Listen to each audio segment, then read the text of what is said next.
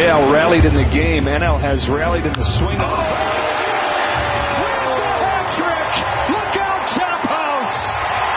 National League takes the lead 4-3. Unbelievable.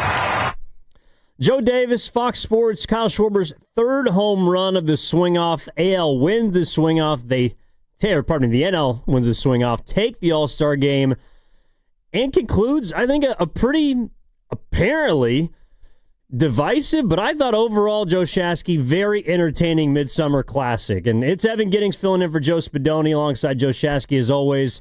What's up, man? I thought that last night was one of the first times in a while that I have been locked in from start to finish, including pregame presentations, all the stuff to the All-Star game. And I'm happy we actually get to talk about it because there was a lot that went on last night. It was so much fun. I thoroughly enjoyed it as a television product. And, we were kind of all chatting in the group thread last night, and thanks for coming in today. But everybody's like, kind of chatting in the group thread about, oh man, all these All-Star games are kind of blah, and they've kind of all connected together, and they don't differentiate each other from every one of them. And I think last night was a great example of one that's going to stand alone. I mean, whether it's something that you like, you don't, you're indifferent about, it's going to be remembered because it was unique. And I think that's what All-Star games are all about. It's about moments. Yes. And there was a lot of moments last night that we're going to go through. And obviously that was the final one that sent it home at like midnight Eastern time. There's 10 people in the stands. But as a viewer, I felt like just going down the rundown today of everything that I kind of took away that I'm going to remember about this game. I got to say, it was, and not just because we're talking about it, but seriously, like as a baseball fan, I thought last night was one of the better All-Star games that I've seen in the last decade. I mean, I was going through some that I can remember. A couple of years ago, there was back-to-back robberies at the beginning of the game from Adolis Garcia and Randy Arozarena.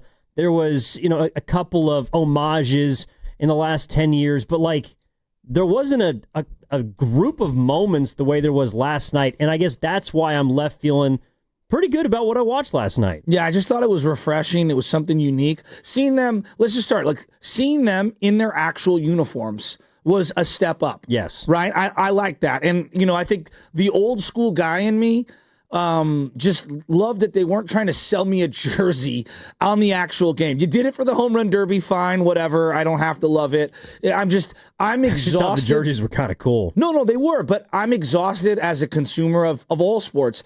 There's too many uniforms. And so it's very difficult, I think, for the average fan who knows maybe their team. Maybe they know their rivals' players for those teams. It's difficult to know who is on the Tampa Bay Rays, who is on the Baltimore Orioles. And so when you have everyone in these unique custom AL, NL jerseys for a one-off game, I do think it makes it very difficult for people to know who's who. Right? I just like straight up, how many times has my wife been sitting next to me? What team's that guy on? And I'm like, I'm not even sure myself. I actually think that's a big reason why, and so I texted you guys last night. I think it's a big reason why I don't remember a lot of the recent All-Star games. That's it's because they all look alike. Yeah. Like I'm thinking about, all right, when was the last time, all these games from the early 2000s, from the 90s, from the 80s, when there's a big moment like, on my timeline, Torrey Hunter robbing Barry Bonds comes up quite a bit from 2002. But Torrey Hunter's in a Twins jersey. I know that he's a Minnesota Twins icon, and he should be wearing that jersey. It's a great jersey, pinstripes, all the rest. It's historic. And I know that Bonds is obviously wearing the black and orange. That's the way the All-Star game should be. And I think it's a reason why, even if you take it to other sports like the NBA, it's, I think, kind of hard sometimes for people just to keep track of who's who and who's doing what, outside of obviously the biggest names like a Curry or a LeBron. No doubt. No, I completely agree. I think one of the problems with the NBA right now, just, I'm not trying to go crazy here, but I think there's too many jerseys. There's too many floors in terms of the hardwood. I don't know who I'm watching. Who's playing tonight? I don't even know their colors. And I think that because they have players that don't wear hats, it is easier to recognize a Steph or a LeBron. When you're wearing a hat and a different jersey, it's just hard to differentiate. I bet a lot of America found out who Brent Rooker was over the last 2 days. Yeah. Right? For example, Clayton Kershaw has kind of been at a sport, like if you're just a casual baseball fan, you kind of know what he looks like and who he is. But when you hammer it home and he has that moment, and we'll get to the moment with other Dodgers, Dave Roberts in a Dodger uniform coming out to see him, with obviously, I think it was Freddie Freeman in the game at first base. Yep.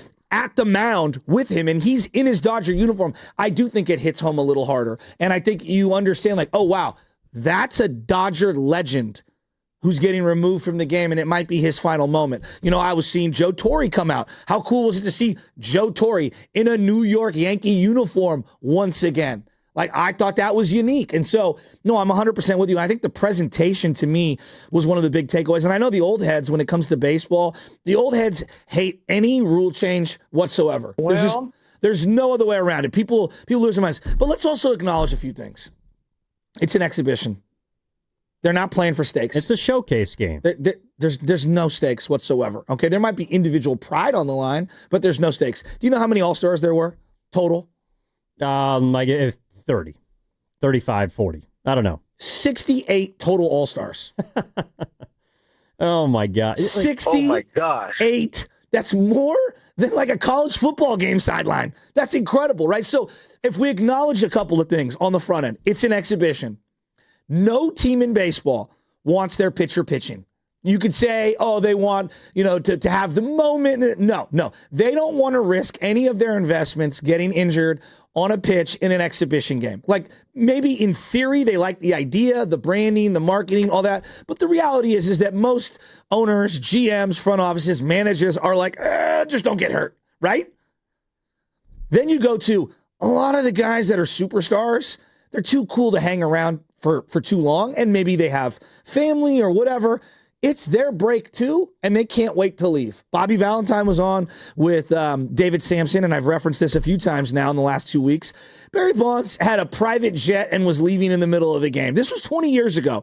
So if you don't think that these other guys around the league that have significantly more money now than when Bonds played 20 years ago, they don't want to stay. When they cut to the final scene and they had the three different guys from the AL and the NL, and they were all ready to do the swing off, they're panning to all the players, and a lot of them are missing because they're already packed up and ready to go. And there's a guy wearing a button-up blue, Hawaiian shirt, and it's Tarek Skubal, and I'm saying to myself, I didn't even recognize who he was. He was the starting pitcher in the game, and he had already taken off his entire uniform, showered, put gel in his hair, and was ready to leave. Well, that's one of the things I like about the way that baseball does it is all the media happens before the game. Exactly. And like a byproduct of that is, some players are going to dip.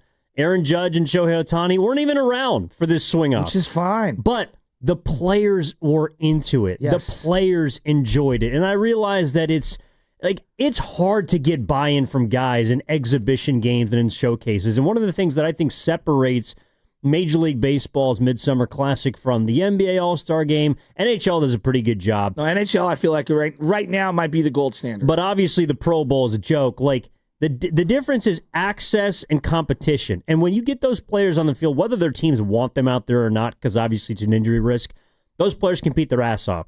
Paul Skeens last night in the first inning struck out two guys on the hardest pitches that he's thrown the entire season. Like, these guys do care when they're actually forced into positions of competition.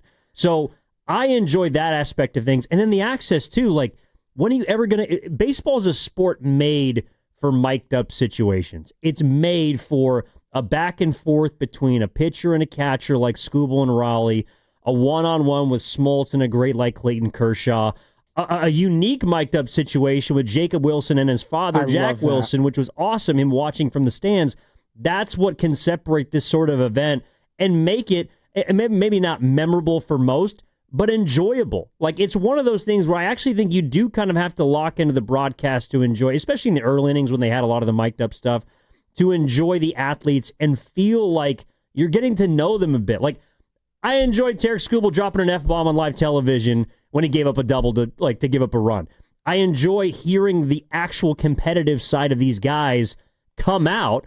And that, to me, is what separates that game from any other. Yeah, it was a lot of fun last night. And I think Stephen Kwan hitting the ball to the left side, and it takes a nasty bounce, almost with backspin, like he hit it with a wedge. If Jung-Hoo Lee is out there watching, that is what you do. Jung-Hoo, newsflash, buddy. Just spin it. Just put the ball on the ground and run fast. That was a lot of fun, though, and seeing how the American League could fight back into it. Did you, just in general, did you like the swing-off idea? Did you even know it was a thing? No, I didn't. And then I realized, of course, it's been around for a few years. But I did. Like, baseball should not end in a tie, which is what that game was going to do. Mm-hmm. That game was going to end in a tie. And I realized Very that a swing-off is, for some, a cockamamie, a gimmicky sort of idea. And sure, you can have that. But the one that you cannot do is have 2002 all over again, where you end in an all-star game with sixes on the board. That's not the way the game's supposed to be played.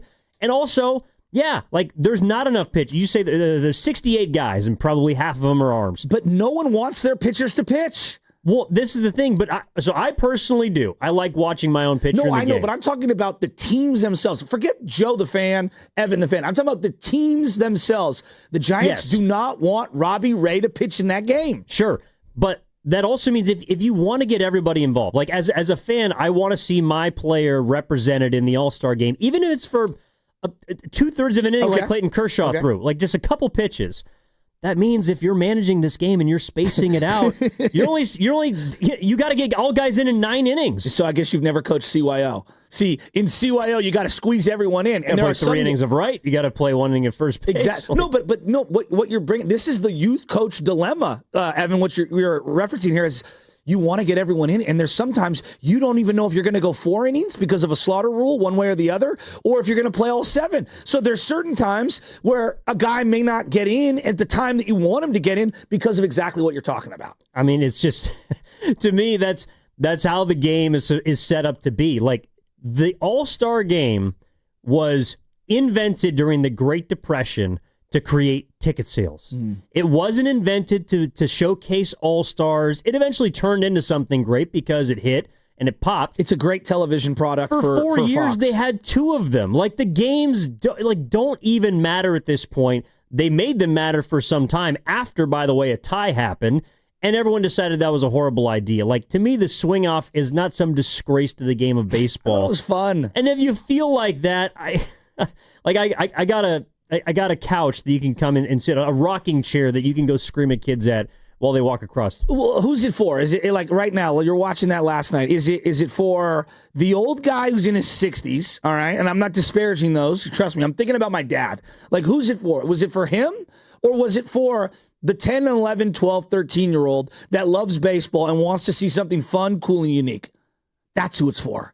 And it was. And I thought it was. It was all those things. Now, look, we could have a separate argument about, well, had Shohei Ohtani stayed, he would have been a part of the swing-off. And, okay, so Shohei wasn't a part of the swing-off, and that a little bit kind of sucks. And I hear you on Should that have been one. Judge Ohtani in a perfect world. Like, I'm not going to argue with you. You're right. Like, I want to see the superstars do that thing. But if you know going into it, hey, a lot of those guys are going to literally be out of the stadium and gone by about the 5th inning, what can you do? You pick who's available. And Kyle Schwarber, look, young guys love Kyle Schwarber. I mean, he was a lot of fun last night. And then you give other guys, unique guys, who maybe, like the kid from Tampa, I didn't even know who that guy was. Jonathan Aranda, yeah. Yeah, I mean, and poor guy, I mean, it's just, warning track power doesn't even begin to describe how short he came up. But, like, you get an opportunity to give someone like that a moment in the game. And I thought that was a lot of fun and a lot of cool. Shout out to everybody this morning watching on YouTube, brought to you by First NorCal Credit Union. For a low auto rate loan, apply online or just ask for First NorCal financing at the dealer. We're coming to you live from the Laughing Monk Studios. Laughing Monk, righteously brewed in San Francisco. Evan in for Joe Spadoni alongside Joe Shasky. We got Marlins Man, Lawrence Levy, 7 o'clock. So this guy was at the game last night. I'm looking forward to seeing what a super fan like him thought about the event, how he thought about the pregame presentation from, like, the dancers bringing the starting lineups out. Ludacris and Jermaine Dupri were doing the pregame. I think Zach Brown Band did the national anthem. The game itself, obviously, and then, of course, the ending. All, by the way, brought to you by Golden State Lumber, serving the Bay Area for 3 generations. When you succeed, we succeed. Visit goldenstatelumber.com. Jermaine Dupri has not missed a meal in a few years. Yeah. Oh, boy. Love JD, but you could tell he's been hanging out. And it was funny, like when I saw Aaron Boone walking down the red carpet as he's getting announced and the music's playing and all the dancers are doing their thing and he's high-fiving the women that are dancing. I just couldn't stop laughing. I thought it was hilarious. It was very Atlanta. Exactly. It was very Atlanta, but it was very unlike baseball. It's like, wait a minute. These guys are dancing to a song from Ludacris just coming. Like, it was a show last night. And that's what it's supposed to be, though. It's supposed to be a show. It's supposed to be jokey. It's supposed to be a little bit watered down. Like, it's an exhibition game at the end of the day. And I think a lot of people on the Boxer and Gerson work injury attorneys text line kind of feel the same. 415, I'm an old head. Love the game so much they should replace extra innings in the regular season with the swing off. That's a little bit too far. But in a game that doesn't matter, you can do a swing off. And I don't think it takes away from Bobby Witt's 2-strike double in the 8th inning, Stephen Kwan's game-tying single. Marte in the first inning, giving your boy Paul Skeens more run support in the first 3 batters than he's had in like 11 or 12 of his starts this year. That was an incredible stat. It was very Paul Skeens-esque for him to have a 6-run lead and still get a no decision, though. Oh, yeah, that is true. He still didn't get the win. And look, as a Giants fan, Randy Rodriguez, the poor guy, oh my God. I mean, Randy Rodriguez, in the long line of Giants pitchers getting shelled in the All-Star game, it just, I felt bad for the guy. I mean, Brent Rooker hit that ball. It still hasn't landed. No. Well, and that's, I'm sure for a lot of A's fans who like watching Brent Rooker, like the last couple of days were cool because he was in the home run derby. Yeah. He hit, a home run against Rodriguez off the bench, and then he was in the swing-off. Like, everybody gets to get represented, and it may feel like a participation trophy to some, but I don't know. For me, Joe, at the end of the day, the All-Star Game is supposed to be entertaining. And I left last night, waking up this morning, coming in to talk to you about sports, feeling entertained. I think that's the number one thing. At the end of the day, this is a huge television product. Fox pays a ton of money to be able to have the game, and I thought they did a brilliant job on the broadcast. We can break down some of the things that I absolutely love. The tribute to Hank Aaron was beautiful. I mean, it really was. It was absolutely beautiful, and I'm really glad that they did that. We love our stars here locally, Willie Mays and Barry Bonds, and if and when, and we'll get to the kind of the idea that it sounds like we might get one in 2028, but to see a legend of the game in Hank Aaron get his just due, and maybe it's not even enough for his impact on society, on American culture, on the game of baseball, on the Southern region, on Atlanta, on Braves baseball. That was really cool, and I enjoyed that, and it's I think that Fox and Major League Baseball, I thought they hit a home run last night, just in general, the whole night. And it was a total reversal because I did not think that ESPN cared at all about baseball as a whole or about presenting it in a certain way. And I got to give Fox a ton of credit. I was tapped into the pregame. I was tapped into the broadcast afterwards. I've got a couple of small little gripes, but overall, I thought they did a brilliant job. And as a baseball fan and a diehard who wants to see a fun, good product showcase the game that I love so much, standing ovation to Fox, to all the different contributors, to everybody involved. They just did a great job. And baseball did a great job as well. 888-957-9570. Did you leave last night feeling fulfilled? Did you leave feeling entertained? Did you leave feeling like you got what you wanted from an all-star game? Do other leagues need to take notes? I want to hear from you. 888-957-9570. That's also the number for the Boxer Grissom Work Injury Attorneys text line. All right, coming up today at 12, the Valkyries take on the Seattle Storm. You can hear the game on the Valkyries channel on the Odyssey app. Just download the app and search Valkyries. You can also watch the game on KPIX+. Pregame starts at 11:30. Evan in for Spadoni alongside Joe Shasky. We're all brought to you by the San Francisco Sheriff's Office. Your future begins here. And what's coming up in the game is brought to you by Fremont Bank. Here for you, here for good.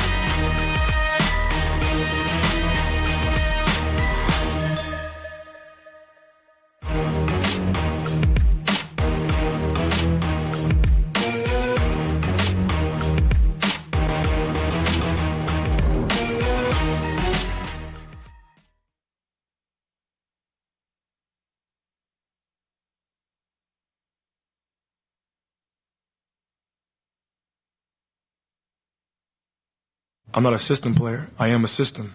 Hey, this is Rob. This is Chase. And you're listening to The Morning Roast on 95.7 The Game with Joe and Joe. All right, good morning, everybody. Evan Giddings in for Joe Spadoni. He'll be back soon. Joe Shasky with you as always, talking about last night's All-Star Game. Did you like it? Did you love it? Did you hate it? Did you want more? Did you feel fulfilled? I think, for me, Joe, a big part of it was the presentation of it. And a lot of it has to do with, baseball's about storytelling. It's about bringing the old into the present, paying homage, but also appreciating what we're seeing. You mentioned the Hank Aaron 7-15 home run on July 15th. Appreciation that happened in Atlanta, Georgia. One of the many moments that I think, to me, was awesome about last night. And look, you know, at the end of the day, I think it's about sitting back, enjoying great baseball players being put all in the same field at the same time, and having been to one in my lifetime, it's just really cool to soak in how many stars there actually are in this game and appreciating them all at one point. Yeah, there's no doubt. I mean, how many future Hall of Famers were involved last night? Who knows? You hope quite a few. At least. I mean, we saw a couple. I mean, Shohei might be there one day.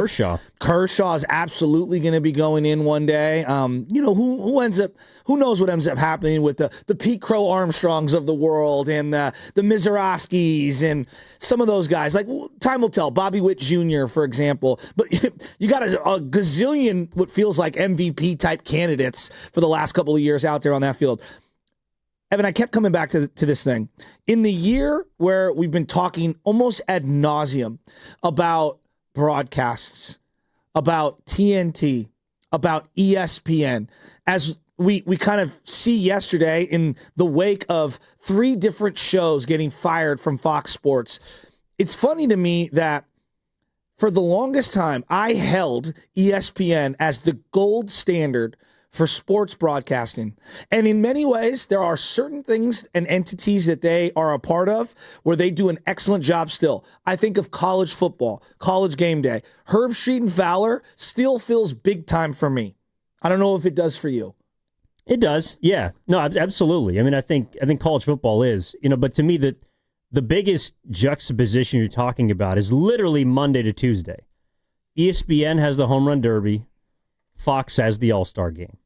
And it felt so much different. Even, and maybe that's also why I enjoyed the swing-off so much, is, with all due respect, Carl Ravitch and Eduardo Perez, and I forget who was their third announcer. It was, used to be the third. Todd Frazier. Thank you, the third baseman. Yeah, Todd Frazier, who had won a home run derby. Todd Father! From going to that, to even hearing just Joe Davis be able to capture the moment of a swing-off, which we've never seen before, and to some may seem gimmicky, it was like, it just felt like such a bigger game and a bigger moment. And I do think a lot of that was the presentation. No, it was 100% the presentation. But where I was going was like, ESPN was the gold standard forever.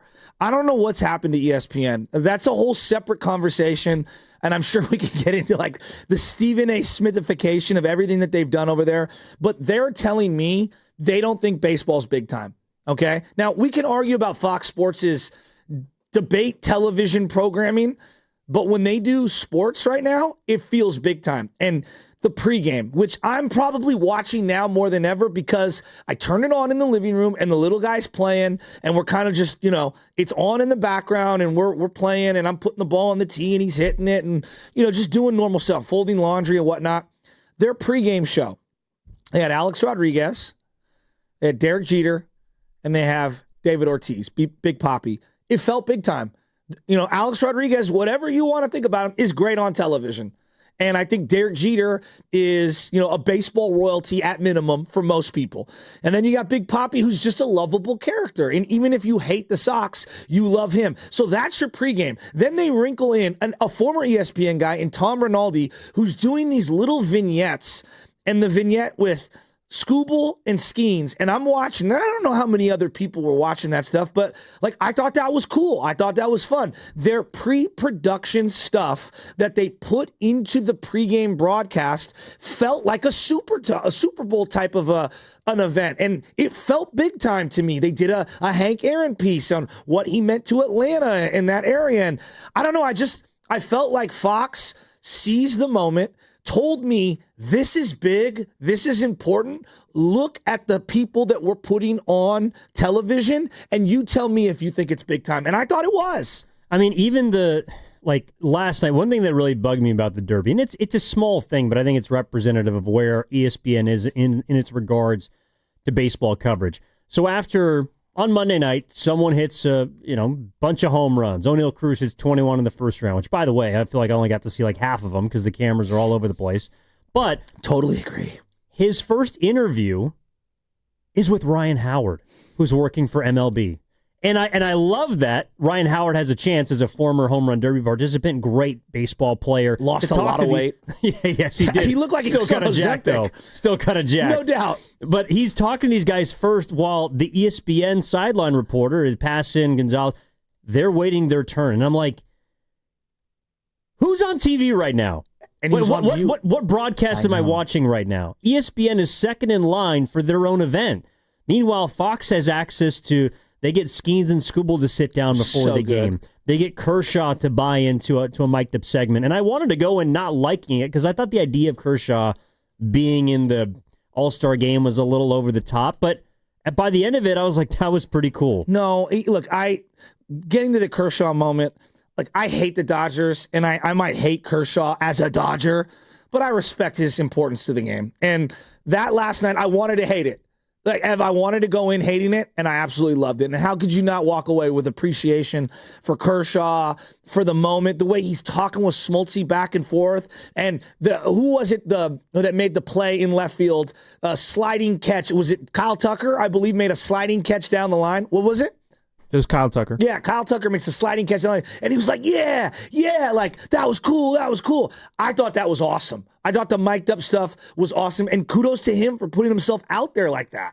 Yeah, and look, it's a great moment for him. He gets the strikeout on Vladdy. Dave Roberts goes to the mound and says, keep the ball, that's for you, that kind of stuff. But, and I want to listen to a little segment of it because this is what All-Star games are about. It's about access, it's about moments, it's about entertainment. And here's Clayton Kershaw last night. And we're actually going to get to talk baseball with Clayton. I can't believe you're doing this, Clayton. I can't either. I'm going to try to throw some cheese real quick. Hold on. Cal Riley puts it in the air to left field. And a sliding catch by Kyle Tucker. That was sick. Easy. That was sick. This might be my last batter, guys. That was sweet. Yeah, how hard was that one? 91? It was an out. It was an out. All right, going cheese again. Okay. Oh, yeah. Let's go. I mean, you and Paul Skeens are pretty much the same guy. Right down the middle. I'm so glad he didn't swing. Okay, I'm going curveball here. Oh, that was short. All right, now I think I probably got to go slider. Let's think what Will thinks, but I think I got to go slider here. No, he wants curveball again. All right, fine. Oh, got it. Uncle Charlie. What do you want? Smoltzy, what do you want? Cutter in. Slider in. I don't throw a cutter. He doesn't slider in. Cutter. Son of a. Going to make him mad. That was short. How about this splitty? Break out the splitty. All right, what's the count? 2-2? Yeah, this 2-2. is so weird talking to you guys. It's kind of weird for us, too. Hey, sit him down. I think that might be it. That's it. And Clayton, what a year, buddy. What a career. And what a moment. Soak it in. Thanks, brother. All right. Thanks, dude. Attaboy. Thanks, guys. That was fun. Thank you. Thanks, dude. Thanks, brother. That was fun. All right. That's yours. I keep it? That's yours. You keep it. All right. That's yours. Well done, Chris. Thanks, guys. All right. One of the greatest that ever lived right there, Clayton Kershaw. Hey, that was fun, guys. Thanks for talking. And then one part of the end, he goes, take that, big dumper, as he's walking through the dugout. I thought it was awesome. And as much as I wanted to hate the moment, I wanted to hate Kershaw, I can't stand the Dodgers. It was a other part of me that realized how freaking cool that was. We've watched, and I've had a front row seat, essentially, to this guy's entire career. And you've seen him from the beginning. I remember the ESPN, the magazine, cover with him and Lincecum on it. They're coming from the same draft class. And the fact that we've watched this guy struggle so much in the postseason after being so great in the regular season. He's got a couple of championships now. One of them might be a Mickey Mouse ring, which we can laugh about. That did feel like a moment, of many moments of a career that we're going to see in like a highlight package, a montage down the line. And I thought that was really cool. And just as a lover of the game, how can you not get a little choked up watching that? I thought it was cool. Yeah, again, I thought the idea at first was weird. I thought it was a little over the top, but then I'm watching some moments just as I'm riding the bus in this morning, and Derek Jeter walking off the field in 2014, Mariano Rivera getting the ball at Citi Field in 2013. There are moments for greats at the very end of their careers that Cal Ripken in 2001 in Seattle hitting a home run in his last AB, even if he got grooved the fastball. Like, those moments are kind of what you take from this kind of exhibition showcase. It's not about it's not about a guy going out there and blowing his arm out trying to do his best. It's about guys getting their just due. And even if Kershaw's a giant killer, it was I think a good send-off. It's about the moments. I think that's where you're going with this one. Like, and I think of the moments, even if it's not Bonds and Torrey Hunter, Rick Russell and Bo Jackson, after the Bo Jackson Nike commercial, it's about those individual times. John Kruk versus Randy Johnson, when Randy Johnson fired one over his head and then he put the helmet on backwards, and, Vladimir Guerrero flinging the bat down the line with Tommy Lasorda coaching third. It's all those little moments. We got a lot coming up today, all right? We got to get into some Scotty Scheffler sound. I thought that was really interesting. We'll do that later in the show. Also, we're going to continue to unveil the best Bay Area sports topics of the 21st century. Got a great side of the bracket coming up for you today. Check them all out on the 95.7 The Game social media sites. We also have our All-Star Week prize blowout again today, so lock it around 7:30. We have some great prizes to give away. Looking forward to that. Evan Giddings in for Joe Spadoni alongside Joe Shasky, and that's what's coming up on The Game, brought to you by Fremont Bank, here for you, here for good.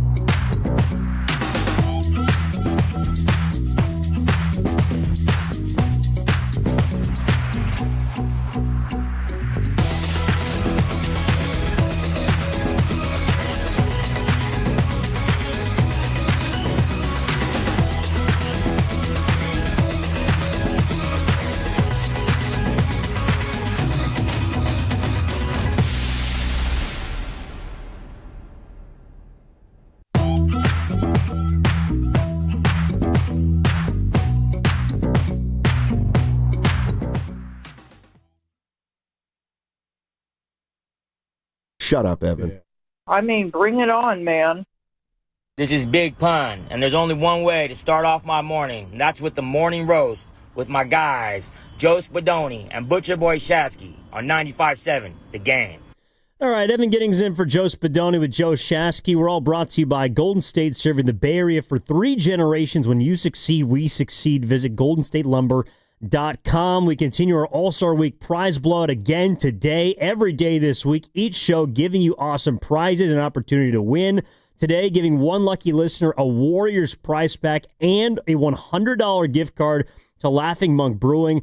Warriors prize pack includes hat, a T-shirt, a bobblehead, and a collectible pin. Listen at 7:30 to learn how you can win. And, of course, 7:30, 12:30, 4:30, all day, every day, all 3 shows, your opportunities to win this week during our All-Star Week prize blowout. We got Marlins Man coming up in about 10 minutes, was at the MLB All-Star Game last night.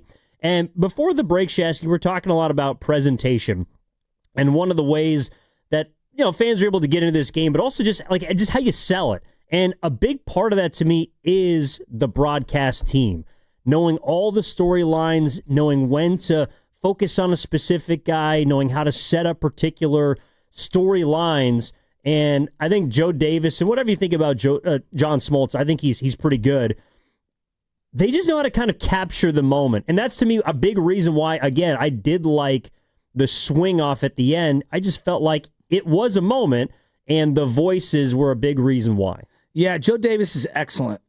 This guy just really knows how to capture the moment, lays out when he needs to lay out. I think, Dwayne Kuiper does such a great job of kind of succinctly saying what he needs to say and sometimes backing off the mic to let the crowd and the moment kind of just stand still. And I think Joe Davis really has a good feel for that at such a young age. He's so good. He's only like 37 or whatever, 38 years old. He's just so good, and he does capture the moment. The whole Fox broadcast, I just thought overall was so buttoned up. It felt so big time, and it felt like they really cared about the person on the couch, which is the majority of people that are viewing it. Yeah. Most people aren't in the stadium. And the thing that I loved that they kept to a minimum was Tom Verducci not on my screen. There is no person who I think is more condescending and more off-putting on television during these in-game broadcasts and whatnot than Tom Verducci. I find him to be obnoxious, and I'm so glad they kept him at a minimum. The thing that frustrates me about Verducci or just a lot of sideline reporting in general is, and this is what I wrote down, questions to athletes should not encapsulate their lives. No, seriously, when Verducci first talked to Cal Raleigh, it's like he had to explain his life story in one question. Then he sticks a mic in his face and says, "How do you feel?" And he goes, well, I'm at a loss for words. No crap, because you just talked about him from birth until age 32, making his first All-Star game, and then said, how do you feel about it? Stop asking that question. Thank you, Staley. It's hard to do, and I realize that they're trying to invite the average fan who doesn't know who Cal Raleigh is, but it's just you can't ask a minute-long question and then ask them how they feel about it, because you're going to get a horrible answer, Well, there's a joke in there, Pablo, how did you feel after hitting that walk-off? Awful. I felt awful, actually, Amy G. I wasn't feeling good at all. Sometimes I think we just overthink things. Were you looking fastball? Yeah, I was looking fastball, and that's why I sat on it. Or no, I was just guessing. You know what I mean? I think less is more in those situations, and this goes back to, some of these journalists are great writers, and they're god-awful television broadcasters. And I think Tom Verducci is a guy who's a great example of someone he doesn't realize that the people that he's broadcasting to don't care how smart you are. Just, are you entertaining and are you fun? We've talked about the pregame show. Why does the TNT pregame show resonate in basketball with the basketball fans? Well, I think it's too short. Cal Raleigh's 28, by the way. That's on me. I think a big reason that, I was watching, I just think that comparing it to the NBA Finals, which just happened, a month ago, the presentation is, there's not enough for me to want to be invested in the athletes watching the pregame show.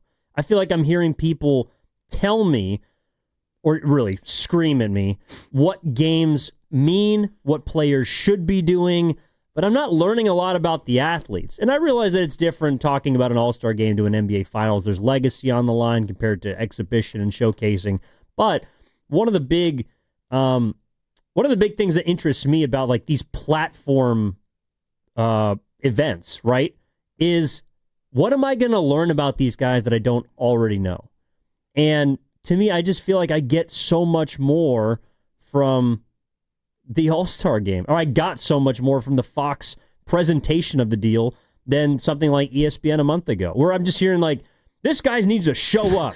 This guy needs to be better. Yeah, we don't need this guy takes. needs to be a legacy player, and this is a legacy game. And then you see the game play out, and you're like, well, actually, none of what you said is true, and it didn't pertain whatsoever to the event. I think that most of us just want like a panel of people, whether it's pregame or afterwards, where they're just shooting the breeze, and you feel like you're eavesdropping on that. I think TNT does a brilliant job of mixing in Kenny Smith, who will educate you, Charles Barkley and Shaq, who are going to make you laugh a little and maybe say some funny stuff that seems bold or whatever. It's just their opinion, and then Ernie's kind of steering the whole thing.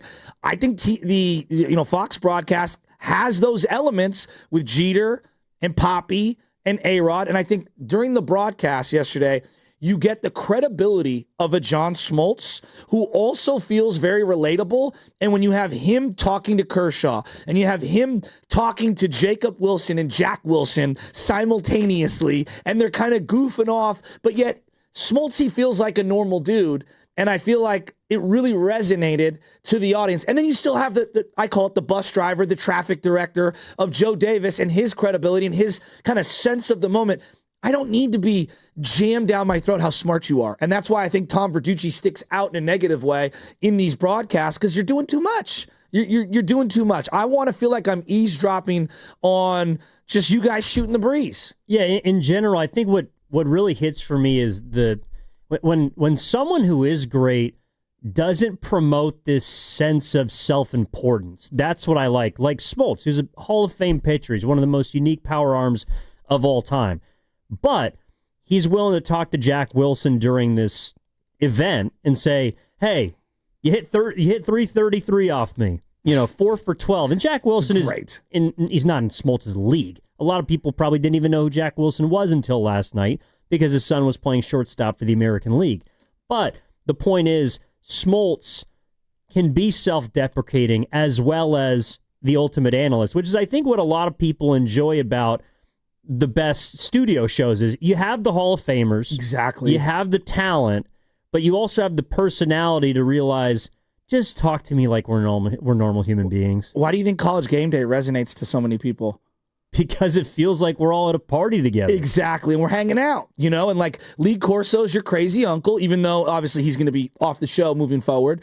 Pat McAfee's kind of the wild card who has fun with it, and like I think they give you all the elements that you're looking for. Kirk Herbstreit will give you some of the same kind of Kenny Smith-like serious analysis and teach you something about whether it's the team or whatever. They mix in what else? The vignettes that we were talking about, like the Tom Rinaldi vignettes, where there's clearly some pre-production stuff that they did that's unique, that's fun, and it feels like you learn about their backstories. And I just think ESPN in general has gotten away from the things that they were the ones that kind of set the standard on these things. I think about the NFL in the morning on Fox, what really resonated with me in the 90s, when it came out in 1994, when Fox first got football, Howie Long, and then they mixed in obviously Michael Strahan, but Terry Bradshaw.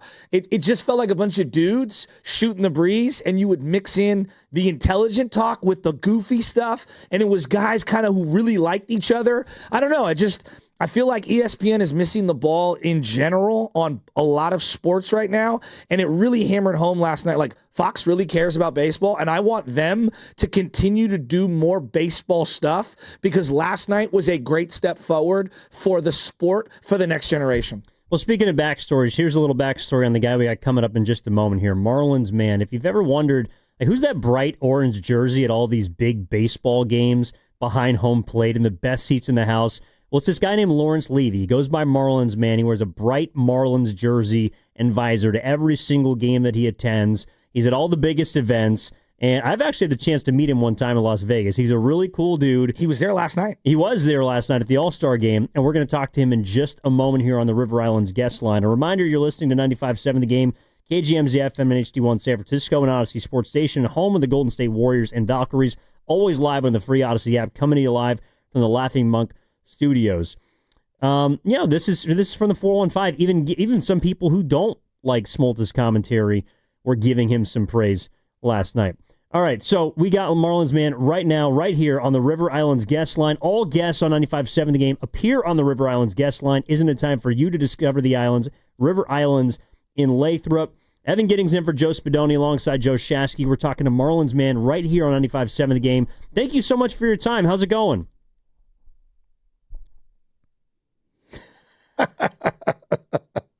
Oh, boy. We're efforting. We're efforting Marlins Man right now. Lawrence, are you there? Yes, I'm here. You don't hear me? Oh, we hear you now. We got you. Now we got you. How you doing? I've been talking. I guess you didn't hear me, but I'm fine.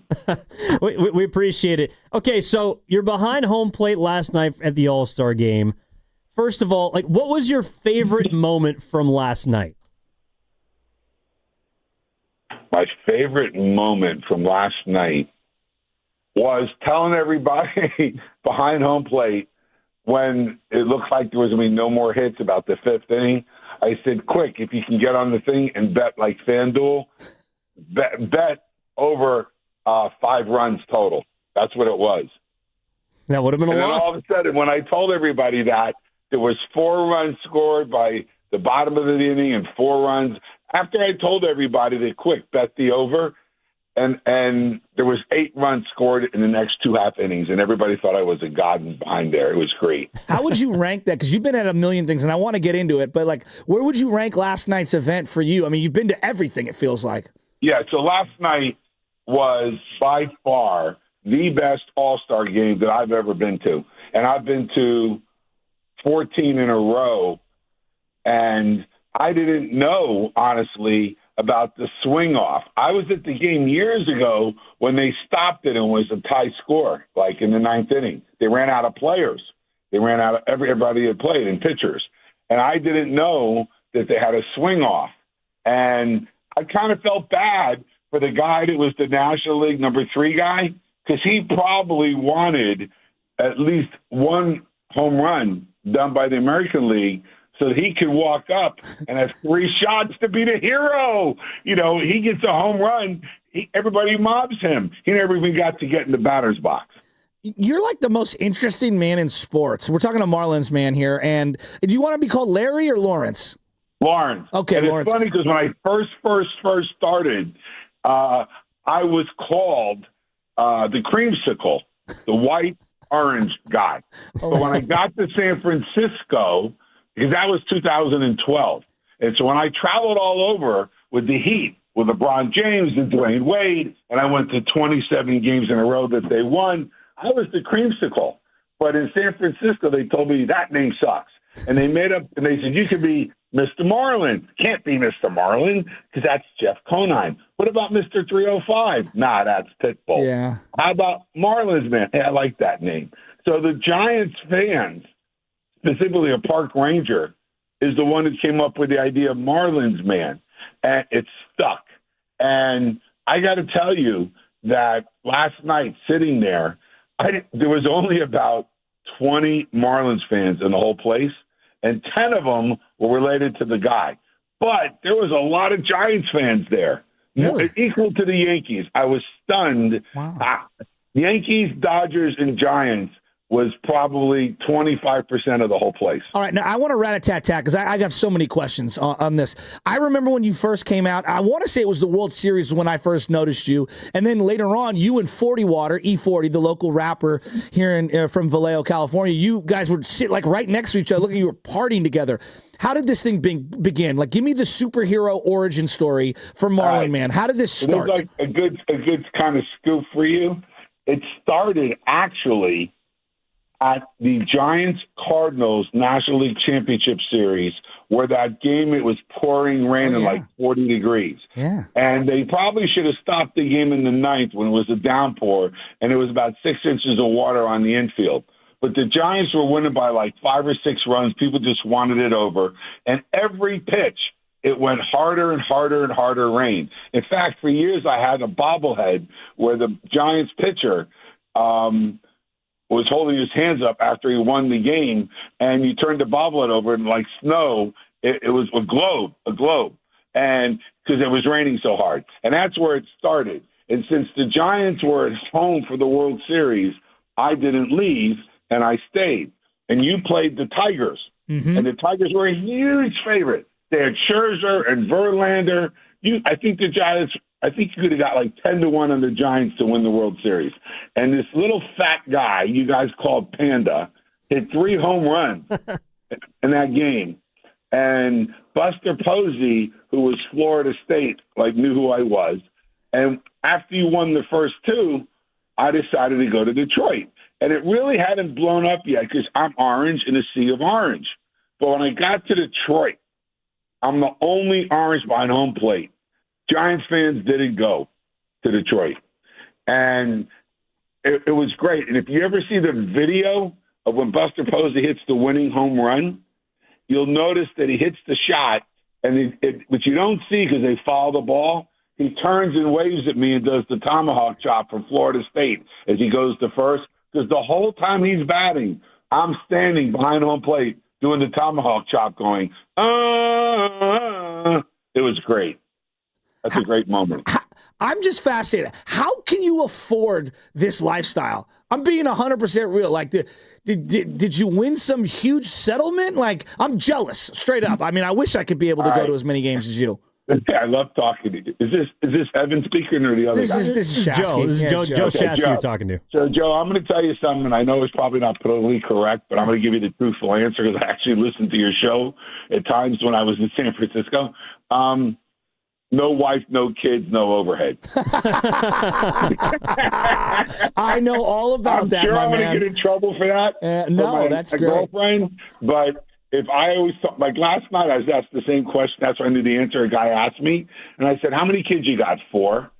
Would you put them through college? Yeah. How much more money would you have in the bank if you didn't have to pay for your wife and your kids? Oh my God! Well, that's me." There you go. Well, Marlins, man. So I got to assume it came out the other day that the Giants are the front runners to host the 2028 MLB All-Star Game. Is it safe to assume that if that happens, we can see you here in San Francisco in a few years? There's no question. As you guys have seen, I have my imposter that goes there a bunch. Yep. And I become friends with Larry. And you mentioned E40 and how that came about. That came about because when the Giants went to the next World Series against the Royals, and by then I was a huge Giants fan. I had been to the World Series where you beat the Rangers, but I wasn't Marlins man. You didn't see me. You didn't notice me. But I was there when you beat the Rangers. And then you beat also the Tigers, and I was there for that. Well, when you went to play the Royals, sitting next to me in the first row was E40. And that's how we became friends. He saw me in orange, and he says, "You got the wrong orange on." I go, "This is a better orange, except you're a better team." And ironically, I was so shocked. Do you guys realize the Giants changed their jerseys? It used to be a different color orange.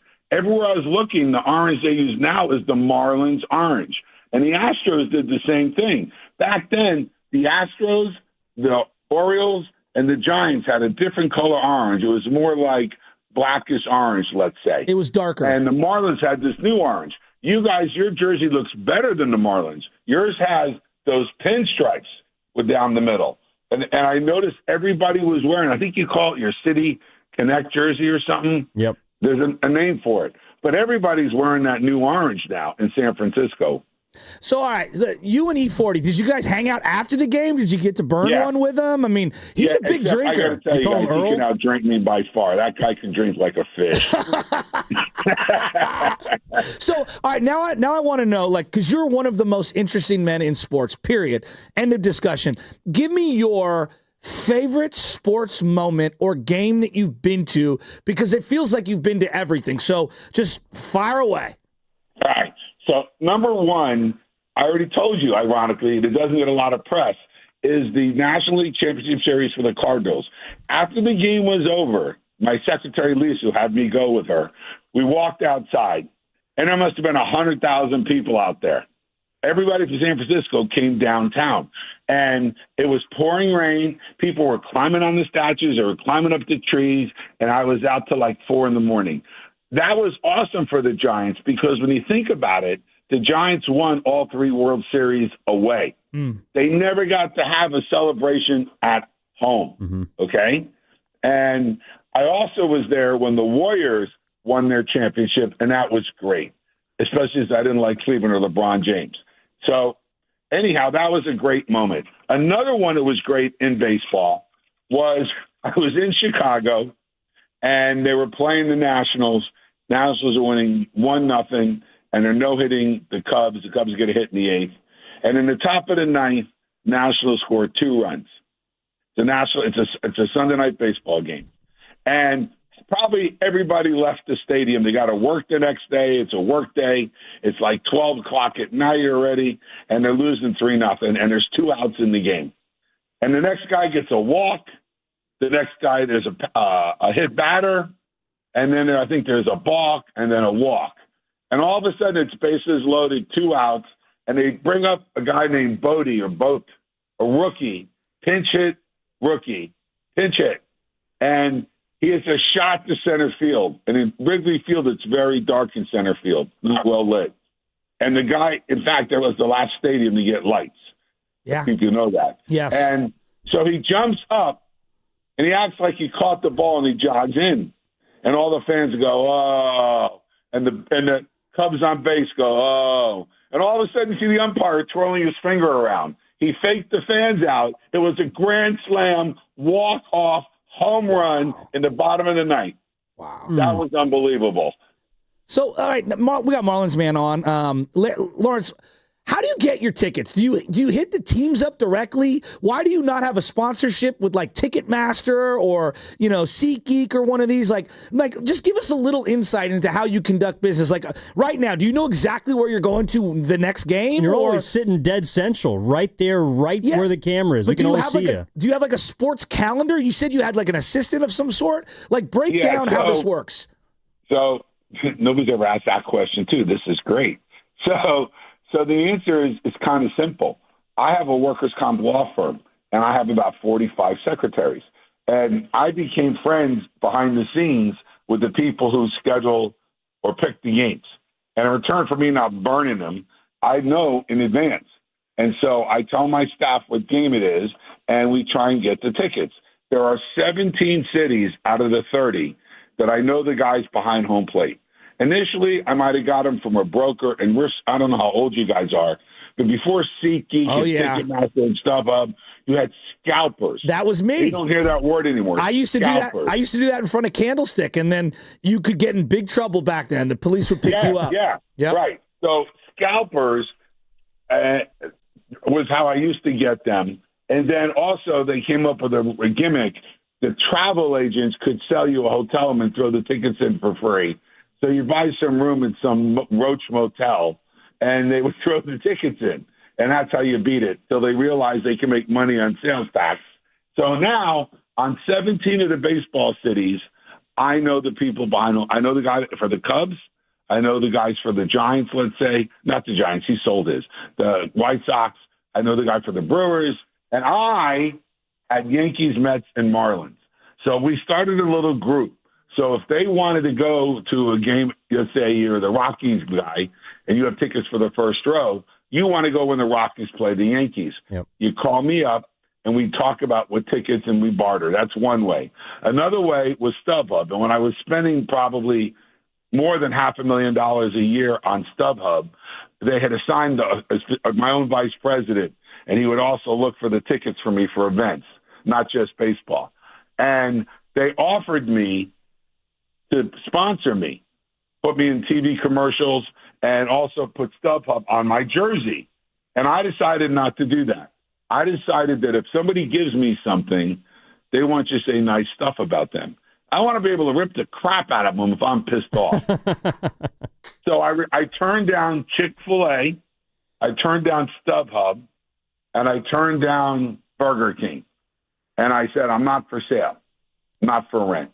So, and that's how you get them. Now, last night, one of the stadiums that I do not have was the Braves. And to my absolute shock, they were selling seats behind home plate. So I bought them, and I was on a mission to find the guy that had them. And so I finally met the guy, and now he's in my network. So now I've got 18 teams out of 30. Now, there are 5. There's no seats behind home plate to sit in. There are 5. Cleveland has a tunnel.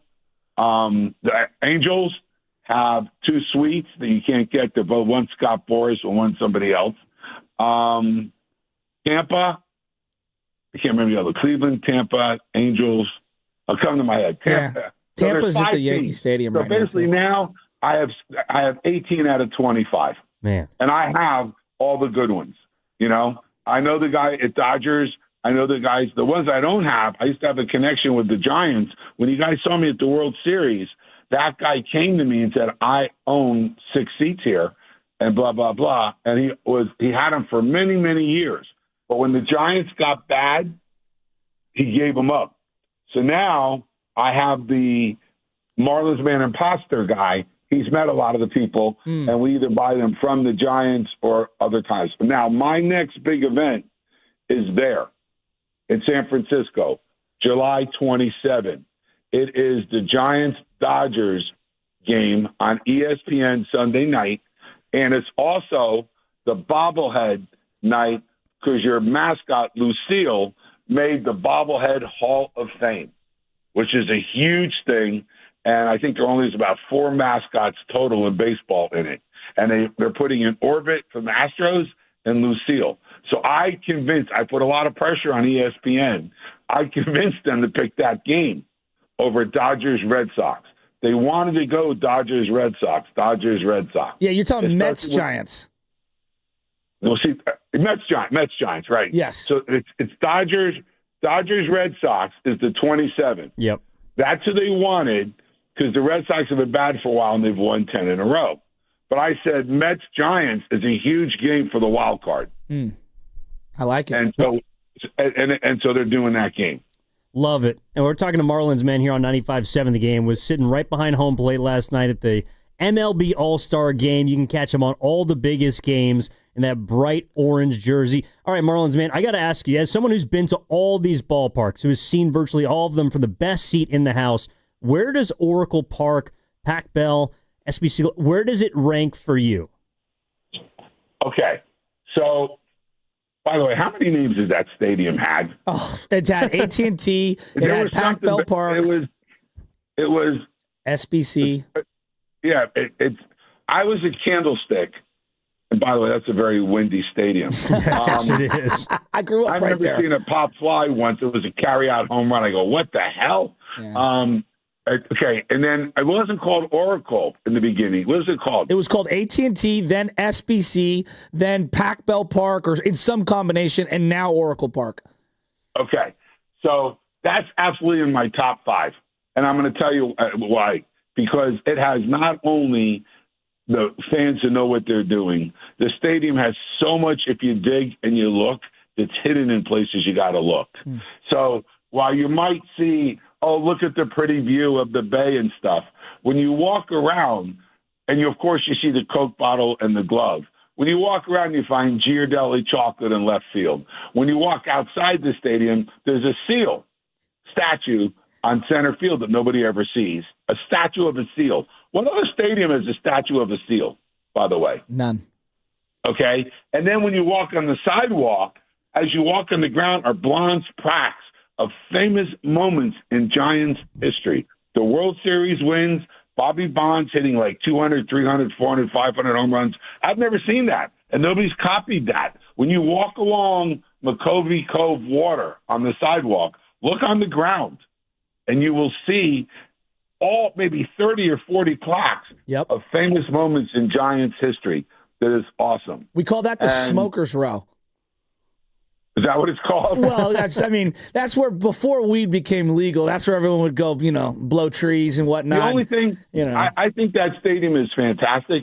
The only thing I would have changed, which is kind of stupid, I'll get to some more cool stuff about it, is I don't understand why your main gift shop, which is gorgeous and one of the best in sports, You can't get to it from inside the stadium. Yeah, you got to go outside. Yeah. Let me ask you this one, because we're well versed in AT&T. I'm glad that you love it so much. That makes me feel great. Wait. One other thing you do, you honor your World Series trophy. Yep. When you get to the club level, there's this beautiful display by Tiffany of your World Series championships, and there's a different display case of all the cool artifacts from each World Series win, right? Yep. You know where the Marlins keep their World Series trophies? Upstairs? No, in foot lockers. What? They don't even display them. Excuse me? You know why? No, why? Because that's the Florida Marlins, not the Miami Marlins. Oh, boy. You and David Sampson had a beef there, for a while. David Sampson used to run the Marlins, essentially, and, because I want to ask you about, where you haven't been, because I've never seen you at Augusta. I've never seen you at the Masters. I'm kind of surprised. But you and the actual Miami Marlins, Florida Marlins, what happened there? You used to have tickets, but now you don't. Was there a rift? I'm not trying to start anything. I'm just curious as to, what happened between you and the organization. Okay, so Sampson was great. Jeter was the piece of shit.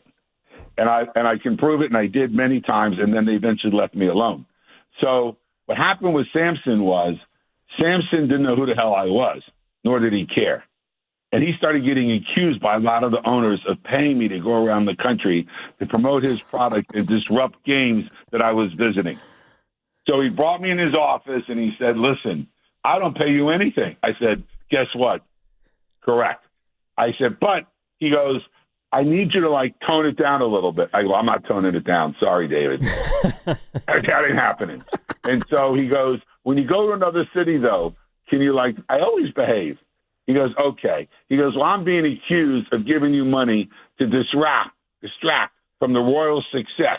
You're like Rudolph the Red-Nosed Reindeer or Rudolph the Orange-Nosed Reindeer blinking in the middle of a sea of blue at Cubs and Yankees and Mets in Kansas City. I go, yeah, but when I go to San Francisco and when I go to Houston or Baltimore, I still wear orange.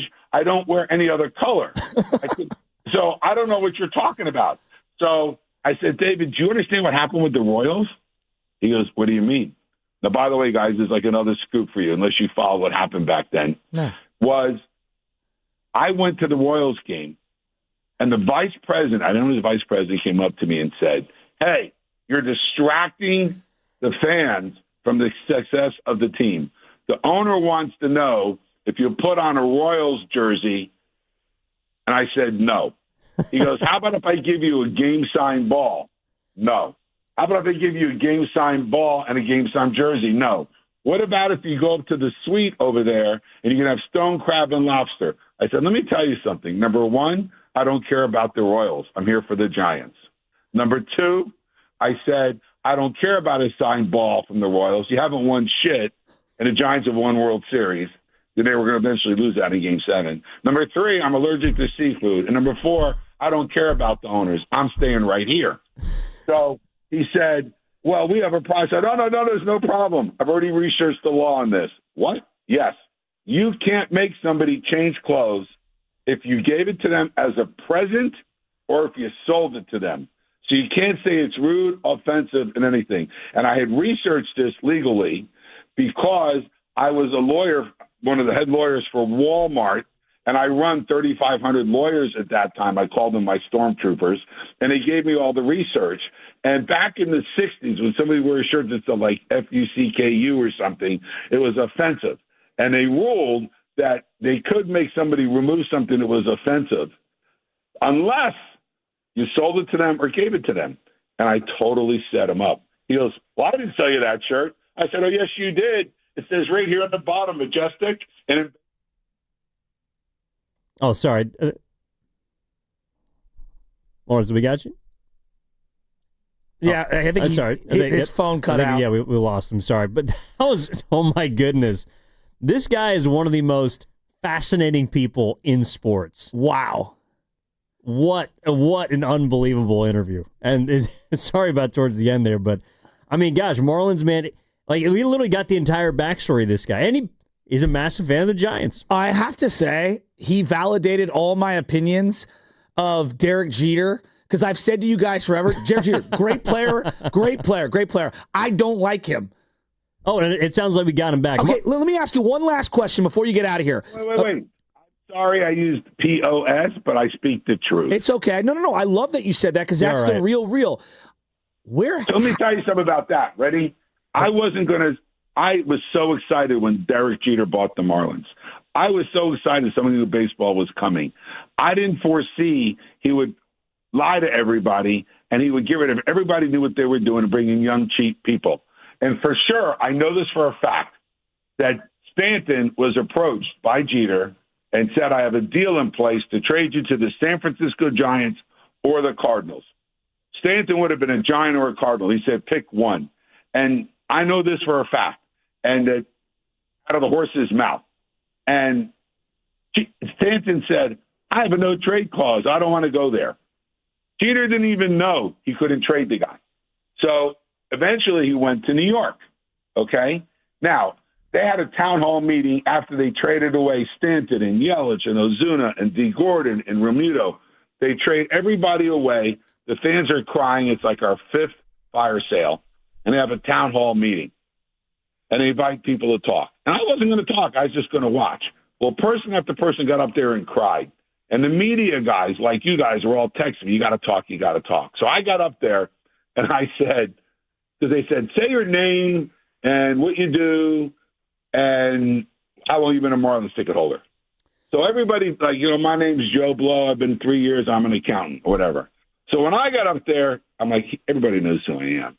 So I go, hi, Jeter. My name's Lawrence. I'm a Marlins man. Do you know who I am? And the internet went nuts that Marlins man said to Derek Jeter, the baseball god, do you know who I am? And the front page of the New York Post was Marlins man saying to Jeter, do you know who I am? And what happened was I laid out a plan that I felt would make the team successful and how they should sell the tickets and everything, organized and logical. He said, a lot of this is great ideas. You and I will sit down and talk. We can work this out. I thought, this is great. So I said, I got another idea for you, Derek. I'll give you an example. Why don't you jump in the Marlins mobile with me, and let's drive up and down Ocean Drive with cheerleaders in the car. It'll be a huge media event, nationwide press. And he says, I'm not getting in any car with you. And that's what started the war.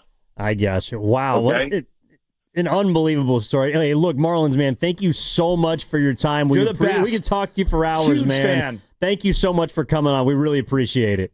I appreciate it, guys, and I'll be back there July 27th. Can't wait to talk to you again. Probably with E40. Let's go. Let's go. That's Marlins Man on the River Islands guest line. I do want to talk about that. On the other side, though, we got to get into that because we got an awesome All-Star Week prize blowout coming in on the other side. Like, seriously, hang on through the other side. It's all day, every week, each show giving you one of your awesome prizes to win. Today, one lucky listener, a Warriors prize pack, and a $100 gift card to Laughing Monk Brewing.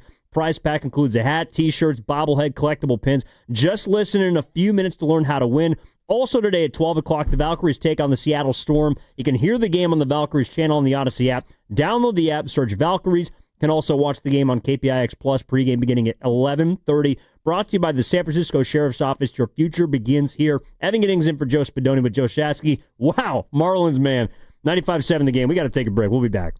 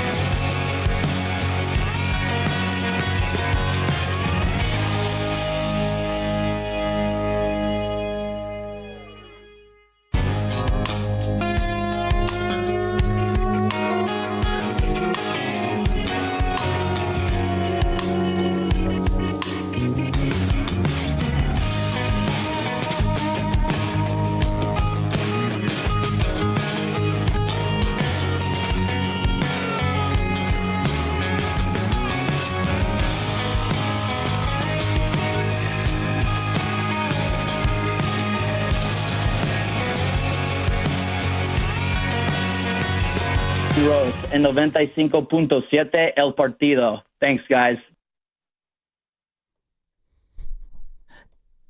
Yeah, I'll tell you who an aura is. Marlins Man. You know, I'm getting text messages from all my That is boys. an aura. I'm getting so many like messages and texts and stuff. I'm telling you this right now. I always like kind of rolled my eyes at him just in general. Like, what's the deal here? What's going on? Like, not that I was probably really cynical just on him as a whole. I was jealous. How can you not be won over by that man after that interview? Please, if you didn't hear all of it, go back. It's worth a listen. Odyssey app. It'll be up on YouTube in just a minute. But run it back. Marlins Man, Lawrence Levy. That's an all-timer. Talk to him. That was an all-timer. Aura. This is aura right here. Yes, he is. By the way, all right, right now, it is time to give away that Warriors prize pack and $100, a gift card to Laughing Monk Brewing, and here's how it's going to go down. Sometime in the next half an hour, the next 30 minutes, we're giving you 3 clues, so you got to listen the entire time. After that, we're going to play a sounder, and at that time, you'll have your chance to tell us which former All-Star we're talking about. So stay tuned. Listen for the clues next half hour, and then later on in this segment, when you hear the air horn, you're going to want to call in. But, dude, I am with you. And this is from the 925, the Boxer Aggressive Work Injury Attorneys text line. Glad to be drinking a cup of coffee and listening to Joe Shasky and the other fella. Yes, you were awesome. And the fact that you're able to dig out with Marlins Man just the entire origin story, I did feel like, and not just because he talked about the Marlins Man, but the Marlins Mobile, but I feel like we got the Batman origin story to one of the, I don't know, like biggest super fans in sports, whatever you want to describe him as. Remember the commercials? He's the most unique man in the world. Or is it most interesting man in the world? Dos Equis. Yeah, like that's kind of how I view Marlins Man. He was just this mysterious, unique individual that I wanted to know more about. Didn't you? Yes. Well, that's the thing is, and again, I think everyone had these kind of preconceived notions of who or what he is, that he's this guy with just a bunch of money who likes to draw the attention to himself and just wants to be at the games and his bright orange jersey. And then you start talking to him, you're like, oh my God, this guy's okay. Like, I understand why when he says, yeah, I was hanging out with E40, I could kind of see it. Yeah. He's a charismatic dude. He's hilarious, and he actually knows the city inside and out. I mean, he was listing all things. So, like, when you walk along the archway on the outside of the stadium at what's now Oracle Park, which has had a variety of names, you look on the ground. And I remember when they first installed them, the little plaques on the ground. I was there for the Rob Nen when they put the 300th save plaque into the ground along the archway. Like, that was the old smokers alley. And, you know, whether it was cigarettes, weed, now it's vape pens, and, you know, in various, I would say, individuals who maybe live on the streets or are up to no good are usually hanging in that corridor nowadays. But like that whole thing, I mean, he described the whole thing. That's where that seal statue is, on the outside center field where the ferry comes and picks you up on the back end, which actually, if you park up near Red's Java, is the best way to get out of the stadium. Yeah, no, and he's right. I mean, that's why I think Oracle, like, or whatever you want to call it. Yeah, I don't even know what it's called. Willie Mays Stadium. Yeah, like the house Bonds built. It does have so many small details that just get lost in the scenery. Yes. I mean, there's really not a bad scene of the house because either you're looking at the diamond from the outfield and it's a great view, or even if you're all the way up, you're going to see a great scenic sunset. It's incredible. And I think one of the things that we wanted to get into today, which unintentionally, not knowing Marlins Man would have such an affinity for the stadium, the Giants are apparently the front runners to have the 2028 All-Star Game. Yes, they are. Which is incredible. We got the Super Bowl this year, and I know most of us aren't going to be able to either A, attend Super Bowl festivities, or B, go to the game. Like that was a big selling point on building the stadium. I'll never forget hearing some of the local radio hosts like, you're going to get a chance to go to the game. No, very few people get a chance to go to a Super Bowl. Even the season ticket holders, it's like, I don't know, 8 or 9 or 10%, whatever the number is. It's a very few of the lottery system. And you know how it works. The high rollers are going to get first crack at this stuff, not us, the common fan who sits closer to Jesus than we do to the actual front row, like Marlins Man. So when like the Super Bowl comes to town, you're not really like a part of the festivities. But when the All-Star game came to town in 2007, even if you didn't go to the actual game inside, we all hung out front in that archway that I was describing earlier. I was a grown man drinking beer, hanging out around the stadium, plus all of the pubs and the bars. I mean, this was back when Momo's was Momo's and Pete's was Pete's, and you'd go to all the different places out there.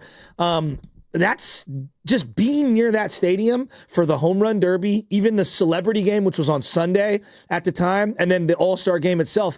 It was a vibe to be in downtown San Francisco in 2007 for the All-Star festivities for that week.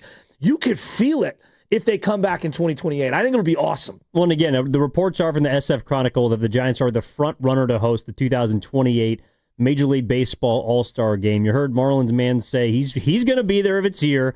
He said the last night was the greatest All-Star game he's been to in the last 14 seasons, which crazy. is pretty cool. The fact that he is a baseball purist in that sense. He loves sports, and he still enjoyed the game. But the thing about the All-Star game is like it is an indication of your market, of your market's marketability. And the fact that the 49ers are hosting the Super Bowl this year, it'll be their second time at Levi's. The Warriors just hosted the NBA All-Star Game, which was also a party. Even if you didn't have a chance to go to the game, there were tons of festivities around the city, parties after dark. It was a great time. And now the All-Star Game has ostensibly a great chance to be.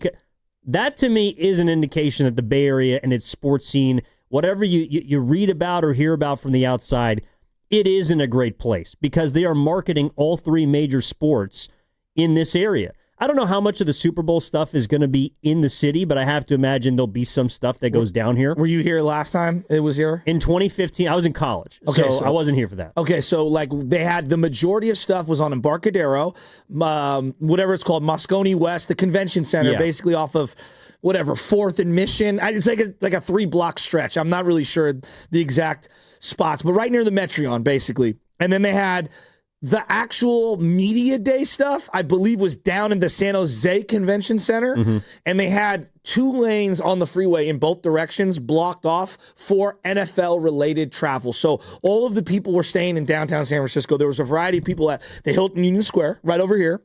And there was a variety of NFL execs at the JW, at various ones. The Sheraton had some people. So they spread it out. But most of the NFL experience stuff was here on Embarcadero, and my wife, because she worked for the Big Jean company locally here in San Francisco, which was obviously... I'm wearing them right now. Got their names on the stadium, Levi's. We got these cool passes, and we got to see different things. Alicia Keys played downtown. It was a lot of fun, and they cleaned the city up big time, because if you think homelessness and drug trafficking and all that stuff is new to the city, and it's like a post-COVID thing, well... I got some news to tell you. It's been around for a long, long, long time. And they really cleaned up the city, and we showed out well. And the Bronco fan base showed up that week. Yes, Niner fans showed up, but the amount of tourism that it brought to the city was kind of incredible to me. People flew in not just to go to the game, just to be in the city near the event. And it was great. Well, and people are right there with you. This is from T-Dog of the 831 of the Boxer and Gerson Work Injury Attorneys text line. Super Bowl 50 at Levi's had incredible San Francisco activities and celebrities. And that's what it's about. It's about bringing the stars of the respective sport.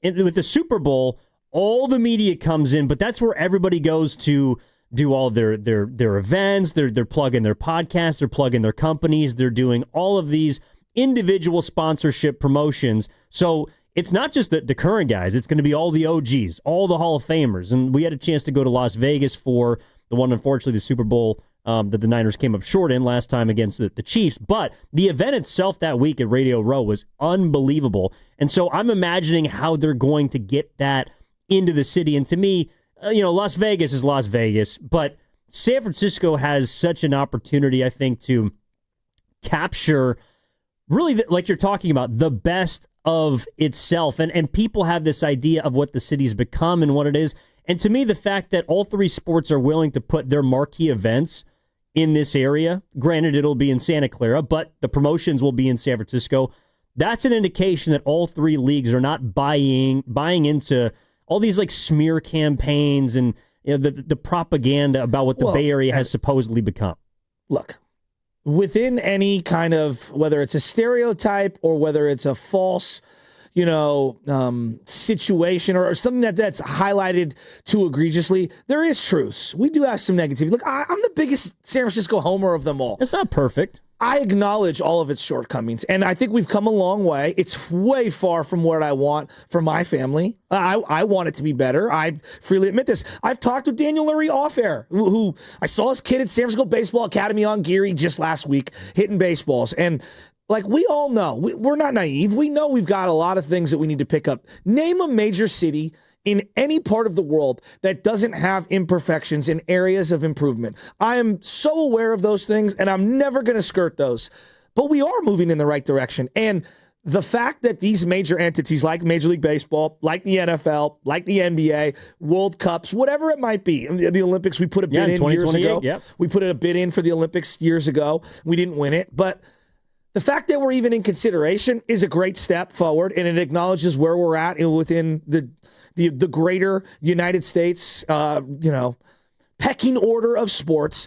But I also just think it's great for all the local businesses, all my buddies that own bars and own restaurants, and to see any kind of uptick in sales and acknowledgement and recognition. All it takes is one person who has some sort of following to go into your restaurant and into your bar, post a video, and that could be the difference between you making it and you not making it. So I think for the local economy, it is a cool thing. And I just think as a San Franciscan, by 2028, my kid will be really running around and remembering things. It'll be freaking cool. Now I start thinking about, okay, 2028, where will the Giants be when 2028 comes around?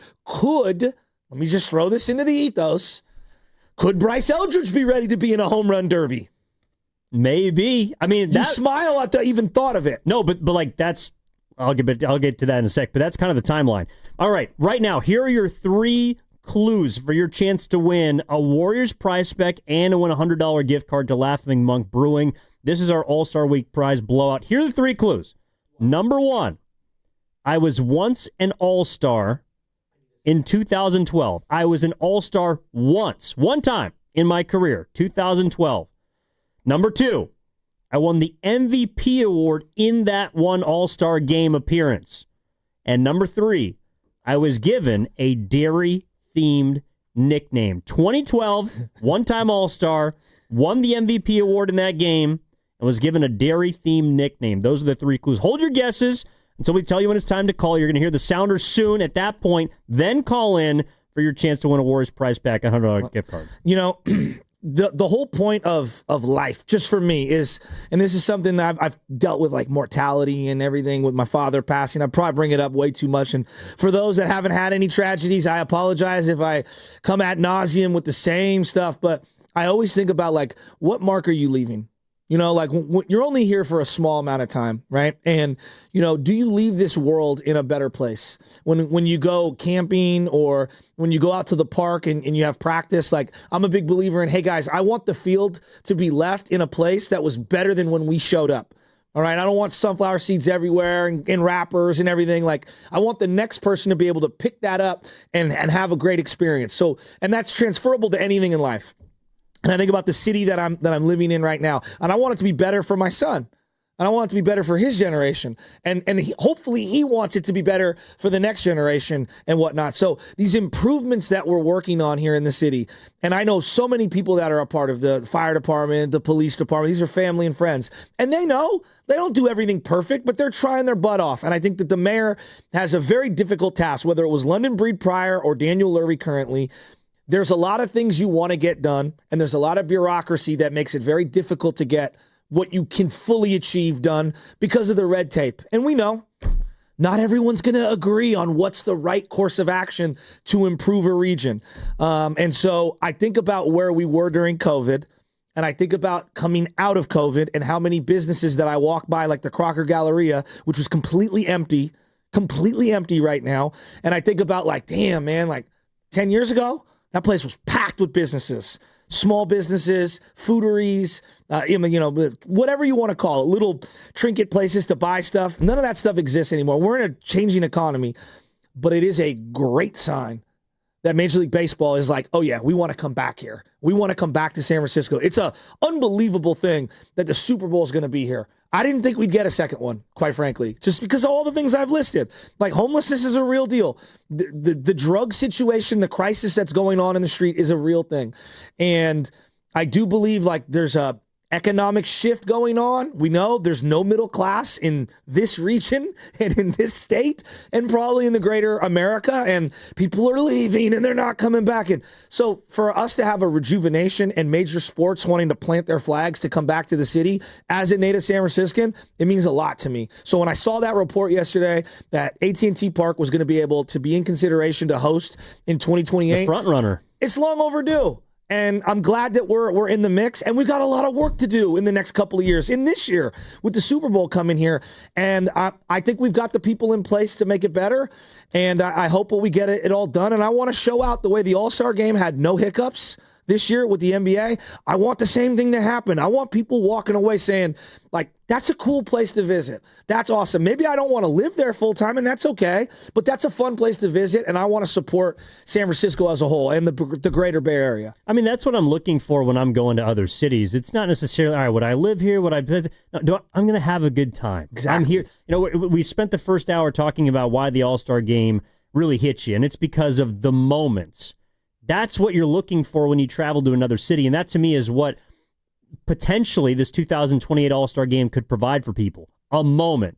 Now, the other side of that is, and you brought it up, where's the team going to be in 3 years? Because you don't want to be the team that's hosting an All-Star Game with one All-Star, you know, and it's a reliever. Like, you don't want to be, when it goes to PNC Park, you don't want David Bednar to be your only representative at the All-Star Game. And I think the Giants are, I'm not sure yet, but I do feel like under Posey, they're kind of moving in the direction of by 2028, by this All-Star Game that they're the front runner to host, according to the Chronicle, they are going to have a product that people are going to not just say, we're going to the All-Star Game. No, we're going to the Giants Stadium. You know, you're talking about where's the franchise going to be at, and that's something I think about all the time. Like, where were they? Where are they? Where are they going? Right? 3 years, who knows? Like, who knows? Who knows if Melvin's here? Who knows if Posey's here? I mean, I watched Dan Marino step down as a front office guy like that. So Marlins man boy Jeter. He didn't spend that long in Miami. Exactly. So things can happen. But like if you're putting like a template together, well, you'd hope Devers would be a part of it.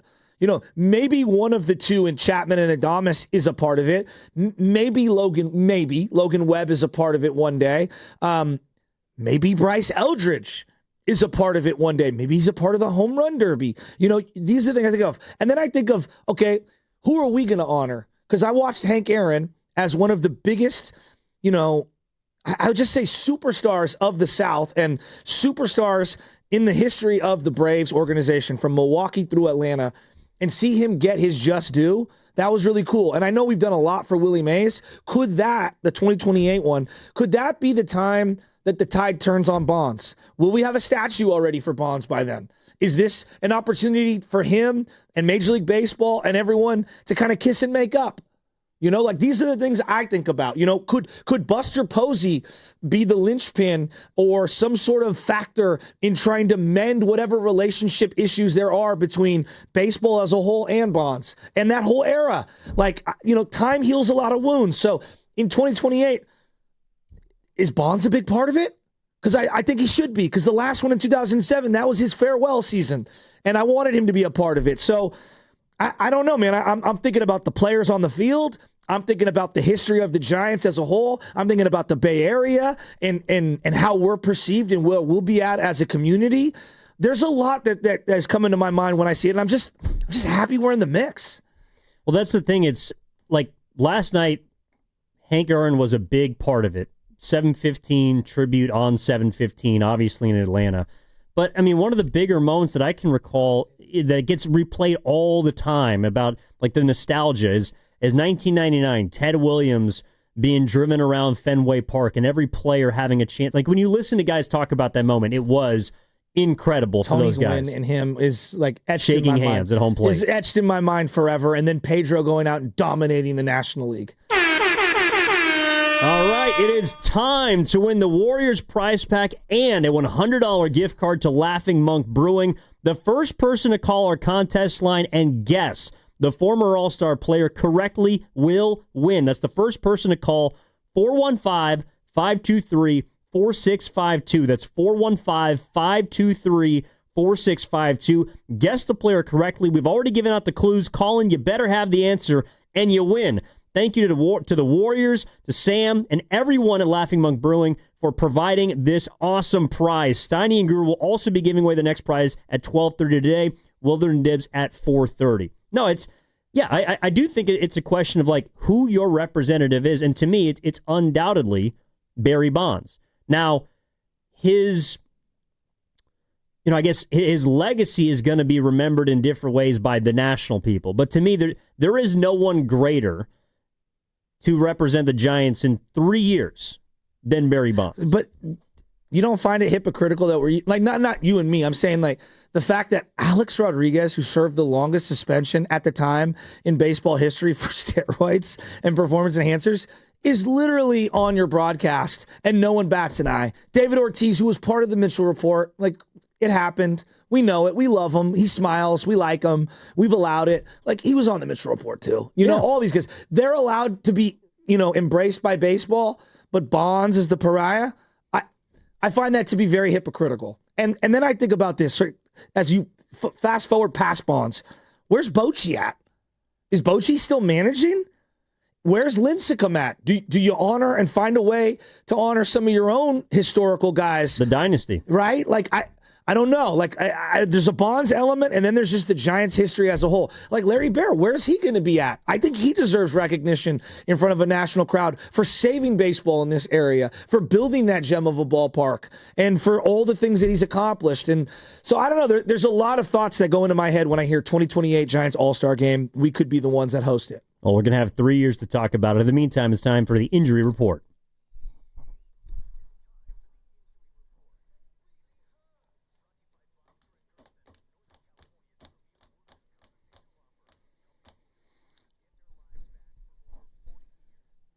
Well, we're getting closer and closer to 49ers training camp, 6 days away. The rookies have already reported. The vets get in next Tuesday. Joe Nedney, amount of days? And the team has optimism about wide receiver Brandon Ayuk, who missed, obviously, most of last season with a torn ACL.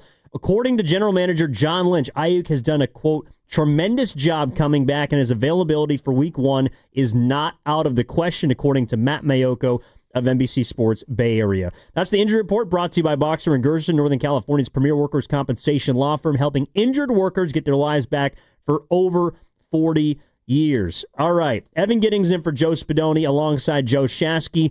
Halfway home, got a lot more coming up. Your all-star reactions. We got to get to the Scotty Scheffler sound that I thought was immensely impactful, and a lot more to get to as well on the other side. That's all what's coming up on the game, brought to you by Fremont Bank. Here for you, here for good. We're back after this on the Morning Roast.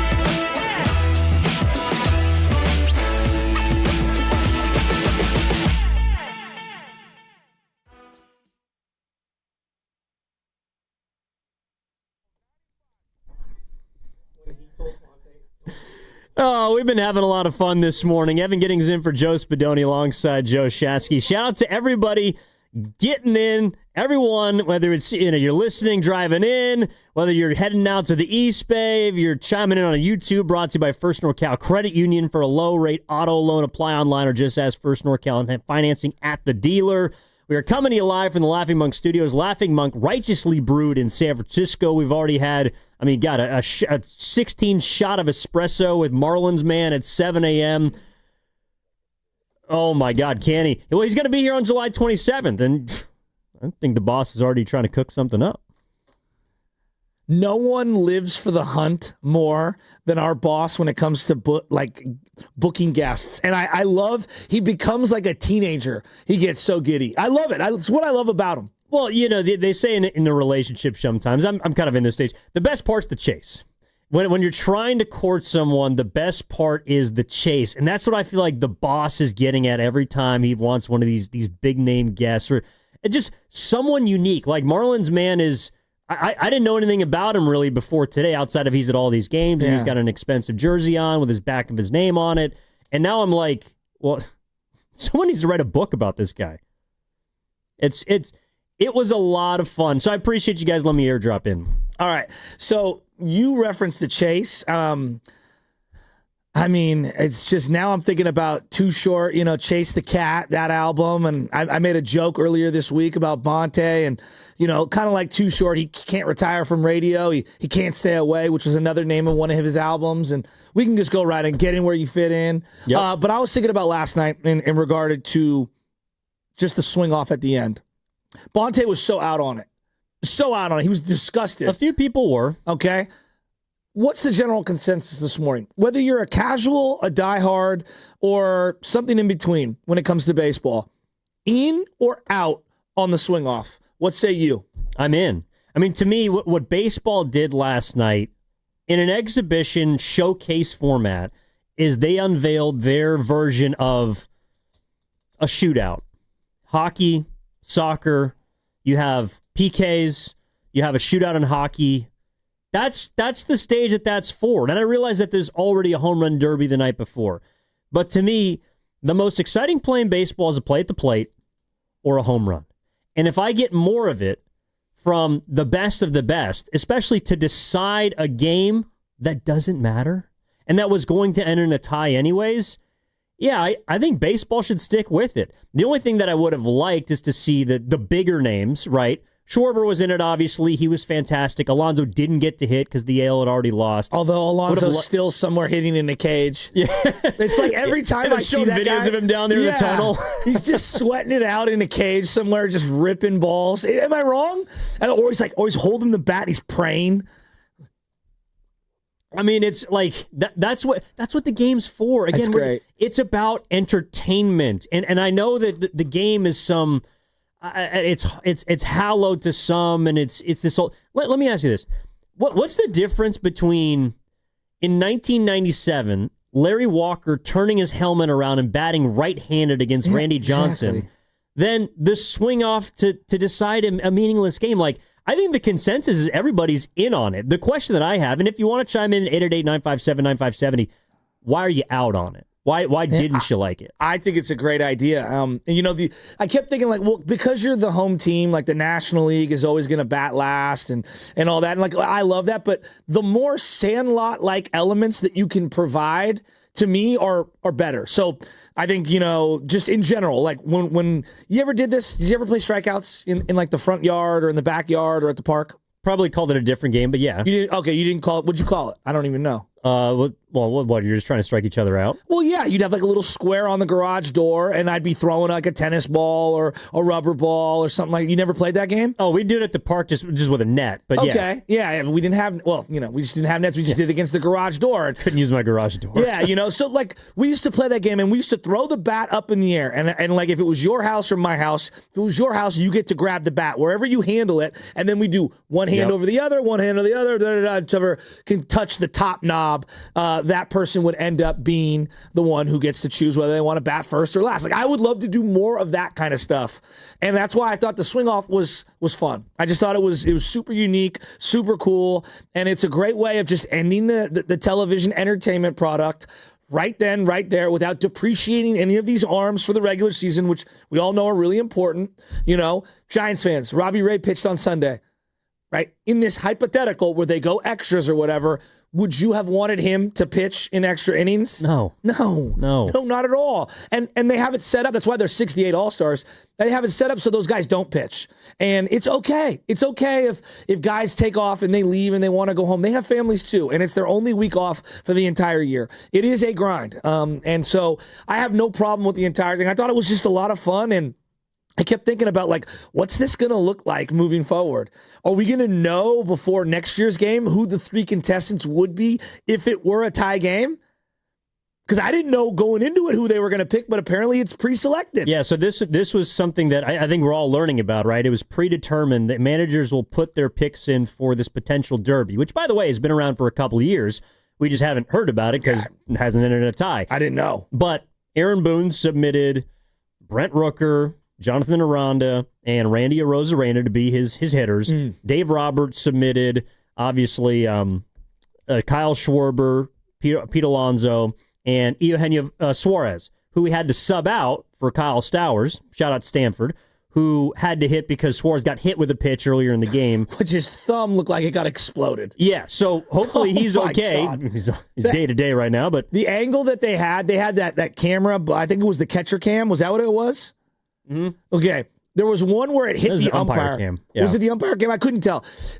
One hit the umpire and it blasted him. The other one hit Suarez on the thumb. It exploded his thumb.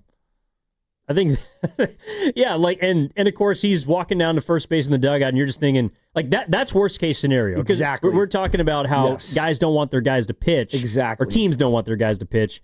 No one wants someone getting hit in an all-star game like that. At all. By the way, did Aaron Boone find a way to mismanage the All-Star game? Oh, get out of here. I'm just saying, like, you can't put those 3 guys at the plate and expect to win. Rooker's the only dude that was actually, well, I guess Arozarena has been, but in a derby, Jonathan Aranda does not have a place at that table. I don't know who the individuals were that were available. 10 hitter. Yeah, but did you know who was available? I mean, I'm assuming it was the guys that were left. Yeah, so who knows? I mean, did he mismanage the All-Star game? I'll tell you this right now. I like Aaron Boone. I just like the Boone family. He's fine. I enjoy him a lot. I really do. I don't know why. I get a kick out of him. Yeah, but to me, again, the highlights of last night were the mic'd up segments that they had. I think overall the competition that, especially the starting pitchers displayed, and you were able to hear, even though Scooble got touched up a bit, he's dropping an F-bomb on the live mic. Like, he cares about that game. Skeens is ponying up. There's personal pride. Even I know people didn't like Mizorowski, but being selected after 5 starts. What did you make of that? Same thing as the swing off. It's a showcase. It's a showcase game where I want to see the best, hardest throwing pitchers against the best, hardest swinging position players. What if what if he never develops in anything?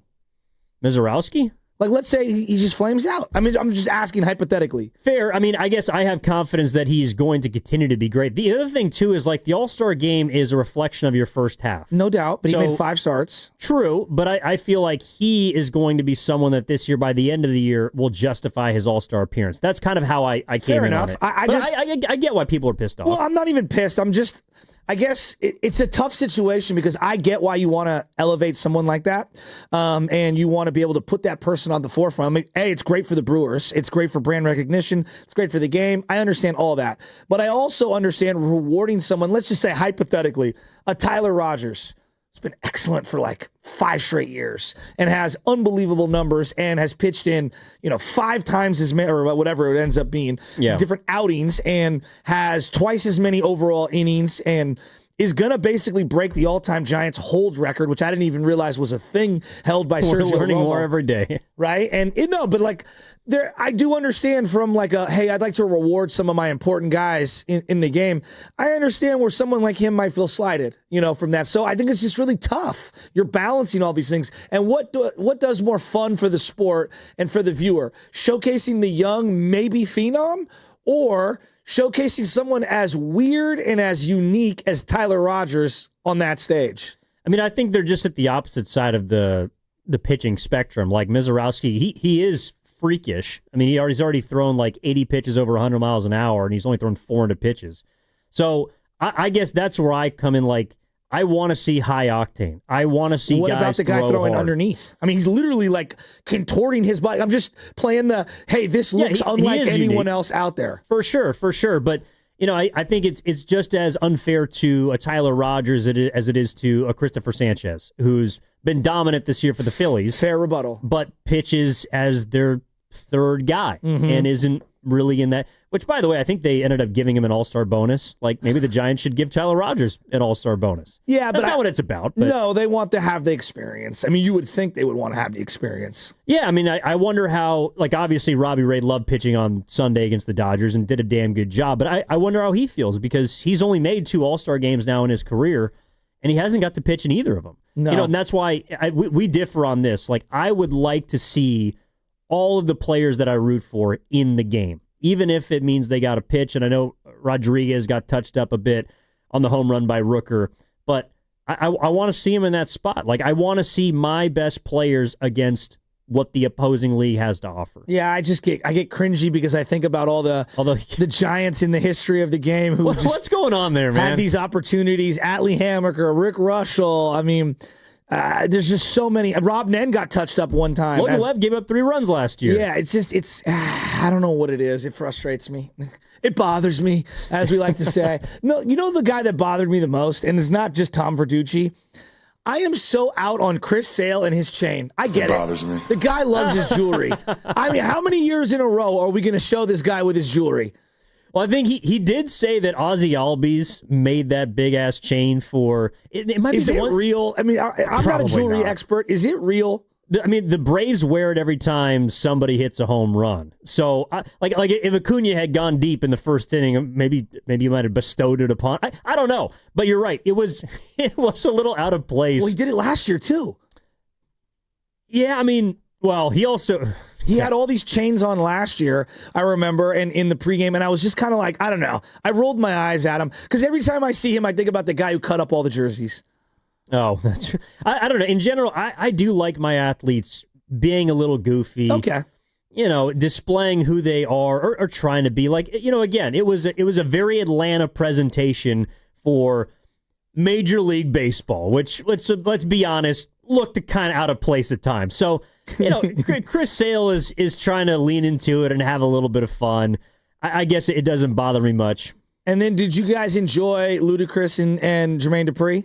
Again, individually, I love Ludacris. I love Jermaine Dupri. And I was wondering the whole time, at the All-Star game? Well, what do you mean? Welcome to Atlanta. It's a great song to kind of introduce everyone. I thought it was Cal fine. Raleigh's walking out wondering what he's from Western Carolina. Like he doesn't know what this is.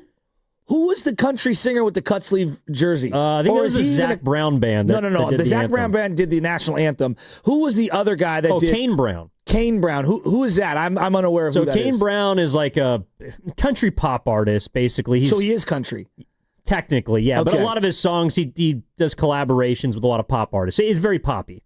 Would he be under the R&B side? Or he would be country or pop. Gotcha. Yeah. Okay. He's kind of like who are the guys? Like Florida Georgia Line. Like they make country music. I know now. It's very poppy. Okay. I'd never heard of him. Yeah, so I think that's why they got a little bit of everybody to kind of get in on the action. But overall, again, it's like they're trying to create something for every single segment of the fan base, the viewership. You're never going to appease everybody. No doubt. What was the group that they used to have for all the Major League Baseball stuff when it came to San Francisco? And I was like, they're not even from this area. It drives me nuts. Oh, they formed in San Francisco. Not one of them's from here. Train. That group drove me nuts. Train. They drove me nuts. They were involved in everything. I'm like, get me Huey Lewis. Get me somebody that's not Train. Give me like Metallica. I know they're from the East Bay, but like give me Green Day. Like I would love Green Day. Do something that has a little more of a Bay Area touch. I would agree. Grateful Dead. Grateful Dead. Yeah, they're all kind of passed on, but I hear you. I actually think they're having a Grateful Dead. Is it concert or festival coming up at the beginning of August? Something like that. Well, they have Grateful Dead Day every Jerry day. Garcia Day is the one that they have at McLaren Park every single year. My buddy Tom Murphy is like a big part of it because Jerry Garcia grew up in Excelsior. There's a big mural of him off of, I think it's Harrington and Mission Street. And so there's no doubt he's just he's a legendary person. But who was the guy? John Mayer was doing a lot of Dead and Company stuff for a long time. Yeah, in Las Vegas. Yeah, so I don't know if he's going to still be a part. Those guys are getting up there, though. Yeah. I mean, like that's my are. dad's generation. My dad was a huge Deadhead. Like that era partied hard. They're not living long. Well, that is something like people from my generation. I have a lot of friends who like love the Grateful Dead. And I get it. Like you love old music. I like, for example, the Eagles. We'll leave it here. Okay. But I'm not a Dead head, or I'm not like an Eagles head, or whatever the equivalent would be. Like I have friends my age that would consider themselves Dead heads. Like you're not a part of that. Is Kolsky one of them? That I don't know. You're not allowed. If you weren't around for the Summer of Love or somewhere in that, you can't do it. Like leave that to the previous generations. Appreciate it, but let it be.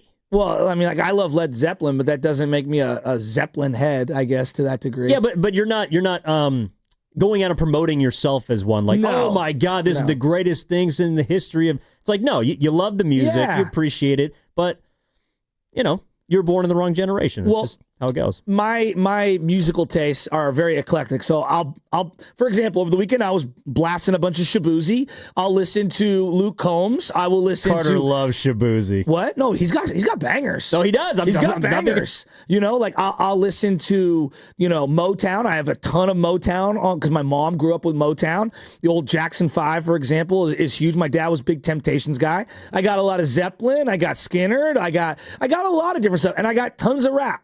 From various eras. And you sent me stuff. Yeah, and so like my music tastes are all over the place, but there are some certain new artists that I was unaware of, and I guess the guy Kane Brown's one of them. Maybe I would know one of his songs. I just never heard of him. You might have heard it, but again, it's like the pop country thing. It's Kane Brown's. Yeah, he's solid. He's got some good songs.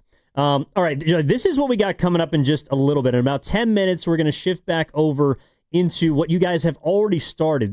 The Bay Area sports topics of the last quarter century, the most popular ones on this radio station that have flooded airwaves across the Bay Area for the last 25 years. We got a great side of the bracket coming up. Now, you guys unveiled, was it the first side of the bracket? No, we haven't unveiled anything. Oh, my We gosh. basically just kicked these around over the last couple of weeks, a little bit on air, but primarily behind the scenes. And these are just things that, like, to this day, if you walked up to somebody and asked them about one of these things, they would be able to still have a conversation for 25, 30 minutes, and you wouldn't even get to the tip of the iceberg. And I get the idea that it would tell you a little about them. Absolutely. On which side they fall on the argument. Absolutely. So we got a couple of good ones coming up. We'll do one side of the bracket, and you guys, when Spelny's back, we'll continue to roll these out day by day, right? Yeah, these are a lot of fun. I mean, it's so much fun. Even Steiny laughed. That's what, it was hard to get him to chuckle yesterday. Hopefully he's in a better mood. I think he will be. But that's what we got coming up in 10 minutes. Again, Evan Giddings in for Joe Spadoni with Joe Shasky. In general, just to kind of wrap up the conversation about the All-Star game, to me, like, when I hear, and it's no disrespect to people who didn't like it, the swing off, but, like, can we leave gatekeeping sports in the past? Just in general. Like, there are things that I don't like about what's happening, but it's evolution. Like, you're not going to stop these things from rolling. Again, the All-Star game in 1933 was developed as a part of a way to generate ticket sales during the Great Depression. It's always been a showcase. In the 1940s into the 50s, they had multiple All-Star games. That's why Henry Aaron has 24. That's why Willie Mays has more than 20. Like, there are things that baseball has done that at the time were perfect for it. And then they've moved on. Baseball used to decide, the All-Star game used to decide who had the World Series. Ridiculous in real time. Which is unreal. In 2004, by the way, the Boston Red Sox, of course, historic, but some people argue that they were given a gift because the 105-win Cardinals didn't get game one at home because the AL won the All-Star game. Like, there are things that we have to leave in the past and move forward. So I'm just, if you don't like the swing off, I would just please give it a little bit more of a chance. Well, what I was thinking about was, if I'm the NBA, how can I rip off some of this for my All-Star game, which has been a hot button topic? Could we see like a one-on-one at the end of an All-Star game? I would love that. Like a World Baseball Classic situation where Ohtani's throwing to Mike Trout. That was incredible. That's peak baseball. What was it where Steph's shooting over the guys from France? Oh. But that was obviously, you have the American flag and the gold medal, and you have stakes, and it's the Olympics and all that stuff. So if I'm the NBA, I'm sitting there going, all right, how can we do our version of the swing off? Because similar to the home run derby, the dunk contest has lost a lot of its luster. No doubt. You can't get people to participate. Is there a way to play king of the court? Is there a way to play, first one to 5, first one to 11, first one to 10, 21, 6, whatever the number might be? Is there a way you could do something like what they did in the swing off and make it feel like the playground or the backyard for basketball for the All-Star game? Because that's what I was thinking about, because you did something different this time. You tried the Elam ending at one point. Mm-hmm. I thought this year's All-Star game was kind of confusing. It didn't make a lot of sense to me. A lot of breaks. And so if I'm the NBA, I'm sitting there and I'm saying, like, wow, we might have to steal an idea from baseball here. Yeah, like whatever the equivalent it is. And I'm not saying that the swing off is perfect. There could be some tinkering. Sure. The idea of the predetermined hitters is something you might be able to mess with. But I like the idea of asking every player to fit into 9 innings and then having something that is very baseball, uniquely baseball, and entertaining decide the game. That doesn't matter. That doesn't matter. So the NBA, I think, has to take notes on what went down last night and say, what's our equivalent? That's what they need to decide. And if I was baseball for Monday night, the thing that I keep coming back to is I think I'd shorten the home run derby and not have as many participants. And I would enter these types of elements. I don't know if you guys love these types of plays, but Roberto Clemente throwing from right field down the line, whether it's to home or to third, there's 7 or 8 different clips of him doing it. Mm-hmm. Dave Parker, ball bouncing in the All-Star game and hosing Jim Rice. I think we should just go old school. You guys maybe don't remember the training videos, the Fred McGriff training videos, where you're in center field, you have to catch a fly ball, crow hop, and throw a one-hopper into a trash can at home plate. I'm dead serious on this. Some sort of a skills competition. That would be perfect. I mean, even a 60-yard dash. Find out who the fastest player in Major League Baseball is. I would go all the way around the bases. They do it in the MLB Combine. Put a clock on them and figure it out. I would love to see something like that. You get hit a chopper in the hole and you have to throw to first base. Whoever throws it the hardest, something like that. I think having some fun with it, I would mix it up and add some other elements and reduce the amount of home run participants. Maybe we can get it done by 2028.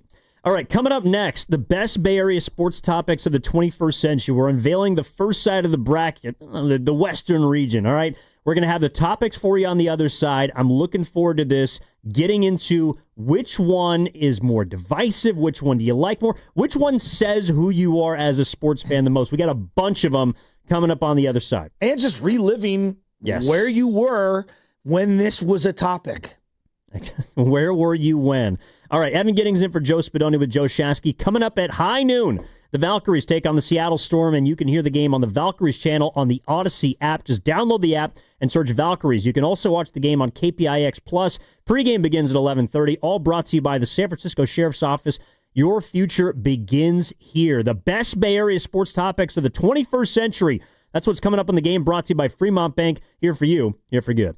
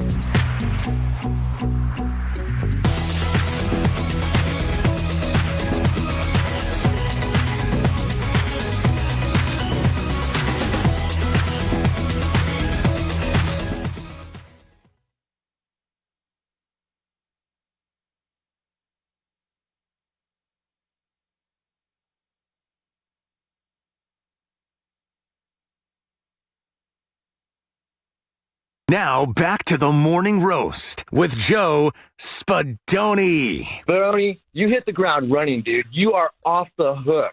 I love how you guys vibe. And Joe Shasky on 95.7 The Game. All right, Evan Giddings in for Joe Spadoni. He'll be back tomorrow. Joe Shasky rocking with you as always. Have gotten into a lot today. A raving interview with Marlins Man that you can check out. Actually, you just don't want to miss that on the Odyssey app. And but right now, I do want to get into something that you guys have. I honestly think it's a great idea. Now's the perfect time in sports to get into rankings, to lists, to all-time arguments, and I think you guys have found a way to sort of enrapture all of that into, and we put it out on social media. You can go to 95.7 The Game. It's also on YouTube on the commercial slate. The best Bay Area sports topics of the last quarter century. You know how we talk about certain athletes not being historians of their own game? Mm-hmm. There are a lot of people that talk in media who don't love sports talk or consume other sports media. And that could be farther from the truth for me. I'm an OG. I'm not saying I'm better than or whatever. I'm just telling you how I came up. I came up listening to Radnich. I came up listening to Ralph Barbieri. I came up calling into the other station. Yesterday was the 15-year anniversary of Joe Lacob buying the Warriors, and it was announced. And Sal Castaneda on KTVU did a piece about Damon Bruce on the other station, and it was 15 years ago yesterday, and he reposted the piece that he did. Well, they're showing Damon fielding calls from people on air. Who's one of the callers? Me.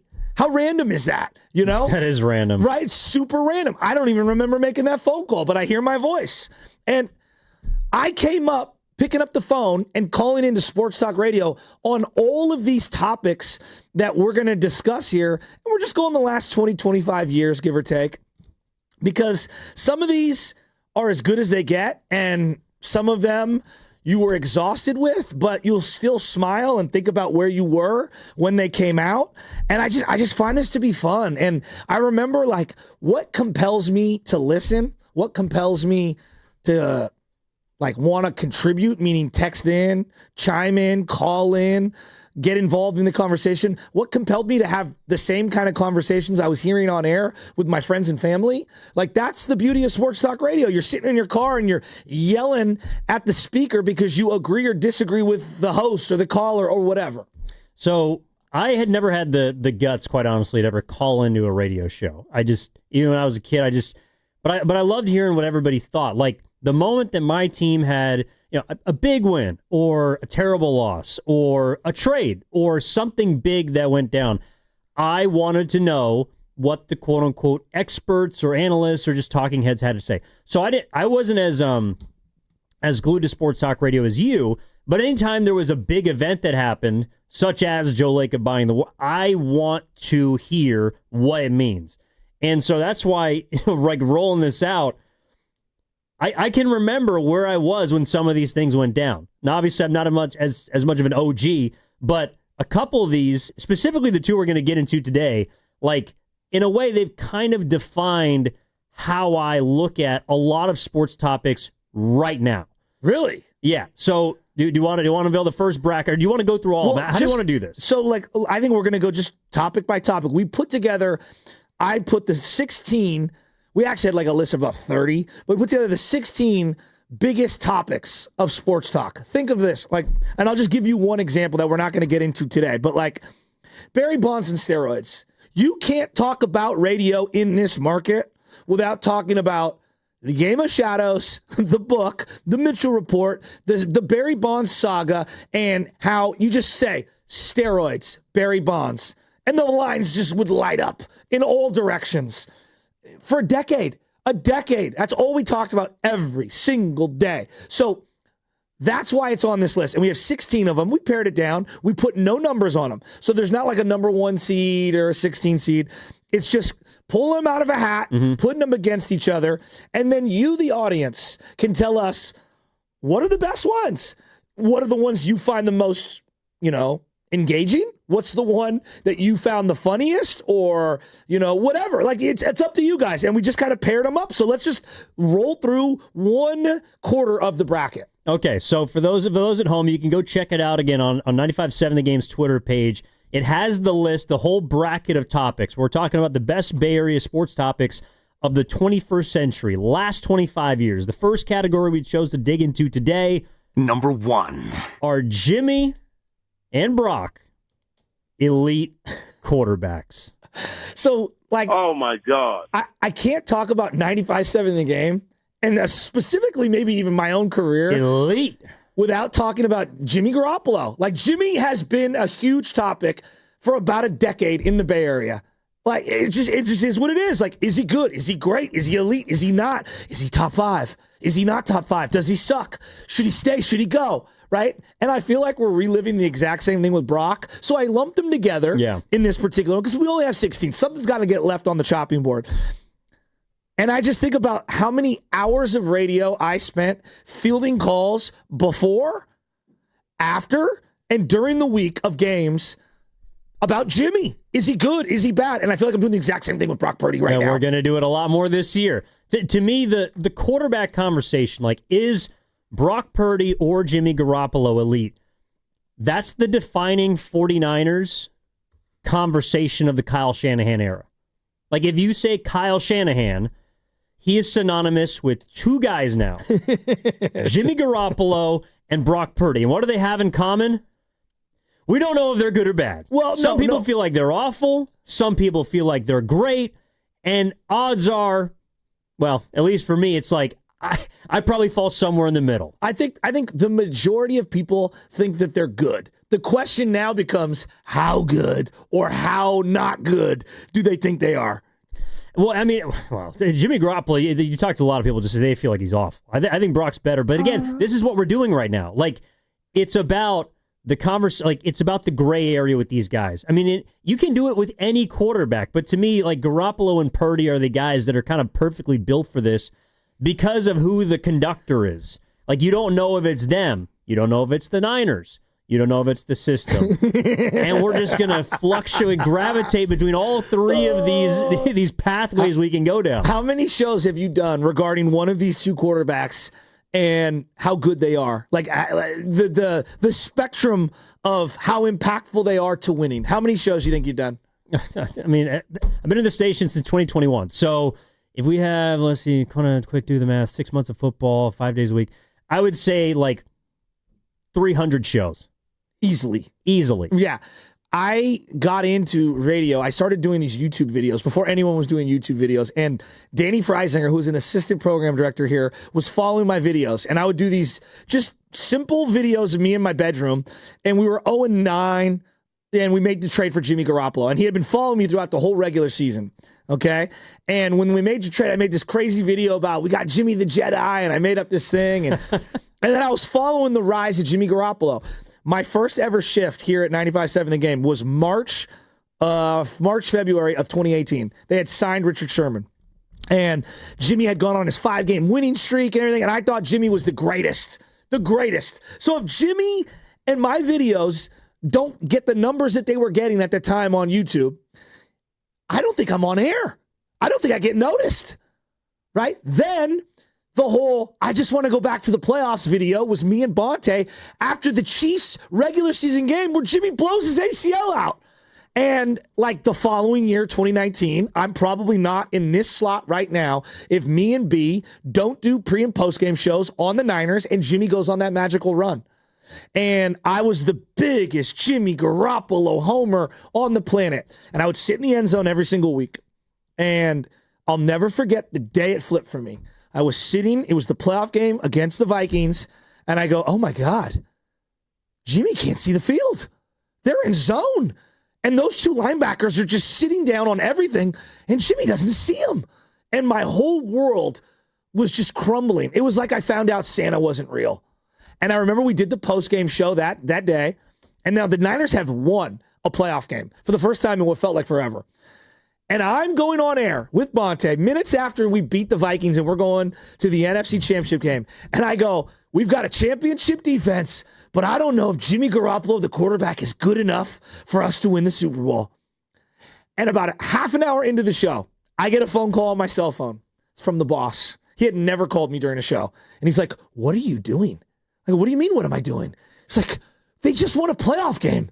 And you're breaking down whether Jimmy Garoppolo is good or not? And that, to me, is the microcosm of the entire pendulum of the Jimmy Garoppolo saga. For me on air, for us as a station, for everyone. I thought he was great. I thought he was good. Then I didn't think he was good. And then I thought he was all right, not bad. And then I thought he was terrible again. It was all over the place. And I feel like the same thing has happened with me with Brock Purdy, where I've gone all the way around the 360 degrees of feelings. And it's like there's some weeks he looks great. There's some weeks he looks awful. And I look up, I don't know. I legitimately don't know if they're great, just good, kind of good, not good. Like what Jimmy did with the Raiders, like, I don't know. Is that on him? Is that on the Raiders? But that's why, and you're going to take another couple laps this year. Like it's going to be 360. This is what we do. But like when you're talking about how some of these athletes are able to, I don't know, put people in a spotlight or highlight a particular media personality. Like to me, that's in a way we are kind of at the mercy of these athletes, of the content that they provide. Like in many ways, yes, it's our job every day to come up with topics. And that's why I think that this one, again, we're talking about the best various sports topics of the 21st century are Jimmy and Brock elite quarterbacks. That's why it's a good idea, because that's a defining conversation, which is ongoing, meanwhile, for Purdy about the 49ers. And in a way that's like, yes, we do talk about it a lot, but it's because that's what people want to. It's what everybody's thinking. Like when you watch a football game, you follow the ball. Who has the ball every play? The quarterback. The quarterback. He either turns and hands it off or he throws it upfield and you can't see where the ball is going until it's either caught, dropped, intercepted, whatever. So all eyes are always on the quarterback. Like not everyone is at every single game like you are. And I think most viewers are viewing their team through the prism of their quarterback. And so that's why when we're discussing, is Jimmy good? Is he not good? Is Brock great? Is he average? Is he this? Is he that? It's like, even though, yes, it sounds sometimes like people are beating it to death, it's also all that anybody is thinking about when they watch a football game. The average fan, in my opinion, is not watching line play, wide receivers, how they get off the line. Is the defense set up in a 4-3? They're watching what the quarterback does with the football. And every play is an indictment or a glowing recommendation about this particular individual. You know, it's so funny when people like say, you guys only do things for clicks. And I say to people, no, we're like a business, any business. Pick In-N-Out Burger. Do you know why In-N-Out Burger doesn't have tuna on the menu? Because tuna doesn't sell. They have cheeseburgers and fries. You know why? Because cheeseburgers and fries sells. And in this particular conversation, I could come to the table. Wow, Diamano Lenore is such a great slot corner. Look at how he moves his hips and his head. No one will text. No one will call. No one will bring anything to the table on that. But if I just say, man, Jimmy Garoppolo, did he win us or lose us that game the other night? Everybody's lined up, ready to either crown him or crucify him. And it's the same thing with Brock Purdy. So I go back to, we're running a business over here. We talk about what you, the audience, wants to hear about. And there was a line where I felt like the Jimmy talk, we went a little overboard. Meaning, I got tired, you got tired, we all got tired. Think about where we're at with Kuminga right now. Is Kuminga good? Is very similar to the Jimmy conversation. A little bit. And let me ask you, do you get exhausted by it? Yeah, I do. I do too. I get topic fatigue, and I'm sure the audience does as well. So, like, we're coming up on it, and I feel like I'm in reruns. And I do think Brock is better than Jimmy, but I'm not sure how much better than Jimmy. I don't know. I think he's a lot better, and then there's other times where I'm like, I don't know. So, like, it's crazy. He's one of the most polarized, Jimmy Garoppolo and Brock Purdy, back-to-back, two of the most polarizing people I've had the privilege to be able to talk about on the air. Well, and that's why, again, to me, they sort of define the Shanahan era, because the head coach has been in this, it feels like decades-long search for a guy that either he trusts or that the audience, the viewers, the fans trust, or that their teammates trust. Like it's this ongoing cycle of, well, is he this? Is he that? And the God's honest truth is, until somebody wins a Super Bowl as quarterback of the San Francisco 49ers, I don't think that there's going to be a unanimous amount of trust. And even if it happens, for example, like I'm looking at, it's 50 days away from kickoff. And so Yeah, Eagles, Cowboys, Thursday night, whatever. Derek Smith amount of days. But I'm looking at the top 50 players and the top 50 days, and like Jalen Hurts, who last I checked, he just won a Super Bowl, is the 9th ranked quarterback on somebody's list. And I'm just thinking, really? Like, that's, again, what we do every single year. The quarterback is under a constant microscope because they're the man. They're paid the big bucks, which Brock Purdy now, well, I guess not officially, as of next year, will be paid. And I hate to break it to people, it's only going to get hotter. I know. Like with the Purdy deal now, he has the contract. In a way, it ain't even begun yet. Like, a lot of people are going to have so much more to say. And I think it's as much about the position itself as everybody has an opinion on it. You know, like, what do I want to hear? Well, what do I want to talk about? If I'm at the bar, if I'm at the park, if I'm at the barbershop, everybody has an opinion about these particular individuals. Jimmy Garoppolo and Brock Purdy. Find me a single sports fan in the Bay Area that doesn't think something about these guys. Like, have a legitimate opinion. In Brock Purdy's case, it's fluctuating maybe. Jimmy Garoppolo, most people have decided what they think about him. Now. But they have an opinion. People don't have an opinion about Spencer Burford. No. People don't have an opinion about Ricky Pearsall. No. They have an opinion about who throws the football for their team. Absolutely. And both those guys chasing the shadow of Hall of Famers who haven't played in 30 years, which is so unfair. You know, and you're talking about certain things like, yeah, I always think about this, and maybe I'm just a wacky individual. Had Colin Kaepernick connected with Michael Crabtree? Oh, God. How does everything play out? Does Harbaugh stay? Does Kaepernick stay? Does his whole career play out differently?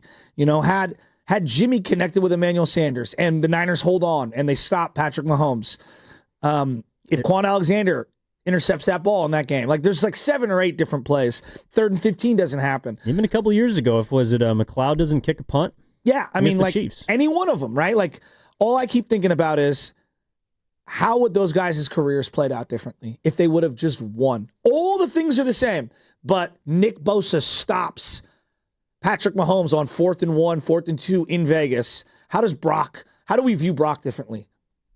It's crazy. The margins are so thin. Not much is different in terms of actually how they played in that game, but the results of something that's out of their hand changes how you view them. How fair is that? If McCaffrey doesn't fumble in the opening. Like, the thing is, I would argue that the quarterback who has altered their legacy the most of the last 15 years is Matthew Stafford. Stafford was known as a good quarterback on a bad team, and everyone didn't know if he was really all that or if he was just a guy who put up good numbers on a bad football team. I'll admit I was one of those. I was like, hollow stat filler.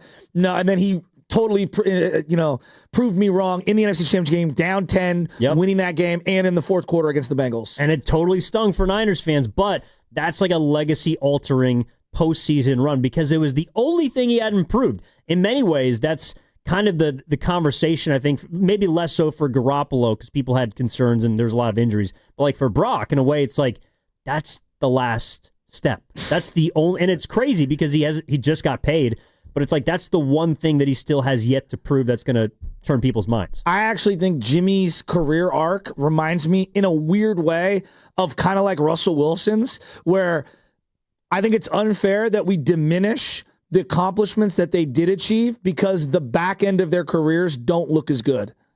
Yeah. Russell Wilson was a surefire Hall of Famer. I watched him. He was awesome. Now, he's not currently, but he was. 2019 happened. Jimmy was really, really, really good. That Saturday night game against the Rams, week 16 or 15 or whatever it was, he was dynamic. The game against New Orleans, the game against Arizona, the final game of the year up in Seattle where he was just brilliant in that game, like 18-21. Like, he was great. He was that year. And then I don't know what happened, but that doesn't take away from how good he was. We talk about Kaepernick now. People are like, Kaepernick always sucked. No, he didn't. No, he was really good. Did defenses alter how they play him and his play diminish and the team around him not get better? Yeah, all those things are true.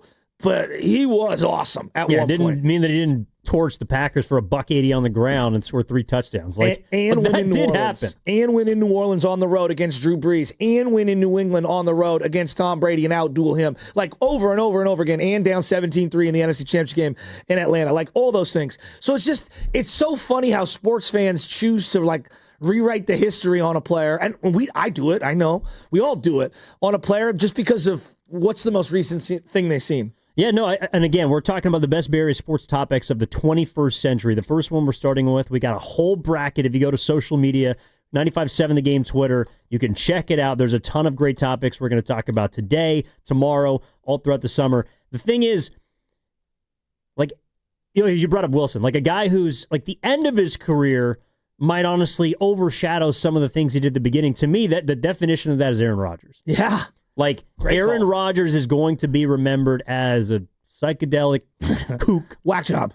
Instead of one of the most gifted throwers of the football I have ever seen. Like, to me, for my generation, I would look at him probably the way you guys look at Marino. Like, no, even more so, because he can move. Marino couldn't move. And he does it, and he did win a Super Bowl. Yeah. But Rodgers, like, arm comes up, ball comes out. It was a missile in his heyday.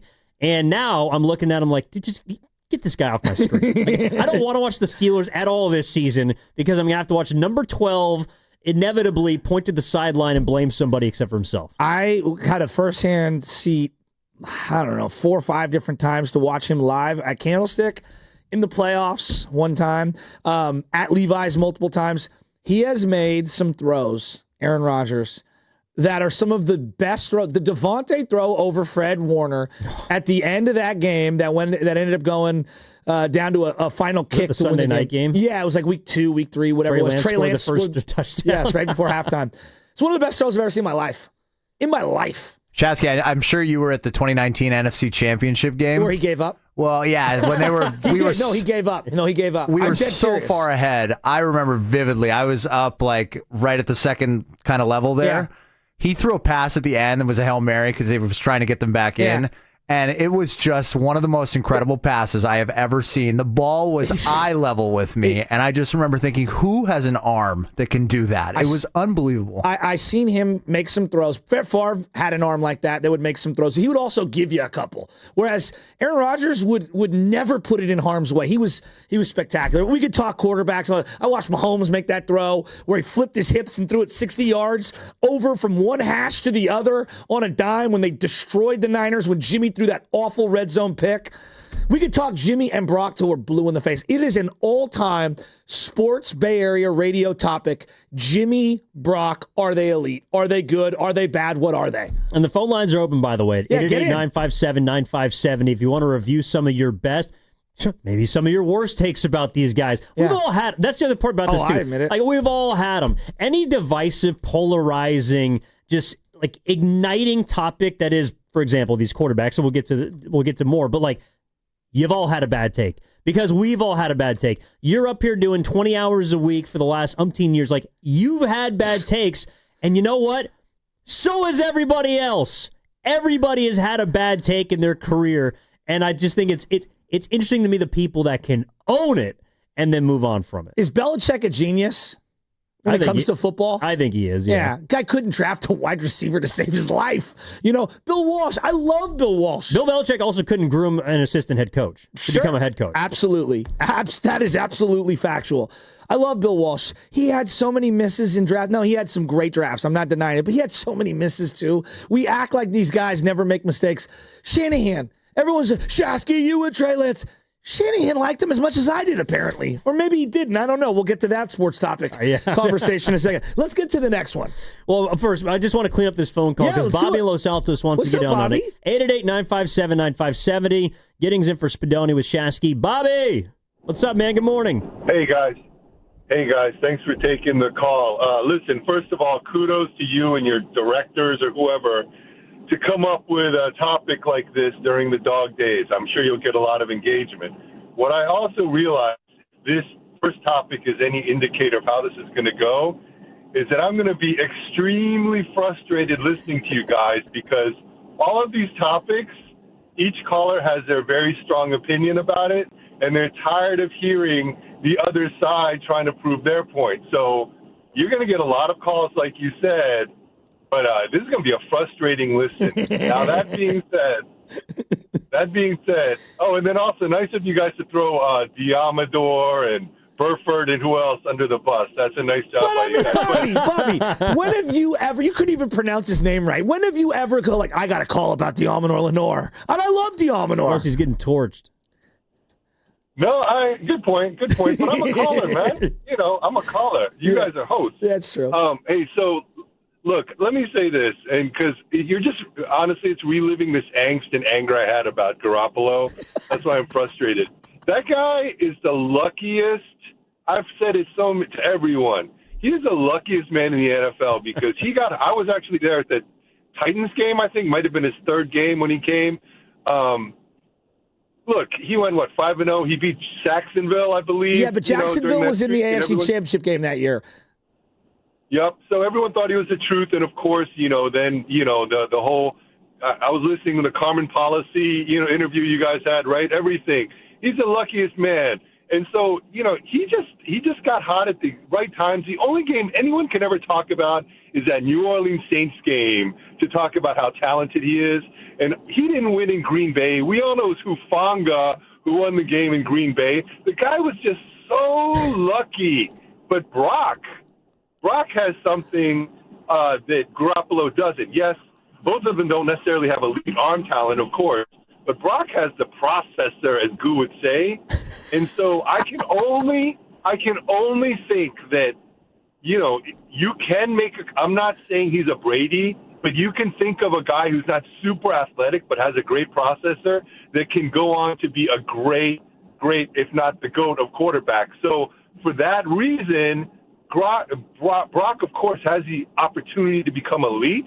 But Garoppolo, he was just the luckiest man in the NFL. The timing of the contract worked out. Bobby, I love you. I'm going to push back a little. Appreciate it. He was unbelievable against Arizona multiple times in 2019. He was great against the Rams at home on that Saturday night game where Fred Warner intercepted the ball right before halftime. He had so many great moments. Look, in the playoffs. He threw the ball with his eyes closed. In the playoffs, he had 0 touchdown passes in a fourth quarter in his entire playoff career. So I will not deny you the playoffs were different. I'm telling you this day. Deebo Samuel over the middle, though, in the snow. Yeah, but they didn't score an offensive touchdown in that Green Bay game. No. And it was a handoff play to Deebo on 3rd and 7 where Trent Williams was coming across in the motion. They tried to run the exact same play the very next week against the Rams, and they got stuffed because Trent Williams had a high ankle sprain.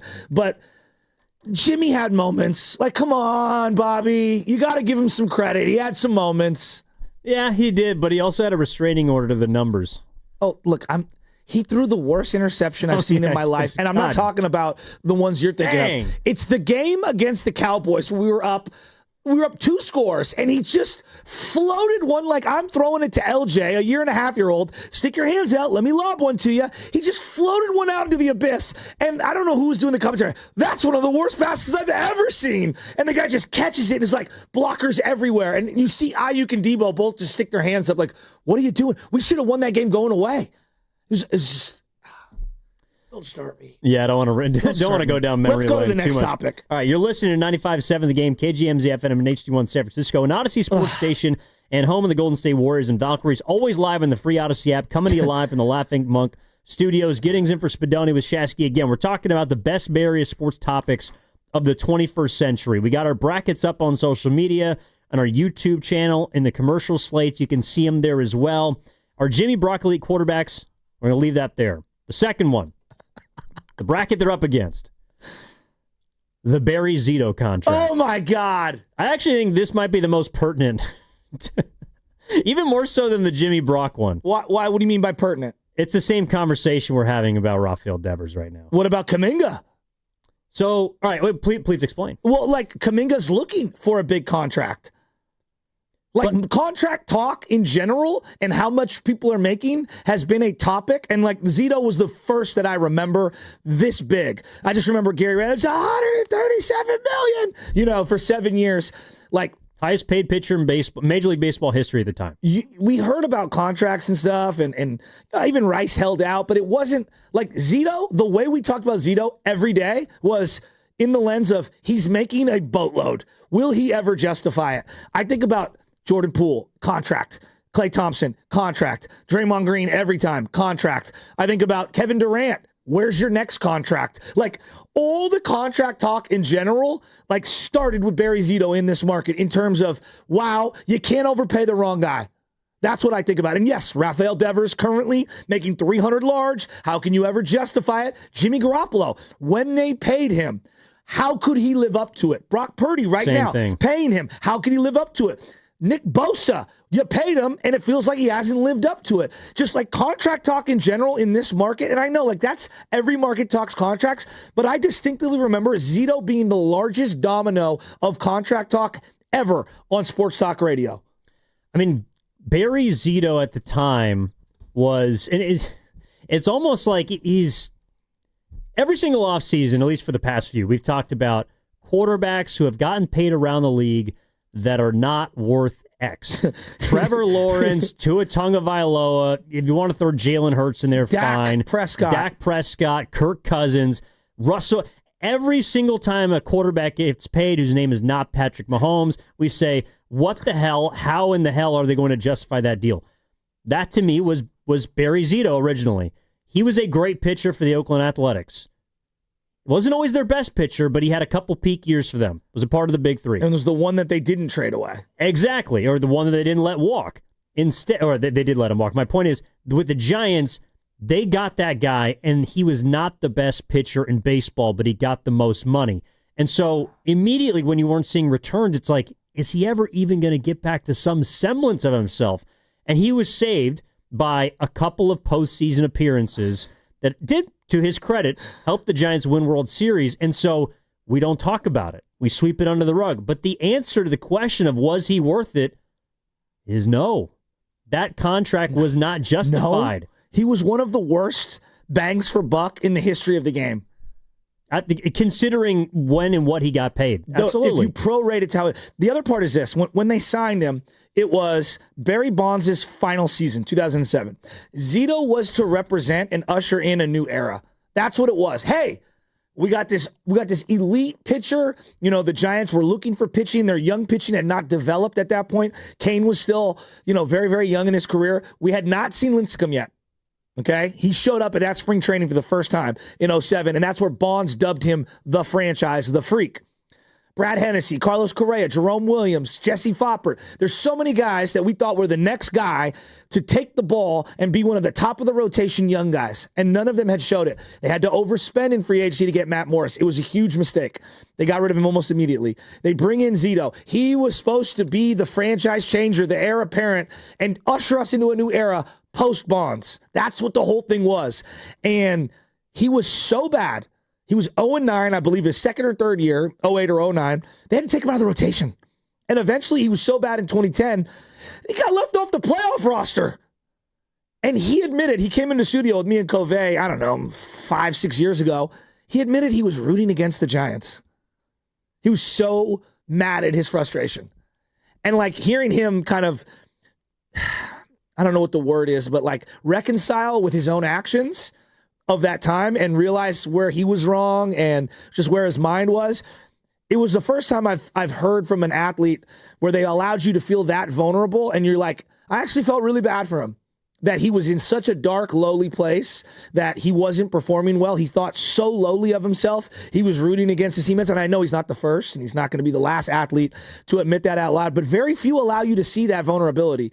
So the contract for Zito was like, there's 1,000 things you can get into with that. Well, and again, it's not his fault that the San Francisco Giants wanted to pay him that much money. They said, here's the contract we want to offer you. And he says, hell yeah. Like, absolutely, I'll take that money. And then, of course, he doesn't perform up to standard. The God's honest truth is that not many people who make these ridiculous sums of cash, who get albatross contracts, specifically in baseball, a lot of them do not age well. It just doesn't happen. Very few work out well. But that's why, to bring it to today, I actually think it applies a little more towards Adames than it does to the Devers deal, because Adames was the first. Like, Devers was through a trade, and you acquired a large sum of money, but Devers was the first guy in a while you got to take the cash. Like, Chapman was already here and got extended. Adames is the first free agent in some time that they have gotten to take not only a boatload of money, but 6 years, 7 years. And that to me is important because you're asking that player to be, again, like when we were talking about earlier, when the Giants, who are the front runner to host the 2028 All-Star Game, ideally do, you're paying Willy Adames to be one of your representatives. Like, he was an all-star talent. He has not been that this year. Odds are in 3 or 4 years, he's probably going to be a bit worse. But you paid him to be the first domino to fall. And in a way, I think because Adames is on this team, you're able to justify going out and getting a Devers because Adames has been a part of a group that's been successful, but he has not lived up to his contract so far. You know, you were talking, I love this. This is just great. But like you're talking about the margins in sports with Jimmy Garoppolo, and now we're talking about Barry Zito and kind of correlating that into Adames. If Shanahan doesn't find Brock Purdy, we all agree like the Trey Lance thing would have done him in. Probably him and Lynch. It wasn't by design that they found Brock Purdy. It's the last pick of the draft. No. Right? Yeah. And look, luck factors into this. Yeah, but like they didn't want him 6 times. Do you think the Giants, by grandiose design, had it that Barry Zito would be one of the worst contracts of all time? No, Aaron Rowan would be one of their worst contracts? Samardzija. I'm going just the early championships, right? Yeah. That DeRosa would break his wrist and that he wouldn't even help you in 2010. That Edgar Renneria would be a terrible signing, but at the very end, he'd show up last second. That Jose Guillen, who got popped for roids, gets left off the playoff roster, and Cody Ross, who you claimed was going to be a superstar hero. It's just, I think about like how sometimes luck factors into everything, and then you think about like the fact that you had Zito for so long at such a big number, okay? You allow him to stay on the roster for so long, and then he finds a way to contribute and help you win. And he has a couple of moments in the playoffs and a important fake bunt down the line against Detroit. Moments. I think he was your game 1 starter against Verlander. He was the game 1 starter. He also won you a pivotal game 6 in the NLCS against the Cardinals. And I think he started a game. I don't know if he got the decision in 5. Cincinnati too, when they played the Cincinnati Reds that year. Yeah, like he played a role in the 2012 championship. And that's why I hear people who say, well, it was worth it. Do you believe that?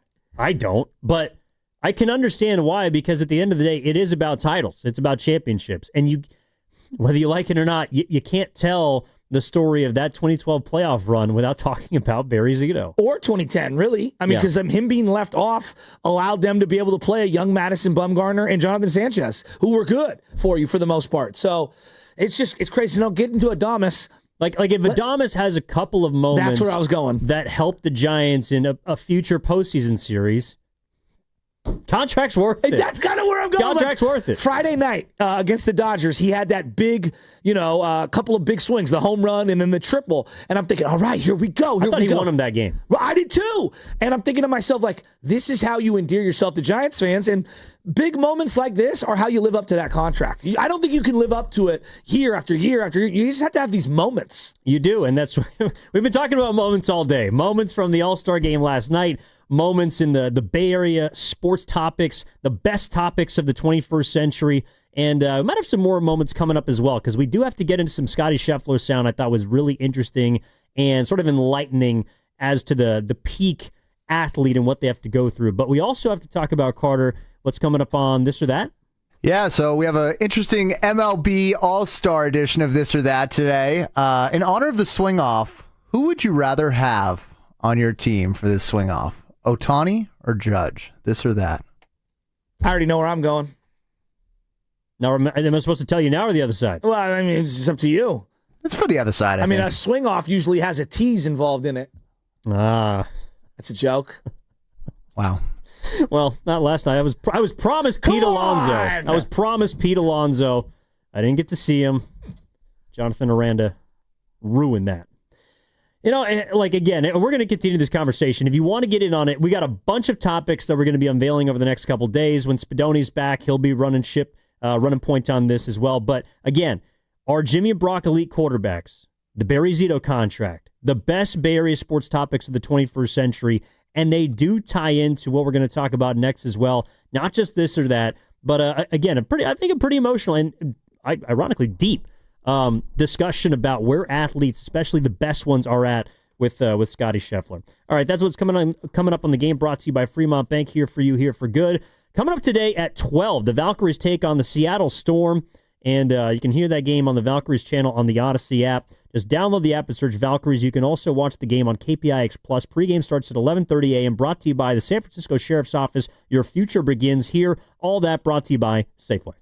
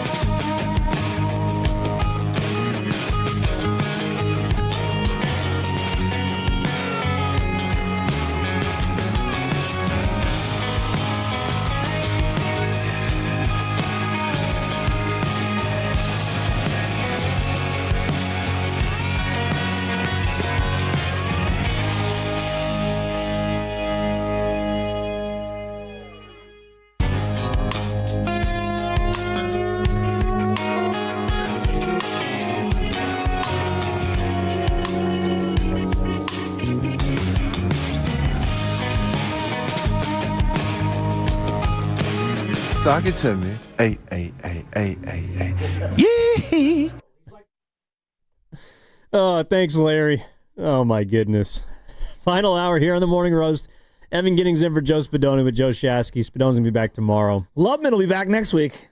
Yeah, so wait, where is he right now? He's in Inverness, which is an area in the North Bay. Sounds like a place in central Canada. Like Hey, Inverness. I'm Loveman. I'm going to be at Freeman's Appliances this Saturday with Mark Grant.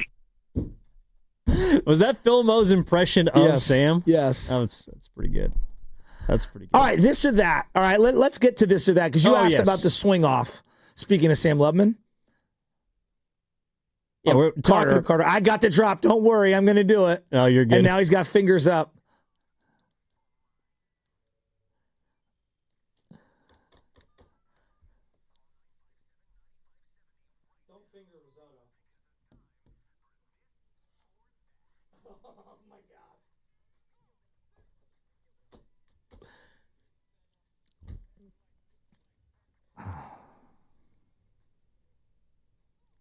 All right, so the this or that. Carter set it up before the break. Here it is. In honor of the swing-off yesterday, you like it? Don't really care at this point. It happened. Aaron Judge or Shohei Ohtani? This or that? All right, I'm going to take Shohei Ohtani, even though he's a Dodger, and I hate the Dodgers. But right now, I hate Aaron Judge even more just because of what he did to the Giants, and I'm super pissed that Logan Webb didn't put one in between the nines on his back. You said something wild in the break. What do you mean wild? I said it for 3 weeks before the season started. I said, if you pitch to this guy, Aaron Judge, after what he did to you in free agency, where he jumped out of a moving car and basically played the Giants, because I have some very intimate knowledge about how that went down, he played the Giants like a fiddle. All right. And he used them to squeeze $50 million out of the Yankees. He was full of it. He was never going to come here. He used us and he postured the entire time. And I thought Logan Webb, on behalf of the entire organization in the region, should have plunked him in his back with 92 in the back. And instead, he threw one right down the pipe and he had a home run. So I hate him. So no, I'm not taking Aaron Judge. I'm going to take Ohtani. I'm taking Aaron Judge. I'm taking the guy who has the most power in baseball. I've also seen him in a home run derby. I've seen Ohtani live. Very pull heavy. It was in Colorado, 2021. Shohei Ohtani is an awesome home run hitter. Can you pick up that name you just dropped? Shohei Ohtani? Sure. No, you in the All-Star Game 2021. We got clean up aisle one. I've actually been to 2 derbies live. Oh, so there's 2 drops. 2019 in Cleveland was Pete Alonso's first. It was a swing off. Love these. Between Vladimir Guerrero Jr. and Jock Peterson. Okay, that's before he was on the Giants. Yeah. And it was awesome. Great experience. Colorado was even better. Guys were just hitting balls all over the field. But Ohtani was in it. Not as impressive. Aaron Judge is like, I know you hate the guy, but he is, to me, the best home run hitter in baseball. Honestly, second is the guy that plugged 3 last night would be Kyle Schwarber. Those would be my 1-2. Ohtani is a close third. So this or that, I'm taking Aaron Judge. You'll take Shohei Ohtani. Yeah.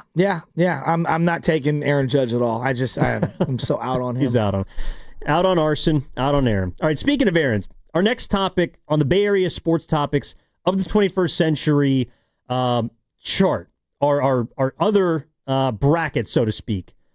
Aaron Rodgers or Alex Smith. Now, this one, I'm going to let you dive into how this came to be, because to me, I wasn't around for this particular topic. And I'm assuming it's revolving around the 2005 NFL draft. It is, but it's also just like their whole careers and how we kind of like line the two up against each other. Like, I remember when Mike Nolan took over, it was insane. He was the defensive position coach underneath Marvin Lewis with the Ravens. And everyone for the Ravens was getting hired all over the place.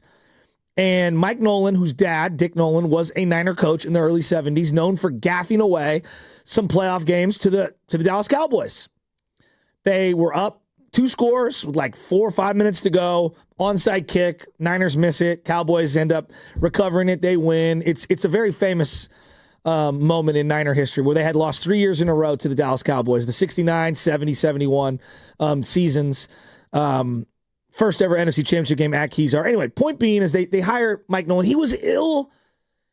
He was not a head coach. He had no personnel background whatsoever. And at the time, the trendy move was bringing in like a Mike Holmgren, and Seattle was going to name him GM and head coach because he had left Green Bay.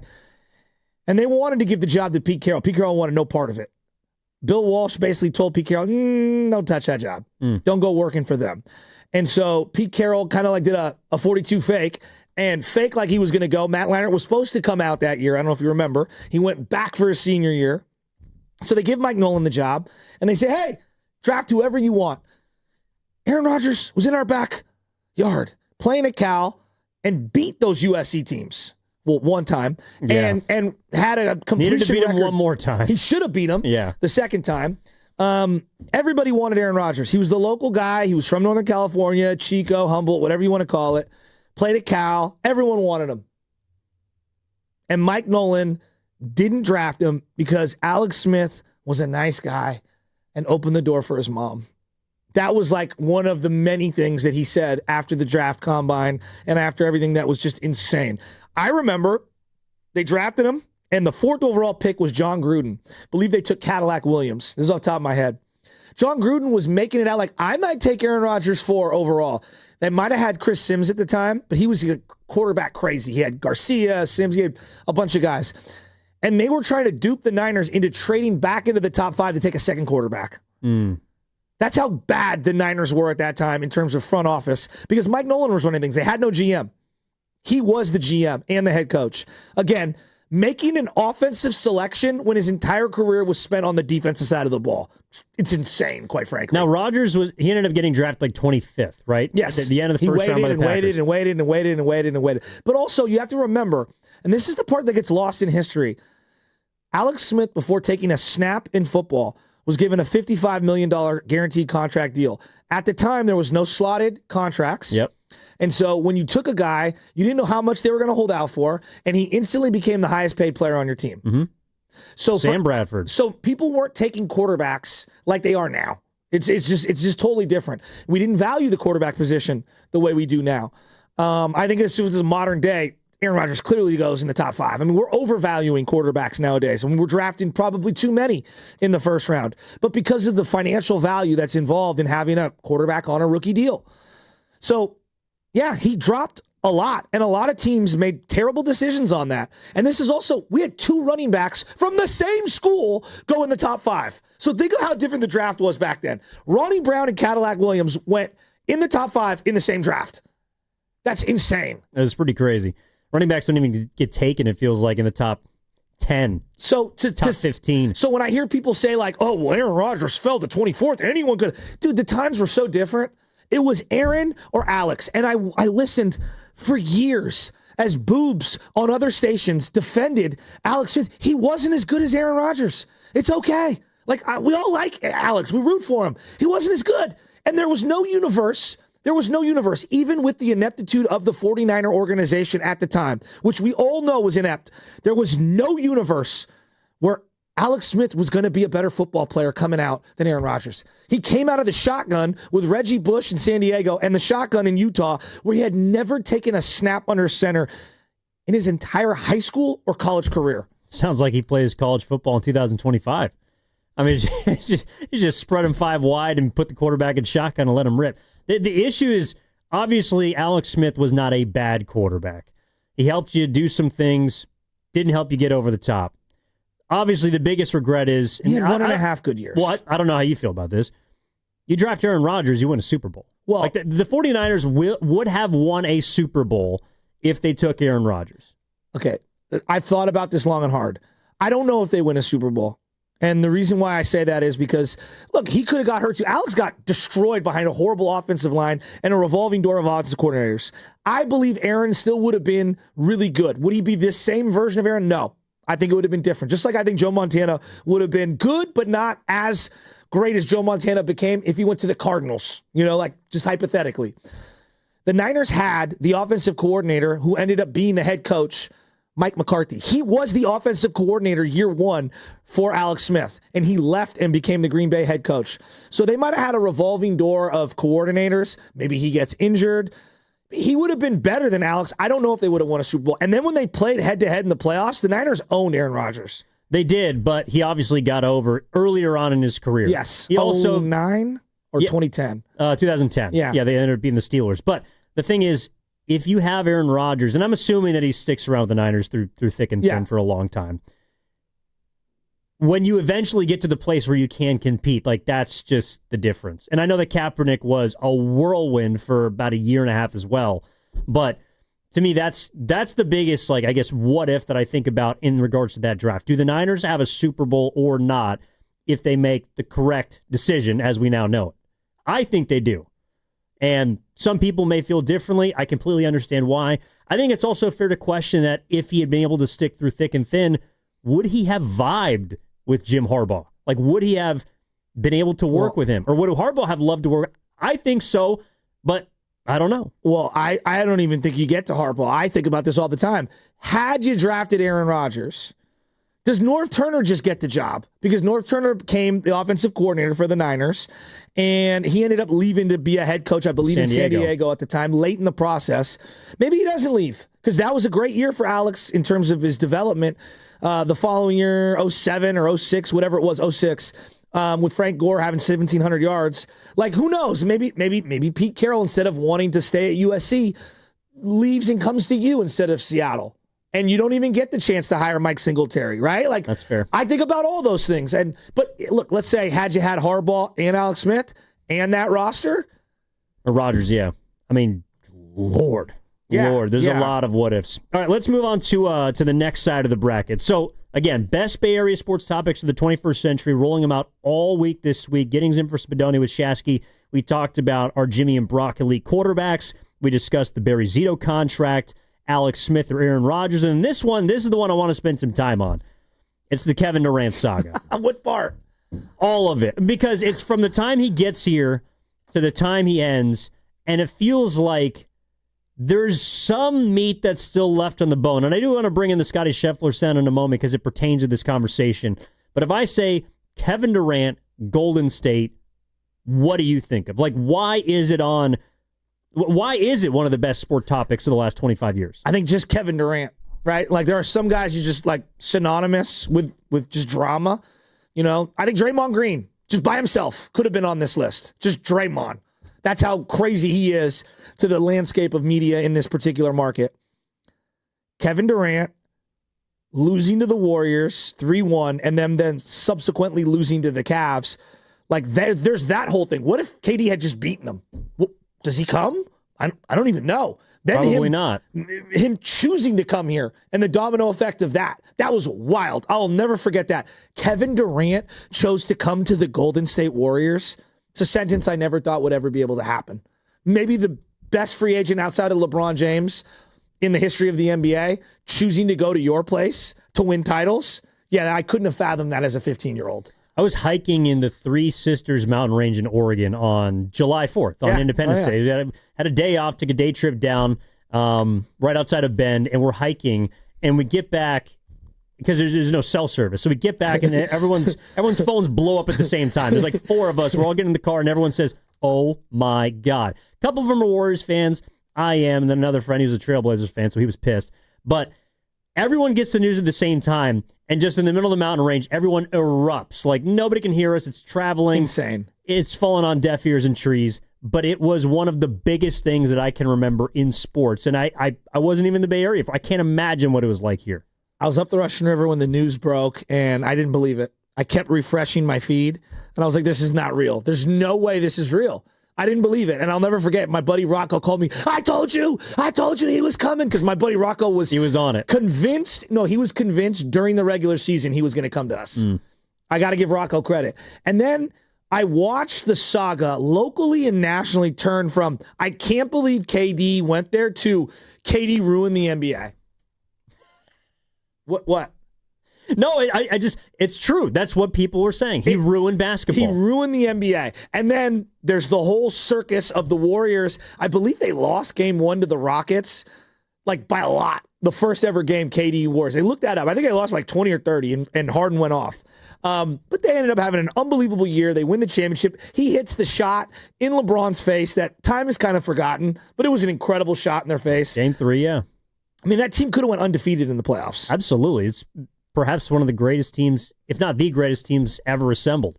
And it's always in that conversation. You get the sense, even after year 1, like, not only he ruined the NBA, but like he was not happy, even though he had reached the pinnacle of what was supposed to be the sport, his career, his athletic heights. And it felt like to a lot of people, it wasn't satisfactory enough for him, or maybe he thought he would be praised more. And the whole thing felt very underwhelming to, I think, people that follow the Warriors, people around Kevin Durant himself. It was just bizarre right away. Well, to me, that's what puts it in the stratosphere of best Bay Area sports topics of the last 25 years.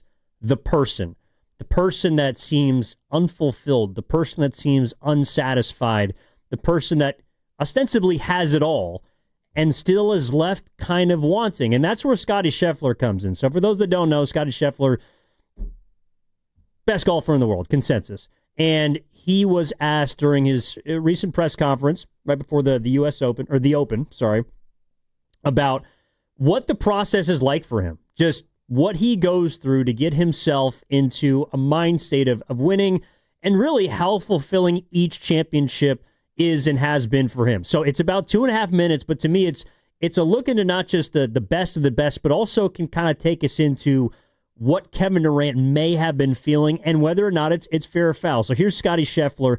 This was from yesterday. It feels like you work your whole life to celebrate winning a tournament for like a few minutes. It only lasts a few minutes, that kind of euphoric feeling. And like to win the Byron Nelson Championship at home, I literally worked my entire life to become good at golf, to have an opportunity to win that tournament. And you win it, you celebrate, get to hug my family, my sister's there. It's such an amazing moment. And then it's like, okay, now what are we going to eat for dinner? You know, life goes on. Is it great to be able to win tournaments and to accomplish the things I have in the game of golf? Yeah. I mean, it brings tears to my eyes just to think about, because it's literally worked my entire life to become good at this sport, and to have that kind of sense of accomplishment, I think is a pretty cool feeling. You know, to get to live out your dreams is very special. But at the end of the day, it's like, I'm not out here to inspire the next generation of golfers. I'm not here to inspire somebody else to be the best player in the world, because what's the point? You know, this is not a fulfilling life. It's fulfilling from the sense of accomplishment, but it's not fulfilling from a sense of like the deepest, you know, places of your heart. You know, there's a lot of people that make it to what they thought was going to fulfill them in life, and then you get there and all of a sudden you get to number one in the world, and then they're like, what's the point? And, you know, I really do believe that, because, you know, what is the point? You're like, why do I want to win this tournament so bad? That's something that I wrestle with on a daily basis. It's like showing up at the Masters every year. It's like, why do I want to win this golf tournament so badly? Why do I want to win the Open Championship so badly? I don't know. Because if I win, it's going to be awesome for about 2 minutes. And then we're going to get to the next week, and it's going to be like, hey, you won 2 majors this year. How important is it for you to win the FedEx Cup playoffs? And it's just like, we're back here again, you know? So we really do. We work so hard for such little moments. And, you know, I'm kind of a sicko. I love putting in the work. I love being able to practice. I love getting out to live out my dreams. But at the end of the day, sometimes I just don't understand the point, you know, because I don't know if I'm making any sense or not, but am I not? It's just one of those deals, you know. I love the challenge. I love being able to play this game for a living. It's one of the greatest joys of my life. But does it fill the deepest, you know, wants and desires of my heart? Absolutely not. I think it's one of the most relatable things I've ever heard. I mean, it's a stream of consciousness for sure, but I think first of all, I do wonder why he was just so inviting. Like, that was one of the more honest, deep answers to a simple question that I've ever heard, especially from someone who is, again, he's the number one golfer in the world. He's the best player in his sport. He is the, I don't know, Nikola Jokic of golf or whatever. The point is, he's talking about being all of that and being in love with like the grind of it, just for like that 2-minute moment of satisfaction. And that's something that anybody would love to get to the peak of their profession. Like Jannik Sinner just won Wimbledon. He hadn't beaten Carlos Alcaraz in a final at all in his career. In fact, it just blew a 2-0 lead to him. And he gets to the pinnacle of his career.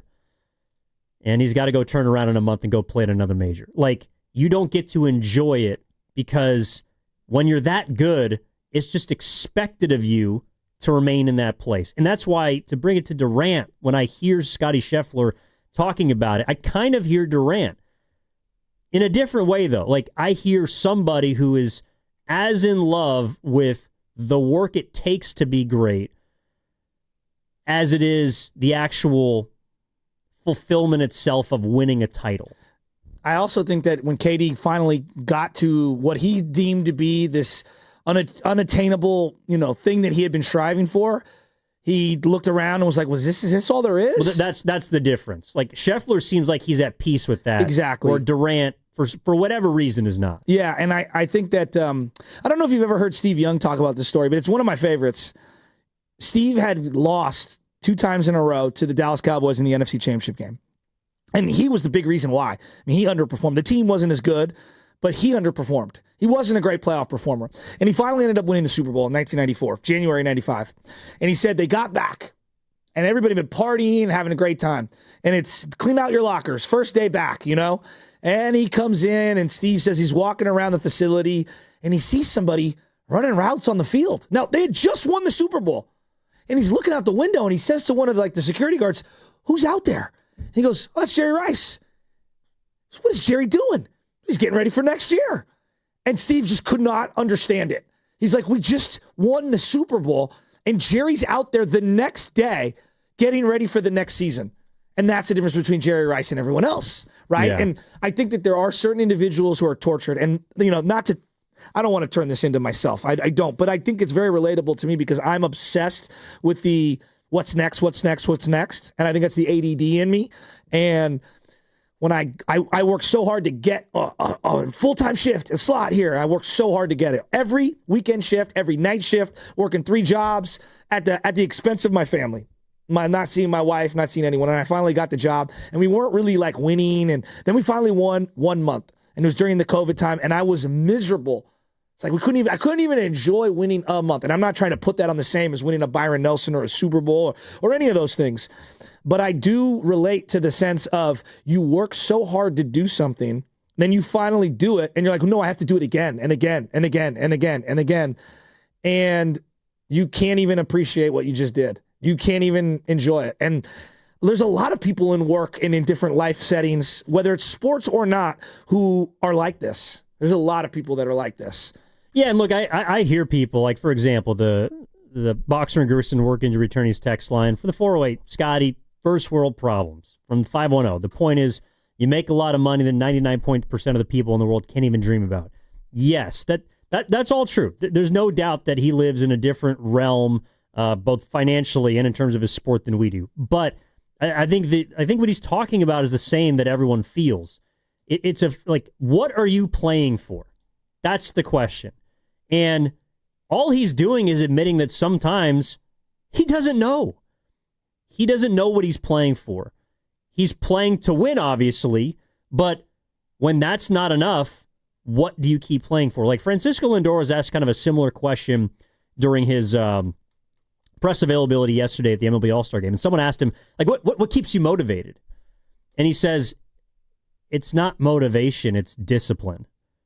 He's right. Like, motivation isn't good enough. Like, I know that everyone wants to believe that there's some miracle speech that you're going to give yourself every time you go out there and compete, but it's not. It's the discipline to be at your best when you're not feeling great, because you're going to go through those ups and downs. Scheffler hits bad shots. Durant has bad games. Curry has bad games. But in my opinion, what separates, we'll look at Curry and Scheffler. I think they're more in the same sphere.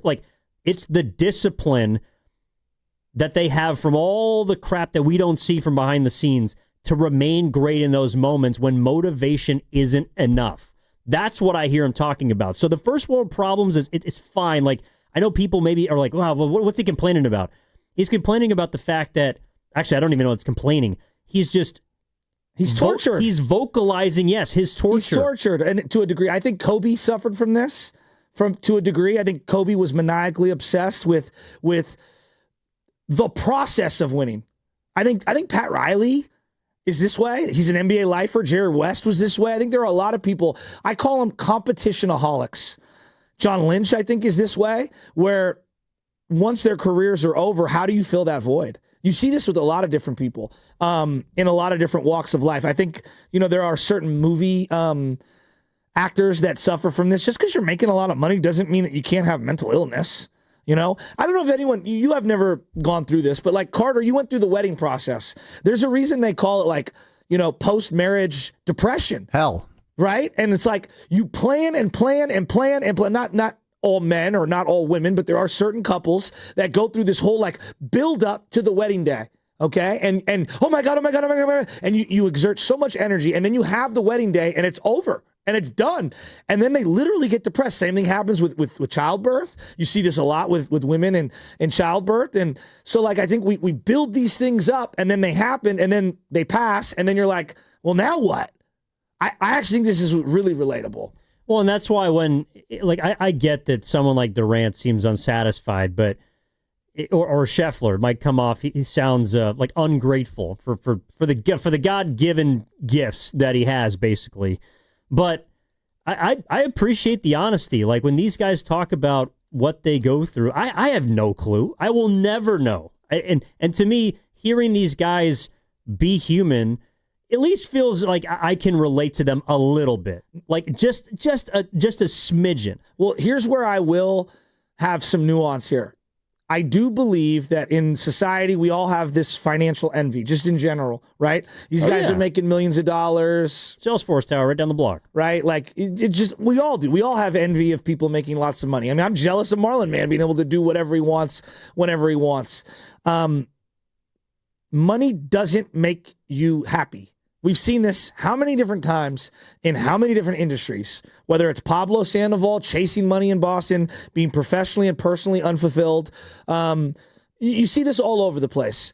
That being said, I do believe that when you hear Kevin Durant and Scottie Scheffler talk about, well, what's the point of all this and everything?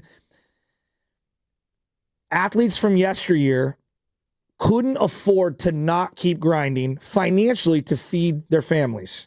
Right? So there's an element of the motivation of continuing to grind like a normal person would, like you and I have to. I have to keep working for me and my wife and my son and my family. That's one of the many motivations for me. And it's probably my primary one. Once you've reached a certain financial status, that element and that fear kind of does go away, and then you have the question of, well, how much are you willing to sacrifice of your family at the expense of chasing your athletic dreams? See Tiger Woods, see Tom Brady, right? I think those guys sacrificed a lot of their family dynamic for their own individual greatness. I think you have to be some level of selfish. Yeah, I'm not asking people to feel sorry for them. I thought it was one of the first times that I heard someone speak on this in just like completely honest stream of consciousness. And yeah, he talked a little backwards on himself, but I appreciate that. Anybody who gets to the podium and answers a question honestly, I think they're gonna get my respect, because they don't have to do that. Someone could have asked him, what motivates you? He says, well, I'm pretty good, and I just want to go out here and try hard. Like, he could have dodged a question the way that we heard and have heard so many athletes do. But the thing about it is, yeah, like, we're never going to be able to understand them, but for someone like Scottie Scheffler to talk like he is one of us, for some people, that makes them angry because he ain't one of us. He's got millions of dollars. He's the best at his profession. He doesn't have to work for a living. He retired today. If he stops right now, he's going straight to the Hall of Fame for golf. However, I appreciate that he still has some touch of like reality for other people. Well, he also that's what he's talking about. He also has a young child, which I believe he got born in the last year. Like Scottie Scheffler and I are the same age. I guess like I harbor those thoughts in a far more minimalistic sense, but I have those thoughts as well. Well, I do think though his life has changed a lot in the last year and a half. Again, when you have a child and you're married and stuff, like your algorithm does shift. Who I was at 27 is not who I am at 42. And the things that life does to you, your experiences, you getting married, not married. I truly believe Aaron Rodgers, there is a part of Aaron Rodgers being the center of his own universe and why he's so out of touch is like the dude had alienated from his own family, has never, well, now he says he's married. We're not even sure if that person exists, doesn't have any kids. Like, I think there's an element of we all have a friend like this. Like, dude, you're able to do whatever you want, whenever you want. Like, you become very selfish. And I'm not saying that's a negative thing. I'm just saying, like, it's different when you have to put others first. Yeah, no, I'm with you. I don't know. To me, it bled into one of our sports topics of the 21st century, which is the KD saga, because there is some similarities. And I just thought it was a fascinating couple of minutes. So I appreciate everybody, both that didn't enjoy and that did, for listening to it with us. All right, it's time to get to our Fast Five.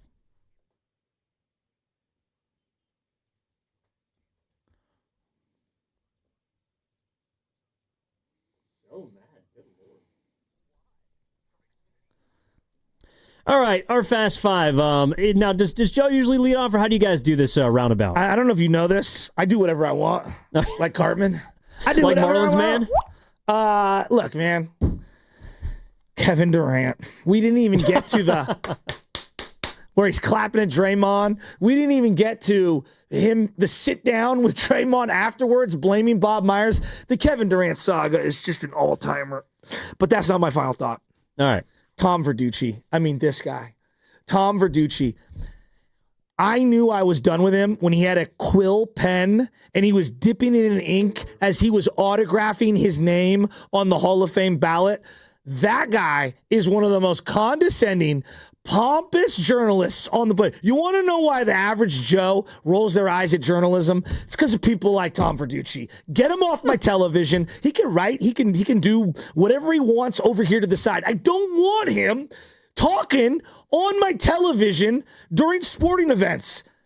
Tom Verducci, if I rolled a bucket of balls out and said, hey, go coach the 10U team, he would have no idea where to start. But if it was penning a soliloquy on why Bonds shouldn't be in the Hall of Fame with his pen quill from his throne telling others how to live their life, he would be the first person there. I have zero desire to see anything Tom Verducci related on my television set ever again. Fox, it's my only issue with last night's broadcast. I want nothing to do with Tom Verducci moving forward. Get him off my TV. That's fair. All right, I'll go next. I got to give a shout out to Brad Pitt. I'm not going to lie. So I see a lot of movies. I love going to the films. I saw F1 last week, and it's one of the best sport movies I've seen in recent memory. Really? It's really, really good. And I was starting to think about Brad Pitt.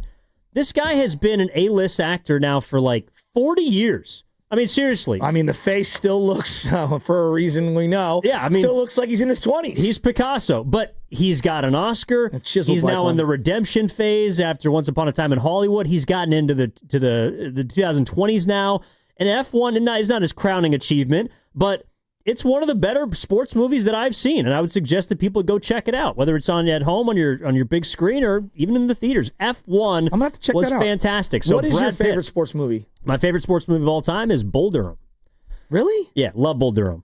Bull Durham is one of the more, I think, the combination of romance, of baseball action, of storytelling. I also worked in the minor leagues for like 5 years, so I love those kinds of just ridiculous stories that are all told. And Kevin Costner's a classic. Well, I love Kevin Costner. Field of Dreams, Sandlot, 42.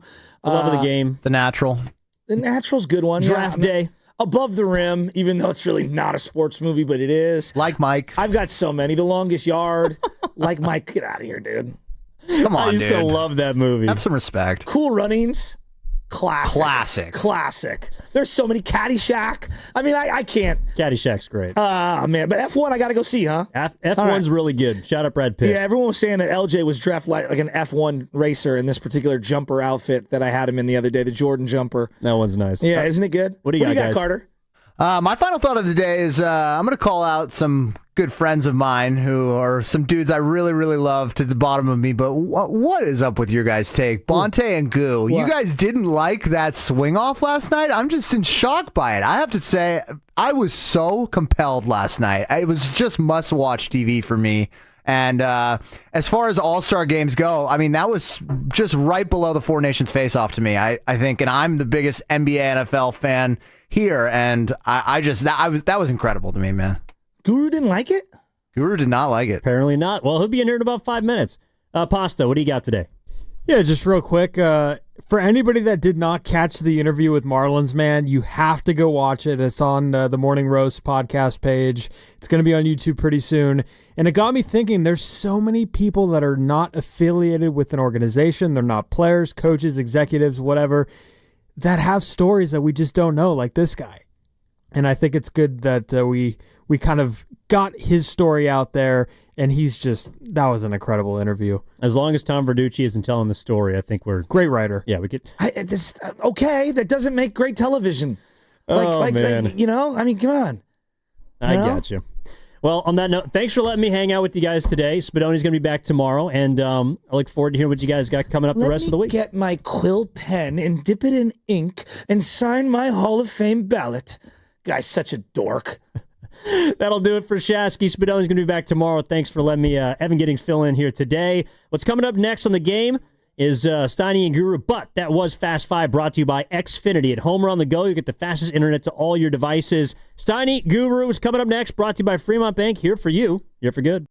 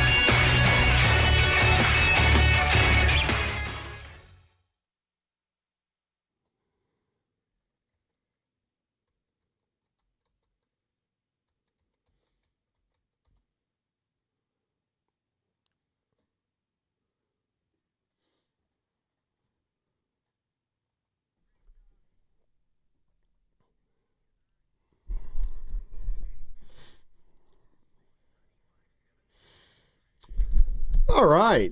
National League wins the All-Star game, Goo. You had to do on a little swing math. off. Yeah. On a swing off. What the hell is that? That's what they ended the game on. They had a great way to finish, kind of like a sudden death overtime in baseball. And the verdict is in, and people loved it. No, people didn't like loved it. And Yeah, I'm leading the brigade of who didn't like it. Why? Why are you poking at me early? I put a video up last night. Dude, what's wrong with just finishing the game? Well, they didn't have enough players. Well, that's a problem. But the home run derby was, good morning, how you doing? Good. And don't reach out to me after work, checking on me, and then I say, call me so I could give you the 411, and then you go MIA. Who are you talking to? You.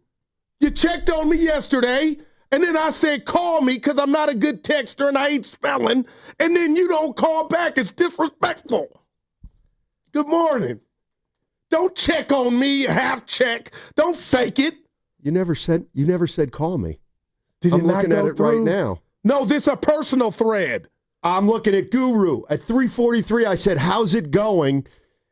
And at 3:43, you replied, still here. That's it. You know what? I'm hugging you. It didn't go through. No, I got you.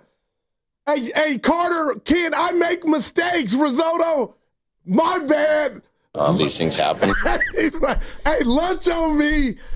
I can admit, Steiny, I'm sorry. And that's why you didn't call me. But I'm sorry, buddy. How you doing? Yeah, I messed up. Egu. All right. But Steiny, I hated it. What the hell is it? I didn't know it existed. I'm not an old fogey. I think I'm one of the coolest dudes at the station and in the Bay. So this ain't about my age. I'm still hooping. I got moxie to me. I know what's cool. And the fact that Ohtani and Judge couldn't stick around or they couldn't risk getting hurt, why weren't they in the swing off? Finish the damn game. Where's everybody in a rush to go to? Damn it. I don't like this Mickey Mouse stuff with our, you know what that was equivalent of? What? An NBA All-Star game. Oh, it's tied. Let's have a 3-point contest to win it. Yeah. No. You only do that in the gym at the local 24-hour fitness when there's an argument over whose possession it is. Shoot it. Shoot it. Ball don't lie. Then you resume playing. Miss me with, and Shasky and Evan, it was so great. I was moved. I tickled. It was great. Miss me with that crap. Finish the game or don't play it. You got 4 days off. Where's everybody in a rush to? Where was Ohtani? Where was Judge? Those are the dudes we want to see the swing off. And Evan and Butch, I loved it. It was so romantic. Get out of here. Thank you, Risotto. Just making a mockery. Pete Rolls rolling over in his grave. Finish the game. You know, you may be setting up a big portion of this show. I just spilled coffee on me. Because you're making a point that and this doesn't go for everybody. This doesn't go for every athlete. It doesn't go for every fan. But how does it feel to care more than the athletes themselves? That's got to feel awful. We're not there yet.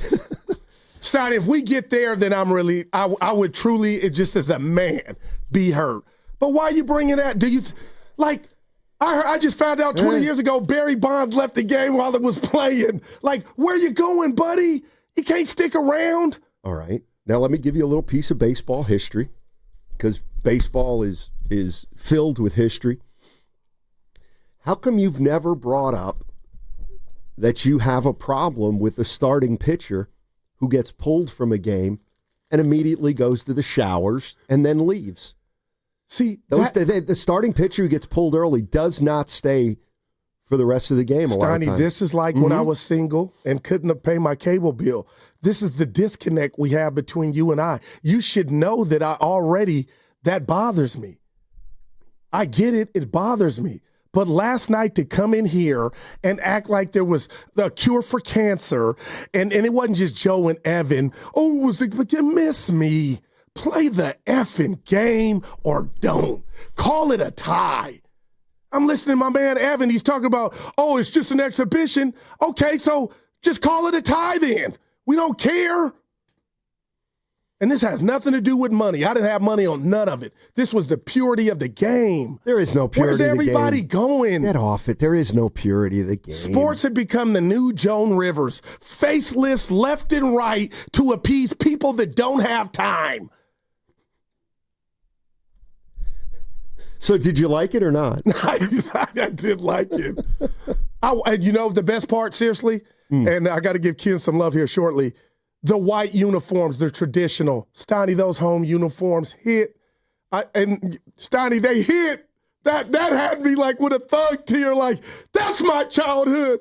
White uniforms, Kenny with the white cleats. Well, they brought back them wearing their original jerseys instead of like a custom All-Star game. And Butch was right about that, Steiny. There's too many jerseys. I felt him on that. Got to give my guys some love. Too many jerseys, all for the dollar, but boy, they were in those white uniforms, Steiny, and they hit. I did not have a problem with the swing off. I'm sorry. I'd like to agree with you, but I hate the name. What's he called, Oh, Steiny? I like it. The swing off. Do you want to hear the call for Schwarber? Let's do that. You want to hear the call? I would. Let's do it. Through you. Schwarber. Forget about it. To center field, heading towards the wall. And dead center. That's huge for the National League. So there you go. You said if he could get it on his first swing, and he did. Woo! Schwarber's in the All-Star game. Woo! Tied at 3. This is a big one. MVP material. Come on now. He gets the third one right here.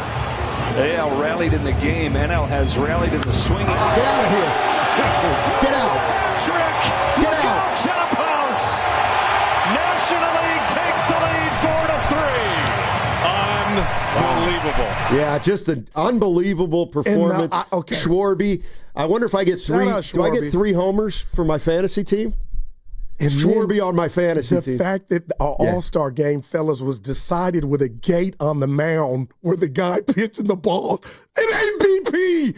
What are we doing? That was a back. Go get it. Bring it back. We got to. Dude, that was an eyesore. Just, hey, what are we doing? Steiny, it's I don't know. I enjoyed watching the American League come back. I was feeling good. And I got a swing off. 510 on the Boxer and Gerson work injury attorneys text line. Guru, just say you lost the bet. There was no bet. No, I'm seriously. I don't let betting control my takes. But seriously, Steiny, I'm a purist, man. That was the home run derby was Monday night. All right. Hey, go bring the fence over here, Johnny. We're about to have a swing off again. Make sure I don't get it. Just watching that. We're going backwards, but we truly are. I got to read these to you. Guru is literally the only person who didn't have a good time watching that. Look at the players during the swing off. I've never seen the players of an all-star game into it as they were. Read that person's name. You don't even have the credentials to. How do you read it? You don't know. You're tripping, Goo. This is 10,000 times better than a tie ending. Yeah. You're in the minority on this one. And I am a minority, and I get it, Steiny, but I love ball. I hated it. What was my guy from Living Color? Hated it. The other Mr. Wayne hated it. David Allen Greer hated it. Can you be honest with your boy, me? Okay, I will with my shirt from Egypt that my brother-in-law got as they just went to the motherland. Did you know a swing-off existed when you left here and left me yesterday? I didn't. No.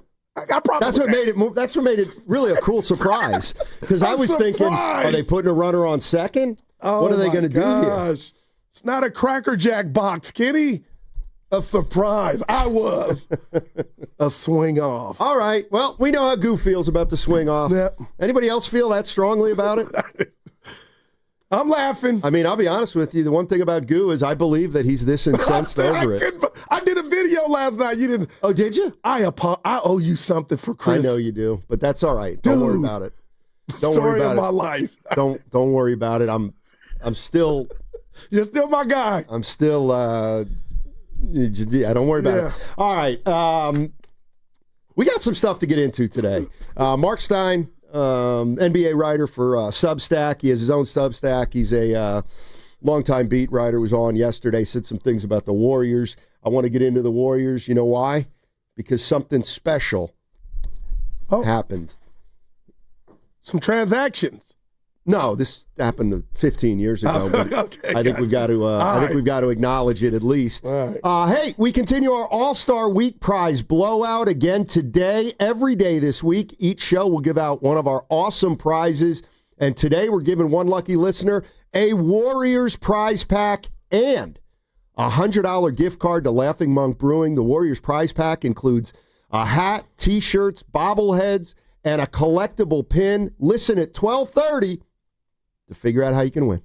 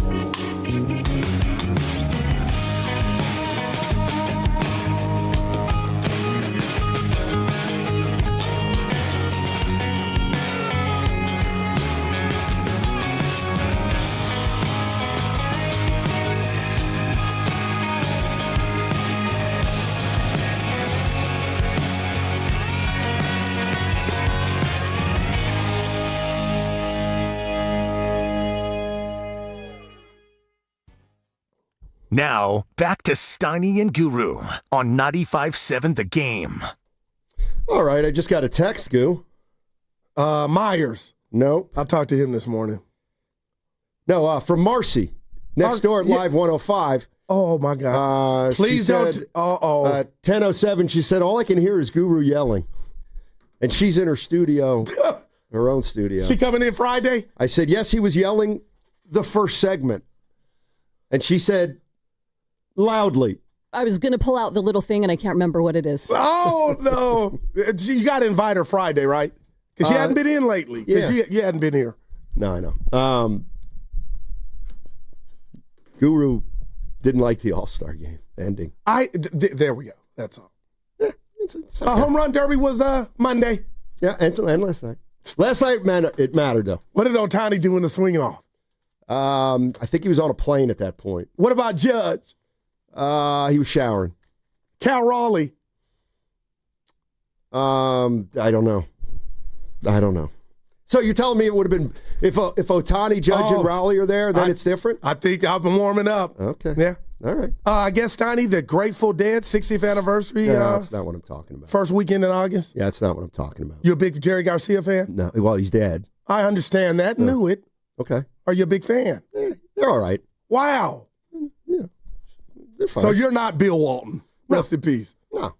I'm shocked. I mean, they're good. Fine. It's just not my favorite. Wow. What? I'm shocked. Yeah, they're fine. Yeah. I mean, I don't hate him as much as you hate the All-Star game ending. Shout out Diddy. The swing off. What? Who named this? What this crap? The swing off? Oh my gosh. I'm in my study for real. The swing off? That's what we're doing? Boy, let me be quiet. You don't have to. Well, I done lost my voice. You want to get it to me. So yesterday, Willard and Dibs had Mark Stein on. NBA writer, great writer. Worked in L.A., worked in New York, covered the Mavericks, and he knows all about the Warriors. So he was on yesterday talking about the Warriors. We'll get into some of that. I'll tell you what we're going to do, though, Goo. I got a call here from one of our favorites, and I'm going to have him talk. Okay. And see if it goes anywhere. All right. Let's go to Brian. Brian's in Palo Alto. Our man. He wants to talk about the Warriors, and hopefully he says something so provocative. I like BPA. That we'll just pick up on it. Yep. What's up, Brian? How you doing? I'm good. Hey, Guru, don't tell me you're a deadhead. I'm not buying it, man. There's no way. There's no way. My dad was a deadhead back in the day, so I know what they look like. You're far too optimistic. That's too funny. Yeah, I think I think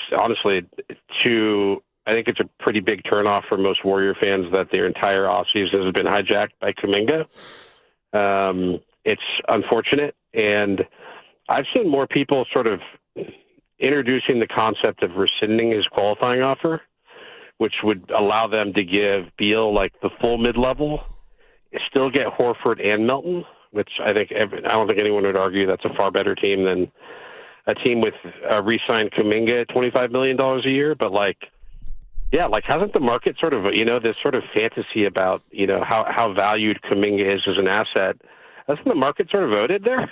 It's just, he's not tremendously valued as an asset. So maybe we should just give up on the fantasy and stop acting, it's like good money after bad and just say, hey, it's 4 years in and this guy is not valued around the league. So why give him $25 million assuming you can trade him in December when nobody will sign him for anything now? I just don't understand. Move on. It didn't work out. That's my take. Have a good day, guys. Yeah, appreciate it, Brian. I got to say something because that's in the streets right now. Do you really believe the Warriors, and I hate that they haven't made one move, are shocked or just dumbfounded or hampered by Kuminga to where they couldn't go shopping because they couldn't figure this thing out? Or do you think Dunleavy and Lacob are like, we knew this is how it was going to play out? Well, I just go back to what Dunleavy said, and one thing Mike does is he'll cover all his bases, and he said he'd like to get something done sooner rather than later, but that doesn't always happen in restricted free agency, and now it's been 2 weeks, and Kuminga is still out there. He signed the qualifying offer for $8 million,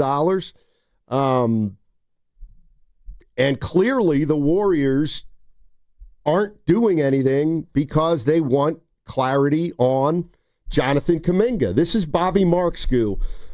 This was yesterday on ESPN.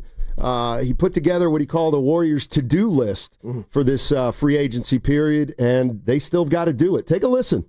Through you. Schwarber in the air to center field, heading to... Oh, it says nobody, it says Bobby Marks. A little mix-up. We'll figure it out. Can you, okay. Just anyway, Bobby Marks said that the first thing. If you hit the wrong button, you would say you did. It's okay. Yeah, I didn't hit the wrong button. Oh, okay. Bobby Marks. Here we go. Ready? Yeah. Bobby Marks Warriors to-do list. I'm not going to do it again. You nervous? Oh, you're right. You found the glitch. Technical difficulty. Hang on. We're fine. We're fine. So anyway, yes, Jonathan Kuminga still at the center. I saw a name out there. Through you. Schwarber. Uh-oh. Schwarby, man, you know what? He's just trying to get you mad, Good. No, but maybe Ken's just trying to get you mad. He's a stud, man. Go ahead. I saw an interesting name out there. All right, somebody's trying to make a comeback in the NBA. Really good player. He's still 33. Really good player. In fact, he was third team All NBA a few years back. He's trying to make a comeback. Oh my gosh! Yeah. Go ahead, tell me. Victor Oladipo. Man, always been a fan, but Steiny, he's got that Studebaker body. It'll break down on you. Uh-oh. Well then, you got 10 ways to go to fill in the blank for that punchline. I'm just yeah. Where'd you read that? He's trying to make a comeback, and he worked out, I think, in Vegas in front of a ton of teams. And I wouldn't have been surprised if the Warriors are there. They need a guard. Who knows? Yeah. A little off the radar. And wouldn't probably cost you much or nothing. You would think. Like Bradley Beal. Yeah, you would think. All right, we got the Bobby? Not yet. Not yet. We also are going to get into this Scotty Scheffler. We have to. Which. I'll that's a tease. But Steiny, I'm just a guy. I came in and told you, we got it. I'll shut up. I'm not mad that we disagree now, or Shasky and Evan, or any. I've always been. And that started after the first segment? You know what? I had to get it out. Okay. But moving forward, that's the beautiful thing about life is conversation. Right. I'm not getting mad because you don't agree with me on something. it might hurt the show. The ratings. You're going to actually try to not do that. All right, well, let's see how that goes. All right, this is, we'll do Bobby Marks, ESPN. We'll try. Front Office Insider, and he was talking about the Golden State Warriors. Take a listen. Bobby, we welcome you back here. What's on the Warriors' to-do list this offseason? Well, the number one thing, George, is clarity on the future of Jonathan Kuminga here. He is one of the 4 restricted free agents that has not been signed right now. He has an $8 million qualifying offer. That contract is binding, and basically the future of Kuminga is keeping the Warriors in a holding pattern as far as what they can do as far as going out and signing other players right now here. So we're going to certainly keep an eye on Kuminga. The second thing is what Mike Dunleavy Jr. said. There's got to be a patching up the front court here. When you look at the roster right now, they've got Quentin Post, who was on a two-way last year, and they converted Trace Jackson-Davis. There is a glaring hole at the center position. Draymond Green, of course, played primarily at center a lot last year. And then the third is replacing the glue guys. When you look at Kevon Looney, who is now in New Orleans, Gary Payton II is still unsigned. It's finding those type of players that can kind of do the dirty work. George, they've got 9 players under contract right now. 15 is the max in the NBA. There's certainly work to do in Golden State. The question is going to be, how does the future of Kuminga dictate as far as what are those other parts that are going to be added to this roster? All right, so he said glaring at the center position. Go ahead, Steiny. I'm just jumping in. Oh, no. I mean, he just, they've lost Looney, obviously, and if Horford's on the table, then he's on the table. A guy that's going to give you, he's telling you he's coming to town, allegedly not playing back-to-backs. And you know what Bobby said? What? I'm being real. Mm-hmm. Dre knows he's a bit older. He's told us he doesn't like playing the 5, but at where he's at in his career, I think you're running him in the ground, having him at the 5 spot. So I do wonder, would he have fared better against Julius Randle had he not played so much 5 this past season? Maybe not. But now with where he's at, with what he's told us, do you want to run Draymond in the ground, playing him at the 5? So with that, hearing Bobby Marks say they got a glaring hole at center, because I love me some QP3. That's not what I'm talking about. I'm talking about what Looney did and what TJD is supposed to do, and they felt like at junctures during last season he wasn't doing it well. You better have Horford or somebody else, Donnie. Larry Smith on line 1 to do the dirty work. I don't know how you're doing it. I'm operating under the assumption that they've already acquired Al Horford. I'm sorry, I just am. I heard Tim McMahon of ESPN on yesterday, and he said, Warrior fans, I'd relax on Horford. I think that one's going to be, going to turn out for you. But I do think that at this point, if for whatever reason Horford doesn't come to the Warriors, it's a loss. But no, it's a loss. It's not it's because everybody seems to be saying that he's on his way here once they figure out the rest of the offseason. So if he's not, it almost feels like they lost him. So, Steiny, just be Bobby Marks for me real quick. You got the glasses on. How is Kuminga holding up? Looney left. How is Kuminga holding up Horford announcement? Because depending on what Kuminga does and whether he signed and traded or whether he comes back on the $8 million or whether he comes back on a longer-term contract, it's going to impact what they can pay Horford. And I think Brian made a reference to this, that if they rescinded the qualifying offer for Kuminga, that would probably, and I'd have to double-check this, but the assumption is that it would then give them access to a $14 million non-taxpayer exception, which then they could use to sign other guys. And he mentioned Bradley Beal. If you're Horford, Steiny, and accomplished like him, would you be a bit irritated that they could be dragging their feet? I heard Mark Stein talking about Horford, and he said Horford's not really in any rush. It was kind of interesting because Tim McMahon talked like Horford was going to be coming to the Warriors, and Spears was kind of saying that he doesn't feel rushed. Retirement is still on the table. And maybe there's another team that comes out of the woodwork. But, I don't think this is how they drew it up.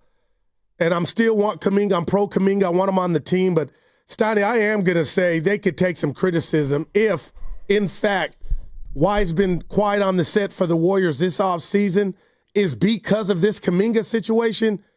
Then they should be ashamed in the sense that you saw this asteroid coming. You had ample time. We shouldn't be here. Yeah. I would say this as it relates to the Warriors and where they are. Maybe they should have allowed for this possibility. I'm not sure that you could plan for everything, but they had to allow for the possibility that this would linger. They had to at least be part of the equation. Okay. And I think now they have to look at it and say, all right, we're 2 weeks into free agency. Not much is going on with Jonathan. So what should we do? And the reality is they're not under a time constraint right now, the Warriors. They're not, unless they feel like they're going to lose somebody because they're still in limbo. Gary Payton II. Yeah, I don't think they can afford to lose him. That's just me. Well, they've made a different decision, clearly. So you think he's done? His days are over? Yeah, or he'll come back on the minimum, but I don't think he's a big deal. Like I don't think he's a big priority for them. I disagree. I'm just and it's hard. And I know you said McMahon said Horford's pretty much a done deal, but man, Steiny, I can make the argument, however many minutes Peyton plays, 15 to 25, he's your best on-ball defender. And you're going to say night-night to that as if it's nothing? I guess I need to know who the replacement would be. No, I got to, yeah. 95.7 The Game, breaking news. All right, this is a piece of breaking news, and it's involving a player that the Warriors have been linked to, and we got to talk about it. 3-time NBA All-Star Bradley Beal has agreed to a contract buyout with the Phoenix Suns. And he plans to join the LA Clippers on a 2-year, $11 million deal. That's like basketball EDD. What does that mean? That's cheap as hell. Okay. Steiny, you smirked like he was coming here. I never smirked like he was coming here. I've been asking this question for a few years now. Why would Beal want to come to the Warriors? 11 M's. Oh, my goodness. Watch out for the clip. They're better. Yeah, they are. So Bradley Beal off the board. Ken, I looked at you like you were trying to hide like who's going to be happy. Steiny smirked like the Joker. What did you think it was? Him coming here. Because you said we got to talk about it. Well, we do, because it's somebody that doesn't want to play here, right? I'm a loser in life, man. I mean, I don't know if he doesn't want to play here, but he wants to play for the 11 Clippers. mil. So he took much of nothing. Yeah, I mean, don't forget, he's still getting a ton from the Phoenix Suns. But it ain't from the Clippers. Sure, come on, Bradley, we'll take you. Oh, man. Well, this is Mark Stein. Yesterday with Willard and Dibs on what he expects from the Warriors the rest of the summer. My expectation is that one way or the other, the Warriors are going to end up with both Horford and Melton on their roster. They still have interest in Bradley Beal. I would say most people around the league don't expect the Warriors to win that race, but I don't know. I wouldn't say that they're all the way out of it. I mean, we don't know exactly yet what Bradley Beal's choice will be. All right, that's why he's the best. There is why Mark Stein's the best. Wow, that's a hell of love. Just on the chat, Steiny, Brugy Met B-Leg, we don't have 11 million, LOL. Well, they could have generated 11 million if they wanted to. You think they were in on him? I think they had to be. I think they probably checked the sticker price. Made inquiries. He chose the Clippers. He did. I do need a hug, Patrick McCaw. How come? Just everything. All-Star game, just losing free agents. Nothing's adding up. Jennings wants to trade. Dude, no, let me stop. You don't have to. You want to hear more Mark Stein? Let's give it. Hopefully he'll say something that makes you happy. This is on Kuminga. Can he come back? Come on, man. It's easy for us on the outside to kind of say, do it. And it's just, you don't see it happen too often where the restricted free agent does decide I'm going to take the qualifying offer and wait one more year and play one more year and take on that injury risk. But, I mean, I would have to say at this point, whatever pathway leads to Kuminga staying in Golden State, I mean, I think it's fair to say that's the likely scenario. But also, it wouldn't have, today is July 15th. It wouldn't have lasted 2 weeks if they weren't still trying and looking and trying to find a way to do something else. All right, that's Mark Stein, longtime NBA writer. And that's why what he just said is why it could go a long, long time. Because at this point, the Warriors now, the way this works is 2 weeks in, they don't have another team that's interested, at least for what Kuminga wants or what the Warriors would sign him to and trade, then agree. And it feels like the Warriors' next plan of action is just to sit tight, not do anything, and maybe over the course of the next week, month, 2 months, somebody will come out of the woodwork and say, you know what, this guy's a pretty good player. Let's redouble back and try to try to pry him away from the Warriors. But what would you in the major question? And I got to say this, Donnie. This is why I love working here at 95.7 The Game. We're a brotherhood, a fraternity. Speaking of another Mark, Grandy texted us and said that it's too late to rescind the qualifying offer. Yeah, Grandy texted us. So I'm just saying that deadline passed a couple days ago. Yeah, So I know. One guy got rescinded a week or two ago. Now I can't remember who it is. But I guess, Steiny, if for me, worst case scenario, Kuminga's what are you getting back? Are you better than when that final horn went off when you lost to Minnesota? Are you better adding Horford, who's telling you, I've fallen, I can't get up, just in regard to his basketball age? He can't play back-to-backs. Are we better? We lost Looney, Mr. Reliable. You think GP2 might be gone. Okay, if you're doing that, tell me what's coming the other way. Yeah, I mean. So you're saying we could go into football season week 1 and not know what's going on with this Kuminga thing? September. Maybe. It's possible. It's possible. I need a sports cigarette. So the thing with the rescinding of the offer is, Grandy's right, they can't just rescind it. But the Warriors can only rescind the offer if they don't match another team. So, in other words... But at that point, it wouldn't matter. Well, it wouldn't matter, it really but ain't it would rescinded. probably give the Warriors access to the $14 million mid-level exception. But, I mean, there's a lot of moving parts, and the Warriors still don't have any kind of clarity on Let me ask you what's this. If you're happening this Jonathan offseason. Kuminga, how you feeling just about your basketball mortality right now? Or do you think your representation prepared you for this moment? I think it stinks. Boy.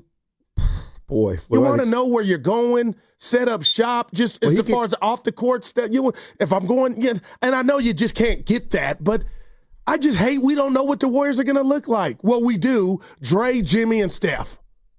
And Pods. And Moody. And QP3. Oof. What you mean, oof? You smell. They need more than that. They better get more than that. But this has been a disappointing offseason for the Warriors so far. Could anybody that say can change. otherwise, Donnie, you think? Could anybody, like if Bob Myers and we just forced truth serum down his throat right now, I talked to him this morning, would he say it's been disappointing if he could? Why wouldn't he? They haven't done anything.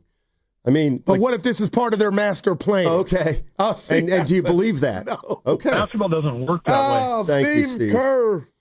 I mean, look, they can still finagle their way out of this, the Warriors, but there's no doubt that this isn't going the way they would have liked it to have gone. All right. Let's put it that way. As for Jonathan Kuminga and what what's going through his mind, yeah, I mean, I do wonder, man. Again, he should have known that this was a possibility. He should have known that there was a chance he could sign in a hurry. There's a chance he'd get traded after signing. Yeah. And there's a chance that nothing was going to happen. And that's unfortunately where we are right now. Ryan Rollins was the guy that got his rescinded. Exactly. Exactly. Yeah. All right. 888-957-9570 is the number. It's hard to believe we're 2 weeks into free agency, and the Warriors are the only team in the NBA that has not made a move. Are you blaming Jonathan Kuminga, or are you blaming the Warriors for where they're at right now? Hey, we continue our All-Star Week prize blowout again today. Every day this week, each show is going to give out one of our awesome prizes, and today we're giving one lucky listener a Warriors prize pack and a $100 gift certificate to Laughing Monk Brewing. The Warriors prize pack includes a hat, T-shirts, a bobblehead, and a collectible pin. Listen at 12:30 today to learn how you can win. What's coming up on the game is brought to you by Fremont Bank. Here for you, here for good. That segment also brought to you by Crystal Geyser, Alpine Spring Water.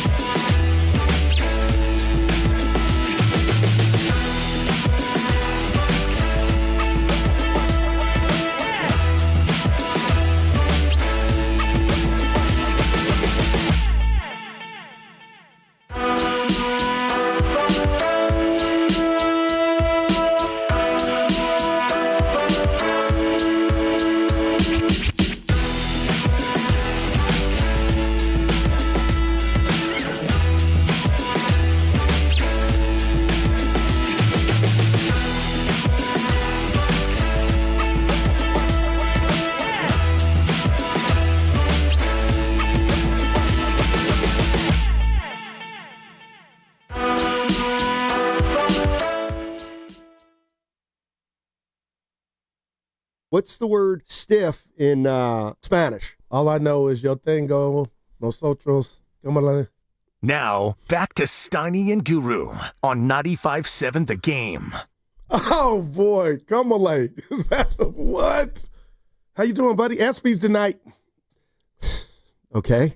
We went over every category last night. Why would you? That's why I won't be watching tonight. Right. Hey, you know what happened 15 years ago? Joe Lacob bought the Warriors. Are you kidding me? 15 years ago. Yeah. And he's got 4 titles. Wow. Yep. In 15. Yeah, and you're going to start getting mad at him. I could never get mad at him. 15 years after he bought the team, they're just they're sitting tight right now. No, and they've had a baby. What's a guy got to do to not get criticized? They produced another child, the Valkyries. He's winning, man. Joe Lacob they're 10-10. No, it ain't about the record. It's about what we talked about, the pizzazz, the energy, the action around the Vals. Who play today? Who we got? I'm mad. Dude, you got me. Hold on. Let's go to Marv. Marv's in Livermore. Our man. Hey, Marv, how you doing? Good. How you guys doing? All right, well. Marv. They play the Storm. Hey, great show as always. I don't know if you remember, I was the one that said probably about 10 days ago what Kuminga should do is sign that qualifying offer, and that limits the Warriors greatly in what they can do in trading him now and in the future for what they could get in return. But the other thing is for you, Goo, I got a question for you. We got to put the rat on the table. Okay, look at you. Is, when you look at what the Warriors have in action for free agents, whether they're mid-level or not, you look at the 2 stars, Jimmy Butler and Steph, and then compare that just to the Western Conference, where you look at if Kawhi's healthy, he's the best player. You look at it, OKC, they got multiple best players. You look at Houston, they got better. And so why would anybody relatively good look at the Warriors as a destination to come to, even with the shift? It doesn't make sense that they would pick the Warriors over Clippers, Houston, OKC, or anybody else in the West. No, I love that. Yeah, and that's what I'd be worried about too. Right, but you can't be worried about the price when you don't have money. And that's what we've known going into the offseason, right? So I get what he's saying, and Bradley Beal is a low-budget version of that if the Warriors were even interested. But I feel like what he was saying, and shout out to our guy that called, Steiny, that's kind of unrealistic because we didn't have money to go try to get Beyonce. Well, then there shouldn't be disappointment, but there is. Well, yeah, because you want to make moves around the edges. And Jonathan Kuminga is one of those moves. I'm telling Dub Nation, you better hope he comes back. Why? You know what? Listen, I got to be honest with you. Don't you get it? Don't you get it? He's not a high priority for the Warriors. They don't think that if they bring him back, they're a significantly better team. Wow. And they don't think if they don't bring him back, they're a significantly worse team. I can't read into it any differently, right? Well, there's a B-side to what you're saying. We're going to find out. And if somehow I think we're finding out. I mean, if he's back here, you know, you want to say miss me. If he's back here, miss me with a kumbaya because we know better. We know if he comes back here, it's probably going to be moved later in the season. Wow, man. That's disheartening. And you know what? I'm looking at this bench, and who can you rely on? If lo and behold, I go here. If Jimmy or Steph got hurt, Steiny, they don't got Jordan Poole. And I'm not hating on anybody on the team right now, man. What thumper do you got that you could rely on or keep you afloat scoring-wise for a week or 2 or 3? I just look at it different, man. I'll own it. Let's go to Austin. Austin's in San Francisco. Hey, Austin, what's going on, man? Hey, nothing much. I just want to say this, man. I love Curry. I love Draymond, but it's about time to hit that restart button, even though the Warriors don't want to do it. You know, the GOAT had to do it, and the Bulls had to do it. They had to hit that restart button. It's time to let go. Everybody's gone. All the assets, all the plays gone. Durant's gone. Jordan Poole got punched out. He's gone. Now Looney's gone. I hate to say it. It's over with. They're not trying to get the keys to Kuminga. Oh, yeah, did I mention we lost our big man on Wiseman? Didn't even get a man a chance. It's just everything's just going downhill. They can't win with the team that they got. All respect to Butler and Draymond and Curry. And another thing, they never found a replacement for Draymond. Just to back up what he do on the court. Just like when David Lee went down off the injury. Draymond's getting older. He's moving slower. That's just like an injury to me. Man, it's over with. It's about time to move on, man. Go get one of the Ball brothers or whatnot. You know. I hear you, Austin. I think a lot of Warrior fans are. Yeah, I mean, I don't know. Man. I don't like at this point. You know, move it. What did he say? You got to move on. Yeah. I don't even. And I'm not. You can't taking do a shot that, at Austin. I don't know what that means right now. I'm with you because you can't with Jimmy and Steph and Dre on this team. To me, the biggest move this team could make would be to move Draymond Green. I don't think they're not moving Curry, and I can't imagine that there's a big clamor for Jimmy Butler. I just can't. No, not with 56 this year? Well, not only this year, but the year after, and also you got to just understand that some teams aren't going to be interested in Jimmy Butler because of his past. So I mean, I don't. It's all on Kuminga and the Warriors because they got to figure out what what they're doing. How about this? How about LeBron James? Mark Stein. Really hard to trade for him. It's just it's a very short list of teams that can even put together an offer with contracts that the Lakers would be willing to accept because the Lakers don't want to take back long-term money. So I mean, and LeBron has a no-trade clause. And LeBron and Beal have the only full no-trade clauses in the NBA. So it's like to come up with a trade with contracts involved that the Lakers would take and a destination that LeBron would bless, that's a really tough needle to thread. So that's why I just don't think a trade is realistic, and a buyout makes no sense for the Lakers. If you buy LeBron out, I mean, frankly, the Warriors would be right at the doorstep along with the Mavs. Like, hey, we'll happily sign LeBron James if he was willing to come here on a minimum. And who would blame them in that scenario? But what incentive do the Lakers have to do that? Like, it really doesn't compute. Wow, man. So he's not going anywhere. No, he said, what incentive? Go ahead, Steiny. Yeah, in fact, there's reports coming out that LeBron's probably not going anywhere. Wow. And now, of course, Giannis, not available. What do you think about this? This is from the 510. The Warriors going all in for another run for Steph Curry was a big mistake. Well, had they got swept with Curry healthy, I could understand somebody going there. But the fact that they won game one on the road and him playing a quarter, doesn't that just get you a little excited of what could have been? So I'm not ready. I need to see this year, and then I'd be like, okay, maybe there's something to that. But the one, and you know I'm different, Steiny, the one thing I would sell Dub Nation on in losing the series was the what if Curry doesn't get hurt.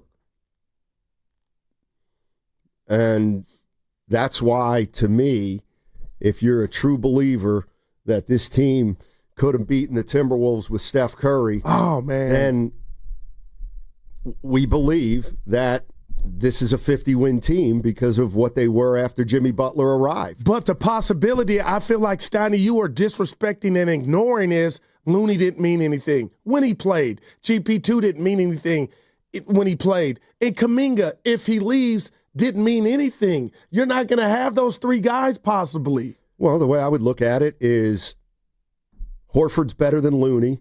Melton healthy is better than Gary Payton II, and we'll figure out what to do with Kuminga. Wow. So, I mean, I'm sure the Warriors, if that's what they end up with, are going to think that they improved the team, and they might have.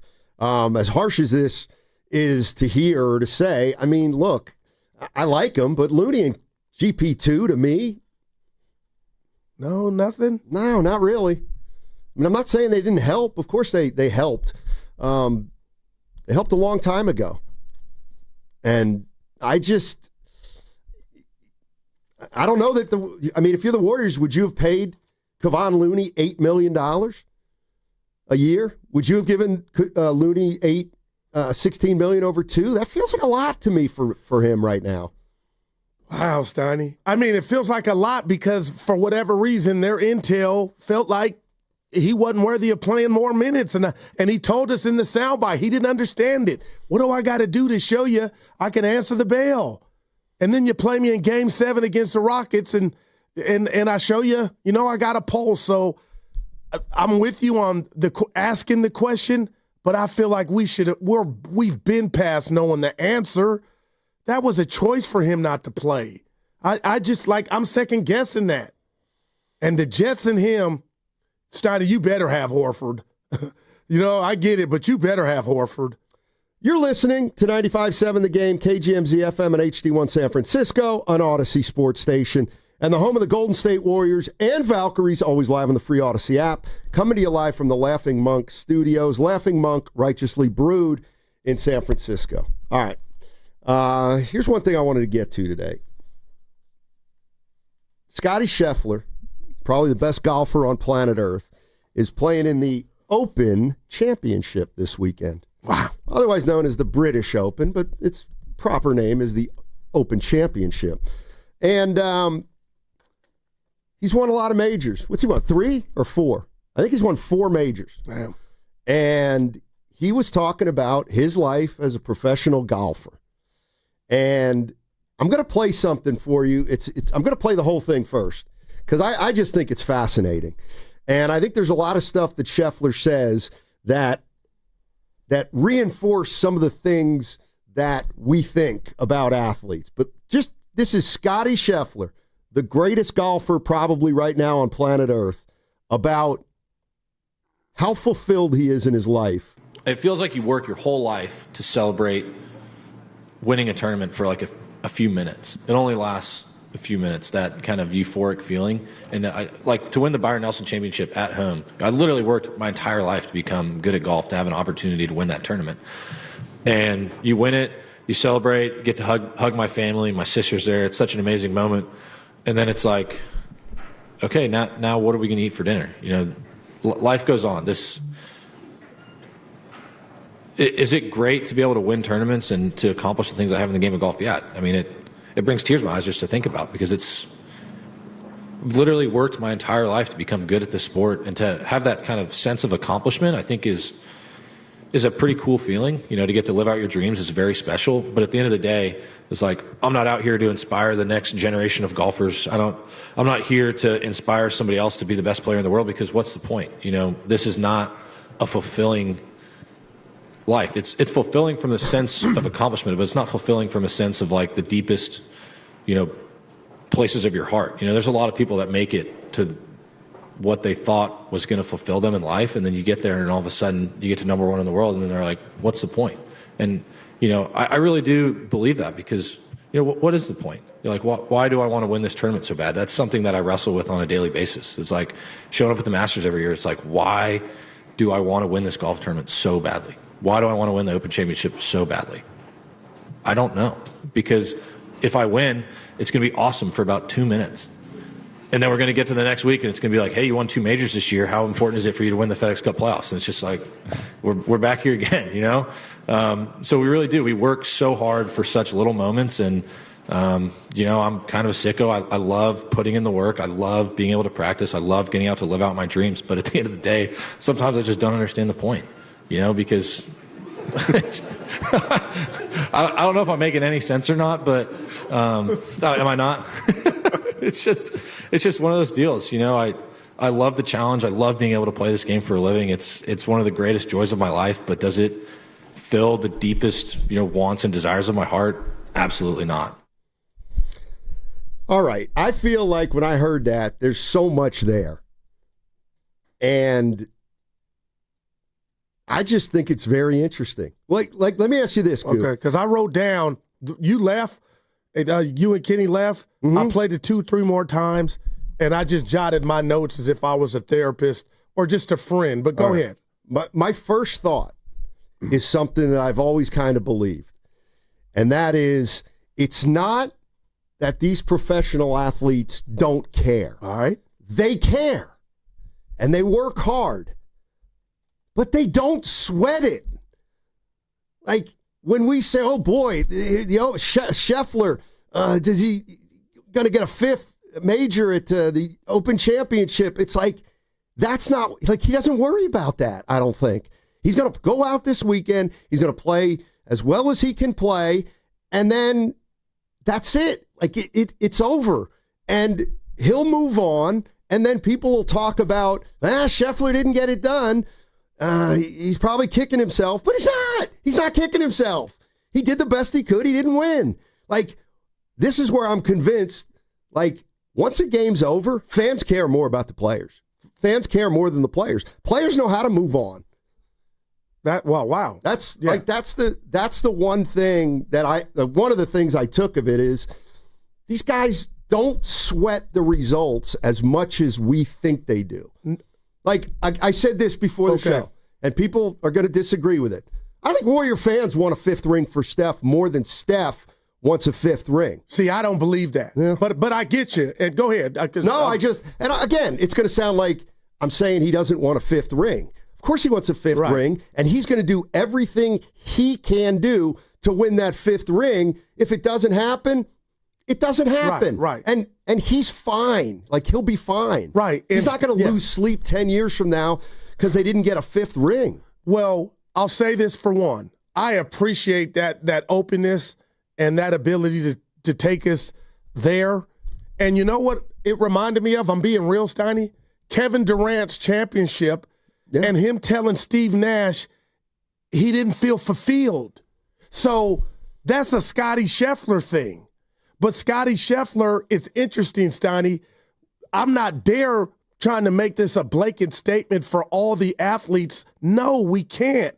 And it's kind of easy for him to tell us that, knowing that he's already climbed the mountaintop.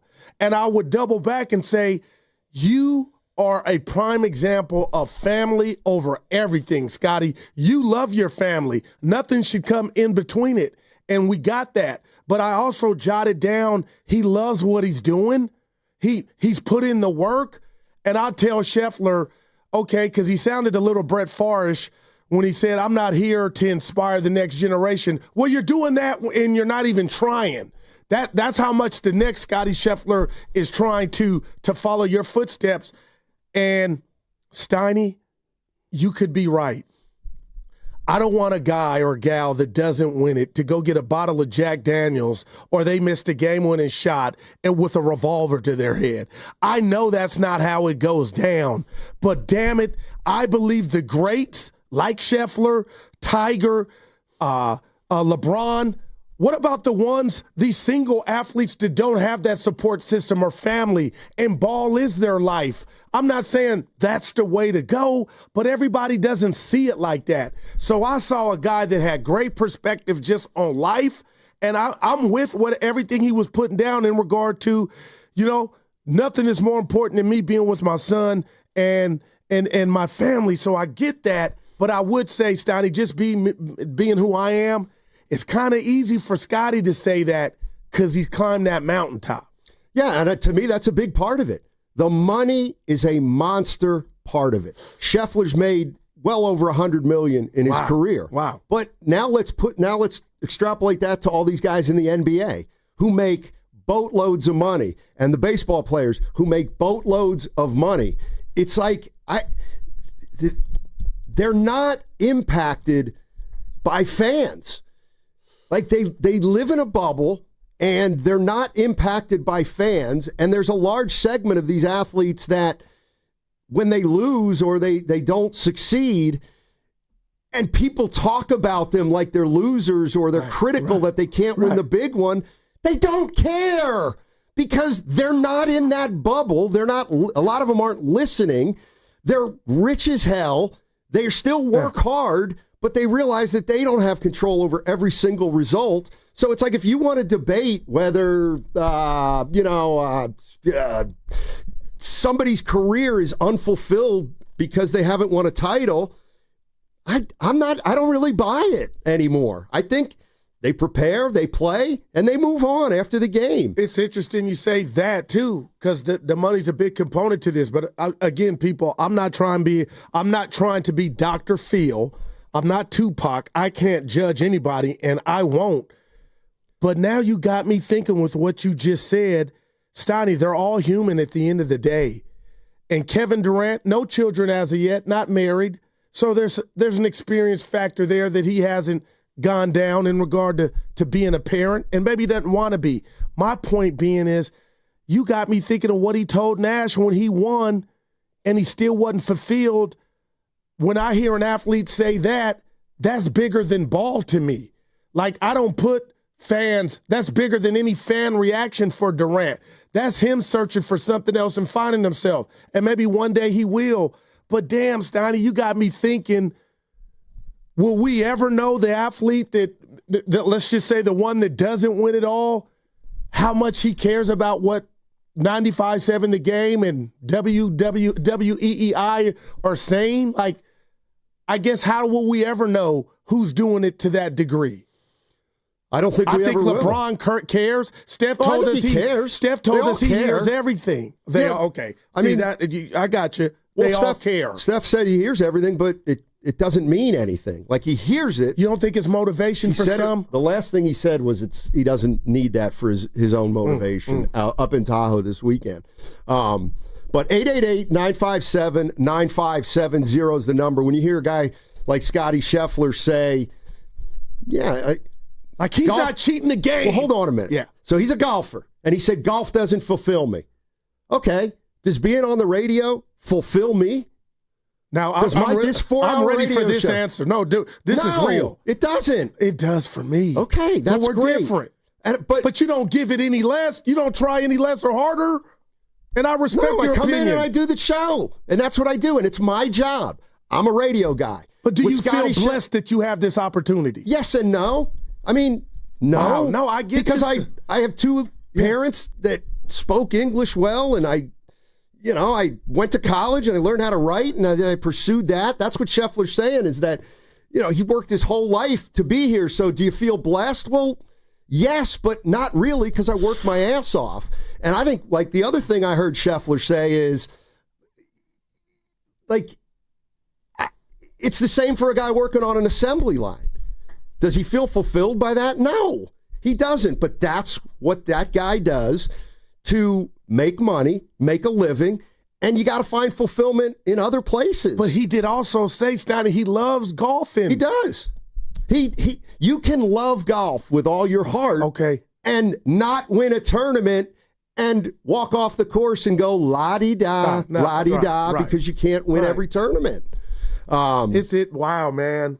Because, Steiny, I do feel like, we got two different backgrounds, but I don't feel like you're cheating a radio game because this is a job to you, and there's a line around the corner that would love to be on the mic, but right.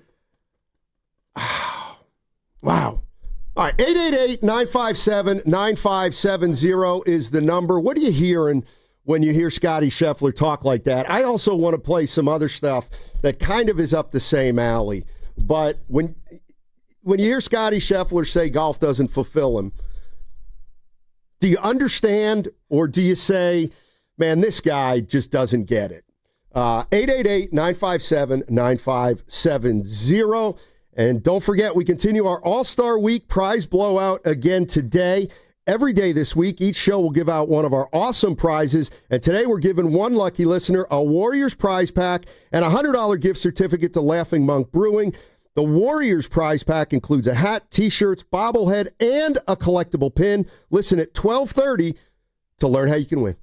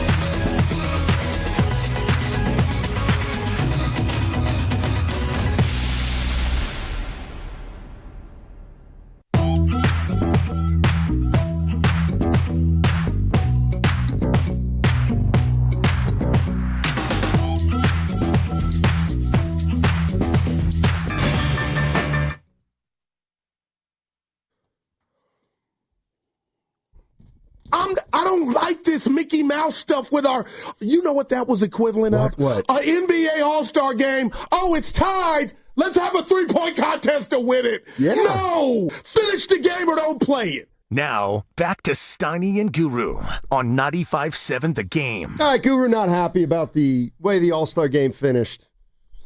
I'm good That's what now. happens when people don't care. Yeah. I need to get some random stuff out the way real quick. Oh. I'm like a jukebox. I don't know. What does that mean?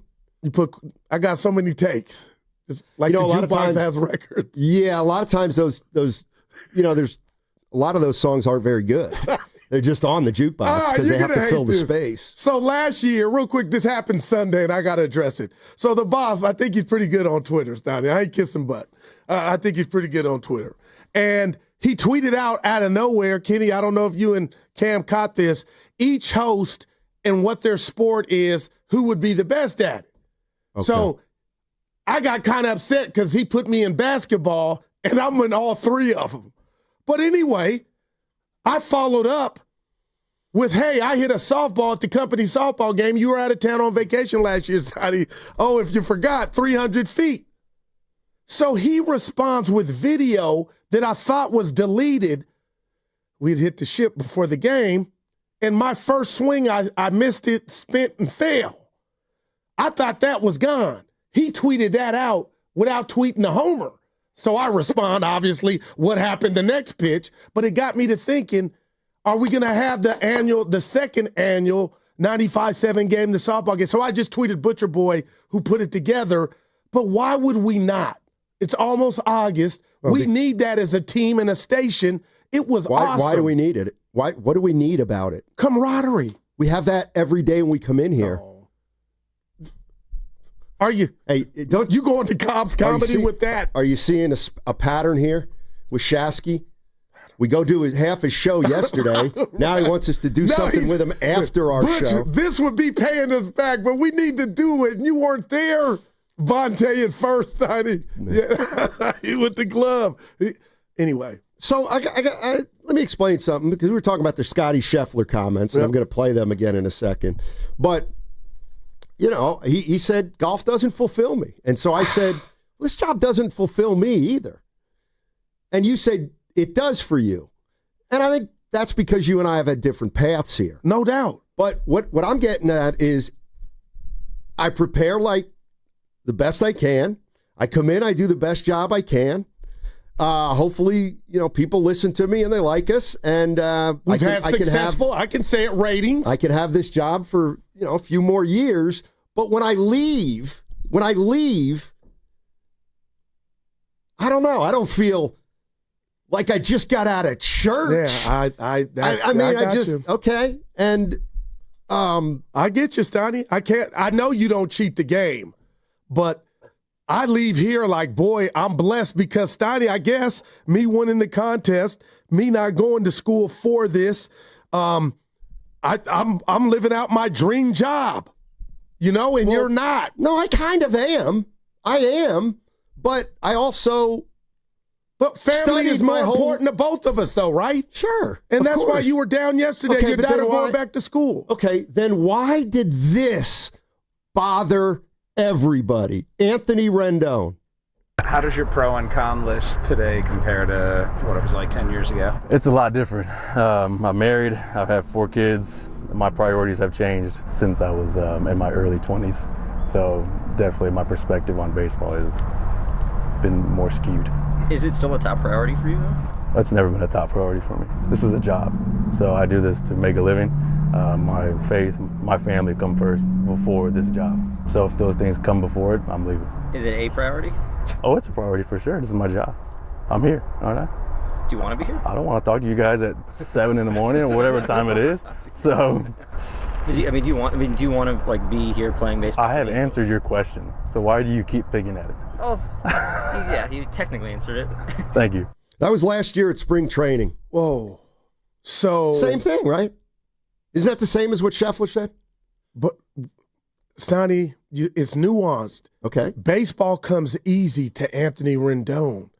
And he's telling you because he's had 4 children, and I get it, and been married, life and his perspective on things are different. So baseball, now hearing that, I'm not mad at him as I once was. He's not telling you he's being a lazy ass. It's obvious that he's not a lazy ass because he would have never gotten to the juncture that he's at now. But it is obvious to me that troll, that reporter, I got to be careful, was looking for something to kind of set him up and get scorned by the fans, which came. But he did say, and what's sad to me is Rendon looks at baseball, maybe because he's so good, and I couldn't understand it, as a job like you do this. It is a job. It's how he earns his livelihood. And that's to me, that's where the biggest disconnect is. And if you want to jump into the conversation, 888-957-9570, just talking about how much, and I get it, we're lumping everybody in, but how much do these athletes care? And I absolutely, this is the way I look at it. During the game, obviously the athletes care a lot, as much or more than fans. But I'm sorry, when the game's over, the fans care more than the players. And you know why I would say something like that? How you came in today feeling about the end of that All-Star game. Okay. You were not, you didn't like it. They don't care. That's just what happened last night. The game was over and they like move on. That's why when I laugh inside when, the Giants, they lost a tough game last night. Boy, they're going to be down and out. No, they're not. But you don't think Devers is feeling? No, I don't think Devers is feeling. I do not think Devers is feeling squat. I think Rafael Devers will go to the ballpark Friday. He'll take his batting practice. He'll try to be as good as he can. Right. But after that, these guys know that's all they can do. They can do their best, but they can't control the result.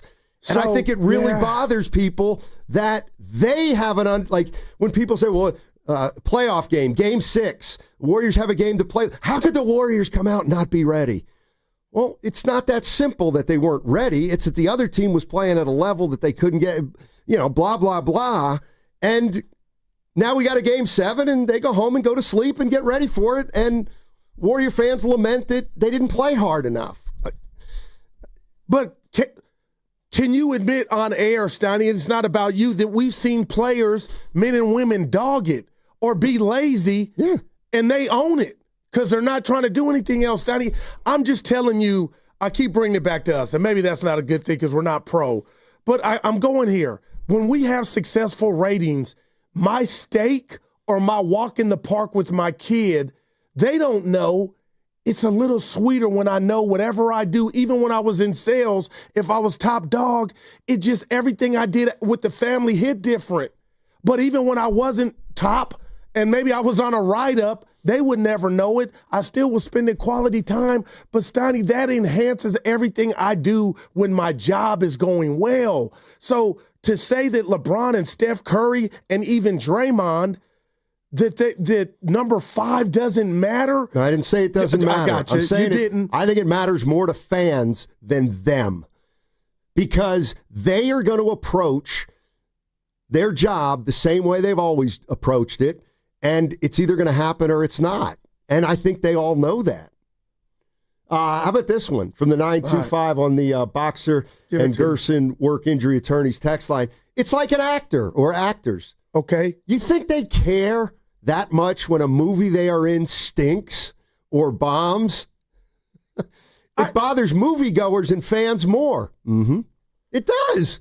They got paid. But you don't think Denzel, De Niro, and Pacino they do the best care they can. about just the box office number? No. They're a part of why it's always, astronomical. Steiny, it's why they are who they are. They do the best they can, but one actor does not make the movie a World Series winner. So Denzel Washington goes onto a movie set, does the best he can, then leaves, watches the movie. Oh my God, this thing stinks. Oh well, I did the best I could. I took the role. Now I got to move on. Steiny, there's a lot about acting you can't control. Yeah, no doubt. Like you never know how the movie turns out. apparently. What about Academy Awards? That's what they strive for. Well, they get to read the script before they accept it. Can I play you this? Go ahead. And I'm going to get to some calls right after this. They care. I'm with you. Xander Schauffele. Okay. Another golfer, 2-time major winner. He also won the Olympic gold medal. Listen to this exchange with reporters earlier this week. They ask him where all his stuff is. You say you don't have any trophies? No. Where are they? My parents' house, probably, in a bank vault. I think that's where some of the one of the trophies was. When they travel, Including the gold medal? I actually have no idea where that is, to be completely honest. It's great to know. Yeah. Why don't you? What am I going to do with it? I don't really invite people over to my house, so what am I just go look at it myself? Oh yeah. You know what I mean? That's just that's how I feel about it. It's I'm not gonna walk into a trophy room and be like, oh, look how great I am. You know what I mean? I think I was just raised to think that way, and it's kind of stuck. I really don't sit at home, and you know what I mean. My wife hung up some pictures of me in my gym of me winning the Olympic medal, and she put it so high up I can't reach it, and I have to get a ladder now, and it bothers me. If anything, put up me in a Masters jacket, that would piss me off. You know what I mean? Something like that is more motivating than all right, that's not great. I don't want to look at that. You know what I mean? What would you rather be up on the wall? Photo of my dogs or nothing. A clock, maybe.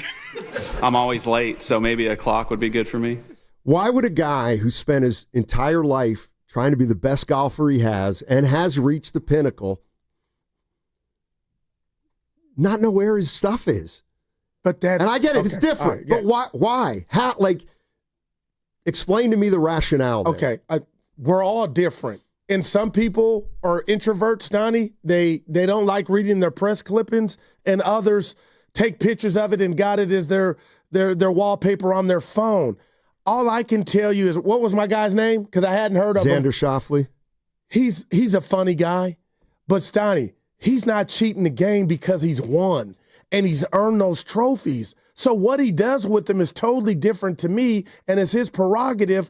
But Ken, don't judge me. And I know Cam is back there, Steiny. I love analogies, and this is going to be the worst one, but it's real. There are some guys that have their way with women because they're so good looking they could turn down dates. And there's others that break out in acne. I know them and seen them because they can't get a date. And they marvel at, wow, how could Steiny turn down Lola Falana on a date? Well, you know why Steiny can do it? Because he's got 1 million people in line to go out with him because they deem him good looking. So that's what I take from that soundbite is he's got the trophies. It comes secondhand because he's good at golf. But Steiny, I don't make an assessment on his love for the game because he doesn't know where his trophies are and he doesn't stare at them. Yeah, no, I think that's I found that interesting. But did you decipher anything about him loving golf or not because of that answer? No, I think what it tells me is you all think, I shouldn't say you all, we all think these guys live, breathe it 24 hours a day. I do. They don't. And he's telling you they don't. He's telling you they put the work in, they play the game or play the round, and they move on. I just don't think stuff sticks with the majority of guys. Let's go to Pete in San Ramon. He's been hanging in there for a while. Hey, Pete, how you doing?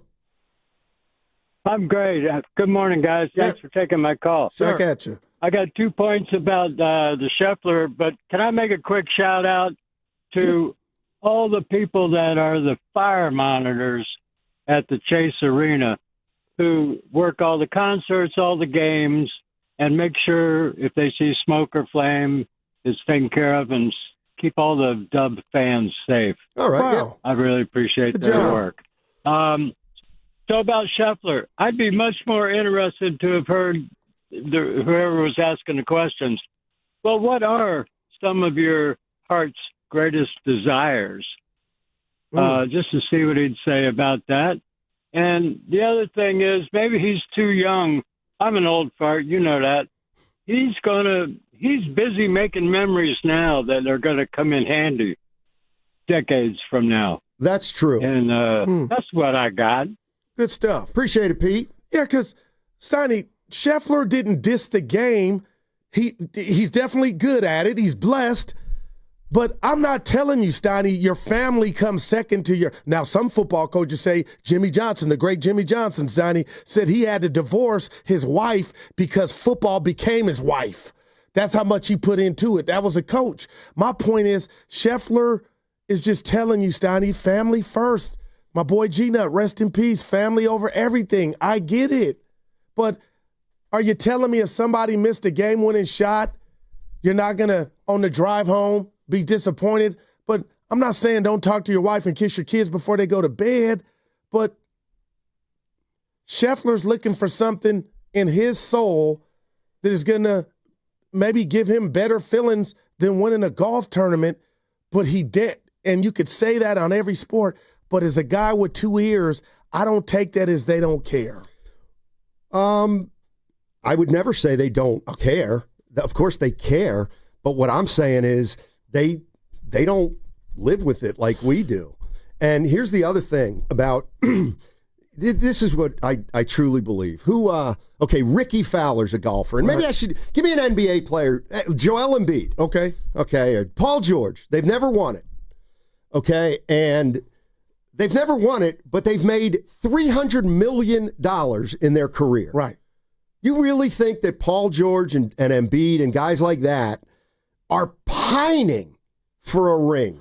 I do not. What about Paul George? I'm using him and Embiid. That almost died in Las Vegas with that leg injury where he wrecked it and they had to cover it. And he had to work his ass off, not only to just come back, but be reminiscent of what he was before the injury. It was his job. So my answer for that would be yes. We can't, and I'm not saying you're doing it, Steiny. The wages are the wages. That's right. And the wages are so high that the reward of winning a title has dropped down. Kenny, what do you, that was a great bar, It's Steiny. just not, like, you can be the man and never win it, so I don't think they worry about it like us. I think certain people think that way, but I think others don't. I mean, it's funny you mentioned it, though, Steiny, because like Barry Bonds, I heard him talking about how when he hit his 500th home run, his dad wanted the bat. He's like, "Oh, ahead. Oh, okay. Go ahead. Take it." I think those guys would care more about if they have sons or daughters that achieve great things. They care more about that. Not that there are guys who don't, they don't care about money. They want to go and win, and it matters all to them. I think it's person to person. Could you walk me through real quick, Steiny? Ken, I'm just throwing this to you and Steiny. I don't want to just use injured players, but I love myself for bringing up Paul George and what he had to go through to get back to demonstrate or show you that's a sign, Steiny and Ken, of him loving the game. Does that mean anything? Like, that dude came back from he ain't the only one. Well, he had a contractual obligation, Like, here's one, like, okay, this is the way I think of it, and if people out there think I'm wrong, 888-957-9570. You ask me this a lot. Like, okay, the Warriors haven't done anything in free agency, right? Steiny, what do you think Curry's thinking? Nothing. He's not thinking anything. Like, he's not on pins and needles. I think you're wrong there. Oh, please, Goo. Like, this is what I mean. He realizes that's something he can't control. What Mike Dunleavy's got to do. Steph Curry's got 2 more years left in his contract. He's going to attack those 2 years like he attacked the first 17. He's either going to win it or he's not going to win it. But what I'm saying, and I'm not saying it's not important to him, but if he doesn't get it done, okay, he didn't get it done. And they are so much more at peace with that, I think, than fans a lot of times. Yeah. Like, they know that if they leave it all out there, that's all they can do.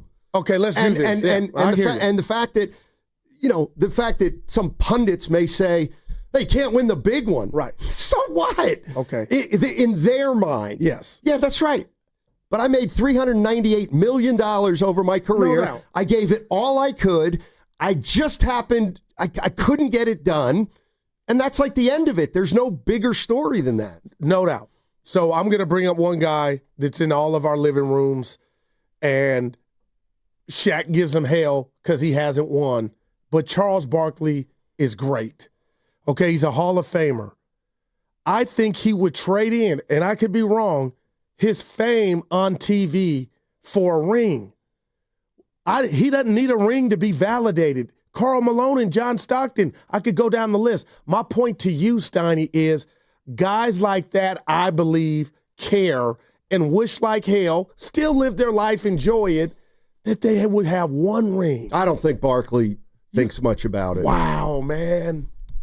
I mean, Kenny, where you at on that real quick? What can he do? I mean, there's nothing he could do now, but Shaq loves reminding him. And he hates every second of it. Yeah. I mean, if you go to ask Ernie Banks, how come he never won a World Series? Ask Mike Trout. Yeah, Steiny, I'm not saying they need therapy because they didn't do it. They got the money. But I'm telling you, I believe, and it's just meant like he wishes like hell he could have got one. Hey, Steiny, do you think guys get jaded? Yes. I think that's the difference. Of course. Well, that jaded. counts. Yeah. That means you care. Who knows? I don't think Barkley loses a lot of sleep over not winning a ring. I don't want to say it like that, but like it bothers him he didn't get one. Here's the other thing. These guys are used to dealing with winning. They're used to dealing with losing.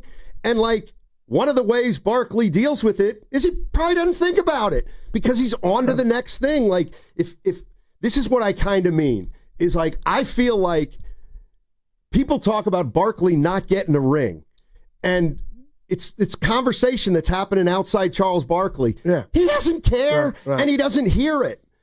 And so if you want to spend time talking about Barkley not winning rings, like go ahead and do it, but it's just like Barkley's over it, probably. But he hears it, Steiny. He hears it don't affect his everyday life. No, I got you. All right, 888-957-9570 is the number. What do you guys think about the priorities of some of today's athletes? Do we take the game home more than the athletes actually take the game home? 888-957-9570. I find this an interesting topic. I hope you do too. What's coming up on the game is brought to you by Fremont Bank. Here for you, here for good. That segment also brought to you by Crystal Geyser, Alpine Spring Water.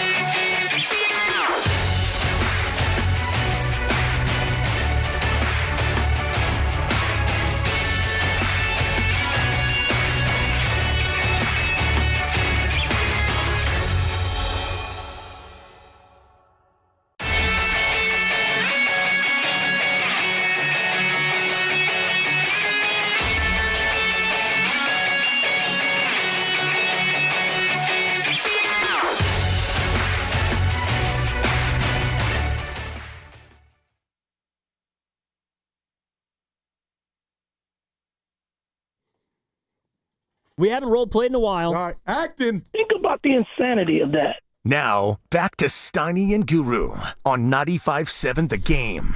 Say you go back 30, 40 years. Let's just say hypothetically in the NBA. Yeah. So the contracts are shorter, and they're not guaranteed. Okay? You think those guys are more competitive than the players nowadays? I do. See, you're making a broad generalization. You're right. It is a generalization. And you know what? I'll give that past era, they were more competitive. I believe that because the lifestyle for these pro athletes is so incredible and so off the charts and so different than it used to be, that the most important thing for a lot of athletes now is to maintain the lifestyle. That's the most important thing. But isn't that a regular foreign? Isn't that what a 9-to-5er strives for? They work for a lifestyle to take care of their family. So isn't that a human across the board thought process of anybody with any type of job? The biggest stress, I believe, in any person's life is probably money. Wow. And I agree. If you don't have any stress over money, then... But why is Curry so good? Why is LeBron so good? Well, we could keep going. No, we can't keep going. We can't. Draymond. He doesn't care as much as he did 10 years ago. He doesn't. But that's the other. There's always going to be outliers. And that's what I've always said. When Bird and Magic came into the league, they had one goal: to be the best player in the league, to win titles. It wasn't to get into the NBA lifestyle because the money wasn't like it is now. Now it's like an exclusive club that you all want to be a part of. And so that's the priority for a lot of players. The lifestyle. If we get a ring, that's great. But don't ask me. Don't ask me to have a wife and some kids and a family and ever not think the lifestyle's the most important thing, because I think it is. But Steiny, no, go ahead. Filmo Mike. Mike, help us out, What's baby. up, Filmo? Hey, great topic. So some players are different. So like Steiny brought up Curry, and he wouldn't do certain things for attention, but like LeBron, right? He does. I think he does kind of like stress off the roster and the makeup and the look of it, right? But that's just LeBron. But with that being said, they both care about their legacy, their future, their team winning, and they care. It kind of comes down to like being a real professional. And you have some players. I used to say this about Eddie Curry. Like, it seems like you got the talent to get in the league, but you just sit on it. You in the off season, like you just trying to think of what tattoo you gonna get next, instead of like working on your game. You feel me? So I said this in the past. I'm not trying to hate on the players, and I wish I could play that game and make that type of money. But they're getting a little like the normal players is getting the good money. Right. And it's like, once you get to that point, you feel like you made it.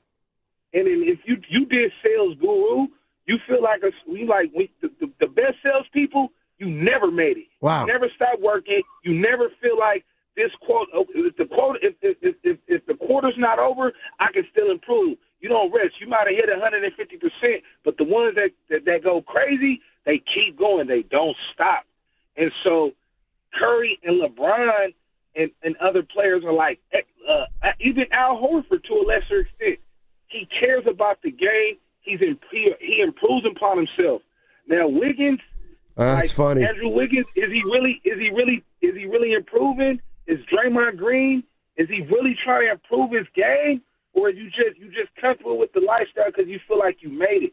Too many players in the league feel like they made it, and that's what dumbed down the product. They are a little bit more skilled, but they don't love the game more. Remember that? I love this game. Hey, Mike, before you go, they love the lifestyle Mike, before you go, and I don't want to speak for Steiny, there's this old adage in the streets and on rap records, don't hate the player, hate the game. Steiny's right. The money's astronomical. But aren't we making a broad generalization saying, and old athletes are mad in all sports and bitter at the money these new athletes are getting, but isn't it scary to say because they're getting paid and they got that lifestyle Steiny talks about, they don't care? Like, I'm not saying those guys don't exist, but we need to be really careful on saying it because Steph and LeBron, and I'm going to throw Brunson in, nameless guys that don't have that talent, Steiny, we can't just say because the bread is where it's at that they don't care as much as the dudes in the past. That's all my point is, Mike. Well, I think they got an assurance. They get assurance. Exactly. Wow, what a word, man. What a word. What money brings you is assurance. It brings you a self of calm. And so once you get that, that was good. They're not trying to win a championship. They just want that self-assurance that, okay, good, my family's straight. Man, all right, boom, I'm here. Wow. I'm in the club. I'm in the club. And you know what? I forget. Insurance. Thanks, Phil. Mike. That was a good one, Steiny. I mean, let me tell you what was better than an NBA championship for Shai Gilgeous-Alexander, Jaden Williams, and Chet Holmgren. The extension. What happened after that?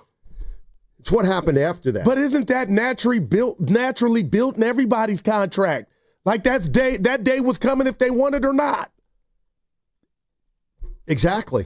And I'm going Dr. Darryl, to Mike's point and your point, Steiny. Okay, so I have no pressure for the money. But what if that makes me put my foot on the pedal more to be better at my craft? Why would it? Why would it? Like, here's and forgive me for using a name, but it's too bad. I'm looking at John Morant. John Morant. Now, well, he's 25 years old. When he was 22, he made $34 million. Gotcha. Last year, he made 37. Next year, he's making 40. Then 44. Then 45. Do you realize? Here's all I'm saying. He could care more than any other player good in the West. In the league. Yeah, remember that. But can you understand how somebody like that may lose a little motivation? Totally. Okay, and that's what I'm saying. Yeah, okay, I got it. And that's where I'm saying, John Morant, they lost in this first or second round. Oh, boy, he's getting into the last. No, he's not. He's going home, and he's having his off season like he's always having his off season. And when training camp starts, he'll come into training camp and he'll try. He'll try his best, but he tried to throw only one out of 30 teams can win it all. And maybe that's why he did what he did. I know we're not going down this road with the guns, being that if it ended tomorrow, I'm good financially. Those were some hellified numbers. Wow. But, I mean, I could use, even Paolo Banchero right now. Okay, he just got the maximum salary. All right. I'm sorry. It's a joke when somebody says, wow, now there's really pressure on him. No, there's not. Now there's no pressure on him. There's none. He now has the lifestyle. And then people say this. Here's what I believe. People say this. Well, if he doesn't win, boy, he's going to get criticized. He doesn't hear it. He's not in your bubble. But he's on social media, Steiny. That's why I love what we do. But they don't care. You think they don't. We're not in their league. Yeah, but Kevin Durant cared. Again, I think we're going to be able to find outliers. All right. But so you don't disagree with that Kevin Durant was the guy who was at a pickup court and didn't get it done. And instead of, he waits around for an all-star team to come with 4 guys, and he goes, I want to play on the all-star team here in the pickup game. And they say, fine. And they win 2 straight titles. And he's like, this isn't even fun. It's not even fun. Well, that's shame on him, though, Steiny. No, and that's it's not about money. That was about, you're so great. Why did you have to resort to coming somewhere? I'll just leave that there. I'll never back off that. Well, to me, it's about, wait a minute, now I won titles and I don't even feel fulfilled. So because you didn't lay the groundwork. He was the best player on their team. Well, it's easy to be the best player when you got Draymond and Steph Curry and you're in a comfort zone of an Andre Iguodala. Why could you never acknowledge that Durant was bored here? Like, it wasn't challenging. Okay, then why did you not do what you're saying he was afforded in OKC? See, you were the best player there. See that thing through. You chose to run from that. That's right. So that's the exact opposite of what you're saying. Then he won it, and he was like, there's nothing here. But you don't get it. He never won it. What do you mean? You got on the easy train. You should have stayed there and won it, and you would have been Jordan crying on the floor in the locker room. That's what you think. No, but you're saying it. You can't have it both ways. You were the best player on OKC. You were the reason that you choked off a 3-1 lead. But what did you do? You didn't say, let's go run it back and get better. You went to the team that beat you. Then you win and wonder why you're not fulfilled. Well, hey, little Johnny, let me tell you why you might not be fulfilled, because you took the easy way. And he also might be unfulfilled because I'm listening. He's at the top of the mountain, and it doesn't mean jack. It's kind of interesting, Steiny. Life since he left Golden State hadn't been that rosy. And I don't think he cares. That's wild, man. I don't think, that's See, the other I thing. think he does. I laugh on the way home sometimes. I don't. But, when oh boy, look at what's happened to Durant since he left Golden State. He must be miserable. He's not miserable. He goes and plays basketball, which he loves to do. He tries as hard as he can. He was in Phoenix. He knew that team wasn't going anywhere. He still played as well as he could. Yeah. He didn't win it. Okay, now trade me somewhere where I can win it. Okay, he goes to the Rockets. He'll try the best he can, and if he wins it, he wins it. If he doesn't, it doesn't matter. Partner, I mean this. This is why, forget you and I. Sports radio and these shows, these pundits are all we have left to keep these guys making this astronomical money to care. You could trick yourself and say Kevin Durant doesn't care. He cares so much, Steiny. I don't care how long ago it was. He went and got another burner phone. He cares. We are the only entity, I'm saying we, to keep it real in regard to, hey, we can crucify you a little bit, Johnny, if you didn't win, just because you're making mega millions. And that's what I love of Steiny. These dudes care. It's social media is everything. Let's be honest. No, they don't. Curry told us to. And again, when you excel, there's not much to. LeBron knows what's being said. That's why guys are wanting to fight Stephen A. And this is where that keeps these players accountable, Steiny. Oh, please. Yeah, that's just how I look at it. Pro athletes laugh at us. You think so? They laugh at us. Then why did Kevin Durant get a burner account?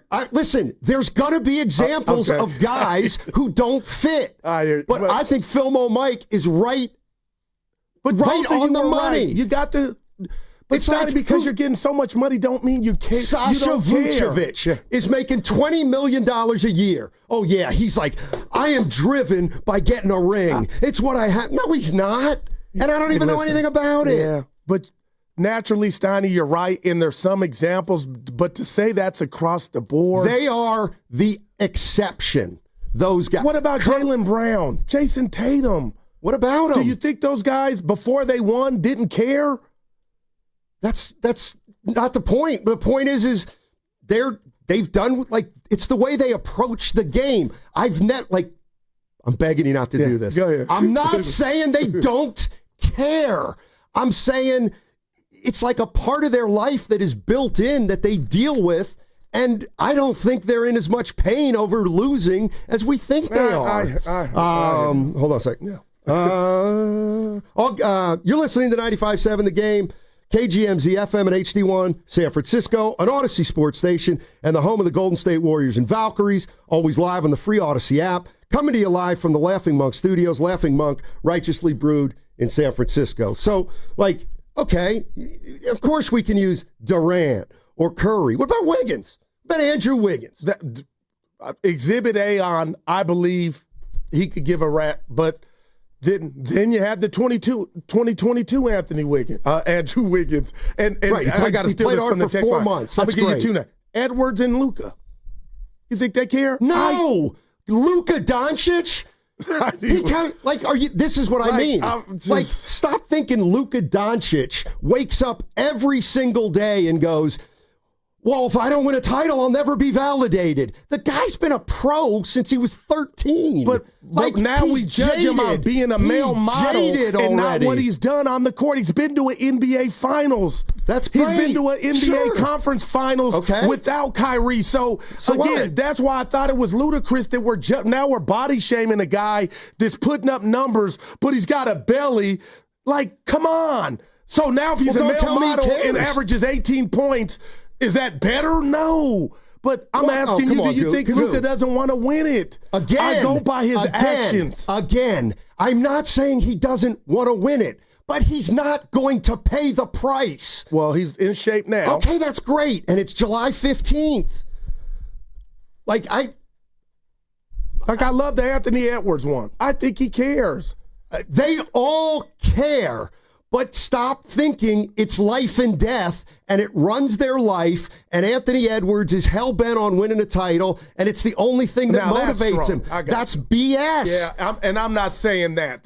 That's why Scheffler's sound, it was real. But it's easy to say that when you've won already. But I wouldn't tell one athlete, Steiny, love the game more than your family. I'm not saying that. And it feels like you're saying I'm saying that.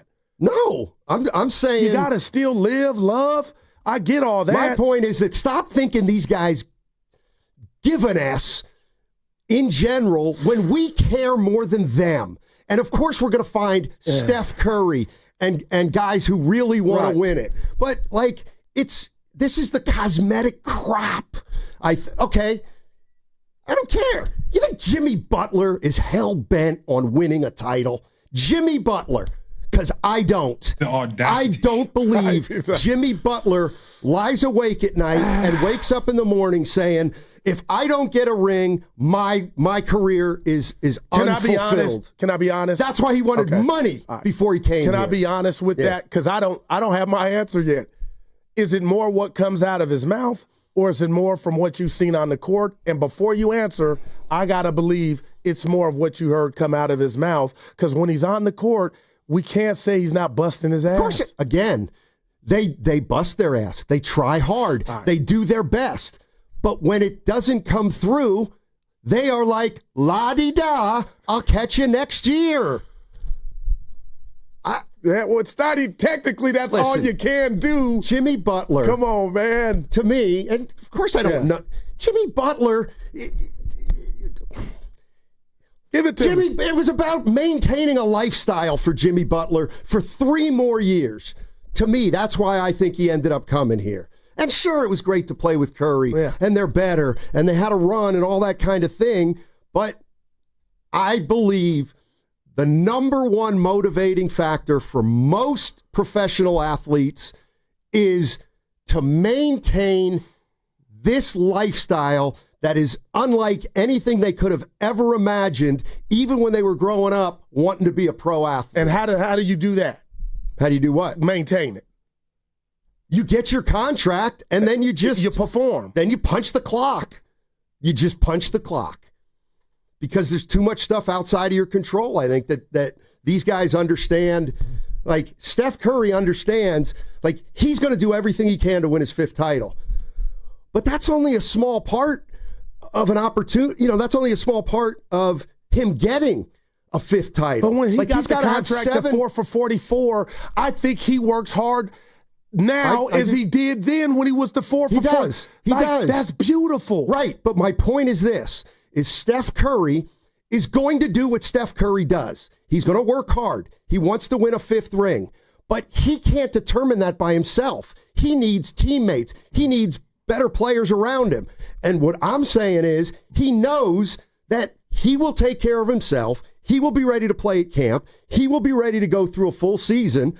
But if they're 10 and 14, he'll know exactly why. And he'll go home and hug his kids and be like, yeah, we're not very good this year, Aisha. No, you're not. All right, well, I got a game tomorrow. I got to go to bed, and I'm going to try my best. But I'll be damned if I'm losing sleep over a team that I know can't win it. Man, look, A lot of good points, a lot that I don't agree with. I'm getting some support. You're getting some support, but I'll read this from the 650 because smart-ass Kenny came in here during the break, our producer today, and said this. Guru, do you lose sleep at losing Chase Center and knockout at night? It bothers me when it comes up. Here's the other thing. Somebody ask me if it bothers me if I have a bad show. If I think I have a bad show.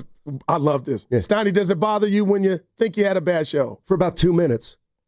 See, because I got a show tomorrow. I've got a show to do tomorrow. I have to do a show tomorrow, and I have to be better tomorrow. So I can't do anything about this last show. I didn't have it going. I was down. I wasn't putting my words together. Yeah. Sometimes happens. But I got a show tomorrow, and that's all I'm thinking about right now. Like, that's the way I think that most pro athletes are like. Let's go to that guy. That guy's from San Francisco. What's up, that guy? How you doing, man? Fellas, great topic. I don't call much, but I couldn't resist on this one. Goo, Steiny, I gotta side with both of you, and I'll give you the reasons right now. Yep, I'll give you the reasons. Now, this young crop of kids, you know, they're in the mindset of where I just got to be good enough to keep getting paid. Like Steiny was saying. I agree. I just got to be good enough to keep getting an interview on ESPN. We're that older group, and you can't tell me that Charles Barkley, Jerome Bettis, all these guys. Why did Jerome Bettis come back one more year? Because Roethlisberger guaranteed you, hey, if you stay here, I'm going to win you a title next year, and then you can go. So if you talk to Cam Hayward, who's been doing it 15 years in the snow, he would give his last paycheck to get that one ring. You talk to Trent Williams on the Niners. This is why he does it, so he can retire and say, for one time, I'm a world champion. Where like Luka, he just needs to get that big max deal, and then he's on the cover of Sports Illustrated. And guys, I'm going to give a spoiler alert here. Have either one of you guys seen F1? It's one of the greatest movies I ever seen. Oh, yeah. Yeah, and hey, Goo, did you see that young cat? Yes, remember? Snowfall. Yeah. He finished in 10th place, and he was getting all GQ'd up, putting the gold rings on, and Brad Pitt, the OG, says, "Yeah, hey, what are you doing?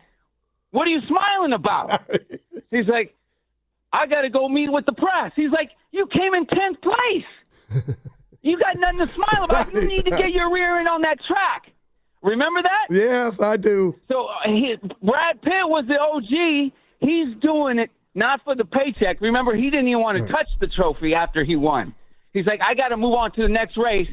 Win or lose, I got to race next week. I got to go. And the kid was like meeting the press. Hey, you're ruining it. Hey, you're ruining the movie for me, that guy. I got you. I think I might see it. Yeah, Steiny, I love it, man. It's got a Top Gun feel to it. Evan loved it. It's not Superman. Shout out Francesca. But Steiny, it is a good movie, man. But listen. First of all, I let him go. Uh-oh. Miss me with Trent Williams. Oh, no, but yeah. Why do you think he's playing? For money. Steiny, come on, man. Straight cash, homie. I know people call us the old fogies, but I'm not one on this one. I think you have a problem, you personally, just with this generation across the board, with the money that's out there, and you're making generalizations that they don't care. And there's some of that. And there was some of that back in the day.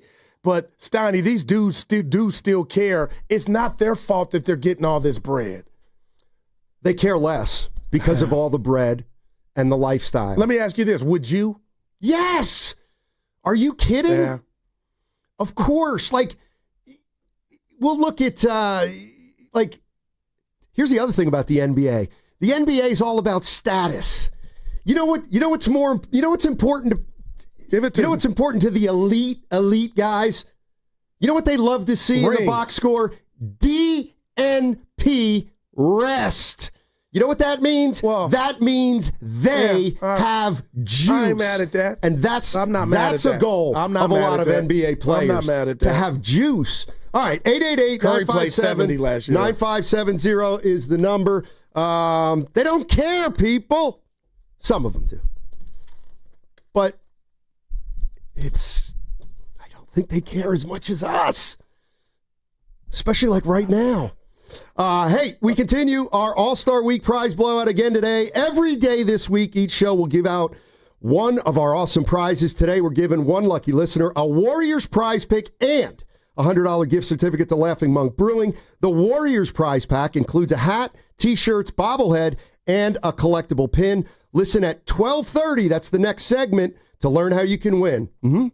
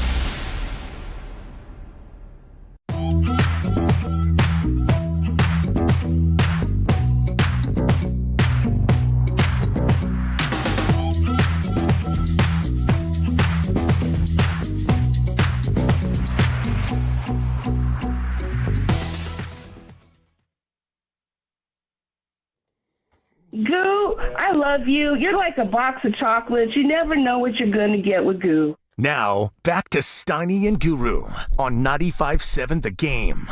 I get it. Tears for fears, I baby. get it. I understand. I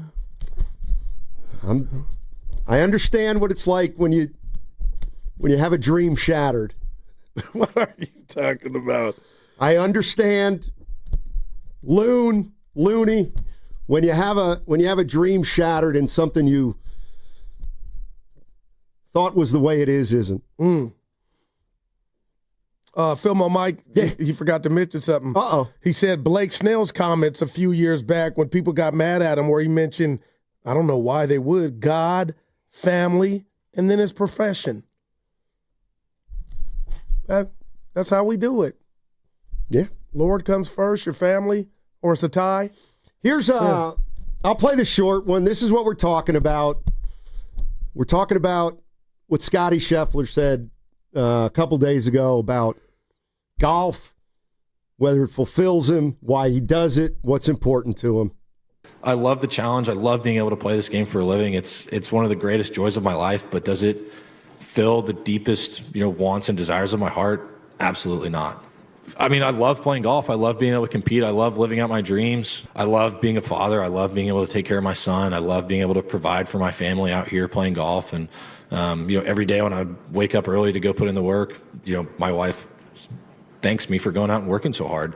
And when I get home, I try and thank her every day for taking care of our son. That's why I talk about families being my priority, because it really is. I'm blessed to be able to come out here and play golf, but if my golf ever started affecting my home life, or it ever affected the relationship I have with my wife or with my son, that's going to be the last day that I play out here for a living. This is not the be-all, end-all. This is not the most important thing in my life. And that's why I wrestle with, why is this so important to me? Because, I would much rather be a great father than I would be a great golfer.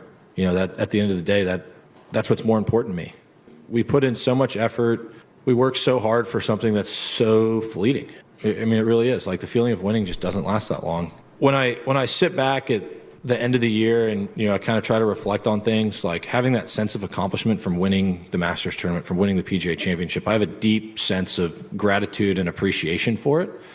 But it's just hard to explain how it just doesn't satisfy, is how I would describe it. It's an unsatisfying venture. What I'm trying to say is, this is not the place to look for your satisfaction. This is something that's where you can have a great appreciation for, and a great amount of thankfulness for being able to do this. And like I said, it's literally one of the most fun things that I can do in my entire life. I love being able to come out here and play golf and compete. But at the end of the day, it's just not what satisfies me. All right. So for the 19th time, nobody's saying these guys don't care.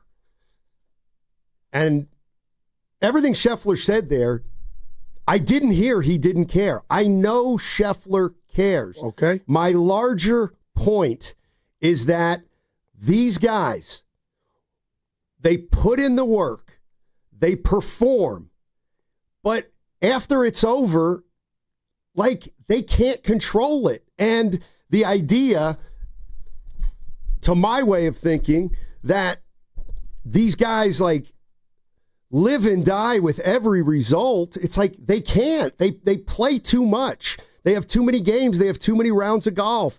It's like, and what Scheffler's telling you is, if he goes out and plays the Open Championship this weekend and he wins it or he loses it, guess what? He's going to be the exact same guy when he gets home an hour later. But that's not everybody. That's Scotty, and I appreciate the honesty. But I believe there are more guys like him than we realize. They do the best they can. They try as hard as they can. But if they don't get the result that they want, I just don't think they're, in general, I just don't think they're pining and like there's this great void in their life. No, they have a lifestyle that is indescribably incredible, and I think that's probably their main priority. Well, he mentioned what he's striving to do, and that's to be a better father and husband. So, again, Steiny, like I said, it's not, I want him with a glass of a bottle of Jack and a cigarette, mad. It's just, he says he gives it his all. It's obvious because he's a champion. He's won multiple times. So I got no problem with it. Let's go to Ed in Petaluma. Ed, how you doing? Hello, guys. How you doing, guys? Hey. Doing well. Goo, I hate to disappoint you, but I have to side with sign. So you're okay. You're all right. No, everybody's different. A couple different. years ago, I had the honor of driving Gil Haskell. He was the offensive coordinator with Holmgren on 2 Super Bowl teams. And I asked him, what's it like to win a Super Bowl? And his exact word was lonely, because the players all disappear right after the game. Yeah. That doesn't sound like fulfilling if you're lonely. True, right. Thanks for the call, Ed. Well, and that's two different things. Scheffler's compliment to the game of golf, Steiny, is his championships. And you don't get there without busting tail. And I have no issue with a guy saying if I play good or I play bad, I go home, I'm with my family, I know how to compartmentalize. I'm good with that, Steiny. I'm good with it. All right, maybe this will strike a better chord. Yeah. Athletes deal with winning and losing so much less emotionally than fans. Oh, come on. Pete Franklin, fan is short for fanatic. They don't have tomorrow. A fan lives and dies, the diehard one, Steiny, with the, it's a current reaction, immediate reaction, but athletes know, like you've been pushing, there's always tomorrow. There is, and that's the other thing. They get there faster than the fan does. That's why sports talk radio has exploded and is now a big thing and morphing on TV, because, Steiny, we blew past this.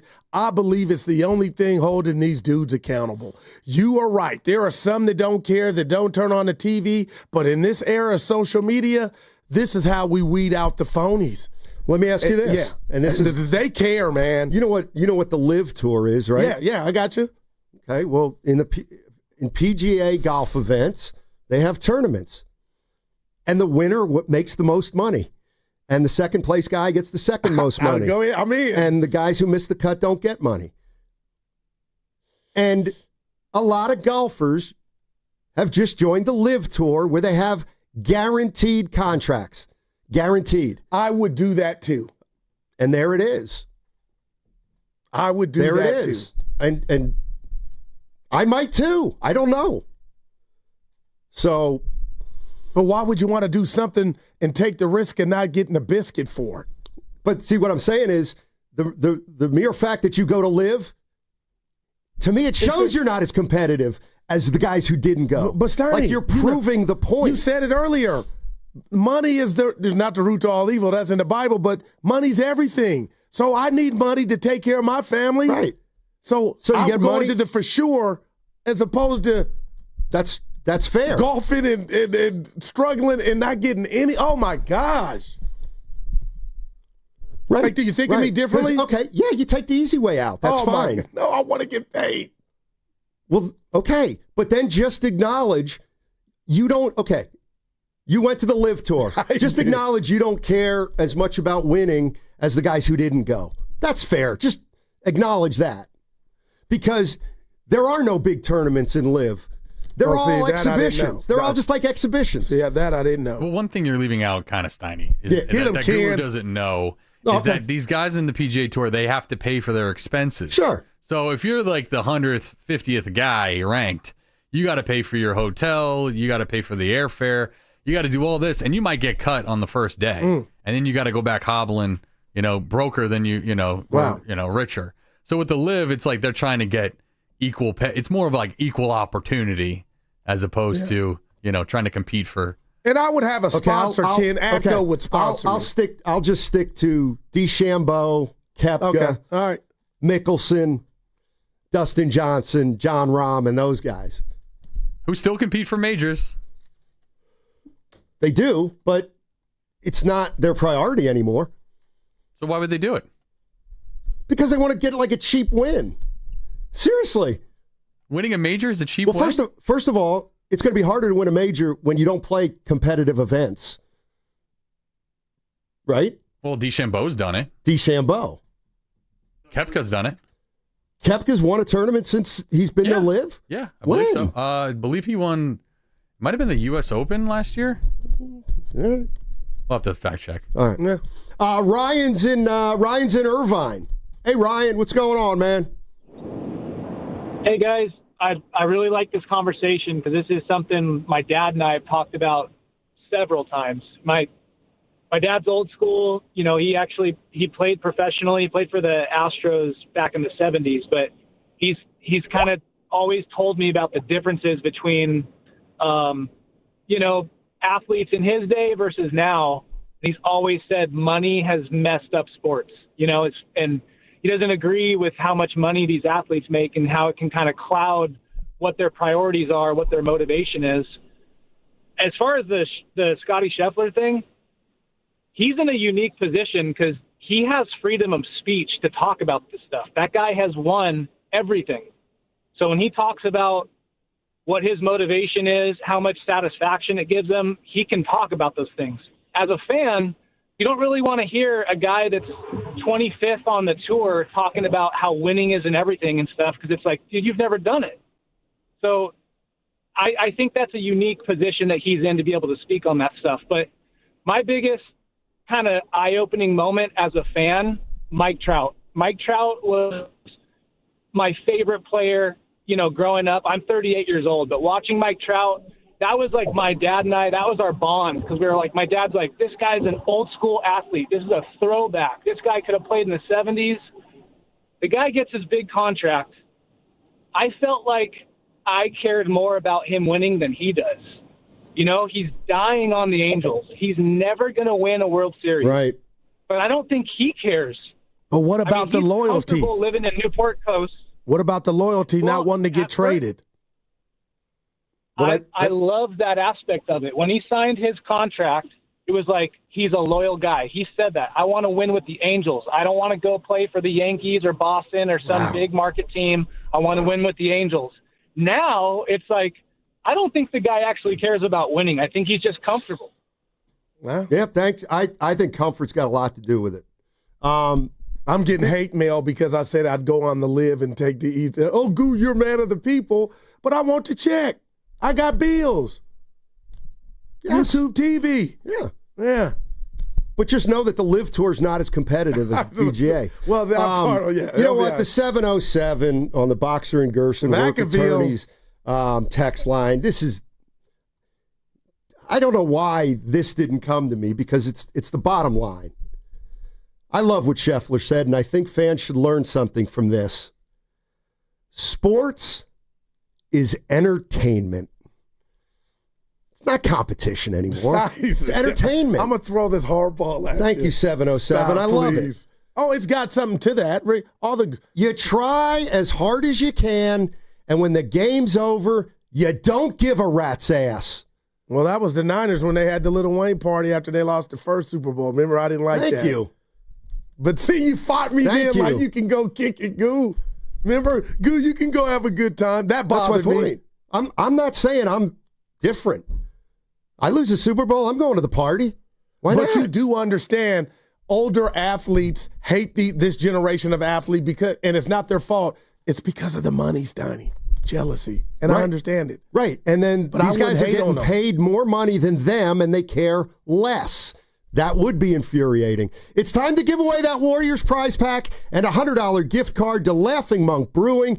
Here's how it's going to work. Sometime over the next 30 minutes, before 1 o'clock, we're going to give you 3 clues. After that, we'll play a sounder. It's that horn blaring. You can't miss it. And at that time, you'll have to tell us which former All-Star we're talking about. Stay tuned and listen for those clues. Let's go. By the way, count the bucket. Koepka left for Liv in 2022. He won the PGA Championship in 2023. Right, because it hadn't sunk in yet. The exhibition season hadn't sunk in. Cash. Pay to pay them. Mm-hmm. Winning ticket. Yeah. Like I said, we're always going to be able to find exceptions. Robert in San Jose. What's up, Robert? How you doing? Thanks for taking my call, Steiny Guru. I do think it's a little bit of today's athlete, but I don't want to paint all of today's athletes with that broad brush. The great ones play it because they love it. your Steph Currys, your Michael Jordans. The money's just a part of it. I remember hearing stories of Magic Johnson not being able to get out of bed for 3 weeks after he lost that first finals in '81 to Larry Bird and the Celtics. That's the kind of passion that some of today's athletes have. But, that's what separates your Tiger Woods and those athletes from everyone else, is that all-consuming drive to be the best. And not everyone has that. And no matter what part of life you're in, not everyone has that. There are some people that are just built differently. And those guys like Tiger, Steph, Michael, Muhammad Ali, there's just something that's different about them. And that's what makes them, on the Mount Rushmores of their sports. Wow. Yeah. Good call. Scheffler ain't there. Yep. And let me tell you something. If Magic didn't get out of bed 3 weeks, it's because he had company, Sonny. 3 weeks. Magic was busy. Come on now. 3 weeks. Yeah, right. That meant he had company. I ain't mad at you, I'm talking. You know who I'm talking about? The kind of guy I'm talking about is Andre Drummond. Why did I want to say John Morant?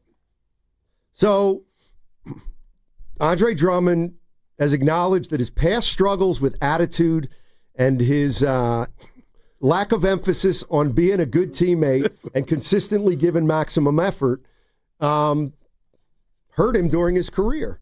Well, turn back some of the money then, Andre, if you really believe that. That's the point. I'm mad he cashes the check and then he mails it in. Right. Okay. Those are the guys I'm talking about. And I would have defended him until he made that statement. He admitted it. So turn the money. So don't admit it.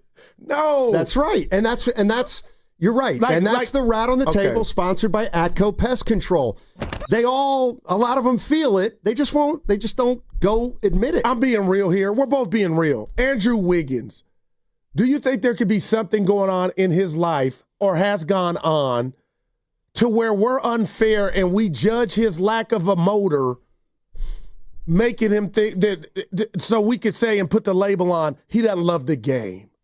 Pete Rose busted his ass. We knew he cared. Draymond Green, on the court, you can't say nothing.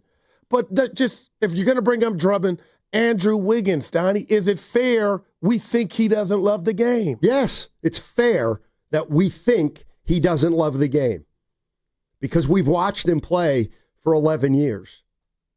And we've seen him play a different way just one time for whatever reason, a 4-month period. Incredible. Again, I think Andrew Wiggins is a great guy. I think he's really cool. I think he's a good player, too. I just don't think he cares that much about basketball.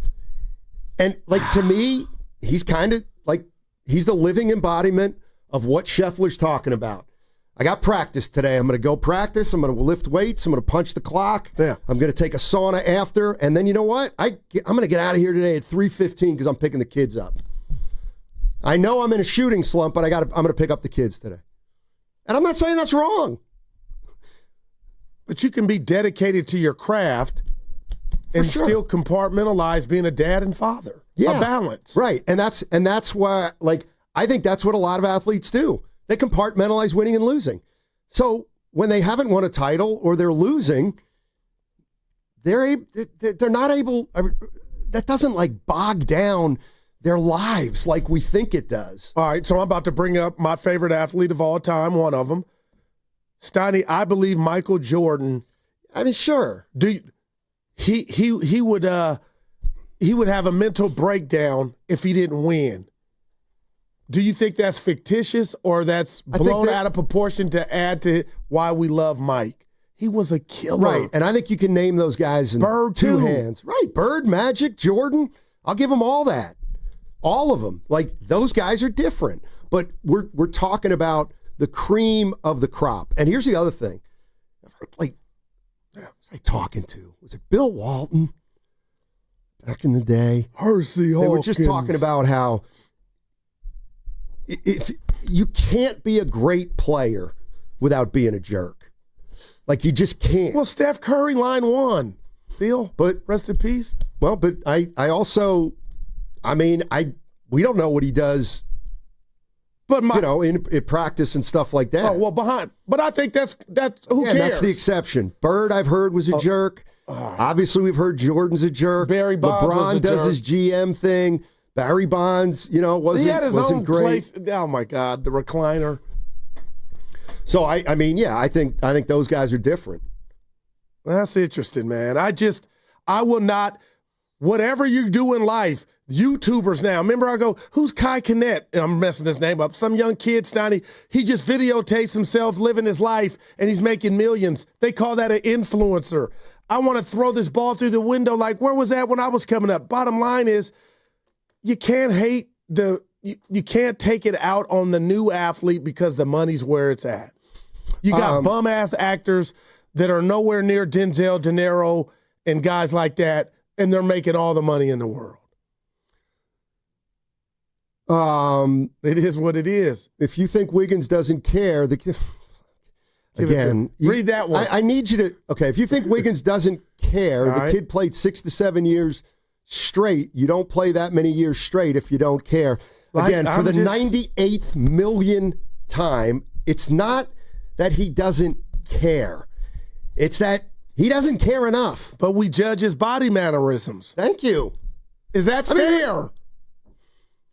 Everybody got to be Ric Flair. I'm asking you, Steiny. No. But fake hustle when you see it. I mean, if you can sit here with a straight face and say that Wiggins cares as much about winning and losing as Steph or Draymond, I don't know what to tell you. So we do that now or on the other side? All right, here are the 3 clues for your chance to win a Warriors prize pack in the next segment. Here are your 3 clues. I was an all-star 4 times in my career, making it 4 seasons in a row from 2008 to 2011. Number 2, I was born in Bellevue, Washington. Number 3, I was the first pitcher in Major League history to win the Cy Young Award in each of my first 2 full seasons in the big leagues. Hold your guesses until we tell you when it's time to call. You're going to hear the blaring sounder, and at that point, call in to guess and try to win the Warriors prize pack and a $100 gift card to Laughing Monk Brewing. That is coming up on the other side. And I got a name for you on the other side of a possible warrior, and I want you to tell me where he fits on your... All right, Steiny here, and if you're wrapping up the workday like me, it's time to flip that mental switch, time to unwind, and when I'm off the clock, it starts with New Vodka. That's N-U-E, New Vodka, American-made, award-winning, 7 times distilled for that clean, crisp taste that you want in your go-to drink. New is smooth, it's versatile, and it makes every cocktail feel like it's coming straight from behind the bar at your favorite spot.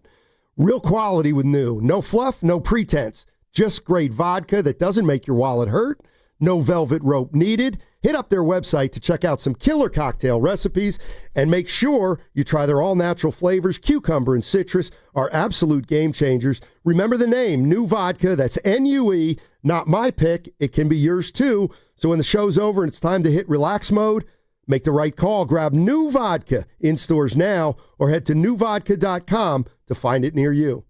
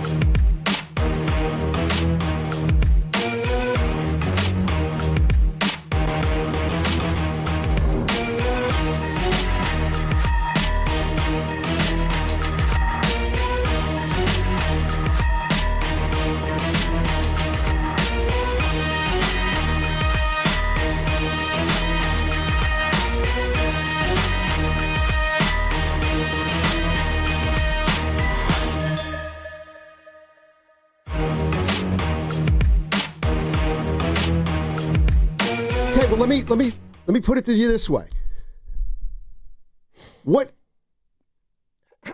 How many players ever took half a season off for a family thing? No, that is rare as your steak. The best steakhouse. So I'm not saying that proves he doesn't care. I understand. I'm saying man. It proves that Wiggins is like Scheffler.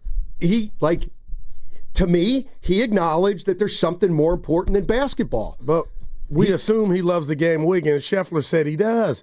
Scheffler's searching for something, and it might come when he's 40 or 50.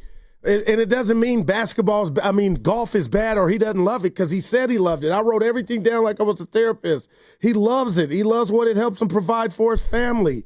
But it is fair for guys and gals to have some other stuff going on in their life or in their mind that they want fulfilled too. Doesn't mean he loves the sport any less. But if I lose a championship, Steiny, or I'm Bill Buckner and miss that ball and cost my team, or I'm Draymond and cost us a 3-1 lead, dude, I'm having a terrible summer. I'm not going to go fetal position and not go out. I'm gonna bounce back, but I'm going to be hurt. Like I am when you cut me off last segment. What are you talking about? Dude, I was talking and then you just went into the read. For the people listening, it probably played like you were like, I don't give a damn what you're saying. Can't tell them. Oh. I'm not allowed to interrupt him, so I can't continue with the contest. No, do it. Do the contest. We get All fired. right, there's the sounder. Let's see. It's time to win the Warriors prize pack and a $100 gift card to Laughing Monk Brewing. The first person to call our contest line and guess the former All-Star player correctly wins. That's the first person to call 415-523-4652 and guess the player correctly. You win. Thank you to the Warriors, Sam, and everybody at Laughing Monk for providing this awesome prize. Willard and Dibs give away the next prize at 4:30. 415-523-4652. And if you answer the question correctly, you've got the prize pack. Let's go. You know what? I'm going to stand up for our show, our time slot. Speaking of Sam at the Laughing Monk, Steiny, we're the only show that hadn't done a show from there. We're available. Are we? Yes. I love rodeos. Well, what if I told you that we just get stepped on? What if I told you that we do numbers, though? What if I told you that it's much harder for me, the host, to do a show when we're on remote than when we're here at the studio? It's very, very much different. And I would say to that, if you loved the job, it wouldn't be that, because you would fix that. But why is it, though? Just the reads? Everything's different. It's fine. It's like playing on a neutral court. I'm going to win the game anyway, but my record's probably not going to be as good as it is for a home game. But tell Sam, Steiny, we're available. I'd love to go out to the Laughing Monk and do a show. How about Dibs? Huh? Well, there's a few of them. One's in the city, and I think we'll one's go to in the whichever peninsula. one. Hey. Yeah. Okay, where's my... Dude, Dibs brought in this family. I just bet... Yeah, that's always a little difficult for me. Not me, but for us. Like, I haven't seen Adrian in probably a year. Yeah, that was my first and time now she's meeting her. popping in, and I got a minute. Yeah, because we're right in the middle of break, so it's... You are the quarterback, bro. No, but I mean, I couldn't spend more time talking to her and finding out about, Mila and what's going on, and then... you could always go over his house. Her father was here, too, and I'd never met him, so... Yeah, it's just trying to cram it all in. I got you, baby. I'm playing with you. And the problem is it does bother me, and that's why I care. Now, Chris A. saying we're having a great show. And then Austin in San Jose, don't beg Goo. What's he? Oh, I want to do the show at Laughing Monk.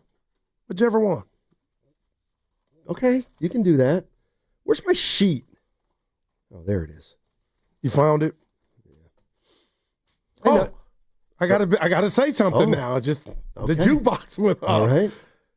So you're telling me we're sitting up here and we spent 3 hours on this topic. I love it. It's provocative. And the Warriors got a guy, a possible center, who's not going to play back-to-backs and is mulling retirement. I love Horford. Is that the guy we really want trying to be the 5 here? Yeah. Look at you. Why are you smiling? Like, that's scary. What is scary? If I'm mulling retirement, they always said in the business of work, if you're thinking about quitting, you've quit. Well, then why didn't you say that? Why didn't you stop the guy who said Trent Williams cares about winning a Super Bowl? Dude, the guys that we could go down, I'll interview you if that day does come and you quit and you retire and you walk away, that'll be my first question to you. What?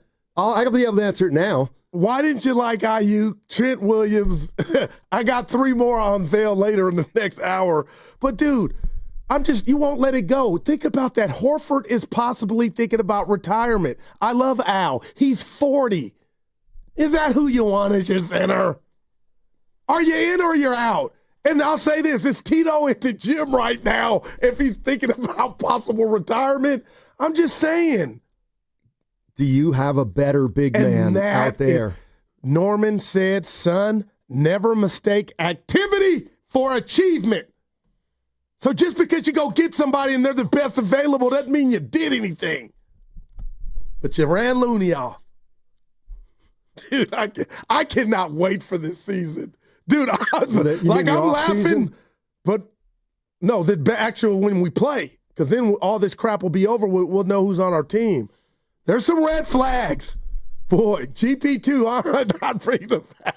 Like, I'm laughing, but I'm crying. Why? He's our best on-ball defender. Yes, and that's why one of the reasons you weren't as good as you could have been, because there are better on-ball defenders now than Gary Payton II. But they're all on teams. What about DeAnthony Melton? He's an upgrade over Gary Payton II. This guy is a ball player. Can I get his Carfax report, Ken?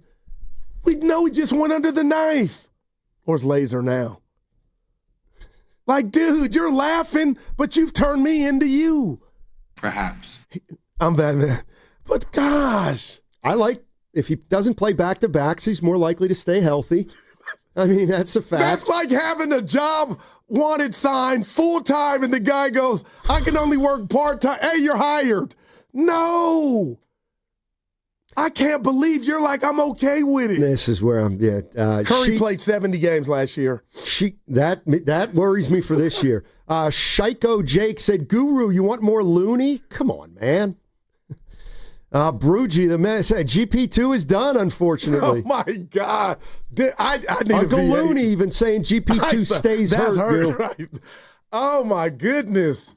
Well, let me tell you, he's not mulling retirement. And neither is Kuminga. And neither was Looney. Just be careful what you wish for. I've seen it, man. The grass is not always greener on the other side. Do you think the Warriors have a better chance to win a title than the Pelicans? Oh, my gosh, yes. Then why'd Looney leave? Because he felt like they didn't appreciate him. Dude, he said but the QP3 thing. But what about winning a title? Isn't that should trump personal feelings? Well, he's got 3. No, sometimes when you get 3, you can go to an expansion team. Steiny, real quick, when you get disrespected, it ain't about nothing else but the disrespect. Print that up on a T-shirt. No, but come on, Steiny. They did Looney wrong, man. No, I care. I think the Pelicans just gave him more money than the Warriors were going to give him. Oh, because I'll tell you this, he's going to play more. Yeah, I don't know about that. Steiny, stop. I don't know about that. So what don't you like about Looney? 888-957-9570. I love Looney. No, it don't sound like Can somebody tell Goo that he's not the player he was? Because you don't seem to understand that. Kenny, don't fall. Did you really hit that button or Priest was in there? He can give me 15 to 25 minutes a game. No, he can't. That's why he didn't play 25 minutes a game. Nice third center. He's a nice third. Gosh, I'm being But that's real. what he was at the end of the year. And that was wrong. Well, maybe you beat Minnesota had you played them more. Okay. That's where I think you're ridiculous, Goo. Kevon Looney was the difference in the Minnesota series. You're good at this. Now, come on. No, I'm not going there. But he told you as much. Hey, but you needed me in Game 7 against the Rockets, and I showed up. Like the old Superman, not this new one. He's an old 29. See, wow, man. I get you. You can. No, I see why Bob got out. I really do. Bob Myers. Why? He didn't care enough. No, he saw where this thing might have been headed. Duh! Hey, look at Kid. You know what? I'm not going to do it. That's what people think I'm mean to What would you call it? Welcome to 2023. We did at the same time. What do we have answers for here in the Bay? Seriously. I'm sorry? What do we have answers for in regard to our sport teams? The Giants can't hit. They go get a bopper. They still can't hit. Nobody's to blame. We have no answers. You're not going to sit Devers down. The Niners don't know what they're doing with Jennings. Nobody knows when Ayuk's coming back. Right. And the rat on the table is how healthy is McCaffrey after he gets tackled. Now go to the Warriors.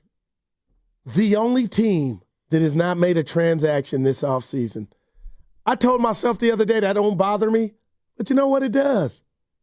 Because I need to know why. Don't, Kaminga. I've told you why. You just don't want to hear it from me, which I get. I get old after a while. You tune me out. I get it. My kids do too. I get it.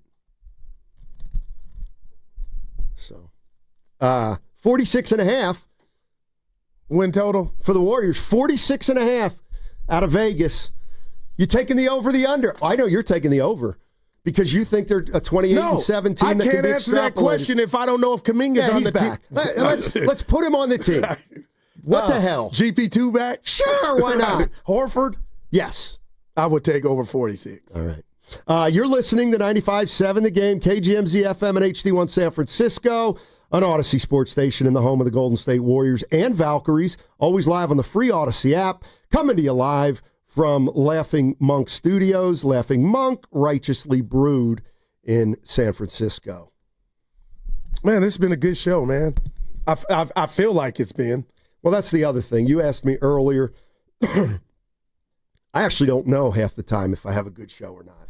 But I wonder if there's that's no because you don't love it. No, there's no scoreboard. I don't like. But you don't go back on the way home and listen to some of our stuff. I listen to us every day. And I'm like, oh, my God, I stunk. Oh, my God, I stepped on him. You don't. Like, I watch game film, audio. Good for you. No, I'm asking you, do you do it? No. You can't take my voice twice. Like, I really believe that. Kitty, you're laughing, but what? You can't take listening to me twice a day. That's what would happen. Or if you me. I don't want to hear me twice a day. I love you. But we are putting up numbers, though. Would you shut up with that? No, I got to do it. We just get back to arguing. Yes. Now. What? Why did that hurt me, Scott? We do more than that, Scott. We're friends, Scotty and Mike. Well, no, they didn't like each other, apparently. We'll be fine. Guru, you ain't never had a bad day. Theodore Rand. He has. You have. Not on the show. I'm not talking about the show. You get certain mail, though. What about that accident? You almost got killed when you were by the side of the car on 880? Dude, I love you for 2014. Yeah. I still have a hematoma on my body from that. You're the only guy who can say hematoma and make me chuckle. It's funny. Now, Ken, why would you laugh? See, that's what. Now, explain that. You saying I'm saying it wrong? No, you said it right, but it's like a the way deadly he delivered thing. It. I was laughing at how he laughed at it. You know, it's like somebody saying tumor, and it just sounds funny. My goodness. Like Arnold Schwarzenegger? What's going on with him? No, he says tumor funny. Oh, he says everything funny. Not a tumor. I got you. If I were, here we go. Go ahead, go. Shout out Ronald Reagan. But if I were running this country, if you're an actor or an athlete, you cannot be in politics. Think about it. We're a joke. Okay, so Ronald Reagan, Nancy. You ever heard of Bill Bradley? Yes, I have. Oh, he shouldn't have been a politician after. He was a Rhodes Scholar at Princeton. Now he had a career with the New York Knicks. All right. Then he became a politician. He's the 1% where, you know what, you're in. I got no problem with Bill. What about Tommy Tuberville? Now, that's what he was a head coach. Now he's in the Senate. He shouldn't be allowed? But he's in the Senate because he was a head coach, Steiny. Schwarzenegger. He was a bodybuilder. And a movie star. Kill for Schwartzy. Oh, well. Right now. Well. What time is it? 1:05. What are you doing after work today? What do you got? I'm picking up my son from his internship. He's able to walk now with a hobble, which is like he's Jesse Owens. So life's beautiful. So I'm going to pick him up from school and bring him to SAC. Where, so you're going down to Santa Clara? It only takes an hour when you go one-on-one from here. It's better than 880. Highway, Oh, and then cross what? San Mateo? Yeah, look at my man. Yeah, they'll do it. We're talking about athletes who don't care. And real quick, Shasky responded. To what? The softball part 2 at 95.7 to get. You know Why what? would you, Kenny, get your uncle, man? I've never seen somebody so anti-people. Well, he didn't participate last year. But so he I was don't out know. of town. Mm-hmm. So there's no excuse this year. That's I don't know when it exactly. is. We're trying. Hey, Shasky, have it on August 15th. Payday. It's a Friday. I won't be here. You're something else, man. Shasky, have it from anytime between August 15th and August 21st. I think that'd be great days for a I'm really bothered by and I'm you really don't love this. And I I'm get really it. bothered. It's a job for you. Yes, it's a job Shocker, for right. me. But it says a lot now. Goo. I want you to love it. I'm like Scheffler. Don't ask me to take work home. I won't. But you do, though, because you'll send some tweets, topics, so that I know. Well, topics, yeah. Right. But I'm not going to beat myself up over a bad month or bad show. Yeah. Did you think about that when you were in your 20s, though? How about that? Did you have more drive, you think? Damn, kid. More drive. No. Yeah. Well, yeah, because you're young and you're breaking into the business. So that's it. What do you mean? Well, what I'm saying is with Scheffler. I mean, you don't think he had the same thing with Rendon. He said, I feel different now than I do in my 20s. I'm married. I got 4 kids. I think your perspective on life changes. But if you were to ask your 20-year-old self, hey, would you want to be on radio or do TV or be in the paper? Wow, Kenny. Come on. See, on fire. I look at it like I graduate college and somebody says, we'll give you $10 million a year to be a media guy. Yeah. On my first year, $10 million. Okay. I've never done it before. These guys have never played professionally basketball. So they've never played, but here's 10 mil. Here's 10 mil. You tell me that doesn't take a hair of incentive away. Come on now. Oh, man. Come on. Oh, boy. Like that's like I think that's part of it is young people start their work and they got to make an impression. They got to move up the corporate ladder or whatever. An NBA player, here's boom. Well, here's $36 million over the next 4 years, James Wiseman.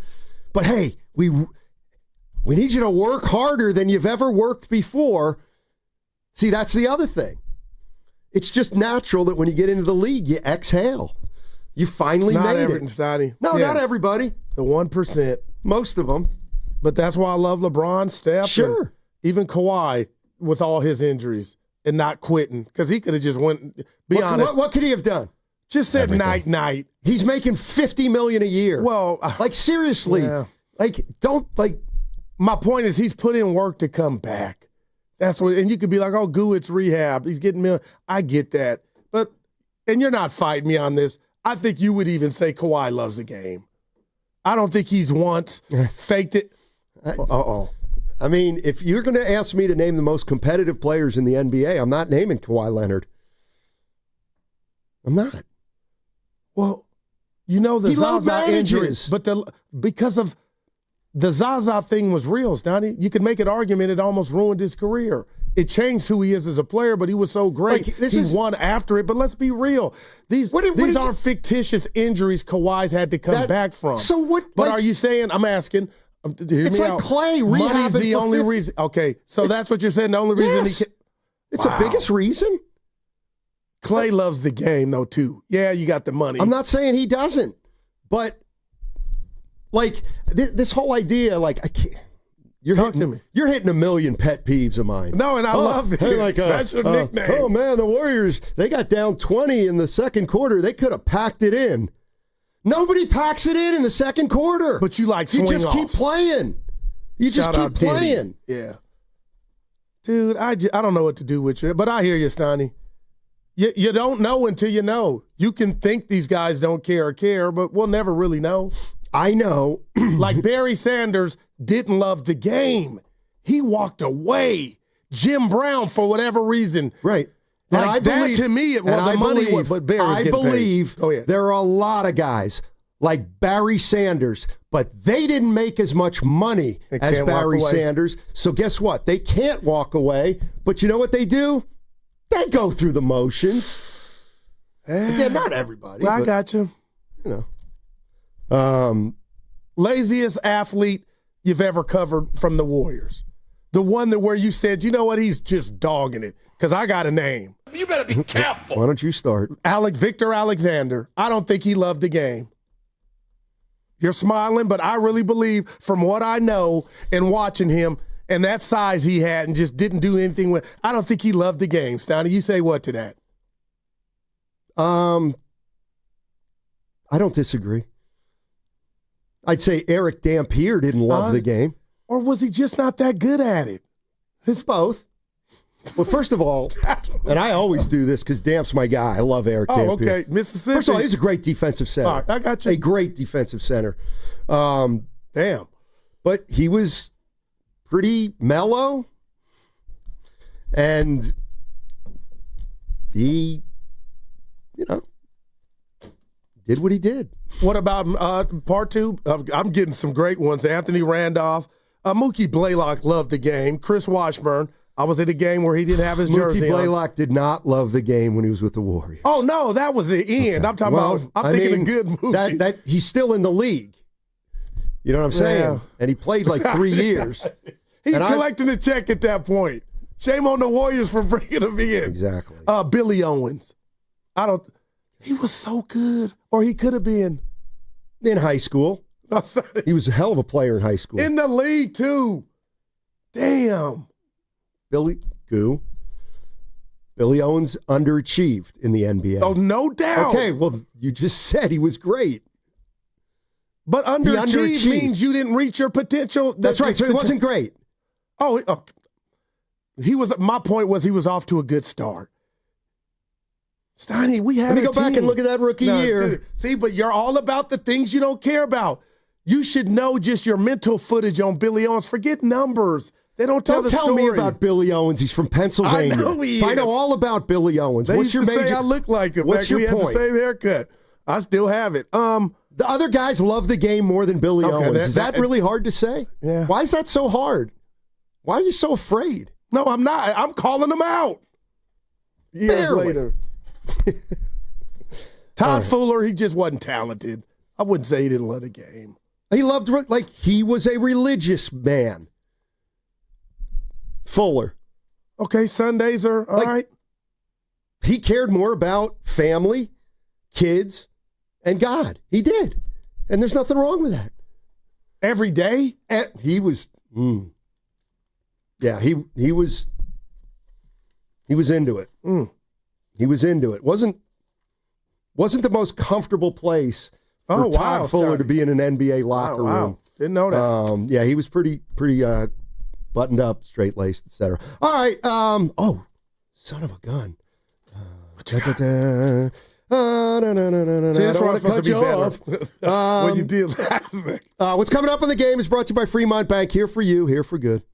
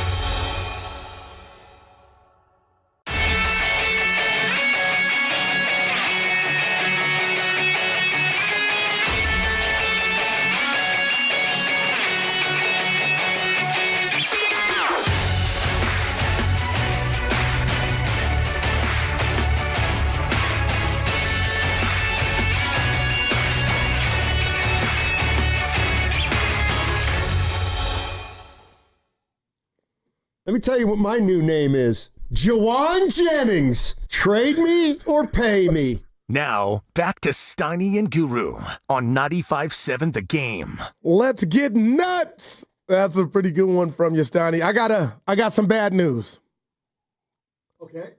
Okay. So we got our producer, Kenny's on the board, and you know, when you get in this business, Kenny, Steiny, you don't do it for clicks. No. You know, you say what you mean. Sure.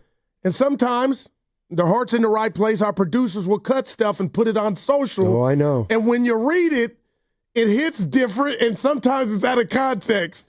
So last night, making it about me, I did a video about the All-Star game. Woof.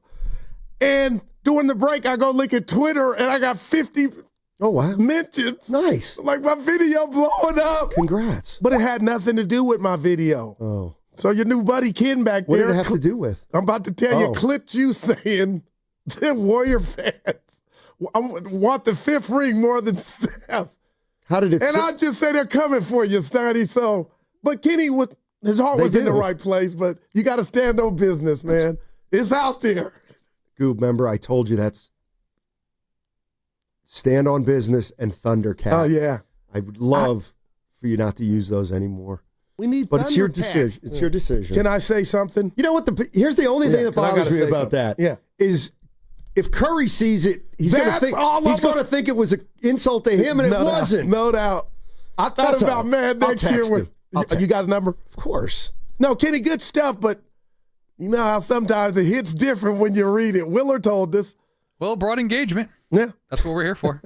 Now, nobody cares. We're at the part of the show, Steiny, where we nobody got new cares? equipment, and You I've do? never looked better to myself with this new equipment. So my in-laws went to Egypt and brought this shirt back, and some say I look like a big QR code. Okay? Okay. But it's a large, and I'm an extra large. Mm. And here Why would recently you I've even been wear it then? it's not that bad. Oh, I'm sorry. But I'm looking at myself, and I look out like at the bottom of the belly. It looks like I'm on my second trimester, Steiny. So I can't wait to I needed an extra large, but I can see it. Why didn't you look like Devers? Now, Ralphie, I love you.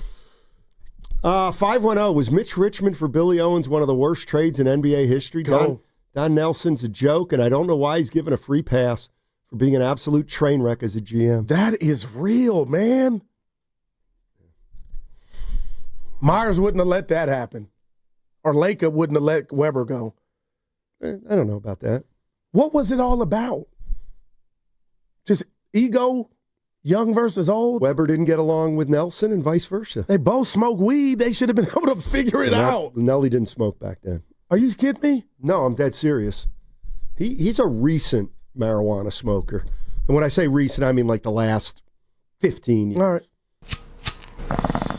At least that's what he told me. I got you. Maybe had he been smoking the Snoop Dogg, way back Weber in the wouldn't day, have got traded. Way back in the day, he would tell like the writers about his poker games with Owen Wilson, Willie Nelson. This is great. And one other guy. I thought it was Steven Jackson, and Matt Barnes said they used to smoke with Nelly. That was after the party. I mean, after We Believe. This is at his home in Maui. I can't wait for the doc. But man. I remember asking him about it, and he's like, "No, I don't smoke." This was when he was coaching the Warriors. Well, weed had a different kind of. It was negative then. Now, you know what I mean? As opposed to what? What it is now. You can go to the store and buy it. Yeah, but you know how many guys are in jail for selling pot? I don't. A lot. Okay. And they're black and brown. My point is, now you can go to the weed Walmart. Go figure. Yeah. Life evolves. It's funny. I was thinking about this. Like, there's people out there that say, "Well, Don Nelson should get the credit for." Oh my God, for what? Drafting Steph Curry.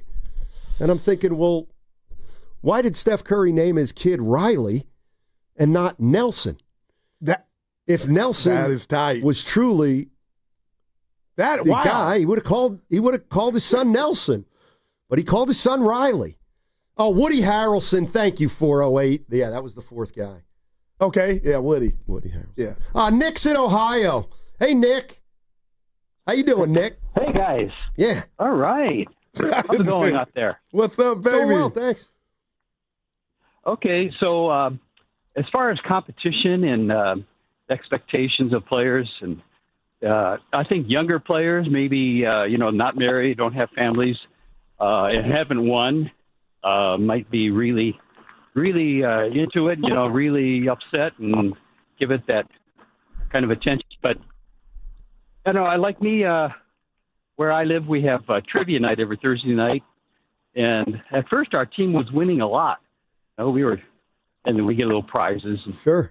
And but now lately we got more competition, more teams are playing, and not winning, and it's frustrating as hell and disappointing. Mm-hmm.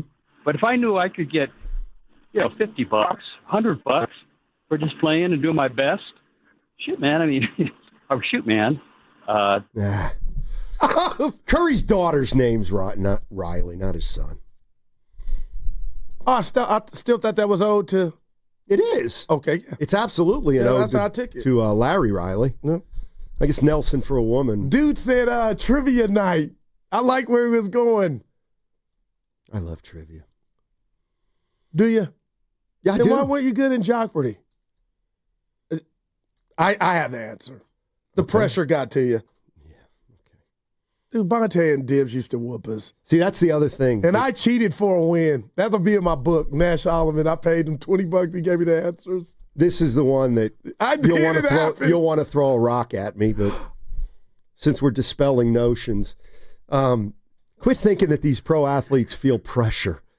Stop. They don't. You don't think Devers, even in... No. Okay. Now, I don't think Devers what? Feeling pressure? No. I don't, Goo. Steiny, man.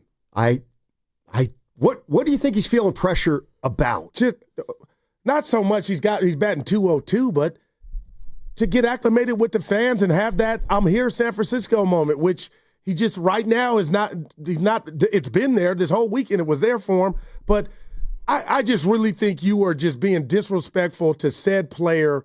If I'm not saying Devers can't sleep or he's on the bottle, but Steiny, it does bother him if he's driving around doing whatever, knowing I ain't got off to the best start, and my other team's 10-0 without me. And that's where I disagree with you. Wow, man. I believe that Rafi Devers, let's say they were just playing, it wasn't the All-Star break, and they had a game today. Yeah. He'd get to the ballpark. He'd take batting practice. He's playing tonight. He goes 0 for 4. He goes, I can't buy one right now. And then he goes home. Yeah. And he says, and this is where I'm going to go. And Guru says to him, Rafi, you feeling pressure? And Rafi goes, I've been in worse slumps than this. I know how to deal with it. You could be right. But we act as though pressure is like Rafael Devers is going up to the plate and he's nervous. Like, you're not nervous. Gary's in Daly City. Hey, Gary, how you doing? Okay, you guys. Give you 2 trades. Yeah. Been a fan since the 60s. Red Auerbach wanted McHale. The Warriors threw in Ricky Brown and Joe Barry Carroll for McHale and Robert Parrish. Joe Barry Carroll is probably, I think George Carl slammed the locker in his face and it still didn't do anything. And the other one was way back when Utah was in the Utah Stars, I believe. The Warriors got the draft rights to Zelmo Beatty, and with that pick, it was like New Orleans Jazz, I think it was, or Utah. They took Pistol Pete Maravich. You could have had Rick Barry and Pistol on the same team. Maybe enough basketballs, but my Croatian brother, God rest his soul, could have been on the Warriors. Wow. Man. Thanks for the call, Gary. Appreciate it. I see those videos, man. I'm telling you, Steiny. I know you laugh at me on the Gale Sayers being one of my favorite running backs, but I never saw him live. Pistol Pete was it. What if I told you it was more entertaining than what Steph or Kyrie are doing? Would you have an issue with? No. Dude. Thank you, Saber. Pressure is the single mom struggling to pay rent. Oh, Damian well, Lillard. hello. I love that. But you know what I mean. Was Clay feeling pressure when he came? Well, that's different. No. He was coming. No.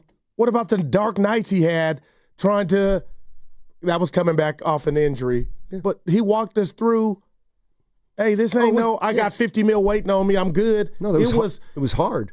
Oh, my gosh. But it was dark. Can we not gloss over that he has $50 million waiting for him? All he's got to do is rehab. But even with that, it still was dark because of the character and the competition part of, and him trying to be who he was. That's like Steiny. He didn't care how much he had. I'm sure it mattered. Don't get me wrong, but that's why why I love Clay. Like, I think he wanted to get back and prove himself, but I don't think he felt pressure. I mean, he was just going to, like, what I'm talking about is, Game 7, Warriors, Rockets. Guys are nervous. They're not nervous. Cozy Codes, $10. Give it to me. You're an ass, Cozy Codes. No, but you have to read it. You read it. I got something else up. We need Thundercats. This $10 is just because I haven't heard the word Thundercats today. Oh, thank God. Thundercats. Why do people hate? Because we don't have any. I agree with you, 408. We don't have any. What pressure? They have guaranteed contracts. Man, you little peasants. Everything's about money, Steiny. These dudes are athletes, man. Everybody's getting their chicken okay, but there's still a competitive part to them. Yeah, they're right. There's a part of them that's competitive. There's a part. Does Kyrie love the game? I don't know. You seeing his workout videos coming back from his injury? Does James Wiseman love the game? No, honestly. I'm asking I think you. he does. Okay. Is he good at it? You get him with the right somebody? Let me tell you what the biggest myth was. Jokic's coach working with Wiseman.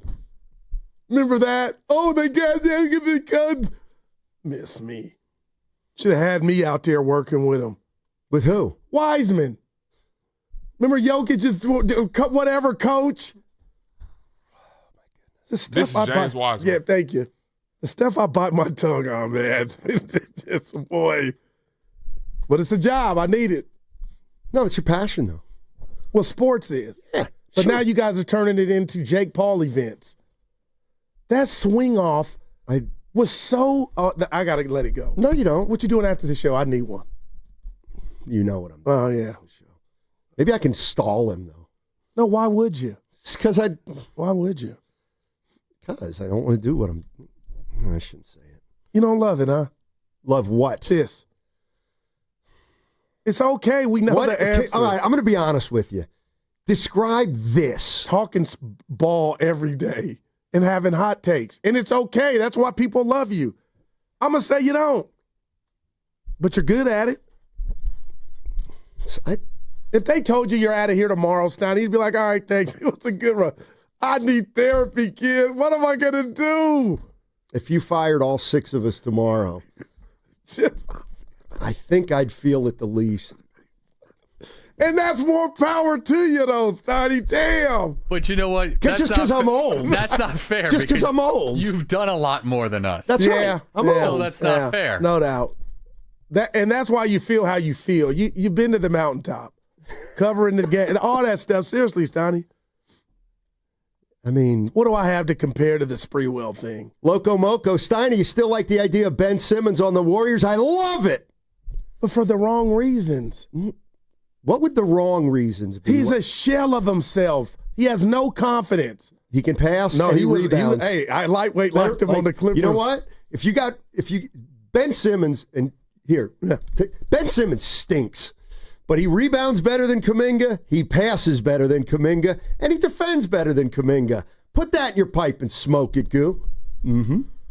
I don't believe any of it. Oh, he's not a better defensive player. Well, Steiny, stop.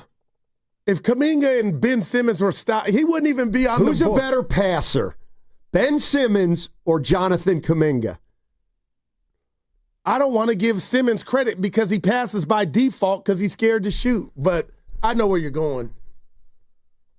Boy, if Kuminga's not a Warrior, this will be one uncanny season, man. I have no earthly idea what the Niners are going to do is adding excitement. You talking about the Niners or the Warriors? All of it. But I'm talking about the Warriors without Kuminga.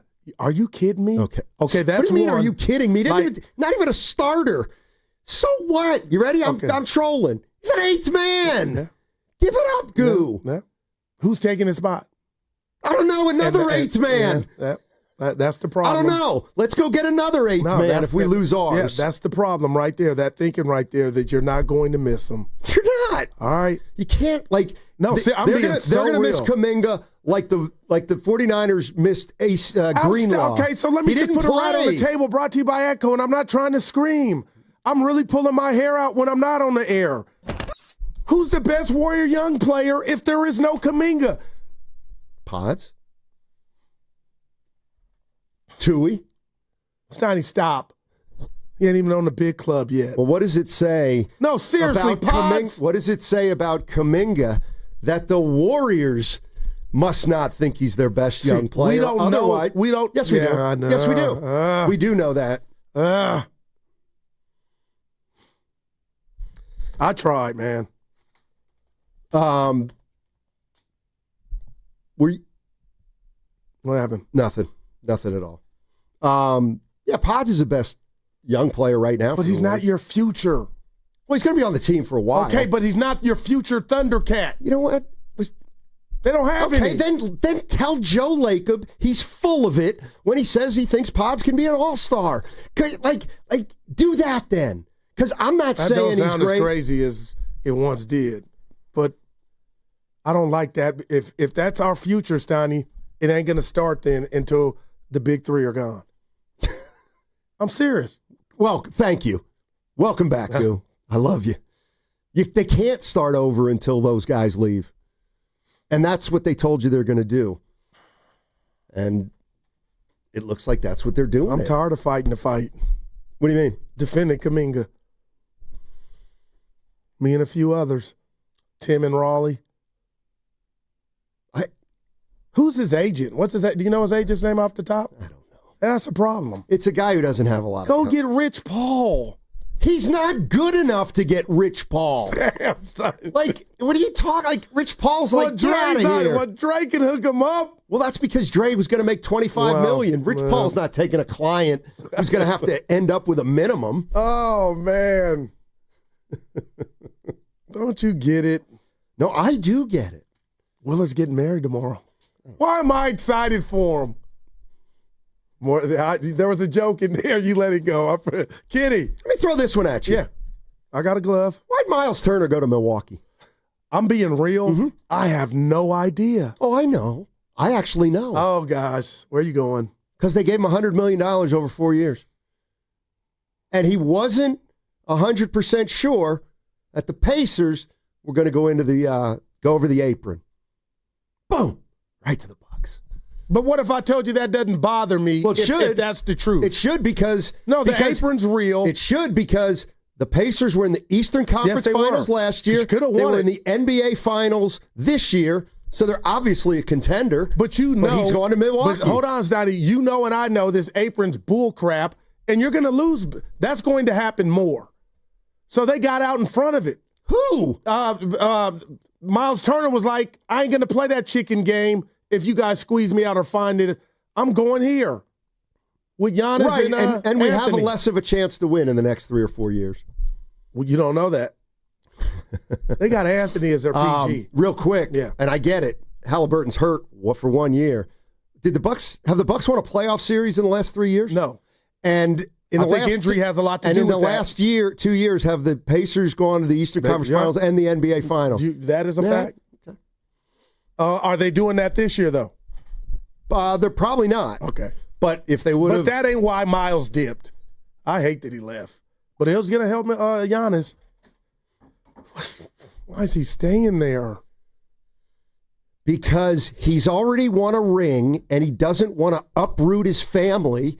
And the bottom line is he's comfortable in Milwaukee. He's got a ring. Shut it down. I know we're up against it. I'm being real, Steiny. If I asked you right now, how many years does Curry have left at high-level hoops, what would you say? I'm 2. going 3. I'd say 2. But what's it going to look like? Okay, don't get mad at me when you ask me a question. No, I'm saying, what is it going to look like? Like, he don't play above the rim, so could it be 4? Because he ain't in his Ray Allen phase yet. Like, that's still available for him. Ray Allen shot a jump shot, which is a little bit different than Steph. No, Steph's got a quick release, don't get me wrong. But he needs a room, though. It's going to be a little tougher for Steph to create. I don't even want to think about that. I mean, what was your exact question about Steph? When do you think the naked eye will start to where we see, oh, he's slowing down? I can't do this. Because I saw it with Magic. Okay, I've seen it with Steph. But not to the degree of, oh, Gooey's done. You just asked me when we may see signs of Steph slowing down. I said I think we have. But I'm talking about come back and say, well, he's still really good. Yeah, no, That's talking not about what you asked me. Slowing down is different. I got 10 other Harden slowing down. He's still good. I'm talking about and Curry's where you're like that. Curry's like Harden, still playing at a high level. But he's a 1 or a 1A still. To me, Curry. Forget I'm even in the Bay. Steiny, stop. With the help of Jimmy, he's a 1-1A. I'm talking about where you're like, oh, it's a wrap. Where you get long in the tooth and you're like, oh, boy. Emmitt Smith, Cardinals. You're like, oh, but it's over. Curry's nowhere near that is what I'm telling you. He's not anywhere near done, but I think there's a lot of number ones better than him. And quite frankly, when you go top two, Warriors are... Him and Butler?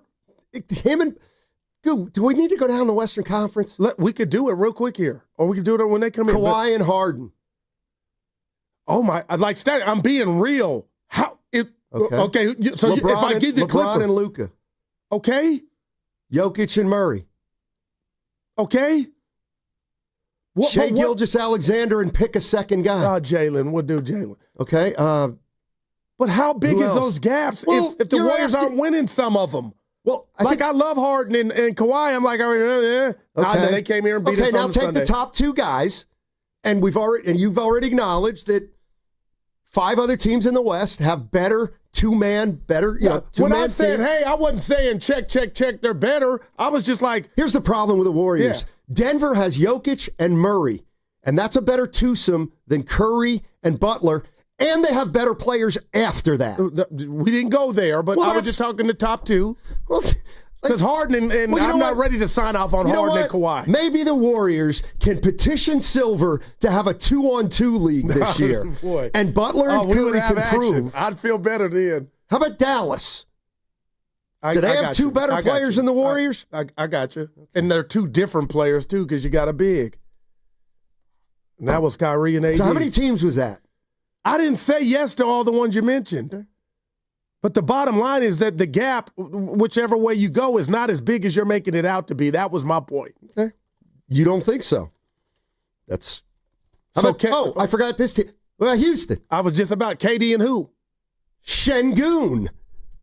Or Thompson. That segment was sponsored by Frontier Ford. Time's a-ticking at Frontier Ford. The 7500 Federal E.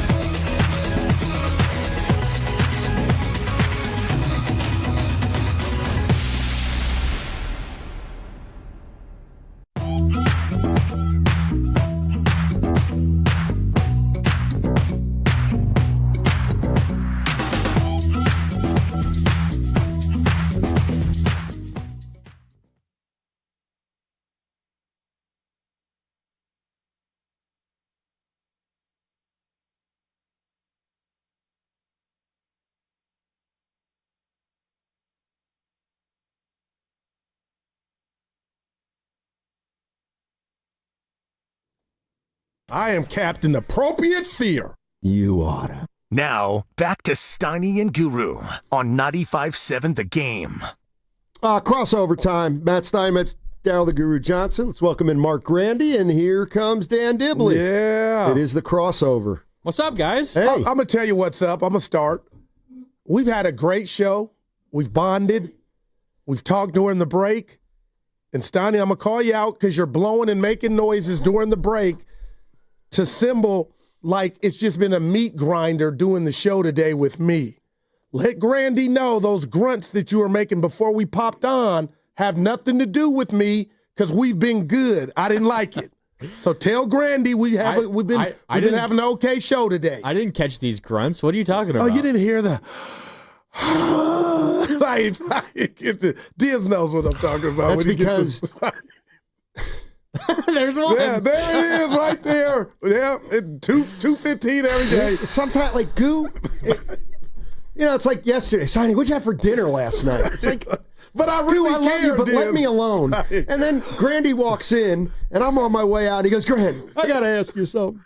Hey, snitches get Who's stitches. your sports crush right now? Mine's Ohtani. I remember this now because you said pretend Steiny's not. Yeah, because I knew he was just gonna hate it. What's up, Dibs? What's going on? And we Dude? bonded. I met your lovely missus and your father-in-law. Yeah, father-in-law, Craig in the building. I love you for just family, Dibs. Yeah, family, and we had this on the books for a long time, and they wanted to come in and see it, and so we did a little dim sum. I don't know if you partake in dim sum.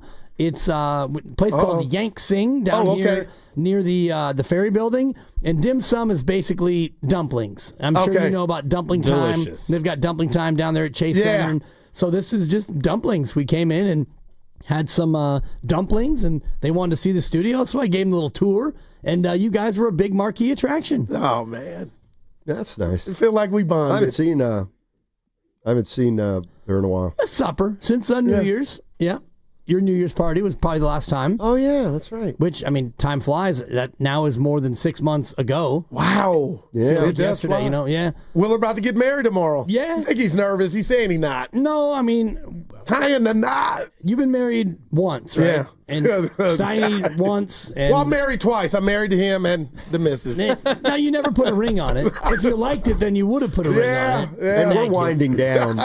I mean, Colorado Rockies. Exactly. Yeah. Although you've been together for more than 7 years, so by California law, common law, you're going to have to divvy up half of what you have, Steiny. Got a Cadillac, Steiny, 100K on it. You get half the lax. So anyway, when you go through a marriage the second time, there are no nerves. Okay. It's just, all right. I've heard that. And my first marriage back in '98, Grandy, you were probably 2 years old. Yeah. I hate Depends you, what time in '98, but yeah. Yeah, they're in June. And, two. That was, it was nerves, not like nerves around the, is it a yes or is it a no? But it's just a lot, and you're in front of hundreds of people. I hear and you. then the second go round was just, backyard of the parents' house, and it was about an 18-minute in and out. So I think that's what Willard's looking at tomorrow. Pretty much a small affair, very quick. You move the chains. It's like the 2-minute offense. You're not gonna get into a lot of plays. It won't be a 14-play drive. Well, I love it. You just in and out. You get it done. Yeah. Like Major League Baseball last night. I know you didn't hear the first block. Grandy did, but Dibs. You guys fought. No, I just hated not at all. I hated it was didn't say a dedicated word. to Diddy. I didn't say a Swing word off. on What this are one. we doing? Yeah, I heard that joke earlier. And, I can't let it go. I think it's pretty good. But what are we doing? Well, finish the game. First of all, your swing off Diddy comp, put that away. And it's been 2 weeks since you've uttered the phrase Thundercats, which is another one Somebody that asked to hear it away. today. They said their day would be complete. Well, you say it every day now, Goo. Right. Well, that hurt, Grandy. All right, I'll put it on He the shelf. repeats. Yeah, as he should. Every It's 20 minutes, recycling the audience turns over. I loved the swing off, and more importantly, they loved the swing off. Did you see the Major League players and their reaction to the swing off? They were into it. They were loving it. And ultimately... The ones that were stayed and were left. And then there's that. So... Yeah, I mean, did you want Ohtani and Judge? Oh, yes. That Sure. would have been a swing off. It would have been, but They weren't even in the Derby either, Goo. That bothers me. When those guys were already on ice. You get taken out of the game, and now you're expecting Ohtani and Judge to get warm again. Exactly. They were big time gone. So whoever's left, that's what you have. And, I thought that it was pretty fun. I know, Guru. I got a text at 10:07 from Marcy next door saying she could hear Guru through the wall. Snitches get stitches. When you said that on there. Yeah, of course. Hey, why don't pro athletes care anymore? This has been the topic today. About? The game. Anything. Because I believe they do. Now, we listened to the Scheffler sound. It's kind of interesting, I thought. And my biggest takeaway is, again, I'm not saying the athletes don't care. But what I'm saying is we care more after a game than they do. Because they just move on. And Scotty Scheffler's going to go out this weekend. He's going to play. He might win, he might lose, but when he's with his wife for dinner Sunday night, that's going to be the same dinner. And that's how it should be, though. Okay. Well then don't, get upset at Anthony Rendon and Xander Schauffele doesn't know where his awards are. Yeah. Granted, do you believe they don't care? Because he's talking about the money, which he left out. Well, they obviously care about the money. I think we, as fans, want them to care solely about wins and losses and to live and die on every result like a lot of us diehards do. And there are probably certain athletes that still feel that way now. Probably happened more so in the past. I don't know. Is there something that we like? Is it more macho to be upset when you lose and to celebrate your wins? I don't know.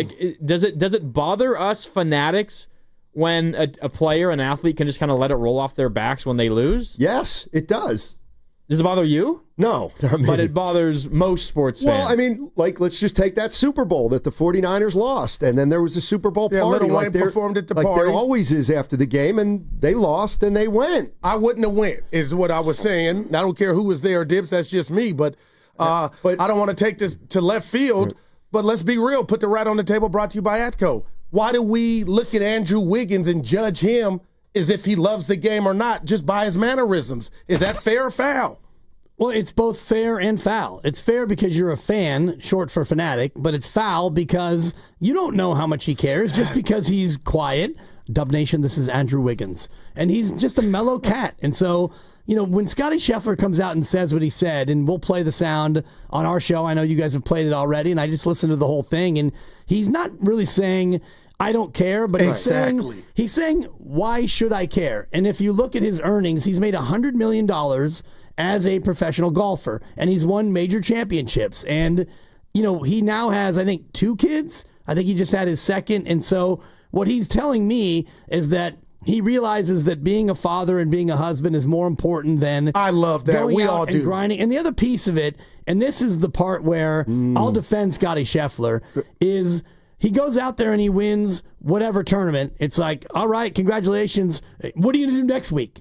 And it's like, I just won a tournament. Can I have a moment to, bask in this? And can you just realize how hard it is for me to do what I just did? But we are on to the next. No and the doubt. other piece of it is, I don't know if you follow Max Homa on social media, but he had a tournament a couple weeks back where he was in the lead, and he came down on Sunday, and he had a bad round, and he finished in 5th, and somebody tweeted him or Instagrammed him and basically said, you need to kill yourself. Well, and it was somebody who had a parlay involving Homa, and so Homa retweeted it or shared it on IG. I can't remember which platform. Sucks. Yeah, and he's basically like, this is what we deal with. So Homa had an okay round, and he finished like 5th or 6th or whatever, and he did his level best. And you got a fan who lost money betting on Homa who's now telling him, you need to end your life based on the fact that I lost a bet. So what these athletes go through on social media and with the gambling part of it, it wears them out, and I get that. Well, the other part of this is also Scotty Scheffler's the best golfer in the world. There you go, too. And wins a lot of the tournaments that he plays in, more so than anyone else on tour. And you brought up Andrew Wiggins. If Wiggins was the best player in the NBA, I don't care what your mannerisms are. I don't care if you're soft-spoken off the court. I don't care if you maybe give off the vibe that wins and losses aren't the end-all, be-all for you. But if you're just kind of like, you're a quality player, but you're kind of, you're not a gigantic difference maker. Maybe you should care a little bit more, but you're Scotty Scheffler. You're the best player in the world. Obviously, you not caring maybe as much as others hasn't really impacted you. You're still great. Yeah. So it would be different if maybe like someone on Max Homa's level came out and said what Scotty Scheffler said, and it's like, well, I love that.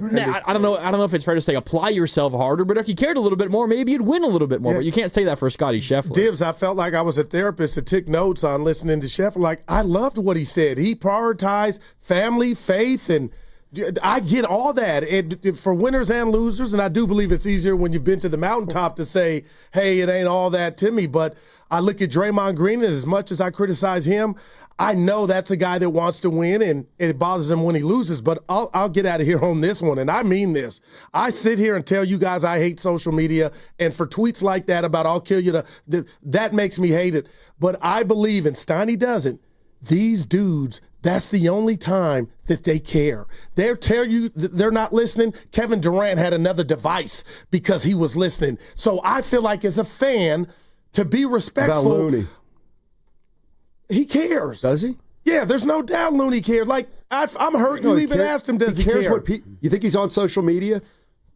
Like, like he's not a slave to what's being said, but Steiny, I think that with all the absorbent money that they're getting, Dibs and Grandy and Steiny, I love the Twitter because you're getting talked about. These guys ain't going to tell you, but they're listening. Chef told us to our face, I hear everything. I didn't say how you respond to it or can you sleep or you're losing sleep. They hear it. So I feel like that evens, it's the one playing field of you do care how people talk about Depends on the people. And I think about us in this room, and I know that you are on the YouTube feed, and you've got the text line open, and you are on Instagram, and you're on Twitter. And so if I was a listener and I wanted to get under your skin, I've got 4 different ways to get to you. I hadn't, Dibs. I don't have the YouTube up anymore. Shout out the individual who I blocked who called me a racist. Damn. So I'm good. And it's somebody that you guys champion all the time, which makes me turn off your show. And I don't go on Twitter really anymore, and I stay off of IG other than when I check the messages that you send me. Yes, we got to check. As much as I love the Boxer and Gerson injury attorneys text line, I don't mind that either for content because of that very thing. So not all of us are the same. Okay. Not all hosts are created equally in terms of accessibility and what you seek in terms of commentary. You're listening to 95.7 The Game, KGMZ FM and HD1 San Francisco, an Odyssey sports station in the home of the Golden State Warriors and Valkyries, always live on the free Odyssey app. Coming to you live from the Laughing Monk Studios. Laughing Monk, righteously brewed in San Francisco. I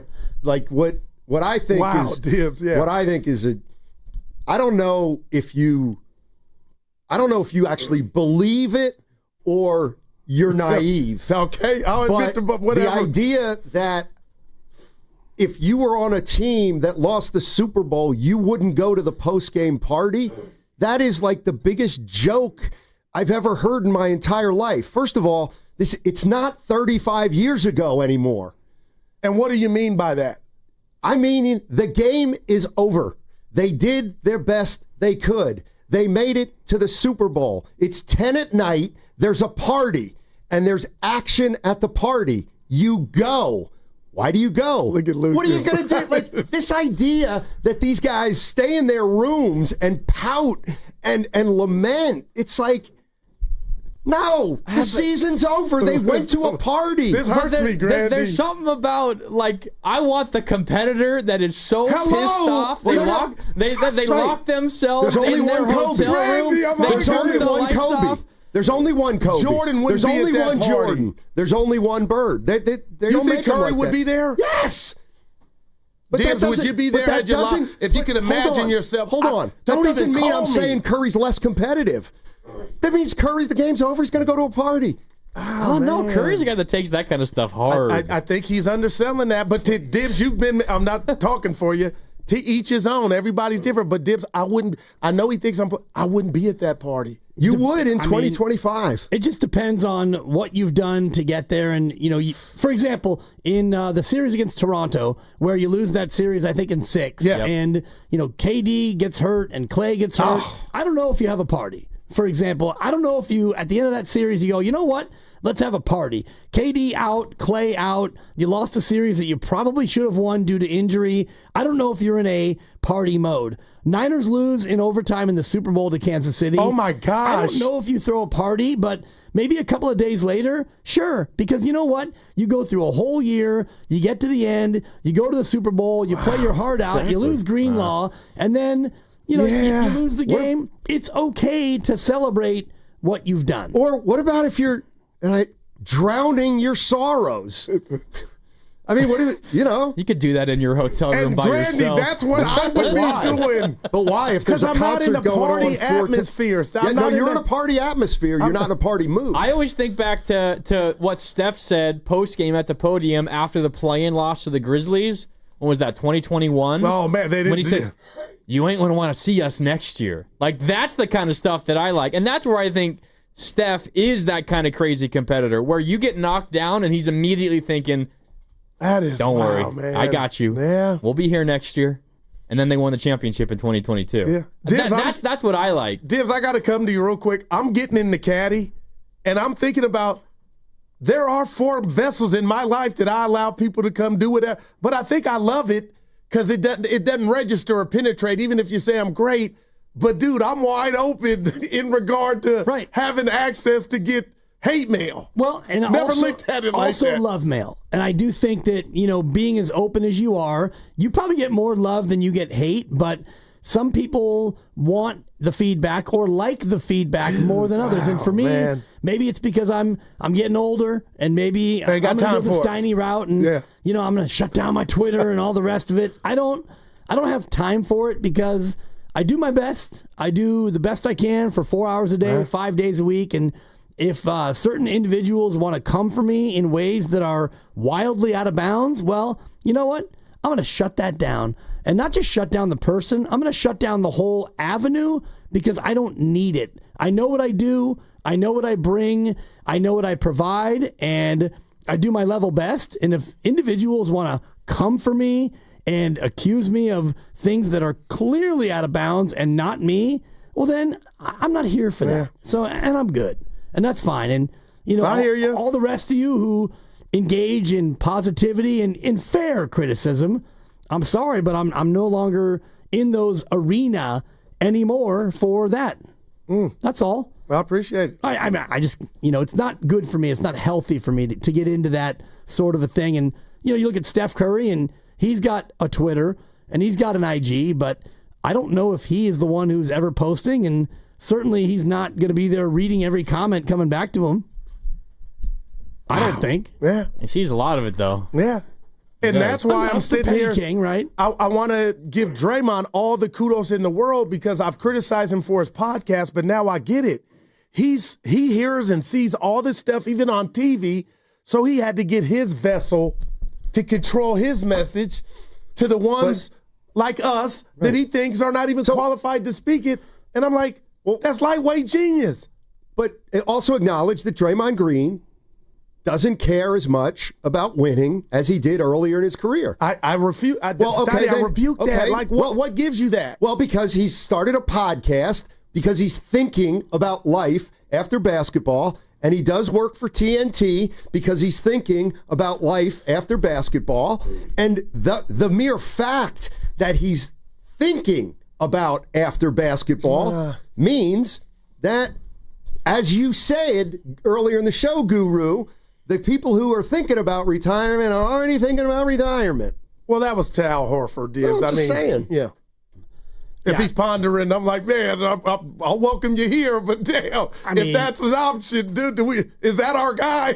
Don't know if he's pondering or not, but I think Al is a good example of somebody and his relative level of hunger as a guy who's entering his 39-year-old season.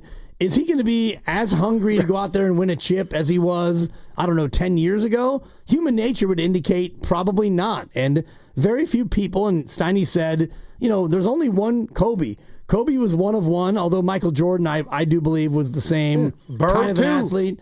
Sure, until Bird's body broke down, and then he couldn't do it anymore. And so more and more, there are athletes like that in fewer and fewer doses, I think, of people who would do absolutely everything they can to try to win a chip. Yeah, I mean, like, well, it's human nature, right?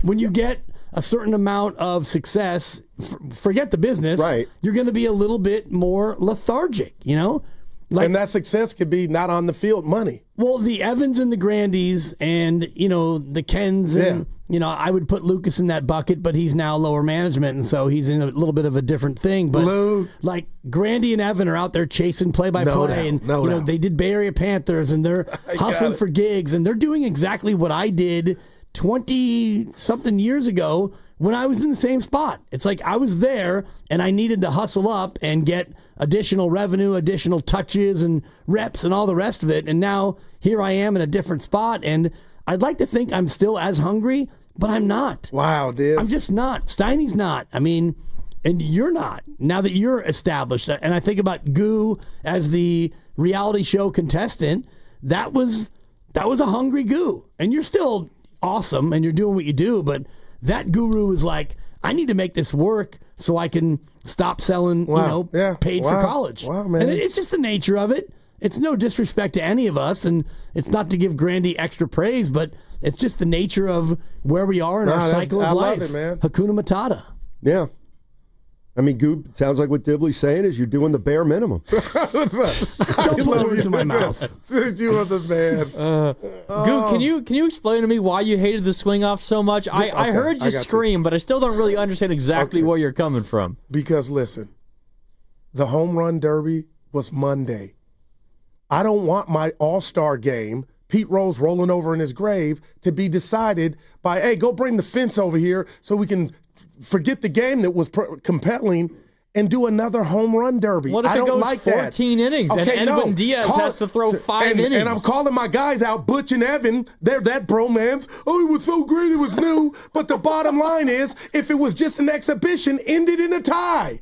My thing is, where's everybody going? Wait. You'd prefer a tie over the ending that we had last night? Because that wasn't traditional baseball. And a tie is traditional baseball? The swing off wasn't baseball. Miss me with that, Grandy. If you want to be entertained, I get it. But that wasn't baseball. I was disappointed. Play an inning 2 of extra or just say, hey, it's tied, which has happened before. Shout out Bud Selig, and call it a day. But miss me with this Grandy. Oh, this was the best invention ever. Jake Paul on line 1. That was the closest thing to wrestling. And then real quick, you asked, it's like an NBA All-Star game, Dibs tied up. Oh, no OT. We'll just have a free throw shooting contest to win it. Think about that. That's what that was to all you that were entertained. I'm thinking about you doing what I've been thinking about is you care more than them. Listen to you. You're incensed. No, I'm an old school base. Yeah. No, you can't. Guru, wear it.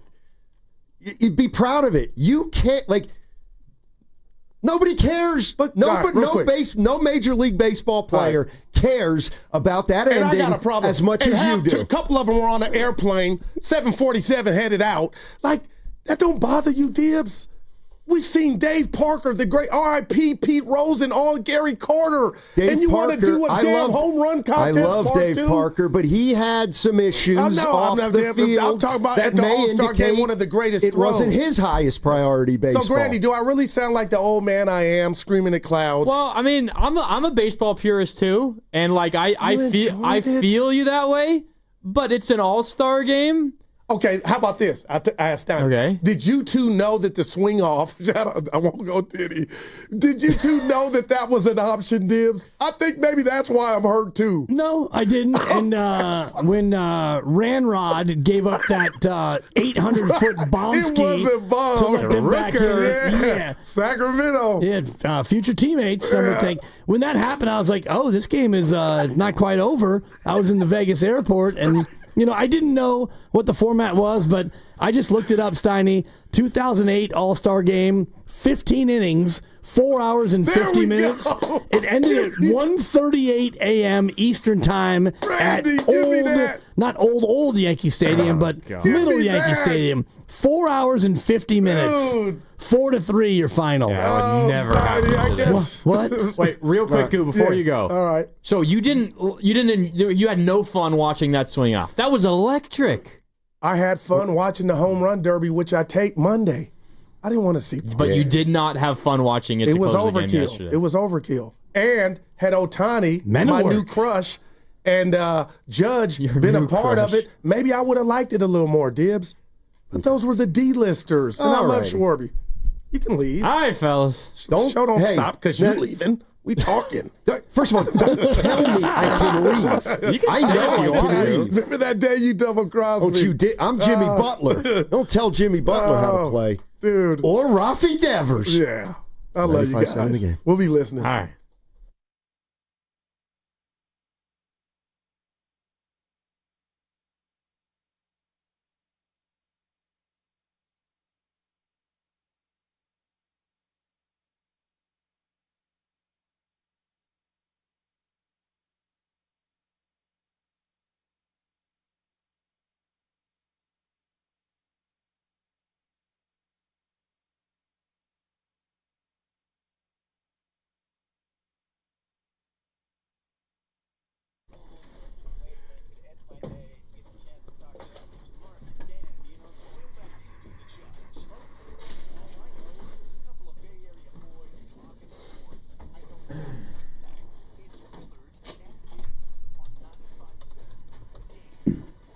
Happy Wednesday. Welcome in. Willard and Dibs. No Willard today. It's Dibs and Grandy with you here on 95.7 The Game. Welcome in. We got a lot coming up for you today. Dibs, this is a rare Wednesday that kind of feels like a Monday almost. Almost, yeah. I know you and Willard did the show the last 2 days, but you and I were in Vegas.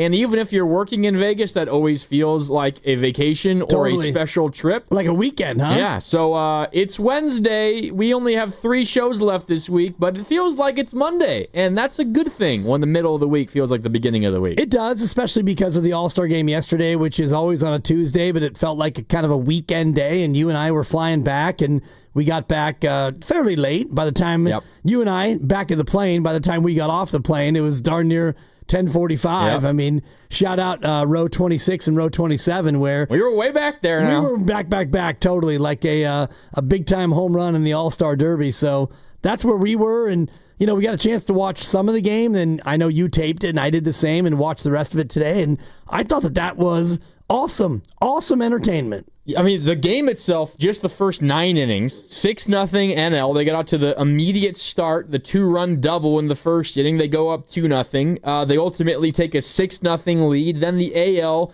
late in the game, comes clawing all the way back. They tie it in the 9th inning, down to their final out, thanks to Bay Area's own Stephen Kwan, who beats out an infield dribbler and ties the game up. Then the game goes to extras, if you want to call it that, on an Edwin Diaz challenged ball strike call, and it gets overturned, called the strike, inning over. And then we go to the swing off, and we have one of the most dramatic endings to an All-Star game that I can remember, Dibs. And honestly, I love the passion that Goo came in here with, both to begin their show and during the crossover. I cannot disagree further, though. That ending, Dibs, it had me locked in. And it would be similar to a 3-point contest or a dunk contest deciding the All-Star winner in the NBA. I don't view that as a bad thing. I view that as those athletes showing off how good they are at doing something so unique to that specific sport. I find that kind of stuff really, really fun to watch. Absolutely. And I was thinking about if they did in the NBA, if they did like a knockout contest, but from the 3-point line. That would be fun. Like a 3-point line knockout where you can't knock somebody else's ball, but you're just shooting top of the key threes. You get, maybe 3 guys on each team, and it's knockout. And we'll see who winds up as the champ. And I know you're the champ here 2 years in a row of our knockout. And, you get that in the NBA. Can you imagine if it was, Steph and LeBron against, maybe KD. I guess KD would be on the West as well, or whatever the names would be. And you had a full-on knockout contest to decide the NBA All-Star Game champion. I'd watch. Yeah, absolutely. And that's why last night was so good, because it was weird, it was different, it was unique, groundbreaking. And if the players are into it, then so will I. Yeah. And that's what that was last night. Yeah, 888-957-9570. We have a lot to get to today. We're going to talk here about the All-Star Game. I also want to talk about the automated ball strike system that got implemented last night, and maybe it's going to come to the big leagues beginning next year. We also have to talk about some of, I think, the changes that baseball has made. It feels like baseball is on a bit of an upward trajectory. I don't know when was the last time we could say that. Also, some news out of the NBA. Bradley Beal essentially stretched and waived, essentially bought out by the Phoenix Suns, and he has reportedly agreed to a deal with the LA Clippers. Dibs and I were down in Vegas the last couple of days. We can give you our summer league takeaways. And then there's, our three major teams here around the Bay. They're all dealing with a conundrum right now. What do the Giants do before the deadline? What do the Warriors do about Kuminga? And what do the Niners do about Juwan Jennings? We got some fun things to play with regarding those three different questions. So we'll get into all of that here before the show is up. But you said it there, Dibs. What the NBA has been searching for a long time now, not just in their All-Star game, but in their All-Star weekend as a whole. I mean, the dunk contest has been saved by a G Leaguer. And that's the state of the slam dunk contest. Not even thinking about the All-Star game in the NBA right now. The NBA All-Star game has gotten to a point where the players don't care, where they were talking about maybe taking the game out entirely and doing something like a knockout contest for the actual All-Star game itself. That is how dire that game is. What we've been asking the NBA to find for a very long time is just find a way to motivate the players. If it's as simple as money, and they have to play a certain level to get that money, and there's an independent judge that gauges how hard they're playing, I don't care how you get there. Just make them care, because these amazing athletes caring will make it a more enjoyable product. The MLB, they found a way to make their athletes care. And maybe it's not Judge and Ohtani that are participating down the stretch, but Schwarber, that's still a star, and he stole the show with 3 home runs on 3 swings to essentially win it for the National League. And just look at the celebration on the faces of the NL All-Stars and the dejection on the face of the AL All-Stars. You cannot possibly tell me they did not care about that. And Dibs, if they care, then that's going to make me, the fan, care. That's my whole point, and that's where we've gotten with the NBA. And the NFL has gotten so far down the road that they realized, well, the players don't care, and the fans stopped even showing up and watching it on TV. So we had to bag that whole thing. And so the NFL, the old Pro Bowl, I don't know if it's been 3 years now, maybe more. It's hard to remember the last Pro Bowl that the NFL actually had, and it's because the players don't care. And that one I understand, because you play football and you might get hurt. Even if you're trying to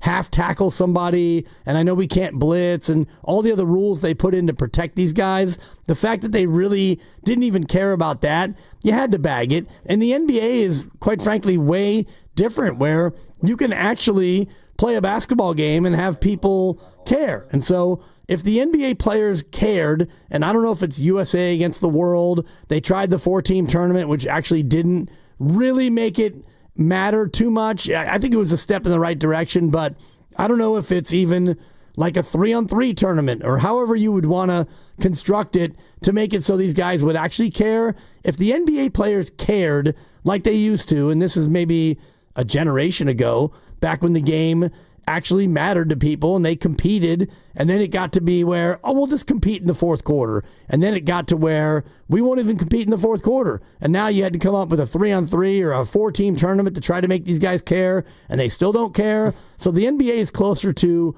actually bagging it. And baseball, that's the way it's supposed to be. That game was fun, entertaining, and they actually tried. Were you a fan of when the MLB All-Star Game was winner got home field advantage in the World Series? Did you like that added layer? I didn't like it because I don't think that it was really that necessary. I mean, baseball players are going to try anyway because it's just the nature of the sport. Right, it's mano a mano. Like if you're an all-star pitcher and I'm an all-star hitter or vice versa, and you're on the mound, I want to get a hit off you. I don't want you to go show 100% if you're a baseball player. Right. And last night's a great example where, Randy Rodriguez gets up there, he comes out of the pen and he's facing Brent Rooker, and Rodriguez wants to get him out. He wants to showcase his best stuff, and he falls behind 2-0, and he throws that classic 100-mile-an-hour fastball. Right down the middle. Right down the middle, and Rooker's like on it. And, so Rodriguez now forever will have that on his resume. And if I said the name Atlee Hammaker to people, you would remember when he was an All-Star, and he gave up 5 or 6 runs in the All-Star game. And it's unfortunate that that's one of the things we remember about Atlee Hammaker, but he was an All-Star, and that happened. So it matters to these guys. Well, I remember thinking back, and some of these memories have been popping up because around this time, obviously, is when the All-Star game for baseball always happens, and you have, on this day, back in 20 whenever, and it was the 2012 All-Star game in Kansas City, when that was, the peak year that Giants fans just stuffed the ballot, and they voted for all Giants. And now a lot of them were very deserving, but Buster Posey was the starting catcher, and Pablo was the starting third baseman, and Melky Cabrera was the starting left fielder, and Matt Cain started the All-Star game. It was like the Giants show in Kansas City that year, and that was when it was still winner of the game, the winning division, the winning league, got home field advantage in the World Series. And Pablo Sandoval hit either a bases loaded or a 2-run triple in the first inning, crazily enough, off of Justin Verlander, which foreshadowed what he did against Verlander in the World Series that year. Melky Cabrera hit a home run, and he won the MVP honors that year. Matt Cain, I think, threw a scoreless first inning in that game.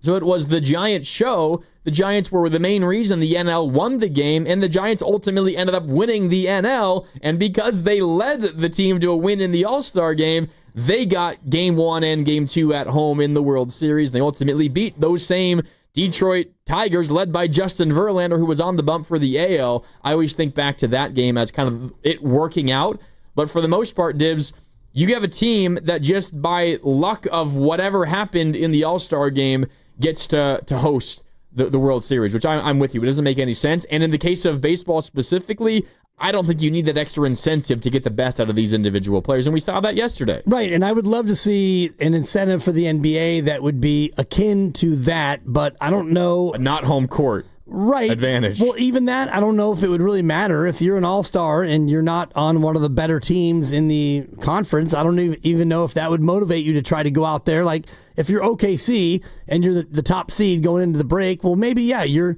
trying to motivate the fellas to get that win. I do think that for the NBA, the next step would be USA against the world, and you do it that way. And if you start to draw it up, and if they've got Giannis, and they've got Shea, who's from Canada, and they've got Wemby, and they got Jokic, and you start to stack up. I mean, you look at what their 12-man team would be against the American team.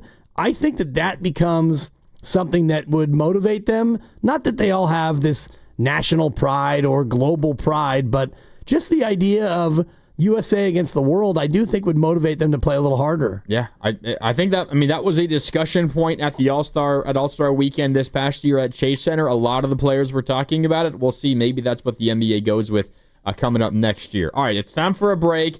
We do, though, today continue our All-Star Week prize blowout. Every day this week, each show will give out one of our awesome prizes. Today, we're giving one lucky listener a Warriors prize pack and a $100 gift card to Laughing Monk Brewing. The Warriors prize pack includes a hat, T-shirts, a bobblehead, and a collectible pin. Listen at 4:30 to learn how you can win. That's coming up later on today here on Willard and Dibs. All right, when we come back, more on the Major League Baseball All-Star Game, plus City Chop. I see you on hold. We'll get to you when we come back. It's Willard and Dibs. No Willard, Grandy in. Dibs and Grandy with you. More next on 95.7 The Game.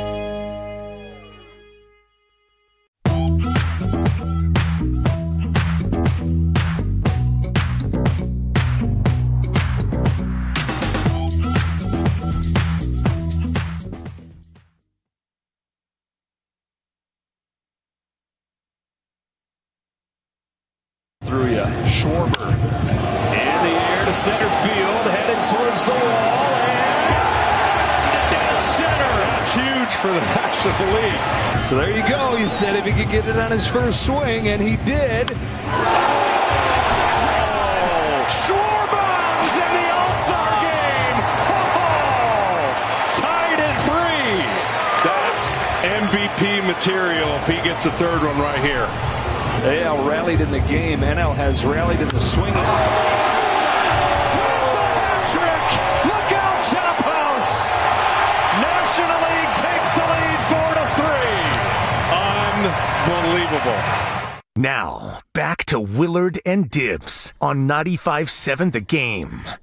That was Joe Davis, John Smoltz on Fox last night calling a portion of the swing off. The way it worked was 3 hitters for the AL, 3 hitters for the NL. It was Brent Rooker, Randy Arozarena, and Jonathan Aranda from Tampa. Only like 11 home runs on the year. That was kind of an odd inclusion by Boone, the AL manager. And then for the NL it was Pete Alonso, Stowers of the Marlins. He was like a last-second addition. And then Kyle Schwarber. And Kyle Schwarber essentially ended things almost, just about, with that 3 home run performance himself. Great calls there, courtesy of MLB on Fox. Yeah, that was exciting, Dibs. It was exciting. We didn't get to watch it live because we were like boarding the plane and taking off as it was happening.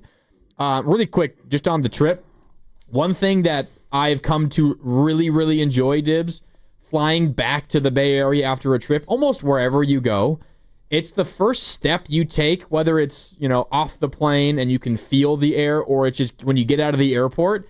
And it's the temperature, especially for you and I coming from Vegas, where it was like 115 degrees 24/7 while we were there, even at like midnight.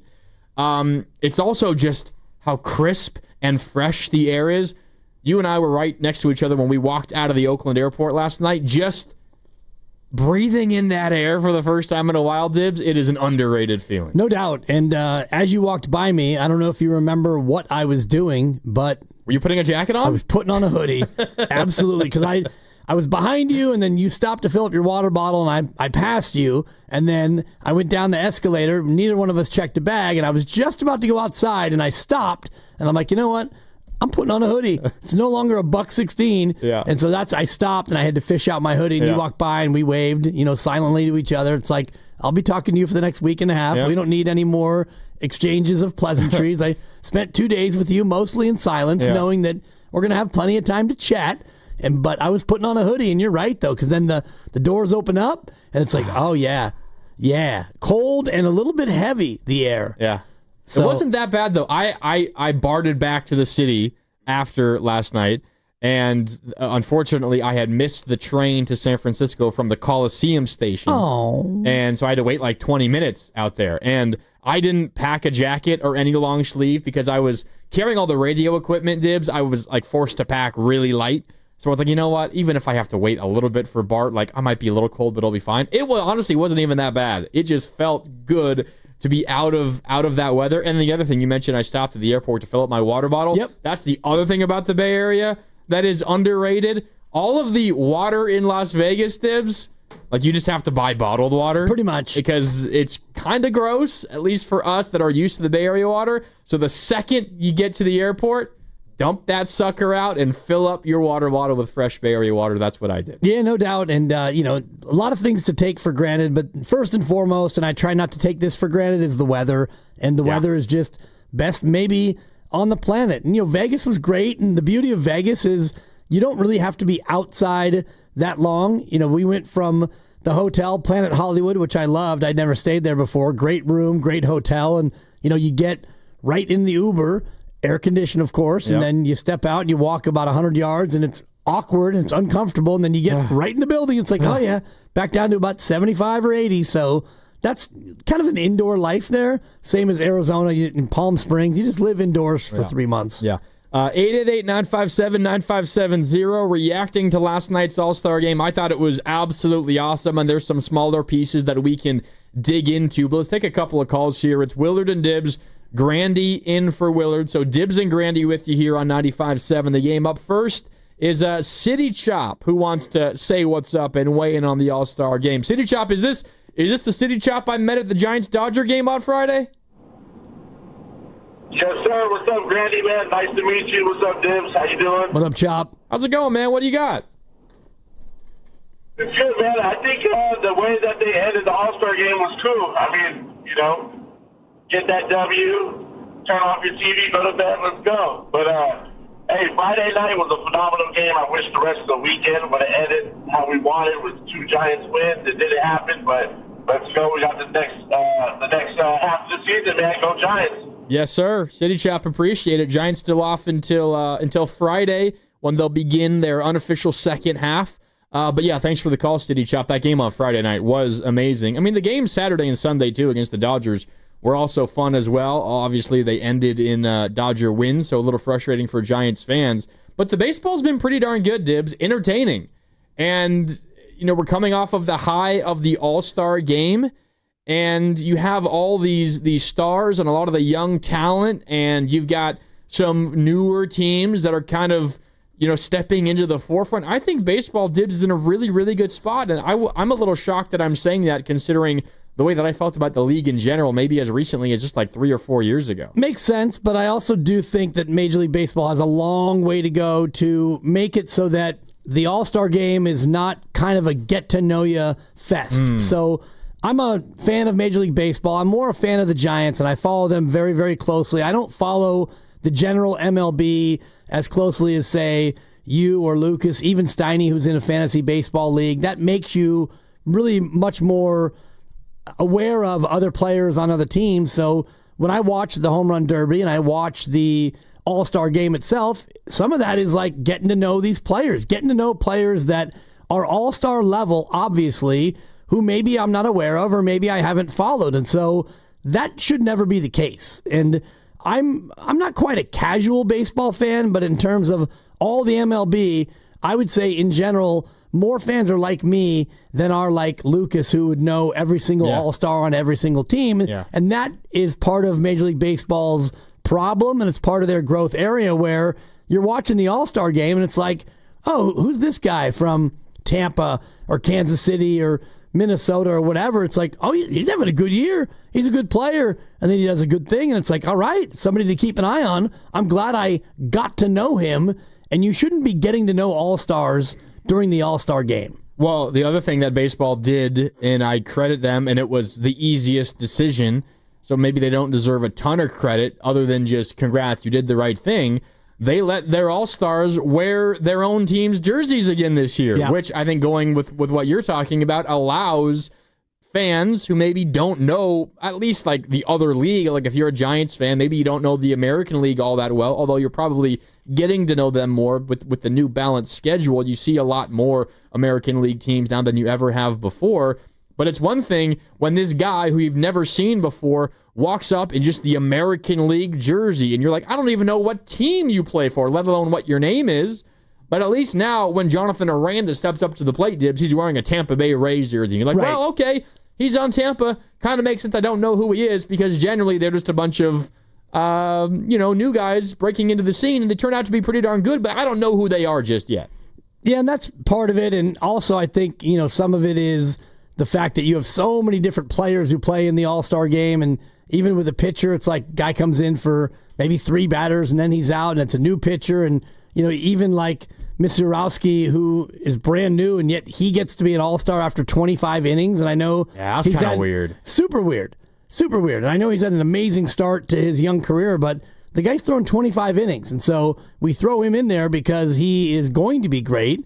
And he already is good. It's a very small sample, but you're automatically an all-star just because we want you to be somebody that people get to know. So there's a little bit, for me, still of the funky nature of how they pick players and the fact that you have so many different players. And, the one thing I'll agree with Guru on is when you get to the swing-off to decide the winner, a lot of the guys you would want to see are already out of the game and in the shower and maybe on their way home. They might be on their private jet already. Exactly. So that part of it I kind of agree with. And the other piece that kind of, it just irked me, it didn't really bother me, but Schwarber gets the MVP because he's able to hit a batting practice pitch over the fence three times? That's a joke. Maybe this is just because we were just in Vegas for the last 2 days, Dibs, but my mind immediately went to, oh my God, imagine you had a live Kyle Schwarber MVP bet Oh my when God. the NL was up 6-0.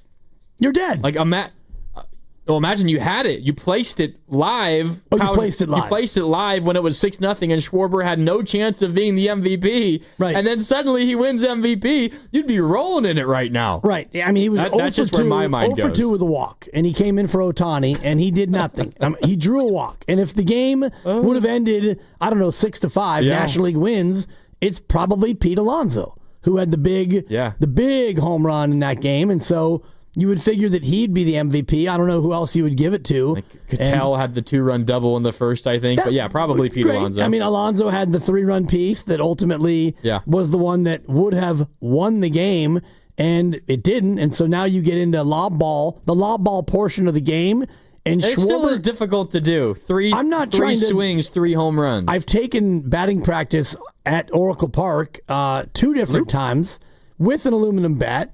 And what's your max distance? Probably about 270. That's pretty good. It's pretty good, but it's not like... I mean, you're nowhere near hitting one out, but it's pretty good. And, Bill Lasky famously was throwing me curves and brushing me back because maybe I was running my mouth on the air. But a little bit of chin music. That's neither here nor there, but it's not easy to do. I'm not trying to say that it's easy to do, but for these guys, it's easy to do.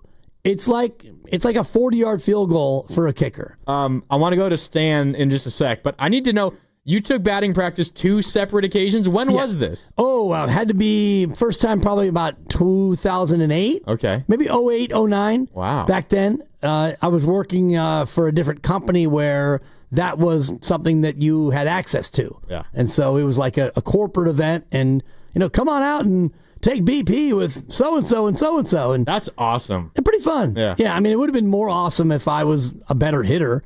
And I've always been much more of a slappy. Even when I played baseball, I was never a power threat. So. You swing righty, right? Yeah. And lefty as I got older, but that's more when I was playing like fast pitch softball, doing a lot of like slapping and push bunting and the rest of it. Yeah. So when it comes to like a home run derby, that's not really my lane. The 510 on the Boxer and Gerson Work Injury Attorneys text line asks, if Schwarber doesn't hit the 3 home runs, do you think Rooker could have been the MVP with his hits in game, the home run, and the 2 in the swing off? Yeah, absolutely. If the AL won that, courtesy of the swing off, Rooker wins. No doubt. Home run in live play and 2 in the swing off. No doubt he'd win the MVP, which would be kind of cool. That would be very cool. And the home run he hit off Randy Rodriguez was power versus power, and like right off the bat, you kind of knew. And, we were talking on our show, and Mark Willard, who's out for a while, was talking, Rooker, the Giants should get Rooker. That's my new guy. Lucas Alexander is in on that, too. Yeah, I mean, we all would be in on that, but I don't know why the A's would dump him now. We all agree that they will eventually trade him because it's what the A's do, but if they trade him, why would they trade him to the Giants? That part I don't buy. Well, there's a whole conversation about the A's with Severino as well, their pitcher, who's made it very known he does not enjoy pitching in Sacramento. Everything you said, Luis, is 100% right, I'm sure. You also agreed to the contract, so you share a bit of the blame yourself. But with the A's specifically, generally, Dibs, the A's make trades to save money, but now they have to stay above the minimum salary floor. So a trade isn't necessarily to save money for them. Maybe they do kind of in the way that NBA teams trade. Maybe they're looking for expiring money and a player on the last year of their contract, as opposed to Rooker, who they extended, and Severino, who they just signed. Maybe that's where they go. I would be surprised if Brent Rooker gets traded to the Giants. I think the A's just, no. Buster Posey picks up the phone. Zach Manassian picks up the phone and says, hey, you interested in trading us Brent Rooker? I would imagine the A's would pretty quickly say, not to you, goodbye. Right, exactly. I mean, that of all the things that the A's, or the Athletics rather, have done to piss off their fan base, that might be second only to them fleeing Oakland. Yeah, that would not be good, no doubt. 888-957-9570. I think Stan in San Leandro wants to talk about some All-Star memories. Stan, what's up? You're on Willard and Dibs. It's Dibs and Grandy with you today. How you doing? I'm doing great. Thank you very much. I was going to say some of the All-Star memories I have was sneaking into the Oakland Coliseum. We were about in 7th grade for the All-Star game. I think it was 86 with Ozzie Smith and Ricky Henderson and Darryl Strawberry. And for some reason, that game seemed a lot bigger than it is today. I don't know why. I think maybe it's because we knew all of those players. Like, we knew everything about those players. These days, like you say, you watch the All-Star game, it's kind of like the Little League All-Stars. You got players, so many players from different countries. There's no way that you're just learning about them now. You don't know about them since when they first got signed, and like we did back in the day. And I remember when Dusty Baker kept Dontrelle Willis in the bullpen the whole game. Everybody wanted to see Dontrelle Willis pitch, and that was the most exciting thing that you're waiting for. And Dusty didn't put him in, and I was thinking maybe the All-Star game needs to get younger. Maybe it should be a bunch of guys like Dontrelle Willis, those type of rookies. Or for today, Velope with maybe Jackson Holiday. If you had all those guys playing, that seems to be more compelling for fans to watch than the same dudes that have been going there for 15 years. The Melky Cabreras, you bring up Melky Cabrera. Gosh, that guy was on the juice? He had such a good year for the Giants that year, and then he couldn't play the second half of the year. They ended up winning the title. They should put a statue of Melky Cabrera up with Barry Bonds, as enhanced players that have helped the Giants. Because, that guy was the MVP of the whole league. And then when they, basically he was cut out of the league. I don't think he ever played again. The Giants got a huge boost. They were in first place the first half. They didn't have to do nothing but coast all the way to the title. And it was just a steroid-induced title. So, I was going to say, trade Brent Rooker to the Dodgers. Have a nice day. Yeah, there you go. Thanks, Stan.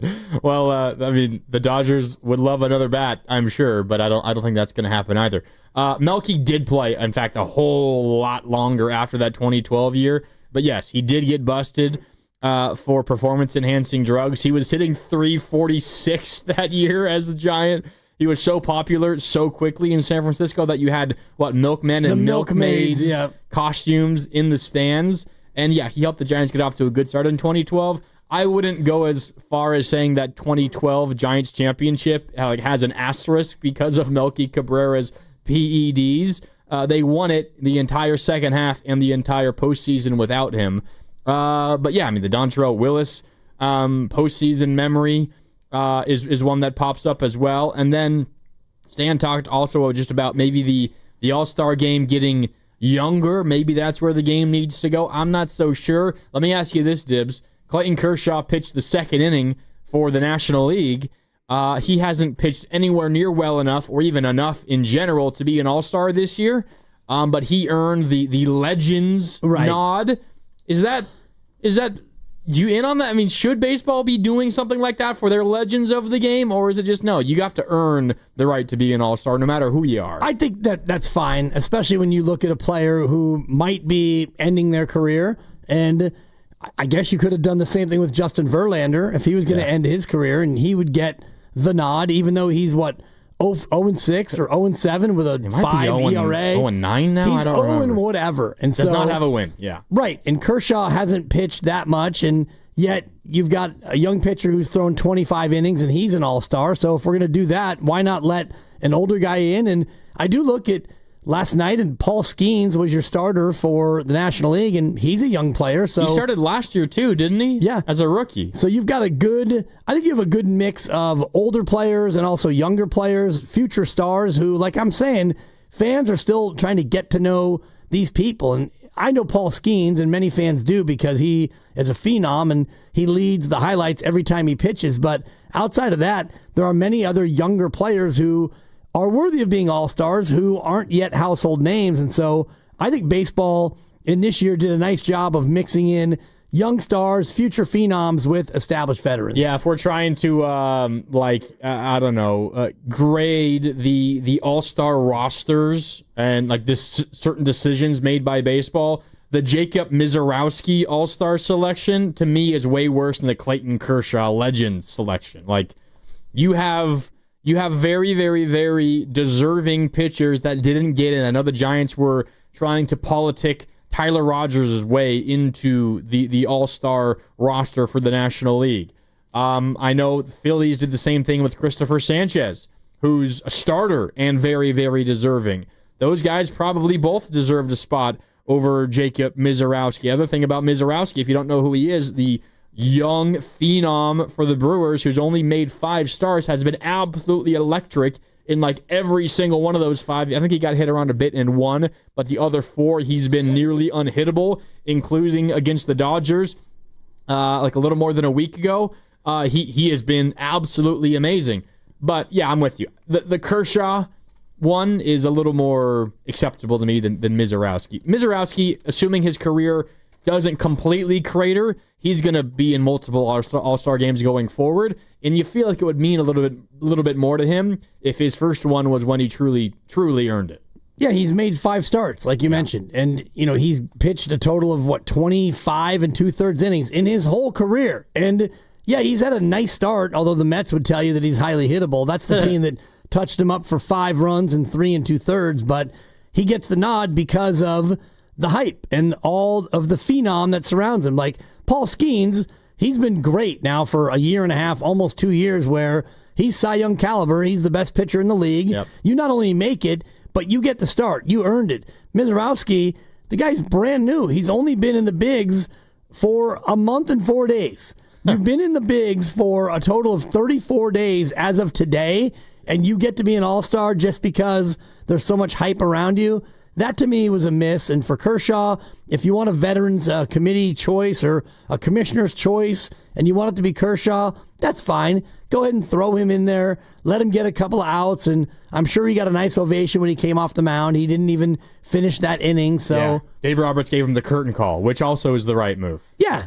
And that's fine. Kershaw's going to be first ballot Hall of Famer. And even though the game wasn't in LA, as a neutral baseball fan, you can recognize his greatness and you can give him his just desserts. And you mentioned Dave Roberts, and I was wondering about how tough it is to be a manager in an all-star game and have to go out and take somebody out.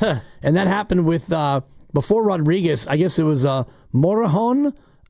Is that how you pronounce it? Yeah. Adrian, he's a Padre, and he was struggling, and Roberts had to go out there, and you see him talking to him, and he's like, basically telling him, I got to do this. Sorry, brother. I got to take you out. Nobody wants this. You don't want it. I don't want it, but you haven't gotten anyone out. And, you're in a little bit of a tight spot, so we're going to the pen. And he gives him the old slap on the rump, and off he goes. And in comes Randy Rodriguez, who immediately allows those 2 runs to score. Yeah. And Scott and Hayward on the Boxer and Gerson work injury attorneys text line does bring up a good point as it relates to Kershaw. Kershaw's live interview, mic'd up when he was on the mound, was one of the better moments of the entire game. If you missed that in the second inning, I'd go back and give it a listen, because it was pretty fun to hear Clayton Kershaw, like as he's in the windup and ready to throw a pitch, talking to the guys and asking the guys, what should I throw here? What should I throw here? As he's beginning his windup, it was pretty cool. So I'm a big fan of the All-Star game last night specifically. Also a fan of one thing that we saw for the first time at the major league level in the game. We can talk a little bit more about that when we come back. Plus, always more time for your calls. I see your skills. We'll get to you when we come back. We're brought to you by Fremont Bank. Here for you, here for good. It's Willard and Dibs and Grandy with you right here on 95.7 The Game.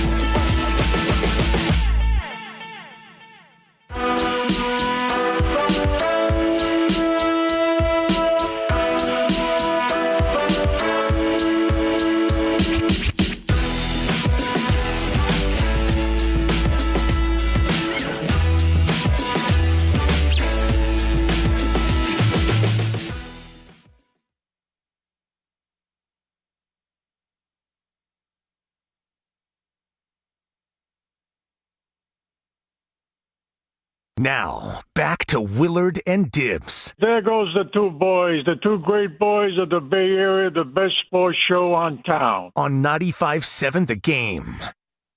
Welcome back. Willard and Dibs with you here on 95.7 The Game. No Willard today and no Willard for the next week and a half. Getting married tomorrow, then taking the honeymoon. He'll be back. What day is that he's back, Dibs? It's Monday the 28th. Monday the 28th. 12 days from now, he's back. That's right. A little less than 2 weeks. Congratulations to Willard and the family, and then we'll see him coming up in 12 days. So for now, it's Grandy in with you alongside Dan Dibley. You mentioned the Randy Rodriguez home run that he gave up to Brent Rooker. He was one of two Giants to participate in the All-Star game yesterday. Logan Webb pitched and put up a zero. Scoreless inning for Logan Webb after he was bad last year in the All-Star game, but he put up a zero this time, so at least it was not all bad things for Giants pitchers in the All-Star game. Gave up a hit, Logan Webb did, and was able to pitch around that. Yeah, pitch around it, and Randy Rodriguez just came in, and he didn't serve one up. He threw a 2-0 fastball after having, a couple of one of his breaking pitches just get spit on and by Rooker, and then Rooker just laid right into it, a 99-mile-an-hour pitch or 100-mile-an-hour pitch right down Main Street, and that was the hit that kind of got the AL back into it. Yeah, it was. 888-957-9570. We got a little bit more about the All-Star game and something specific that happened in the game. In fact, to be exact, 4 different times it happened. I want to talk about that coming up in a sec. But first, as promised, let's go out to the phone lines. 888-957-9570. Skills in Vallejo wants to reminisce on some All-Star game memories. Skills, happy Wednesday. How you doing? Well, I'm doing fat, but that's okay. I've been doing fat since I was born, practically. Good to be on the air with you guys. I've been a baseball fan since 1990, and I'll tell you that in spite of that, and I appreciate all the great players from then all the way to now. I was never really big on the All-Star game. I think it's because in those days, in the 90s into the 2000s, all the All-Star games, the Pro Bowl and the NFL, NBA All-Star game, they all play hard. And it was easy to take for granted the effort that you were singing the MLB All-Star game because you were singing in all the All-Star games at the time, unlike now, where it's just basically they're there just to be there. So, I would watch the All-Star game from time to time in MLB, but I didn't really care about it that much until the COVID season, 2020. And that was, I'm sure you guys remember now that, during that year, there was a lot of Hall of Famers that passed away. Baseball was playing in 4 or 5 ballparks, or all the ballparks were empty, and then the playoffs were playing in 4 or 5 ballparks, whatever it was. And it was just a really weird time for sports. And I wasn't, you always have the labor stuff going on. I wasn't really feeling it the way I used to feel it. Other people probably felt the same way. But then 2021 comes along, and Ohtani, people forget this, that in 2020, Shohei Ohtani was hot garbage, offensively and on the mound. But in 2021, he came out like gangbusters, and Aaron Judge became superhuman. So many other guys emerged. It was just a turning point for a lot of the stars in baseball. And I watched the All-Star game that year, and for the first time, I watched the Derby really closely. Salvador Perez put on this show that season, and it was the first time I really appreciated how great he was. He's going to the Hall of Fame. And then, you got all the players out in the field together. And for the first time ever at 41 years old, I really appreciated what I was able to witness there with all those great players on the field together. And it was giving me hope for the first time that maybe the sport was going to survive all the COVID chaos and all the labor stuff going on, and everything was going to be okay after all. I watched the game, 4th inning, and if I go on too long, just scream, I'll hang up. But this my last main point is that when Vladimir Guerrero hits the home run in the 4th inning, and at that point, watching him celebrate, watching that ball go about close to 500 feet, somehow I just knew right then that it was going to be okay. Everything was going to be okay. And for the most part, I mean, baseball still has its flaws. God knows it's far from perfect. But I love it more than anything in this world except for my daughter. And that All-Star game was a big turning point. So Yeah, I like his skills. I mean, that was the 2021 game he's referring to, because there was no 2020 All-Star game. Yeah. And just looking at Shohei Ohtani, and I was trying to refresh my own memory about whether or not he was hot garbage or not in 2020, and he didn't have a good year in 2020. But one interesting note, he was the first ever automatic player on second base in an official game. Wow. On July 24th, so when they resumed the season on that day, post-pandemic of 2020, he was the first ever automatic runner on second base. Did you look up his Wikipedia page, and is that on there or something? It's on there, because I was looking at his 2020 numbers, and he had a slash of 190, 291, 366. Not good. Wow. And he had 7 homers and 24 runs batted in, and it was a struggle. And then the next year, as Skills was saying, he exploded and Judge exploded, and baseball kind of started to come all the way back in 2021. Yeah, interesting. I haven't really viewed that 2021 All-Star game, as Skills is talking about, as kind of like the turning point, but I'm with Skills as far as how I feel about baseball right now. This is as good as I've felt in a while. I do think we do have, Dibs, potentially another change coming to Major League Baseball, and there's been a lot of changes of late. I think we got a taste of what it will look like at the All-Star game yesterday. It's called the Automated Ball Strike Challenge System, abbreviated to the ABS Challenge System, and we saw it 4 different times in last night's All-Star game. It's where there's a pitch, it's either called a ball or a strike, and say it's called the ball, but the pitcher or the catcher believe it's a strike, they can challenge that call that was made by the home plate umpire. All they do is tap their head, and that signifies a challenge, and then it goes to the Hawkeye technology. And if you watch tennis at any major tournament, especially not necessarily now, but 5 years ago or earlier, whenever a player would challenge a call, whether it was on the line or just outside the line, you'd look up at the video board, all the fans would start clapping, waiting for the ball to land on the court, and you find out if it's a ball or a strike. It's essentially the same exact thing that's happening in baseball now, and they're trying it in the minor leagues. They've used it in spring training. They used it in the All-Star game yesterday. It's probably coming to the big leagues in the regular season next year. But the way it worked out yesterday, Dibs, 4 separate challenges, 3 of those calls were reversed, and it only uses up 15 seconds to get the review done. I'm all for it. It feels like a home run, and I would gladly welcome that into every Major League Baseball game beginning next year. And I wonder how that will work, where if every team only has 2, how does a player know whether or not he has the power to make that call, Because if you're just a player and you think that their call was wrong and you tap your helmet and you're wrong, well, that's one of your 2 challenges for your team. So you get them back if you get them right. Right, but if you're a player and you feel like you got pinched and you make that call on your own, and you were wrong, then how much is that going to create discord in the dugout when you only have 1 challenge left, or maybe that's your second one and now you're out of challenges, and so it might only be the 4th inning and your team now is out of challenges. So I like it on the surface, but I do think that they have to find a way to, make it more controllable to where a player just can't go rogue. Imagine Draymond Green had the power to challenge calls, right?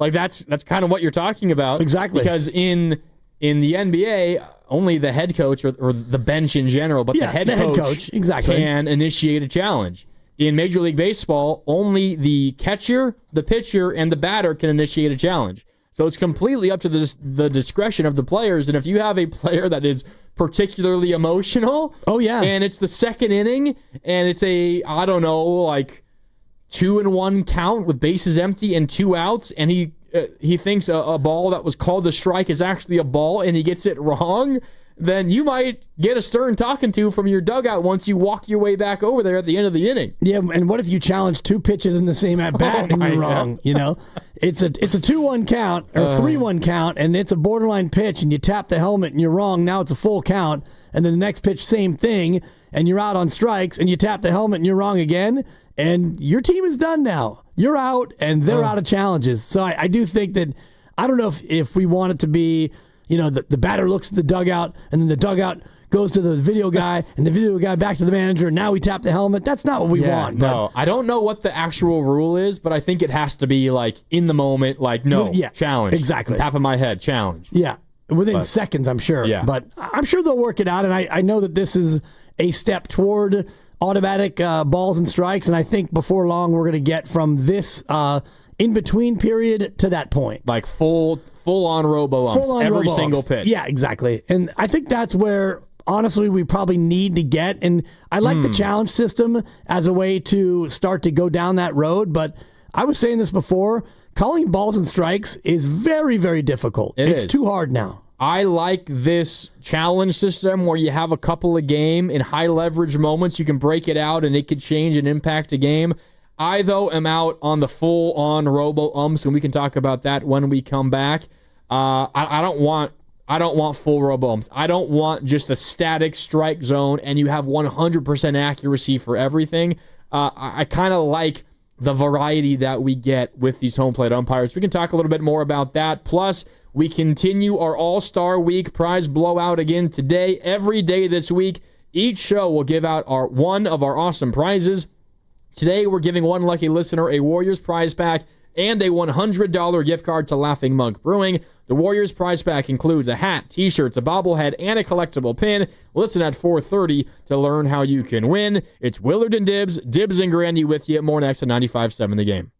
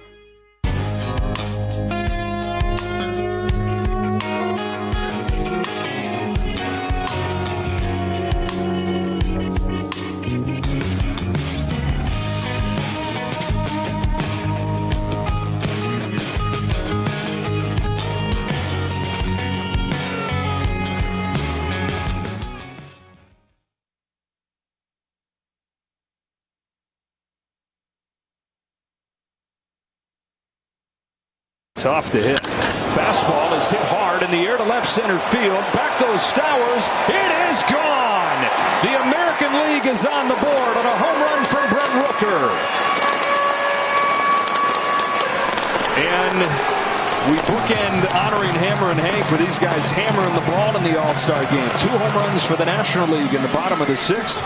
And now Rooker launches a sky-scraping blast. Now, back to Willard and Dibs on 95.7 The Game.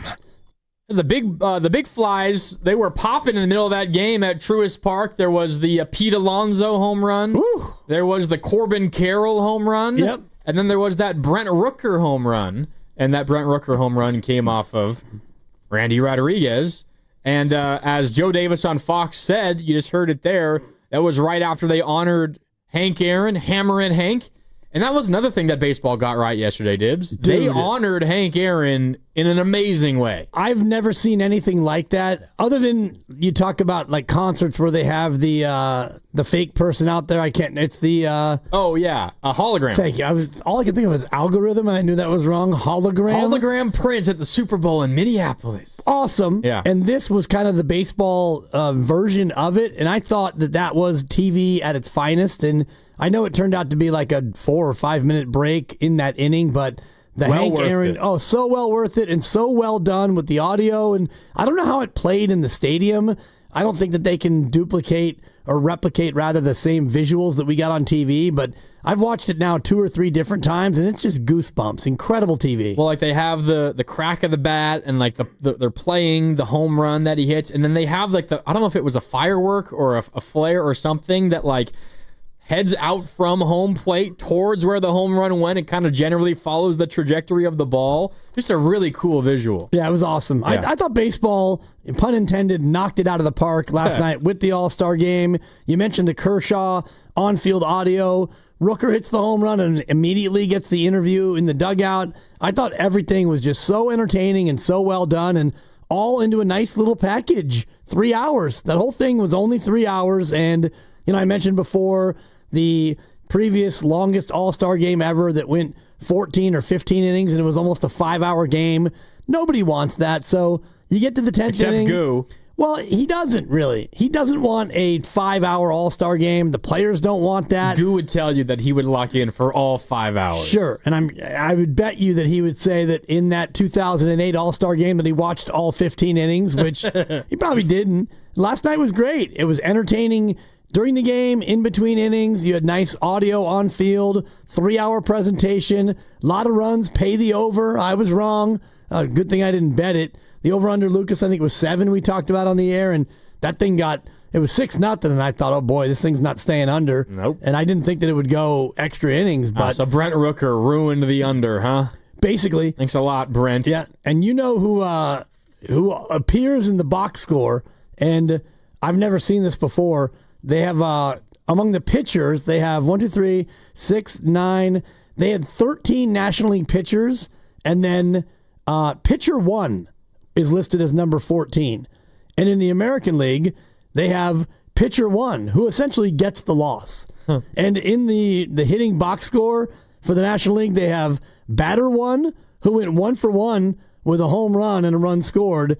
And they have... The American League had batter 1, batter 2, and batter 3, which is all the swing-off guys who they don't actually get stats for that, but they're listed as batter 1, batter 2, batter 3, and the National League, of course, has batter 1 and batter 2, and then that's all. That's weird. Kind of funky, yeah. Box score for All-Star games is always just a disaster. Totally. Because you have endless substitutions, and like I'm looking at a box score right now online, and you have to scroll like 4 page lengths just to see the full thing.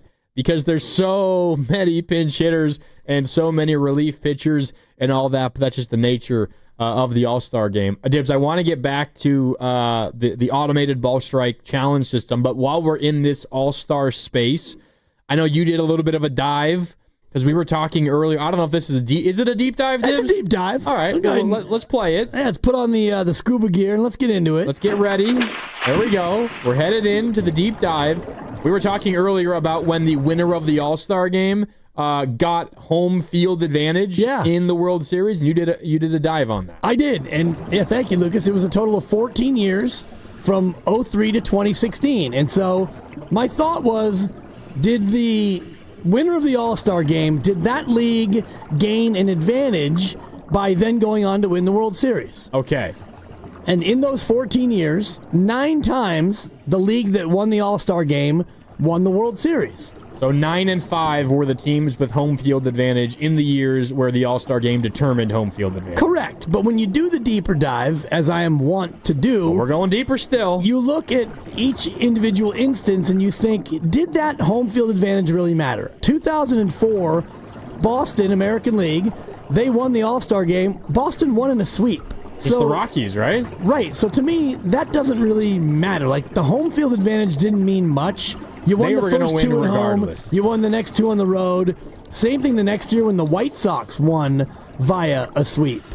And as you look, versus the Astros? I think I can bring it back up. I'd love to test your memory because I think it was the Astros. Yeah. Ozzie Guillen over Phil Garner. 2007.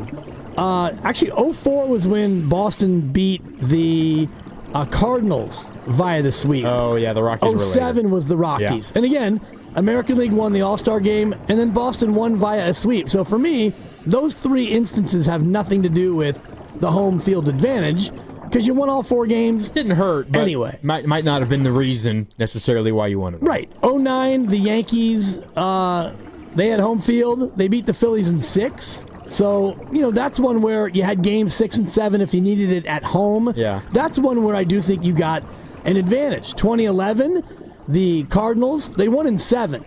So that, to me, you have game 7 at home based on the fact that you won the All-Star game. That is another instance where it actually mattered. And the crazy game 6, that was the David Freese game 6, where they came back from the brink against the Rangers, which was also at home. Exactly. And that's it's just a wonderful point, Lucas. You're riding it perfectly right now. 2013, actually, interesting, 2010, Giants won in 5 with home field. Didn't really matter. They won in 5, although they did win the first 2 at home, and they took 2 of 3 on the road, and that was it. 2012, they won via a sweep, and they had home field, so that didn't matter either. 2013, Boston wins in 6. They had home field, and that really is the last instance. So I can look at 3 of the 14 where it actually mattered that the team had home field. You obviously never know how it all would play out. Like you mentioned, 2012 Giants, where, maybe if you start in Detroit, Verlander shoves and you lose game 1 and the series is entirely different the rest of the way. You never know. But just from the outside looking in, maybe it wasn't as big of a deal as we thought it was. And 2012 is a good example where, thank you, Lucas, the Giants would have had home field anyway because they had a better record than Detroit. So, and I didn't go through and cross-reference all of those instances where, the team that got home field would have had it regardless of the All-Star game result, but it's just a long way for me to say that whole this time it counts Bud Selig concoction turned out to really be much of a nothing burger. But it is still the right decision, even if the result of the game had an impact or not on what happened in the actual World Series. It's still, in my opinion, the right idea to not have the All-Star game determine that. It's not fair. Exactly, and it turned out to not be efficacious to the. I think the deep dive is done, Luke. I'm coming up for air now. I think it's good. He likes it. He likes to play the gurgle when I'm talking, and I think that's fun. Just do this for the whole 4 hours. Good, yeah. Except when I'm in the shallow end, running material about nonsense. That was a good deep dive, though. Yeah. Maybe not as big of a deal.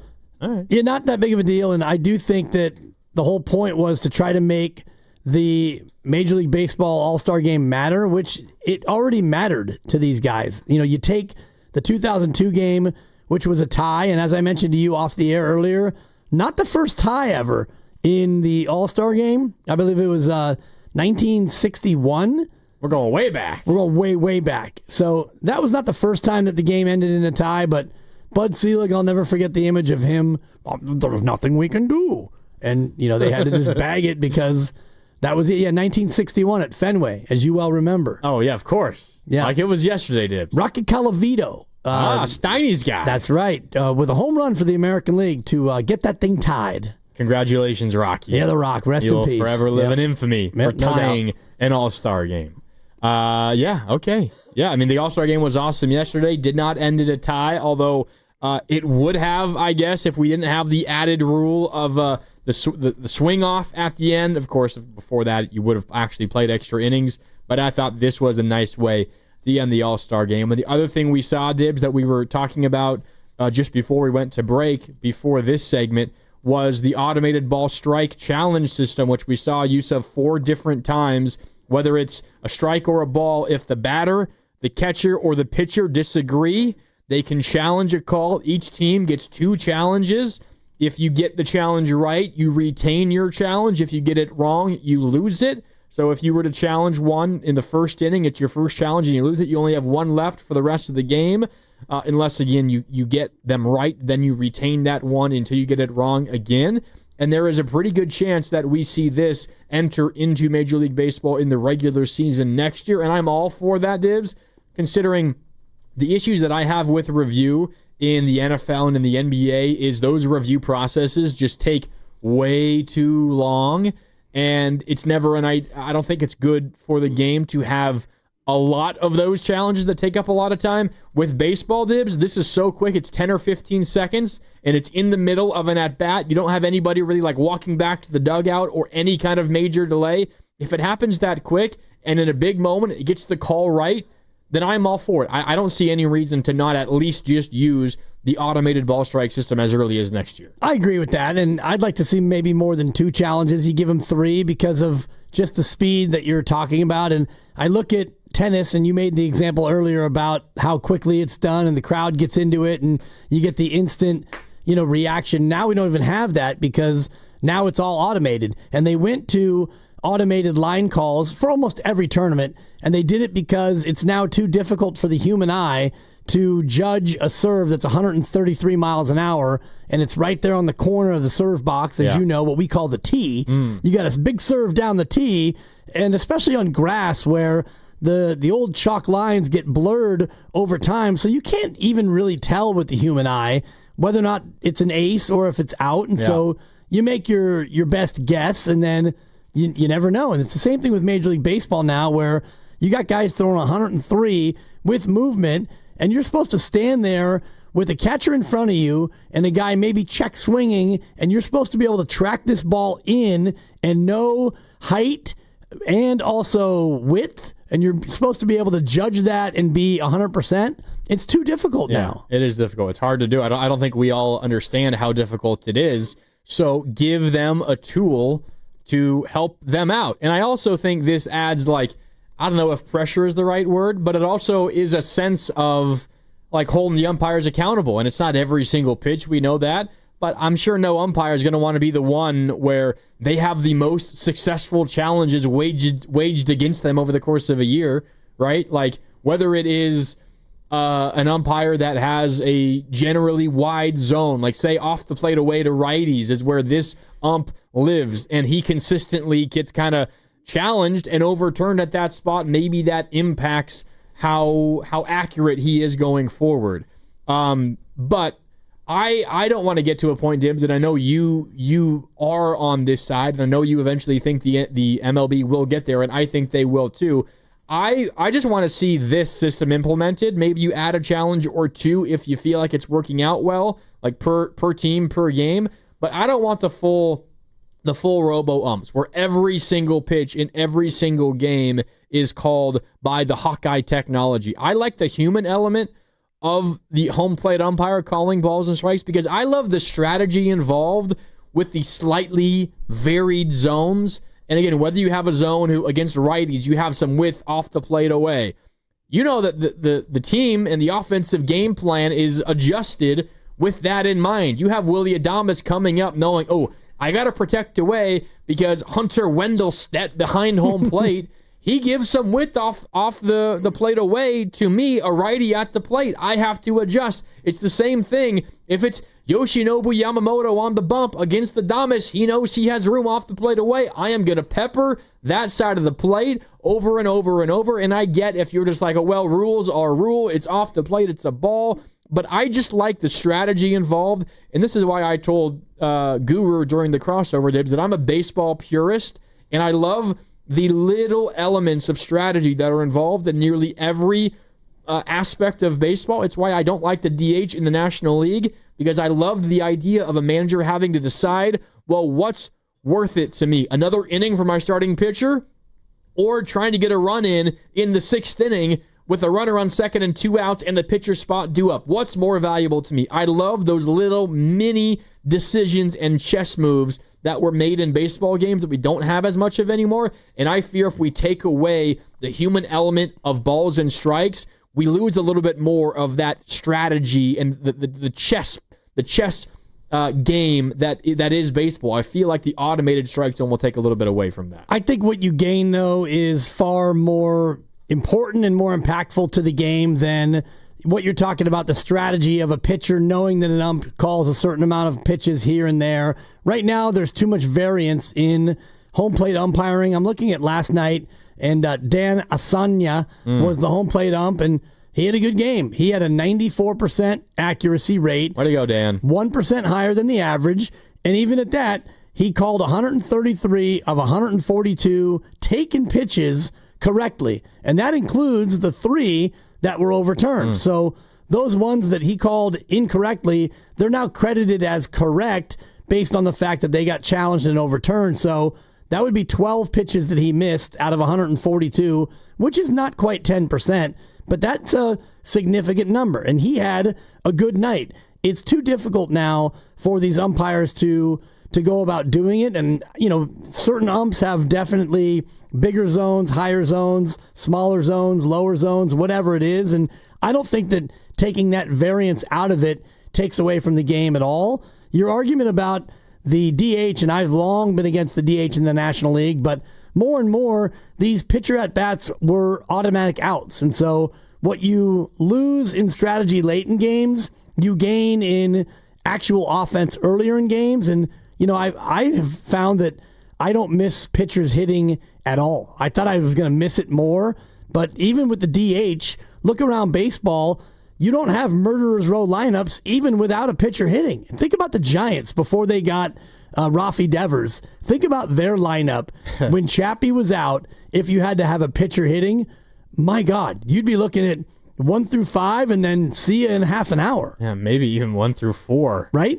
But yeah, I mean, I think this is where the changes that baseball has undergone of late, I have not been their target audience. Baseball has me. They're not trying to get me to pay attention. I'm already paying attention. And so they're trying to up scoring, right? They're trying to up excitement and balls put in play and all of that. And by doing that, or to do that, one of the ways is to not have pitchers hit. So I get it. And I think, honestly, it has worked. I think a lot of moves that baseball has made has worked. And maybe Rob Manfred deserves some credit. And we're going to hear from one big name in the baseball world that feels very strongly that Rob Manfred deserves some credit. We'll get to that here probably after the break. We got a break here in just a couple of minutes. But I think, Dibs, for me, I am perfectly content watching a 2-1 baseball game. I almost love that more than a 9-8 baseball game. So I have not been the target audience for any of these changes to baseball games. In fact, I don't mind longer games, especially when I'm at the games themselves. Now, I'm a fan of the pitch clock. I think it's been hugely successful for baseball, and I don't really mind it either. A lot of the other moves, though, tend to just be taking away from the deliberate strategy of the game, and that is where I kind of draw my personal line. I, though, am fully aware, Dibs, that no matter what, baseball has me, and they're going to make moves where they feel like they're not going to lose me, and they're going to gain some others, and that's where all these decisions come from, and it's why I agree with you. Eventually, we will have full-on robo-ums for every single pitch. I just don't want it. Yeah, and I used to not want it, but the more I see umpiring, and, the box on the TV has made it so we can all umpire from home, and I also think that this will help change the dynamic of umpires getting really mad at a player or a manager questioning them and then throwing that player or manager out immediately. I like the fire, though. I like when those things happen. Well, we already don't have the fire of a manager running out anymore and getting in the face of an ump, because now we do the gesture of 2 hands over our ears. We want to review it, and now we review it, and if the review is still wrong in your eyes, then you kind of casually stroll out, and if you want to get thrown out, you do, but you don't do it with the same fire and passion that you used to. So that already is kind of gone from baseball, and so I wouldn't mind if you went automated and you have Bryce Harper who doesn't like a call. Well, I'm sorry, Bryce, but it was in the box, and the robot told me it was a strike, and we're all going with this now, so you got nothing to say. Yeah. Take it up with the robot. Go take your bat to the computer in the dugout, Bryce. Exactly. That's all. That's the only thing you can be upset about. The 415 on the Boxer and Gerson work injury attorneys text line brings up another good point. It's also frustrating, although I think I disagree with his feeling on this idea. The 415 writes, it's also frustrating when someone's or when umpires are easily duped by a catcher framing the baseball. Agreed. I like that. I think that's fun. I think it's cool. It's an extra added way for a player to provide value to a baseball team. And I'm sure a lot of us, I don't know if the 415 is the Giants fans. I know you and I root for the Giants, Dibs. Patrick Bailey, you better count your days when robo-umps come, because a lot of your value is what you do framing pitches. And if you don't learn to hit above 200, I think he's above 200 now. You don't learn to hit above 220. Wow. Then you get robo-umps. Your value takes a little bit of a tumble, because he is widely considered the best framer in baseball. And if you're not stealing those 4 or 5 strikes a game, guess what? You're not nearly as valuable as you were before. And I wonder how many he actually is, quote, stealing. My son did a project with the UCSB baseball team this past year as he was wrapping up his career there, and his project was about framing. And that's interesting. How catchers are able to frame, and which catchers for UCSB were the best at stealing strikes, quote unquote. And part of the problem with Patrick Bailey is sometimes he tries to frame so hard that he misses the ball, and he fumbles the ball because he's trying too hard to frame. I do think that it would affect his ability to be a really, really good catcher, but still, his throwing ability is as important as his framing. The 408 asks me on the Boxer and Gerson work injury attorneys text line, so you like framing / flopping? Is it fair to compare the two? Those are entirely different. I absolutely despise flopping in the NBA. I don't think it's flopping, but Mark Willard always criticizes Shai Gilgeous-Alexander for foul hunting. Yeah. I think framing is a little bit more like foul hunting. I don't know if foul hunting is the same as flopping, but it's all part of embellishment. Think about any sport where you're trying to convince the official that something that is happening is penalty worthy. We see it in football, where soccer. You see a football pass rusher who, he's getting held, and so we throw our arms up in the air to show I'm getting held. Or if it's a wide receiver who comes out of his break and he gets bumped and he throws his body around. Yeah. Every athlete in every sport does it, and it's just the nature of it. Yeah, I mean, it's an interesting point, 408. I hadn't really considered it like that. I despise flopping. I'm in on framing. Maybe that's just a weird character quirk of mine. I do think they are different, but you do bring up a pretty good point. All right, it's time for a break. We're brought to you by Fremont Bank, here for you, here for good. When we come back, I mentioned a big name in the baseball world that is a major fan of Rob Manfred, MLB commissioner. It's Alex Rodriguez. You're going to want to hear what he has to say, and then we can discuss it. Because Rob Manfred, I think, kind of just immediately evokes a reaction from a lot of baseball fans. Let's break it down. When we come back, it's Willard and Dibs. I'm in. Grandy's in for Willard. Dibs and Grandy with you right here on 95.7 The Game.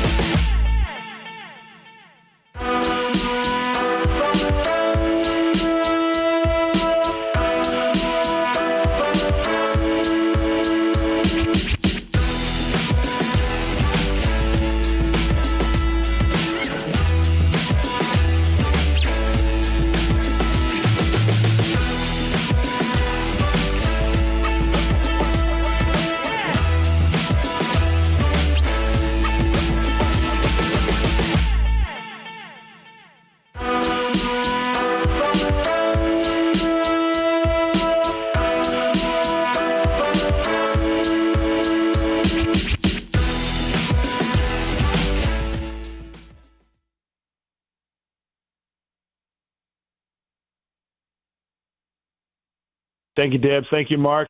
Now, back to Will and Dibby on 95.7 The Game. Yeah, that Hunter Pence, thank you, Dibs, thank you, Mark, works on a day like today, and a day like tomorrow, and Friday, and next week. Yeah, it works in perpetuity, except when it's Mark and Mark, then it doesn't work, which is the only time it actually got uttered. But the Mark he was referencing was Mark with the C, not Mark with the K, so really it only works today. I guess I wasn't here for it, so I can't call it. Depends on, how you took it. And normally when you say goodbye in a radio interview, you say goodbye to the person who says, hey, thanks for joining us, Hunter. You would say, thank you, Mark. All right, Dibs. Something like that. Mm-hmm. So I don't know how Hunter works, or I don't know how it went. I do know this. I was just in advance of our conversation that we're going to have about the commish going in the Hall of Fame. I was just looking at a couple of different things, and the 2026 Baseball Writers Hall of Fame ballot will include, it's the freaking Bay. Hunter Pence. Eligible He's on the for the ballot? first time. He will be on the ballot for the first time, and along with other people who won't get in. And no disrespect to Hunter, but he's just not a Hall of Famer. But it's always fun to see the names that percolate on this list. What's the percent that you need to stay on the ballot? You need 5% to stay on the ballot. Yeah. Last year, Torrey Hunter, who not a Hall of Famer, very good player, he got 5.1% last year in his sixth try. Or actually, his fifth try. He's coming up on his sixth try. And in the upcoming ballot, an interesting name, a guy who very well should be a Hall of Famer in my eyes, Manny Ramirez. He's in his 10th and final go-round on the Hall of Fame ballot. He's just another one of those, well, he took PEDs, so we can't let him in. Right. But other guys who took PEDs or maybe took PEDs have gotten in. David Ortiz. Correct. He was first ballot, I believe. I think he was first ballot. I don't remember. Yeah, I have the list right here. But he's definitely in. Yeah, and... So 5% is the number that's what Pence is hoping for. Yeah, I mean, he's not getting in first ballot Hall of Famer. He's probably not a Hall of Famer, period. Well, you're probably not getting in at all. But if you can at least stay on the ballot, at least that would be nice. You get the 5%, and you hang in there, big guy. There'll be brighter days ahead. That's at least something, because every year you see guys on the ballot who don't get 5%. Like last year, Hanley Ramirez, no votes. Fernando Rodney, no votes. Ben Zobrist got 2 votes. So those guys were all, one and done on the ballot. And that's right for those guys. All quality players, but definitely nowhere near Hall of Famers. Yeah, absolutely. Yeah. I'll give you your pick, Dibs. You brought up the Hall of Fame, which is something that A-Rod brought up. Do you want to hear from A-Rod, or do you want to hear Chris Broussard talk about something we were talking about earlier today? Let's start with Broussard, and then we can pivot to the Hall of Fame thing, because I got a lot of thoughts on what A-Rod said about Flaccid Rob, the commissioner. Flaccid Rob.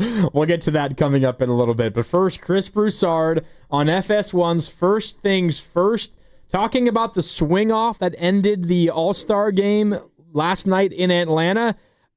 Safe to say Chris Broussard loved it. To me, it is a no-brainer. True. Absolute no. It checks all the boxes. Number one, gimmick. It's incredibly exciting. Correct. Incredibly. All right. Every game that went into extra innings would be exciting.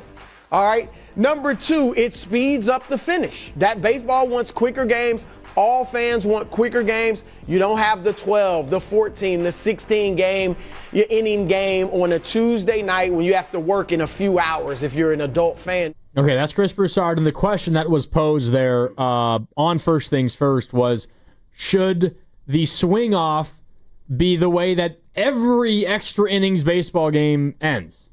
Not just the All-Star game, but regular season games. Should that be what MLB turns to instead of a 10th inning, Dibs? A swing off every time we're tied after 9 innings. Absolutely not. And we wouldn't say the same thing in other sports. Like, Chris Broussard would not advocate for a 3-point shooting contest in the NBA after Orlando and Miami do a great battle, 48 minutes, and it's 118 apiece. And now we're going to trot out a Magic and a Heat, and you're going to get, it's basically make it take it from the top of the key. Desmond Bain versus Tyler Hero. Thank you. We're going to shoot it out. Like when you go and play pickup basketball, and if you are there waiting to play and you got to shoot for your spot, that's pressure. If you're not one of the 5 guys to make it, then you don't get to get on the court and play.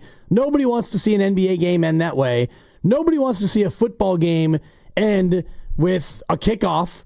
We're going to start kicking contest. Yeah, we'll start at the 40, and then we'll back it up to the 45. Then we'll back it up to the 50. Sometimes that is kind of what NFL overtime turns into, is just who makes their field goal and who doesn't. But at least each team gets a possession, and I have the ability to tackle you, and I have the ability to, maybe jar the ball loose and turn the tide of a game. Last night, in terms of the All-Star game, perfect. Let's have a swing off. Let's get this thing over with. We don't need to see this thing drag on into the night because the result ultimately doesn't matter. But in a regular season game, let's make it matter. Because it actually does matter. Yeah, I'm with you. It's a hard no for me in terms of regular season baseball games. What about the way hockey does it in the regular season? Hockey plays, a 5-minute overtime period, and then they go to a shootout after that, if it's still tied after the overtime period. Yeah, I don't love it. I would much rather just have it end in a tie. And I know you and Lucas, as soccer fans, you're probably more okay with ties in general because in the regular season, you play the 90, and then you play the added time. And if it's 0-0 or 1-1, that's it. It's a regular season game. Each team gets a point. It's a tie, and we move on. But I don't know if the American sports audience has the ability to tolerate a tie in general, and that's why. Think so. And in hockey, fine. And I think you play 4-on-4. I think it's 3-on-3. 3-on-3. Yeah. Well, 4-on-4 if you count the goalie. Oh, so, yeah. But I was actually thinking that it was 4 skaters against 4 skaters. But already that's kind of a cockamamie ghost runner on second format anyway. Hockey is so I don't know. I mean, it's kind of like football, but football plays the extra period, although they have taken time off of it, and ties do become a little more common in the NFL now because you get to the whole overtime period scoreless. But hockey is such a grueling and physical sport, and you play 82 of those games every year. You have a whole extra period of hockey. That's a lot to ask those athletes to do. 5 minutes of basketball, right? That's not that much. Sometimes you get double or triple overtime and you play an extra quarter worth of basketball games. But the sport that you're talking about also kind of makes a difference. And in terms of baseball, it's much easier for baseball players to play 12 innings than it is for football players to play 5 full quarters, or for hockey to play 4 full periods. So it makes a little bit more sense when your sport is maybe a little more grueling and physical to try to cut that thing a little shorter. That's why I think in hockey, it's a tie. And we can all just part ways, as opposed to, in 5 minutes of 3-on-3 is kind of exciting. And I guess, is it a golden goal where the first team to score, it's just over? You don't play the full 5 minutes. You play until somebody scores. I would imagine I should be more steeped. Is it golden goal? Yeah, in hockey. Yeah, whenever you score, it's over. Right, and if you don't score, then we go into the shootout. And the hockey shootout is more exciting than the soccer shootout. I actually think that soccer should do the shootout the way hockey does. Start with the ball at the top of the 18, and I get to dribble, and the goalie can come out, and it's 1v1. You can take the shot early. The goalie can come out and cut down the angle. I think that would make the soccer shootout more exciting because the penalty kick in soccer is converted at, a 90% rate? For the most part, probably 85 to 90%. I guess somewhere in the 80s. Yeah, somewhere around there. At the top level, absolutely. It's almost not impossible for the goalie to make a stop, but of the stops, I would bet that half of them are straight misses and half of them are actual saves. Yeah, a save is pretty rare. Yeah. Most time you just have people missing entirely. Yeah, last tie in the NFL was 2022, Commanders and Giants. So really? There hasn't been ties the last handful of years? No. Really? Yeah, this is according to Wikipedia. That can't be right. I'm seeing 2022. That would mean the last 2 seasons there were no ties. So you can fact check away if you'd like. And for me in the NFL, what I'd like to see is in overtime, you just play 10 minutes. And I know it's a physical game and it's grueling and all the rest of it, but that way you don't have to worry about each team needs to touch the ball and all the rest of it. Just play 10 minutes. And at the end of the 10 minutes, whatever the score is, that's the game. No ties the last 2 years. That surprises me. There were 2 ties in 2022. It surprises me that you doubted me. That's what's really surprising. I mean, I'm looking right at it. I'm more doubted Wikipedia than you. You still had to go to the Google machine. I feel like we normally get a tie every one tie every year. I feel feels like it. Wow. Maybe on the average you get a tie a year, but yeah, the NFL, it still is kind of rare. And what you're saying is, a team can get the ball and go down and kick a field goal, and the other team has to either match it or they lose. Yeah. That is a good rule, like giving the other team, not just first score wins the game, giving the other teams an opportunity to rebut after a field goal to begin overtime. We're going to take some calls here on this in just a sec, but first, you're listening to 95.7 The Game, KGMZ FM and HD1 San Francisco, an Odyssey Sports station, and the home of the Golden State Warriors and Valkyries, always live on the free Odyssey app, coming to you live from the Laughing Monk Studios. We're on this because Chris Broussard of Fox Sports 1 says that the swing-off that we saw to end the All-Star game last night, that should be used for every extra innings baseball game in the regular season. Let's hear it one more time. Chris Broussard on First Things First, the question that they threw out on their show on FS1, swing-off for every extra innings baseball game? To me, it is a no-brainer. Bro. Absolute no. It checks all the boxes. Number one, gimmick. It's incredibly exciting. Gimmick. Incredibly. All right. Every game that went into extra innings would be exciting. All right. Number two, it speeds up the finish. That baseball wants quicker games. All fans want quicker games. You don't have the 12, the 14, the 16 inning game on a Tuesday night when you have to work in a few hours if you're an adult fan. All right, so Dibs is out on that. I'm out on that. What about you? 888-957-9570. Theo is in the East Bay and wants to weigh in. Theo, you're on the air. What's up? Yeah, thanks for taking my call, guys. Look, I'm out on it too, man. I'm kind of a younger guy, but look, just because we get presented with new information all the time doesn't mean we have to switch up everything. I mean, I wasn't watching all these older heads go 24 innings every game and stuff like that. And you know what? It doesn't happen often, but when it does, I feel like that's what baseball is about. I mean, going into extra innings, to me as a fan, is free baseball. I mean, I love it. I mean, I get to watch more baseball. I get to see these guys go out there, grind it out, get a win. And, yeah, I see the excitement aspect of it. But, look, it's just a cheap way of getting fans in and out, and I don't like it, man. I could already hear old baseball greats shaking their head at even the thought of this. So, yeah, I'm out on it, man. And as far as other sports goes, too, no way, man. Like a three-point contest to end the game with like a Steph Curry, no way. So, yeah, I'm out on it, boys. Thanks for taking my calls. Yeah. Cheers. Yeah, thanks, Theo. Appreciate it. I think a lot of our listeners out there are probably in lockstep with you. It does. I think the phrase that Theo used there is a good one, Dibs. It just feels like a cheap way to try to attract people into your game. And if that's what it takes to get people to like your game, maybe they're just not going to ever like your game in the first place. And I think that the automatic runner or the ghost runner has made it so even when you get to extra innings, you're probably going to get somewhat of a faster resolution. Yeah. And I was just looking at the longest game since the implementation of the ghost runner was a 16-inning game. Dodgers and Padres back in 2021. Oh, I remember that. 5.5 hours, and that's the outlier. And I think the game might have been scoreless going into extra innings, and it wound up 5-3. So that is a little bit outside the norm. I would say, and I haven't done the exact deep dive on this yet, but I will certainly do it in the near future. What percentage of extra inning games end in the 10th? Because it feels to me like more than half, I would say, right? For sure, I would think so. And of all the games where we go extras, it seems like you get to the 10th, and one of the teams is going to get it done with a runner on second and nobody out. I wonder, since the implementation of the Ghost Runner, of all games that go extras, what's the average length? It's probably around 11? I would think in terms of the average length of those extra inning games? Yeah, if let's just say 60% end in the 10th and 25% end in the 11th and only 15 go to the 12th or later, then you're probably looking at like the 10th and a half inning if there is such a thing, and there's not. But with all the new implementations and rules that have already cut down on game time, pitch clock and 3-batter minimums for pitchers and fewer throws over to first, right? Disengagements, not engagement. Shout out Mark Willard.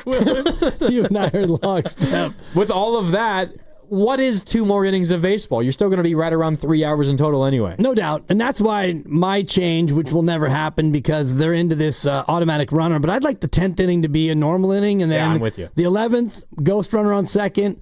The 12th, ghost on first and second. The 13th, they're loaded. Load them up. Load them up. So now we're loaded with nobody out, and no game's going to go beyond 13. And if you got to 13, imagine a game, it's like 2-2, and now it's the 13th, and they're loaded. Nobody out, and they're loaded, and the Giants find a way not to score. Well, I was just thinking they might. They might find a way. And then the Rockies hit some flare to right, and it's over. Oh, God. But, I mean, that at least would get you to where you'd have one real inning before you got to this cockamamie ghost runner thing. 888-957-9570. The swing off that we saw in the All-Star game yesterday. I'm not asking if you in or out on it for the All-Star game because I think the vast majority of baseball fans enjoyed it. Now you can weigh in if you didn't, or if you did, you can let us know.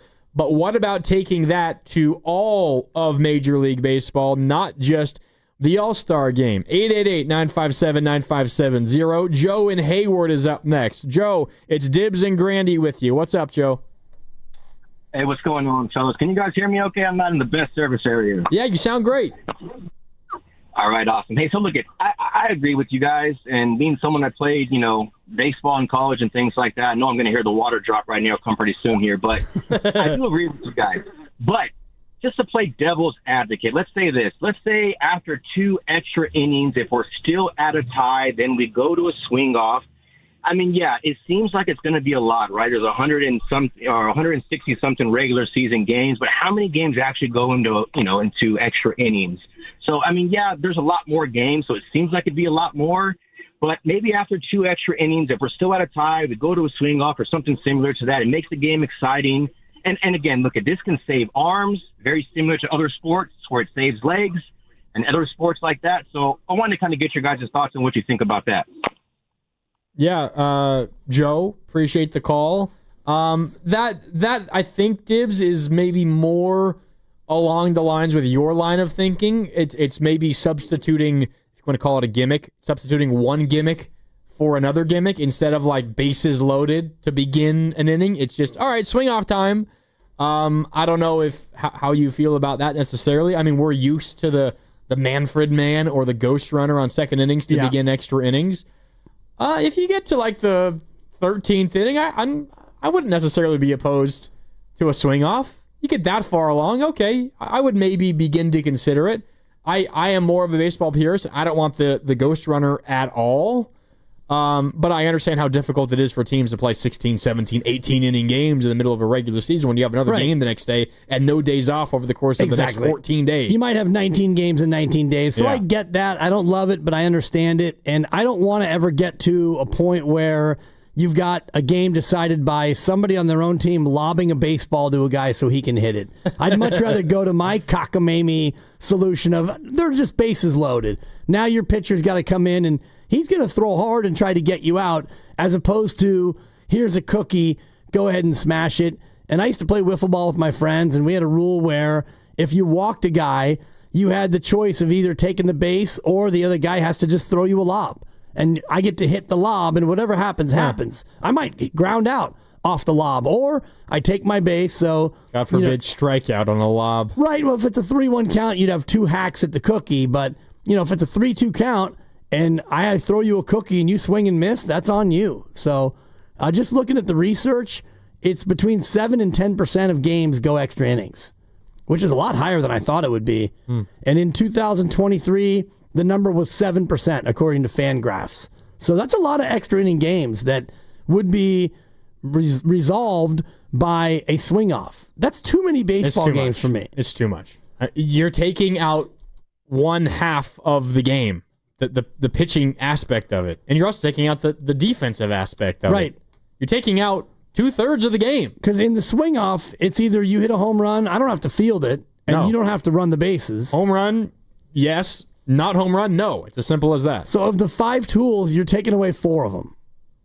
Hitting, running, catching, and hitting for average. I mean, slugging, fielding is the other one you would be taking out. But and you're also taking out pitching. Exactly. Yeah. So what are we even doing here? It's not baseball anymore. Yeah, I'm with you. But in an all-star environment where you have those sluggers, even the guys that are at the back end of the All-Star game roster.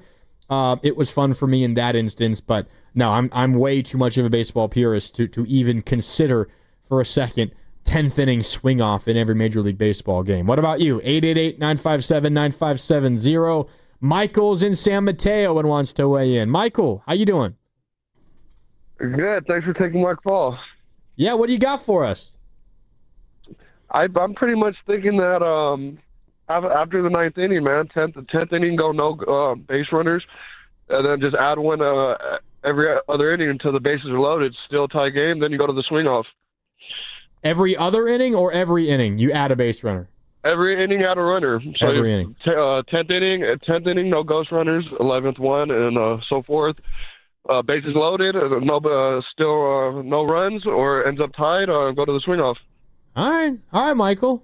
It's an interesting addition. It's your idea, Dibs, and then after the bases loaded, nobody out.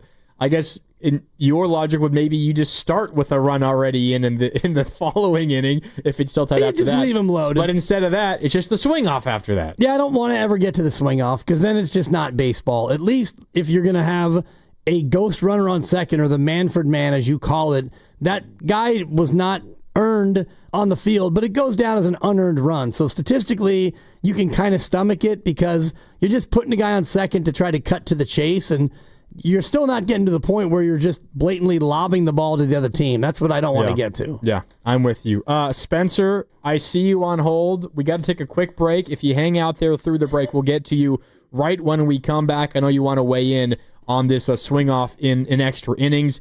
We'll get to you when we come back. Plus, we continue our All-Star Week prize blowout again today. Every day this week, each show will give out one of our awesome prizes. And today, we're giving one lucky listener a Warriors prize pack and a $100 gift card to Laughing Monk Brewing. The Warriors prize pack includes a hat, t-shirts, a bobblehead, and a collectible pin. Listen at 4:30, which is coming up next segment, to learn how you can win. You're not going to want to miss it again today. We're giving away a Warriors prize pack and a $100 gift card to Laughing Monk. All right, time for a break. You in or out on the swing off in extra innings for all Major League Baseball games? Plus, we do have to play what A-Rod said about Rob Manfred, and we will react as well. I think we got something fun planned as well for in honor of all these changes baseball has made over the years. What are some other changes that other leagues could bring to the table to improve their product? We'll get into that and more when we continue. 888-957-9570. It's Willard and Dibs. Dibs and Grandy with you. More next on 95.7 The Game.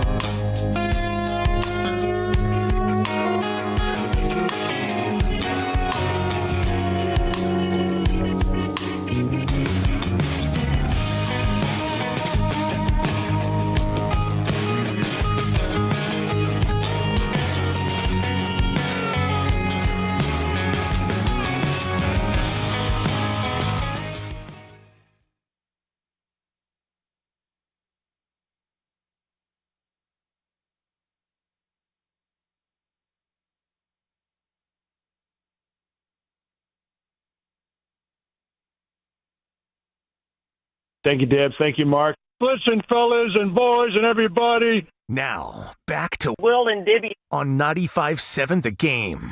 A little bit of Friday energy, I guess, on a Wednesday that kind of feels like a Monday because Dibs and I, we were in Vegas earlier this week for the NBA Summer League and back here in San Francisco for the first time this week. So it kind of feels like a little bit like a Monday, but we're having a good time. Almost kind of feels like a Friday, which is always a good thing because you know you're feeling good if it feels like a Friday.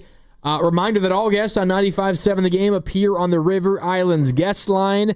Isn't it time for you to discover the islands, River Islands in Lathrop? Dibs, we've been reacting to the All-Star game last night, which ended on a swing-off, which prompted takes such as this from Fox Sports 1's Chris Broussard. When asked if a swing-off should end every extra-inning baseball game, he said this. To me, it is a no-brainer. Bro. Absolute no. It checks all the boxes. Number one, gimmick. It's incredibly exciting. Correct. Incredibly. All right. Every game that went into extra innings would be exciting. All right. Number two, it speeds up the finish. That baseball wants quicker games. All fans want quicker games. You don't have the 12, the 14, the 16 inning game on a Tuesday night when you have to work in a few hours if you're an adult fan. So according to Broussard, it's a no-brainer, Dibs. Every 10th inning, screw it. Swing off time. That's how we're determining a winner. Who was he with? Because I agree wholeheartedly with come on, bro. And then gimmick. He jumps in with gimmick. I think Rob Parker, I think it's a group of people, but I think Rob Parker was one of them. Okay. Yeah. He's the Gamote. Rob Parker, friend of the program. Yep. It is a gimmick, and come on, Brew, short for Broussard. I'm kind of in that same camp. Like, we don't need to go to the gimmick that soon. And some callers have said, if he gets to the 13th, then go swing off. I'm against that as well. And some of the great games, some of the most classic games you remember are games that go deep, deep, deep into the night. And so you would take away that sort of special memory, like the Giants playoff game in Washington where it went 18 innings and, Brandon Belt comes through with the big hit and all those other memories of games that become special. The swing off would become too mundane.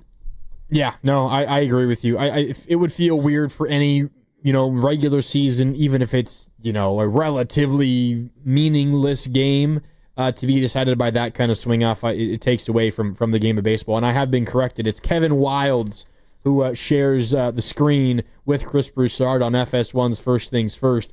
Broussard and Mr. Gamote himself, they share the Fox radio airwaves, but on TV, his partner is Kevin Wildes. Let's go back out to the phone lines, 888-957-9570. Spencer is in San Francisco and wants to react. Spencer, you're on the air. How you doing? I'm good. I'm fighting traffic to get home in Oakland. I'm in San Francisco just for work today, and I'm an Oakland A's fan. I was at the game in 2013 that went 19 innings, and Brandon Moss ended it with a 2 down in the 18th inning and a runner on first with a 2-run jack to right field. I was sitting in right field bleachers, section 149, with my drum, for that entire game. And I got to say, I think that this whole idea is just absolutely criminal. I think Rob Manfred is probably the second worst commissioner to, Lou Wolf's BFF, Bud Selig. Of course, I'm biased as an Oakland A's fan in what has happened in that city, but I think that a lot has been changed, from this game. And, this whole conversation about swing-offs and robo-umps and the runner on second when you start extra innings, I think all of that is ridiculous. I don't think we'll ever see 19 innings again as it stands with a runner on second in these extra innings, and I think it's a shame. Be an adult, call in sick, or sack up and drink some coffee the next day and go to work. As far as bullpens and pitchers, it's like that's the time that you go the next day, and if your starter can't go, you go to your longman and your bullpen and you say, hey, it doesn't really matter what happens. You're finishing this game. And you let everybody recover. That's part of baseball. I think people just need to, recognize that we're changing a game that is, over a century old, and I think it's criminal. That's pretty much how I feel about it. I love your passion, Spencer. Yeah, love the call, too. And I'm just looking at the box from that day. Brett Anderson comes out of the pen. Brett Anderson, normal starter. He went 5 1/3 in that game for the A's out of the pen just to try to duct tape that thing together and hold on. They had to cover out of the pen. Who started the game? It was Dan Straley. Giants legend Dan Gave Straley. up a 6-piece. Couldn't get out of the 5th. Then it was Neshek to Resop. Sean Doolittle, who was an awesome athletic. Yeah. He came in and got an out, and then Grant Balfour pitched a couple. Then it went to Cook, then Anderson, and then Jerry Blevins. Wow. Closed it out for the A's, 10-8. Crazy and game. They were down 6-1, and Pujols and the names on this. Josh Hamilton was on that that Angels team. Yeah. So the point is, and Spencer makes the point, that's a memory. and he'll never forget being there with his drum out there in the bleachers, 19-inning game, and yeah, call in sick or go home early if you don't want to suck it up and be there for 19 innings. I love the line. What was it? Grow up and call in sick. Right.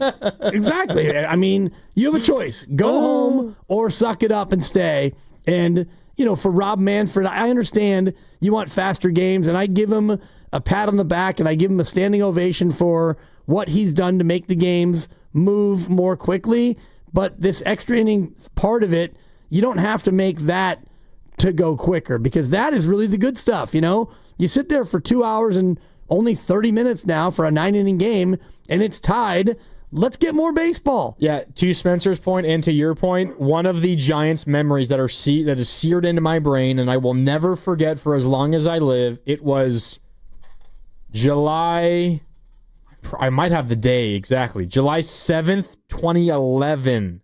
I think, and I can go and find the box score and see if that's exactly right. Maybe you can double check for me, Dibs. I think it was July 7th, 2011. Giants-Padres in San Francisco at what was then AT&T Park. I think it was a 14 or 15-inning game. Nate Schierholtz hit 2 home runs, including the walk-off in the 14th or the 15th. And I was sitting in the bleachers, front row, in Triples Alley. I got a ball on a Pablo Sandoval ground rule double. It was one of the best days of my life, and I remember it partially because the game went 15 innings, I think, and we had 2 seventh-inning stretches. Incredible. It was amazing, and you don't get that nearly as often in today's baseball. You just don't, and I've got it as July 6th, I believe, and I got it as a 14-inning game. Okay, 14, not Giants 15. 6, Padres 5, and... yeah, you mentioned it. Your memory's spot on. Nate Schierholtz with 2 home runs in the ball game, and again, Pat Neshek. Wow, Pat Neshek was a Padre guy, a part of this one as well. Madison Bumgarner got the start. Then Ramirez Mota, Brian Wilson, Sergio Romo, and the winning pitcher, friend of the program, Javi Lopez. There we go, Javi. Way to go, Javi, getting it done. Yeah. Javi over Neshek, 14 innings, but again, to Spencer's point and your point, that's the good stuff. Yep.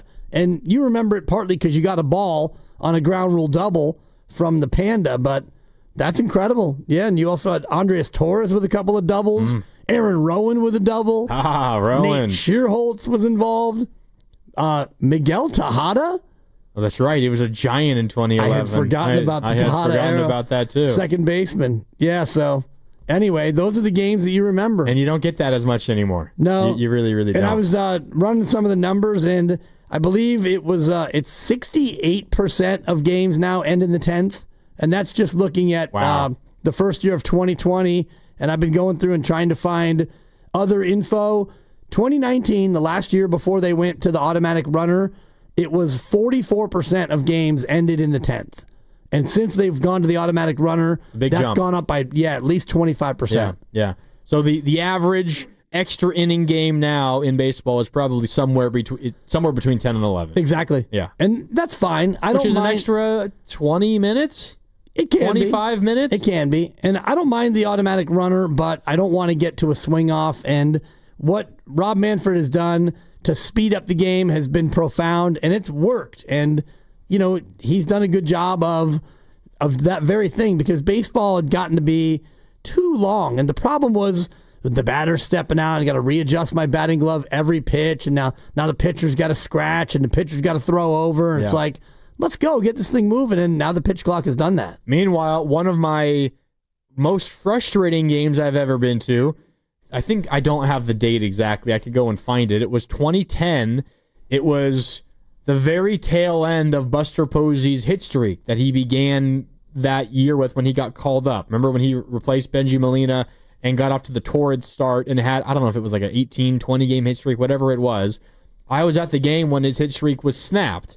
Number one, I was frustrated because he didn't start in the game, and the only reason his hit streak was snapped was because he came in as a pinch hitter late and went 0 for 1, ending his hit streak. But the Giants that day, they got 1 hit or 2 hit and shut out. I believe it was by Ricky Nolasco. It was against the Marlins. I remember that specifically. And the game was like 2 hours and 10 minutes long. And I feel like I got shortchanged. Like, when I'm there in person, Dibs, I want the games to go 4.5 hours, not 2 hours. Yeah. So, but yeah, I always remember that game as well. And for all the opposite reasons of that Nate Shearholtz 14-inning game, because I felt like I only got to watch half of a baseball game that day.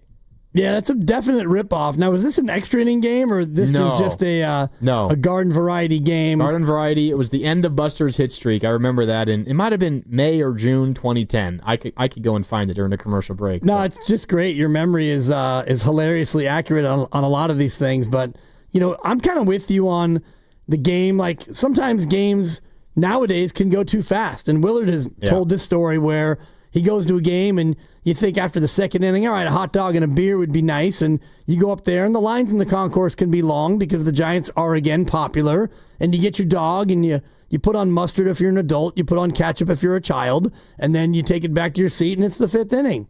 And you miss 2 innings because baseball just moves so quickly now. Apparently, it's National Hot Dog Day today. Did you know that, Dibs? I did not know that, no. The great Lucas Alexander just told me that in my ear. Okay. Did you have a hot dog today, Luke? No. Oh, okay. I actually had one yesterday. At the airport? No, at the arena. Oh. Grabbed a little dog. I was walking around doing the circuit. I thought, you know what? I haven't had a hot dog in a long time. I asked at the airport because as I was walking down to our gate, I saw there was a Nathan's Famous hot dog in the Las Vegas airport. I've never been to the Las Vegas airport before, so I did not know. You'd never been to the Vegas airport? I've been to Vegas before a couple of times, but I had driven both times. Yeah. It's a good airport, good quality airport, and they've redesigned some of the food options. And I've never been a big fan of the National Blank Day because it's made up by somebody somewhere. But trying honestly, to sell hot dogs. Mm-hmm. July 4th should be National Hot Dog Day, not only for the Joey Chestnut hot dog eating contest, but I would bet that more hot dogs are eaten on July 4th than on any other day in America. Oh yeah, I think like July 16th, you're not thinking about let's have a hot dog on a Wednesday, but on the 4th, you're at a barbecue. Joey's putting down 71 with buns. Remember, soak the buns, kids. That should be National Hot Dog Day. It's just Big Hot Dog Dibs trying to steal 2 days of the calendar, not just one. Big Hot Dog. Yeah. It's like corporate America. Exactly. Big Hot Dog is trying to get their share. I get it. It's like Valentine's Day, Dibs. It's all a scam. It's also National Cherry Day, by the way. Well, those don't even go together. That's terrible. National Corn Fritter Day do anything for you guys? It's also National Corn Fritter Day? National Personal Chef Day today. This is too much. No, it's always too much. And you could pick any day, and there's probably 7 more things that it's National Something Day. And it's just, God. I mean, Big Fritter is trying to get their piece of the pie. God, I hate Big Fritter. Apparently, it's National AI Day as well. I'm not sure how long that's been around. You're talking about practice. Out on that one. I am very out on that one. Andre Iguodala? Just AI, artificial intelligence. Why do they need a day? Pretty soon they're going to have every day. Exactly. So leave us alone for now, please. I've seen a couple people start calling in on the contest line. Don't do that. It is not time. If you call the contest line right now, you cannot win. The reason why people are calling into the contest line is because we are giving away that Warriors prize pack and a $100 gift card to Laughing Monk Brewing. Here's how it's going to work. Sometime over the next 30 minutes, we're going to give you 3 clues. After that, and not immediately after that, sometime shortly thereafter, we'll play a sounder, and at that time, you'll have to tell us which former All-Star we're talking about. So stay tuned and listen for those clues. The clues are coming up shortly. Okay, Dibs, before we get to those clues, and our caller Spencer led us into this perfectly, talking about how much he hates Rob Manfred, it leads us into what Alex Rodriguez said yesterday on The Herd with Colin Cowherd on FS1. He was talking about what we're talking about, the automated ball strike system, the challenge system that was being implemented in the All-Star game last night, and he was asked about that, shared how excited he was, and then went further and was talking about Rob Manfred. So here's A-Rod on The Herd with Colin Cowherd yesterday talking about Rob Manfred and baseball.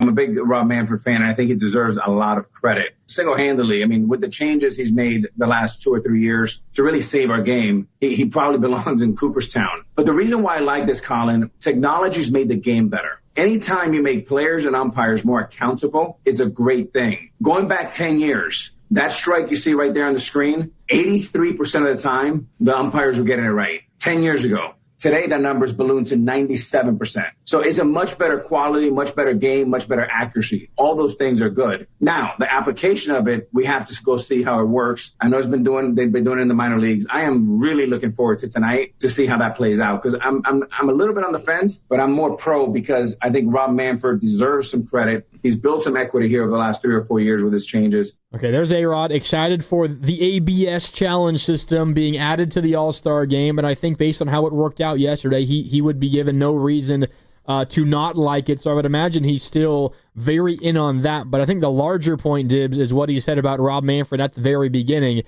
He saved the sport of baseball single-handedly, and as a result deserves to be in Cooperstown.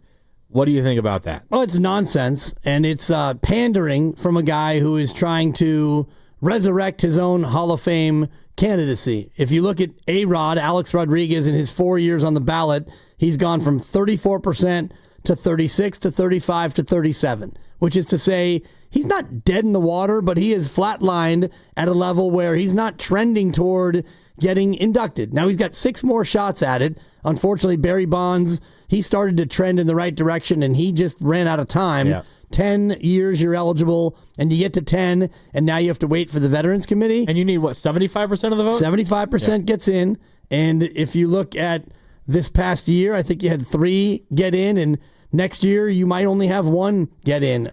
Adrian Beltre, I think, is the one who's probably trending toward being the one, and there are a couple other guys who might get there, but Alex Rodriguez has been going on a campaign to rehabilitate his image. This is a guy who is not only 1 time, but 2 times been popped for using performance-enhancing drugs. And I think he's the only athlete in baseball to be popped 2 different times. Yet, you see him out there on all the broadcasts, and now he is basically polishing an apple for Commissioner Rob Manfred and behaving like the teacher's pet. This, to me, is a well-planned out campaign for him to rehab his image so that by the time 6 years comes up, people are going to think differently about Alex Rodriguez, and he'll get in the Hall of Fame. Okay, so let's set aside his motives, and I'll grant you maybe he's not coming from this from a selfless point of view.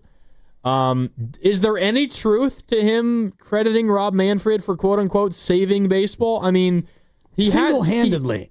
Okay, single-handedly is probably Alex's words. It is too aggressive. But Rob Manfred, he probably does deserve some credit for the rule changes that he has made that I think most people would agree have helped make the game more interesting, more fun. Somewhat, yeah. I give him some credit for that, and I don't think that he is the lone person who has done that. And honestly, baseball across the board, attendance is not up. It's slightly down by league averages, even from last year. And offense is still down. And I was looking at the numbers earlier in the show, and the Giants, for example, and actually the entire National League, their OPS, on base plus slugging, is lower than it was when pitchers were still hitting back in 2019. So even though you've added an extra hitter and you've done away with the shift, offense is still down across the board, at least in the National League. The pitch clock has been good. It has sped up games. I'll give him credit for that.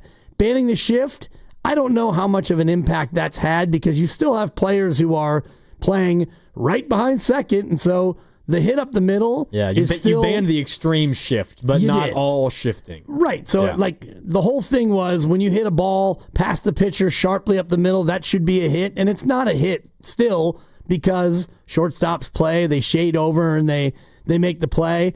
I do think that some of the things that he's done have helped the overall watchability of the game, but the automatic runner at second, to me, is a miss.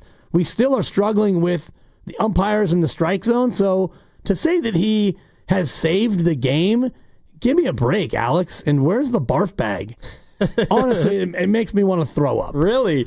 That strong of a reaction? Yeah, I mean, it's just, how much can you kiss up to the commissioner? Like, the pitch clock, good. That's great. It's not like it was a revolutionary thing. They were doing it in the minors for years before he finally pulled his head out and said, hey. There's a lot of hand-wringing about this, though, at the majors. There was a lot of opposition to it. Like, of course. It did take a certain level of, I don't know if guts is the right word, but like willingness to upset quite a few people to insert that into the game. It took a global pandemic for him to go to the automatic runner at second. It wasn't until that post-pandemic season in 2020 that somebody came up with the idea, and I doubt he was sitting there, with a mask on in his lab and thought, I've got a great idea.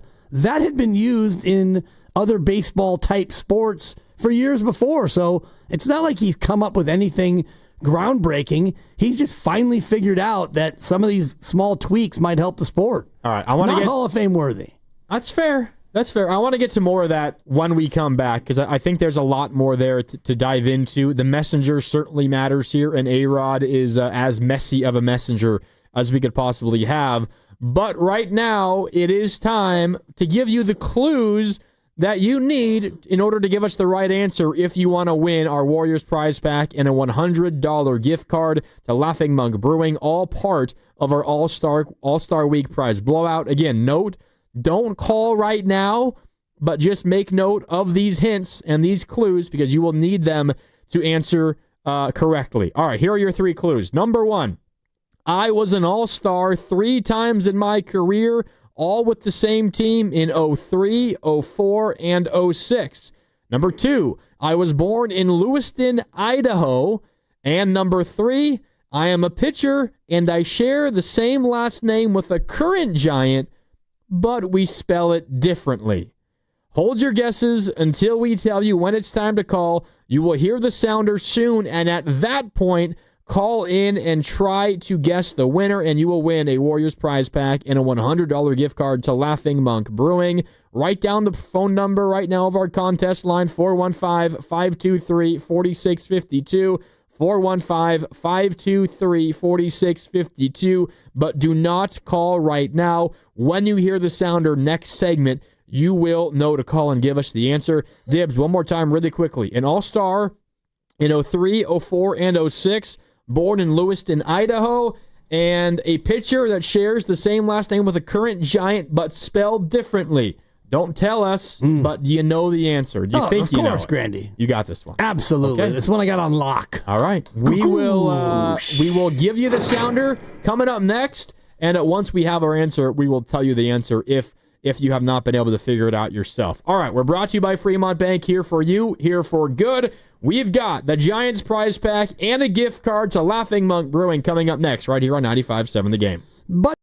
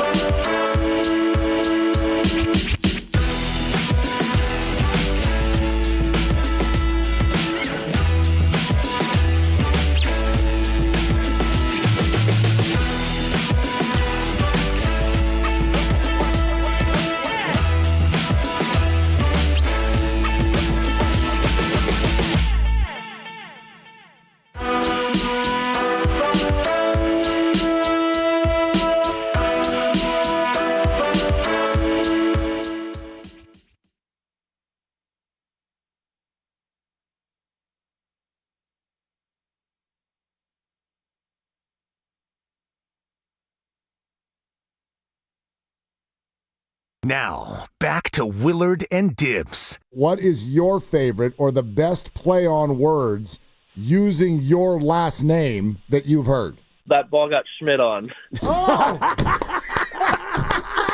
On 95.7 The Game. Welcome back. Willard and Dibs. No Willard. It's Dibs and Grandy with you. We got you for a little more than one more hour until 6 o'clock today here on 95.7 The Game. Talking a lot about Major League Baseball and the All-Star Game and what a success it was yesterday. And one of the things, Dibs, that we've been talking about today has been extra innings and the swing off and all of that. And then we started talking about overtime rules in other sports. One that we did not bring up that, frankly, I am really sad that the rules got changed is college football. College football's overtime is always so exciting. And if you're unfamiliar, generally teams start with the ball at the opponent's 25-yard line. So a 25-yard field to go and get a touchdown, and you just have dueling possessions. And if after each team has a possession, the score is different, then you do it again all over from the same 25-yard line back and forth. But what they changed recently was after 2 overtimes where it's still tied, once you get to the third overtime period, it then is only dueling 2-point conversion attempts instead of all the way from the 25-yard line. And that's still exciting and fun, and it's very quick and fast-paced, but I just liked the 25-yard line. And there was one game, I forget exactly which one it was, it went like 8 overtimes or something like that. Georgia Tech, Georgia. Georgia Tech, Georgia was one of them. That was more recently, I think. But there was one back in 2018 or 2019. I think Penn State was involved in one. There was an A&M game. I forget exactly what it was. But they changed the rule, I think, because those games went way too long, and that's a lot of extra plays for all these guys to play.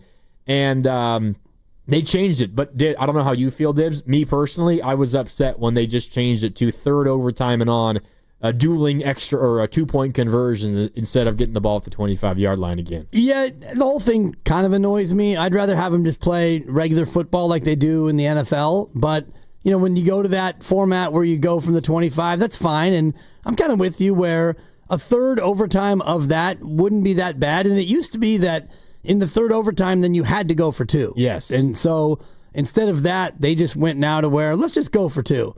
And so that for me, it cuts you to the chase, which I guess is what they want. You know, student athletes, we don't want to have them overexposed and get hurt. So that bugs me probably less than the baseball one does. Oh, college football overtime, though, is just you have highlights. It's tense play every single snap.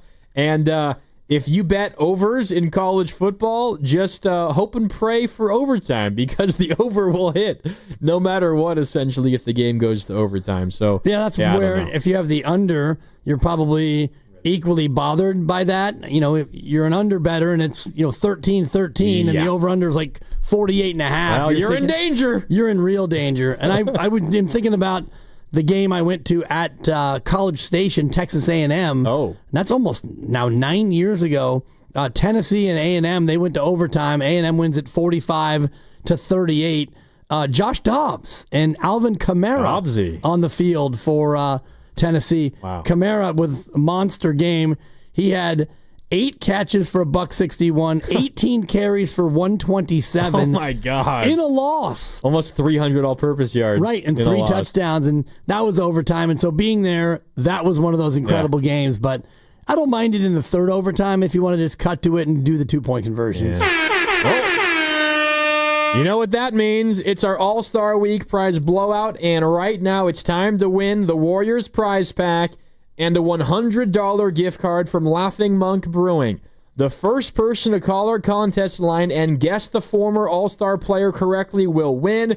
We've already given you the clues, so you have all the ammo that you need. That means the first person to call, 415-523-4652. Again, first person to call, 415-523-4652, and guess the player correctly, you win. Thank you to the Warriors for providing the prize pack, Sam and everybody at Laughing Monk for providing this awesome prize, the $100 gift card. The Morning Roast will give away the next prize at 7:30 tomorrow morning. We've got 2 more full days worth of contest giveaways. Again, that's tomorrow morning, tomorrow morning with the morning show, towards the midday with Steiny and Goo, and then us here on Willard Dibs to close things out, and that's happening both tomorrow and on Friday to close out our All-Star Week prize blowout. And at Dibs, once we do get the correct answer, we will go back and double-check and make sure you had the right answer in your mind. I feel pretty confident that you're going to get this one right. Yeah, one of the tougher ones, but ultimately when you think about it and you allow yourself to let it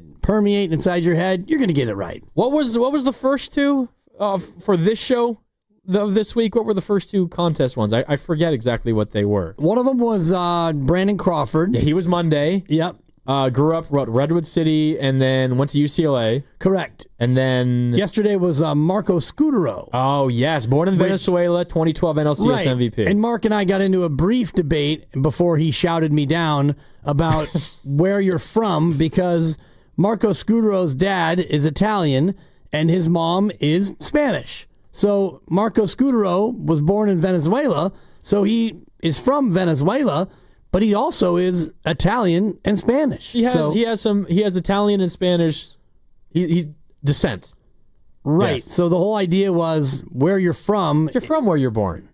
Yeah. Okay. I think, right? That's what I was saying. Yeah. And, he went on to say, what if you're American and you happen to just be in Venezuela, your mom is, and then you're lucky born for there. you. Dual citizenship, baby. Exactly. So that's something that we got into. Yeah. And I'm with you on this one.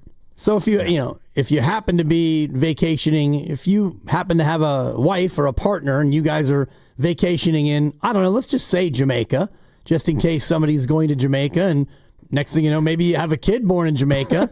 So is that kid Jamaican, or are they living in the Bay Area?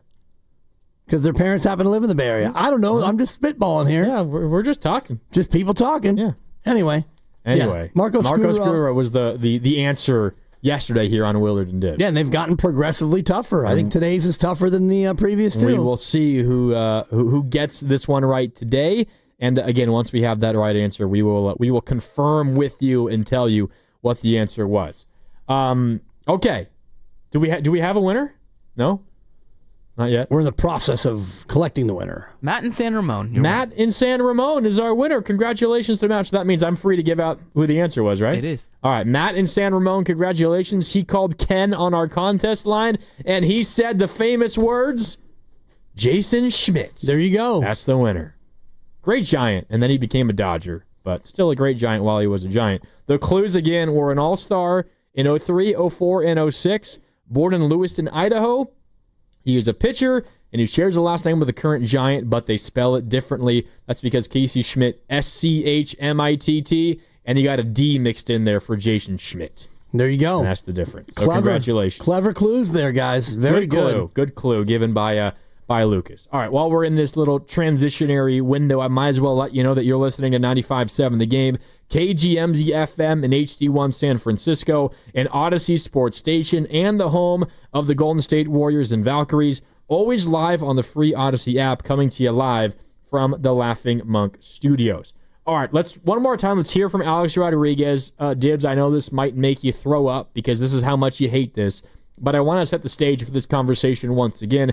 A-Rod was on the herd with Colin Cowherd yesterday, talking about the automated ball and strike challenge system that MLB decided to use in the All-Star game, talking about how eager he was to see it in action, and then also more broadly, all the changes that have happened to baseball of late, and the credit that he feels deserves to be given to Rob Manfred, commissioner of baseball. Here is A-Rod with Colin Cowherd on the herd. I'm a big Rob Manfred fan, and I think he deserves a lot of credit. Single-handedly, I mean, with the changes he's made the last 2 or 3 years to really save our game, he probably belongs in Cooperstown. But the reason why I like this, Colin, technology's made the game better. Anytime you make players and umpires more accountable, it's a great thing. Going back 10 years, that strike you see right there on the screen, 83% of the time, the umpires were getting it right. 10 years ago. Today, that number's ballooned to 97%. So it's a much better quality, much better game, much better accuracy. All those things are good. Now, the application of it, we have to go see how it works. I know they've been doing it in the minor leagues. I am really looking forward to tonight to see how that plays out, because I'm a little bit on the fence, but I'm more pro because I think Rob Manfred deserves some credit. He's built some equity here over the last 3 or 4 years with his changes.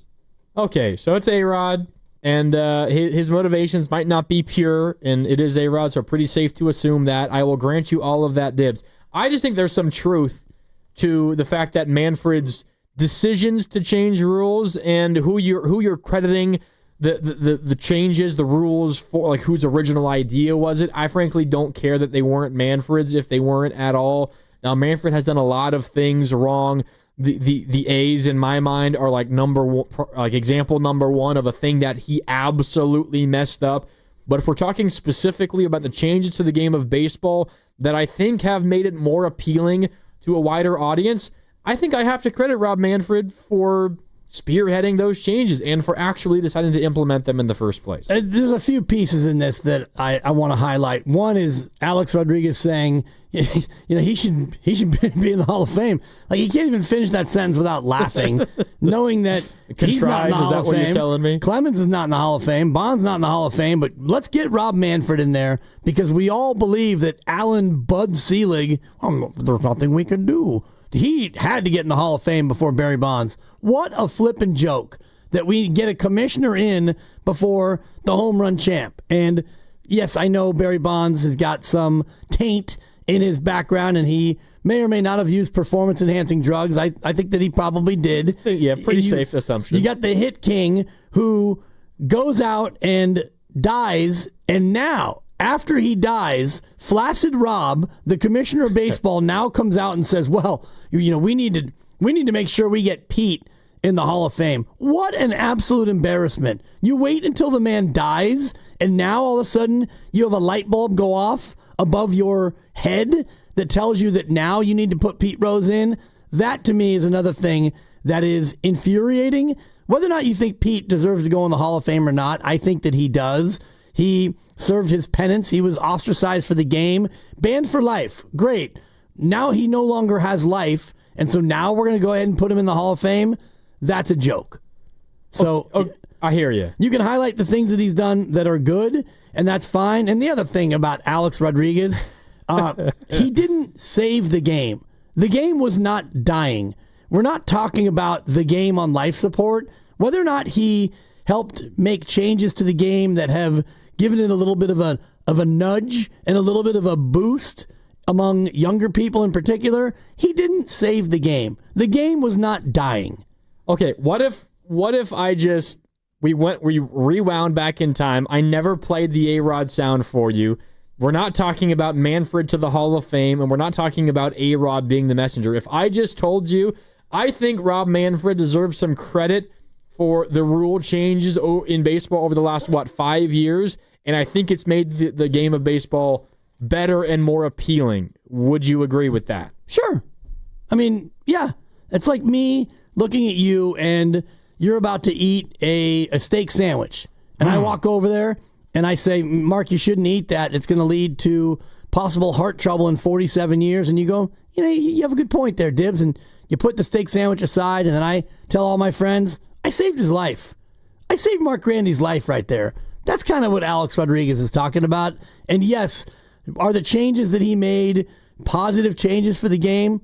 Yeah, I'll give you that. The game needed to be more of a faster-paced game, and it is. And, that was through the rules we've all talked about, the pitch clock and the disengagements and all the rest of it. But to say that he saved the game and to say that over the last 4 or 5 years that now he needs to go to the Hall of Fame, that to me is complete hyperbole, and it is way beyond the way I look at him as a commissioner. Okay, let me just run through some of the changes that have happened recently under Rob Manfred.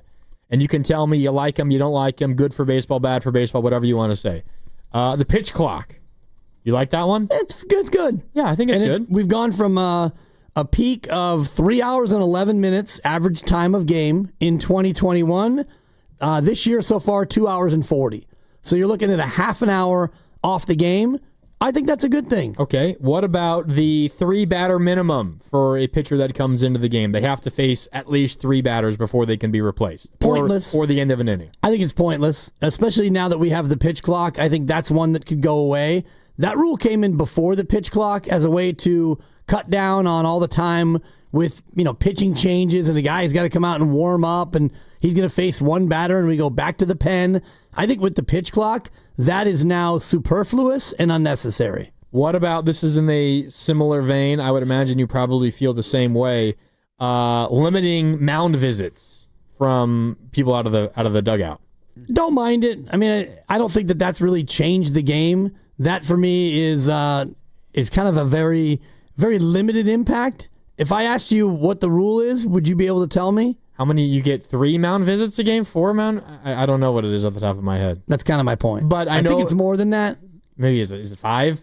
Yeah, 5 a game? It used to be when you made a second one, you had to then take the pitcher out, and it might be 7 a game. 6. Ken from the back says 6 mound visits. You get limited to 6 a game. And this is my point. Like, is it really that impactful? That is a pretty big break in the action, though. And if you can cut down on those, it will make the game feel like it's just more smooth and moving along quicker, which is, I think, ideally what baseball wanted. I suppose. I think the whole idea of moving it along and the smoothness, it all stems from the pitch clock. And whether or not, you have 6 mound visits or 8 mound visits, I don't think that really affects it that much. So I'm going to give that one a yawn on the Rob Manfred rule change-ometer. What about limiting disengagements by pitchers? This includes pickoffs. It includes just stepping off the rubber and all of that. Limiting disengagements by pitchers. Good or bad? It's all right. I mean, it's good, but what I'd like to see is when you get to the 8th inning, that rule goes away. Because I like the drama of a late inning game when, the pitcher's sweating it, and maybe the pitcher wants to step off and it's a high leverage moment. I would like late in the game for those rules to go away. Much like in basketball, I think that we should have alternate possession in the NBA until the final 2 minutes, because nothing kills the flow of an NBA game like a jump ball. If you watch an NBA game this year and there's a jump ball situation, that's a good 90 seconds of, we got to get to the circle and you stand there and I stand there. We're going to posturate and all the rest of it. Just go alternate possession until the last 2 minutes. But go ahead. Ken was also wrong, by the way. Thanks a lot, Ken. The mound visit limit is 4 per game for each team, not 6. Does that include taking a guy out? No. Going up and just talking to him. Does that include the catcher? Does it include the catcher going out? This is my point. Let's see. Any visit to the mound by a manager, coach, or player, regardless of the reason, counts as a mound visit. But not including injury. So if a guy gets injured, or if something happens to the mound, and visits to clean cleats in rainy weather to check on a potential injury or after an offensive substitution are exceptions. There you go. After an offensive substitution. Yes. So if I bring in a pinch hitter, then you get a free mound visit. I guess. Yeah. I've gone from yawn to this is stupid. This is stupid. Okay, what else do we have here? Another change made by Rob Manfred. Bigger bases, Dibs. In making the bases larger. Yawn? Good? Bad? What do you think? Bad. Bad? Why? It's bad because it increases the number of stolen base attempts. Has it? I don't know. Exactly. And That's what it was supposed to do. And I should deep dive that one because, and maybe I can find that relatively quickly. When did they institute the bigger base? Was it 2023? Feels like this is the third year. This is either the second base. or third year. Yeah. Yeah. I mean, just stupid. The idea of baseball, the purity of baseball is 60 feet 6 inches, the rubber to the plate, and 90 feet from home plate to the bases. Now, I wonder if, I guess it is shorter than 90 feet now because I think they made the square base a bigger square. Mm-hmm. So what's the distance now between first and second base? What is it, 89 feet and 10 inches? No, it's smaller than that. They didn't increase each base by an inch. That would be 89-10 if you only made it an inch bigger. How much bigger is the base now as opposed to the base of my childhood? I'll go ahead and answer it. Stupid. The bigger base is stupid. But if it encourages more stolen base attempts, isn't that a good thing? I suppose, we'll but have to go and see if it does. And I'll take a look at it right now because, I mean, what would be the percentage that would make it impactful? 10%? The bases have been increased from 15 square inches to 18 square inches beginning in 2023. So this is the third year. So that's half a foot. So you're looking at a 6-inch. So now it's 89.6 between bases. If you're telling me that 6 inches is going to be the difference between I can't steal and I can steal, then I mean, what do we even do? A lot of those stolen bases are bang plays, Dibs. You'd be surprised how just a couple of inches will change it. Yeah. Keep going with the rules because there's a couple that may not be on your list that I'd like to talk about. The ones that I mean, obviously the ghost runner, which we already talked about. I'm not a fan of that, and I honestly, a lot of the others, it took a while for the baseball purist in me to accept it. But if I'm coming from a point of I want baseball to be as successful as possible, which means a smoother, quicker game where you're trying to encourage more things that have become exceedingly rare in today's game. I see the logic behind a lot of these. I personally can't get behind the ghost runner rule change, so I'm out on that one. But all the others, I don't view it as really damaging the game in any way. If it's making any meaningful impact, you're going to have to look at the data and actually see. But I don't see a major negative from any of those. But what other rule changes do you have, Dibs? Because these are just the ones that I jotted down. The whole idea of you can't, not only can you not block the plate, but you can't block the base either. So even if a fielder is attempting to catch a ball that's been thrown on a stolen base or a throw from the outfield, if you're at all impeding the runner in any way, that runner is now automatically safe. That's just lame. Like the catcher, you got to be up in front of the plate. So you have to, as a catcher, you have to be able to receive the ball and then retreat back and get a guy who's diving to home plate. The blocking home plate call or rule, it kind of feels like the catcher's in a situation where like a lot of NBA defenders are in. You're kind of damned if you do, damned if you don't. Like I don't know how to play defense anymore in basketball.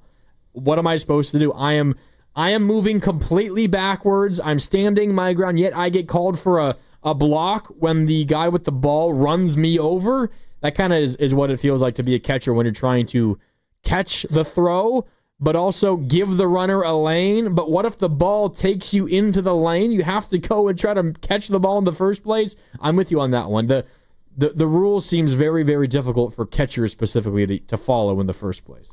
Very difficult. I mean, almost impossible. And I know that it's the Buster Posey rule, and I don't think that outside of Eric Burns, anybody wants to get back to where you could absolutely devour the catcher. I just think that there's a happy medium between the two, between, the old school where the catcher would be there and you just absolutely light him up in hopes of making it to home plate, as opposed to now, which I think we've gone too far in the other direction. The 510 just texted in on the Boxer and Gersten Work Injury Attorneys text line. I haven't been able to look this up myself, Dibs. I know you're quick there bringing up the numbers. The 510 writes that in 2022, there were about 2,500 attempted stolen bases across baseball. Yep. 2023 up to 3,500, and 2024 3,600. So it's a pretty steep jump in terms of increase in stolen base attempts. And that is action. That is exciting action that you get to see in a baseball game that you haven't seen a ton of late. Okay, and I ran the numbers quickly just on 2022 and 2025. Uh-huh. In 2022, 1.36 attempts a game. Okay. This year, 1.86 attempts a game. So we're up a half attempt a game. So if you watch... But from a small number in the first place, that percentage is a pretty decent jump. Well, the percentage is, you're up from 1.36 to 1.86, so that is an increase of about 30%. Yeah, that's not bad. A 30% jump over the course of just a couple of years. But it's not about the percent. It's about the overall attempt. You're still not in a spot 2022, 2,500 attempts. Last year, 3,600 attempts.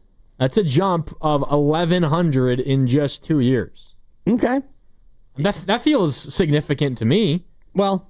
It's significant in that you've gone from a league where you never steal to a league where you actually kind of steal. And let me just go back to the 1985, which feels like that was a year where you did a lot of running. I think that's like peak Vince Coleman, and that's Ricky Henderson when, the steal was the steal. And I'm seeing just rough math, 4,500 stolen base attempts. That's a lot. In 2,100 games. So that is, you're looking at 2.3 a game. So you've gone from nobody ever steals to we're up a half a steal a game. Half a steal attempt a game. So if you watch 2 games, you're going to see one extra time where a guy tries to steal a bag. Okay, Rob. Attaboy, Rob. So what would you prefer? Bases stay the same size and you keep the downward trend of fewer and fewer stolen bases? I don't think that. Well, first of all, the stolen base it's a bad proposition anyway, because like runners are not any faster than they used to be, but the pitchers deliver the ball to home plate much more quickly just based on the velocity of the throw. Catchers are more adept now at throwing the ball to second base than they used to be. So the steal in and of itself is a bad proposition. And I don't think that the extra 3 inches on the base are the sole reason. I would argue that the disengagement rule is as big a factor in the ability to steal, because now if the pitcher throws over once and the pitcher throws over a second time, that second time he has to get you, right? Yeah. Or it's a balk. I think the third time. They can throw over twice in a row, but you don't want to really do that because then I can't throw over this third time unless I know 100% that I'm going to get him. Right. And so I still think we're at a point where, 1.86 attempts a game, the steal is a bad proposition. So we boost the base by 3 inches. Big deal, Rob. Good job. 3 inches, that's never a factor.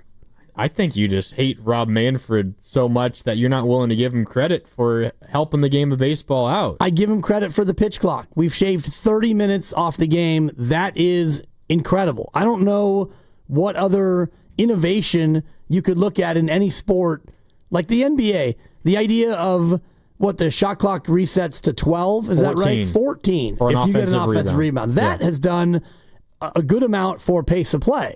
So you get into a game where you get an offensive rebound, you can't just hold it for 23 seconds anymore. You've got to kind of get moving, and that's helped pace of play in many ways as the pitch clock has helped. 3 inches on the base, to me, has done very little. Maybe I'm just totally misremembering, and I have to go back and search through news pieces and stories about baseball before all these changes happened, and it was around the pandemic. But I know what you said earlier, baseball wasn't dying, and A-Rod saying that Rob single-handedly saved the game. That is incredibly superfluous, and I get that.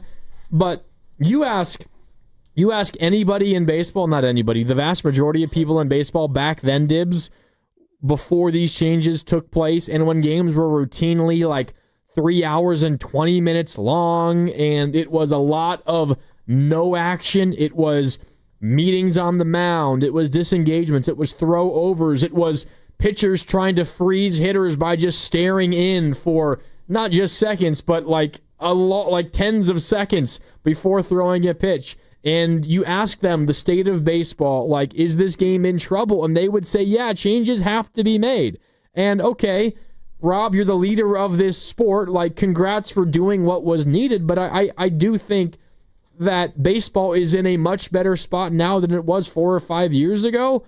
And whether you want to blame Rob Manfred for letting it get to that spot in the first place, okay, that's fair. I do think the sport as a whole, and maybe we just talk about baseball as an entity as opposed to Rob Manfred as an individual, I think baseball has made a lot of smart changes. And I'm having an easier time enjoying the game of baseball now than I did 5 years ago. Yeah, I'd find it to be largely the same. The only difference is that the game gets over faster. And I'm looking at attendance 2019, last year pre-pandemic, 28,200 a game on the average. This year, it's 28,800. So you're up 600 fans per game across the league.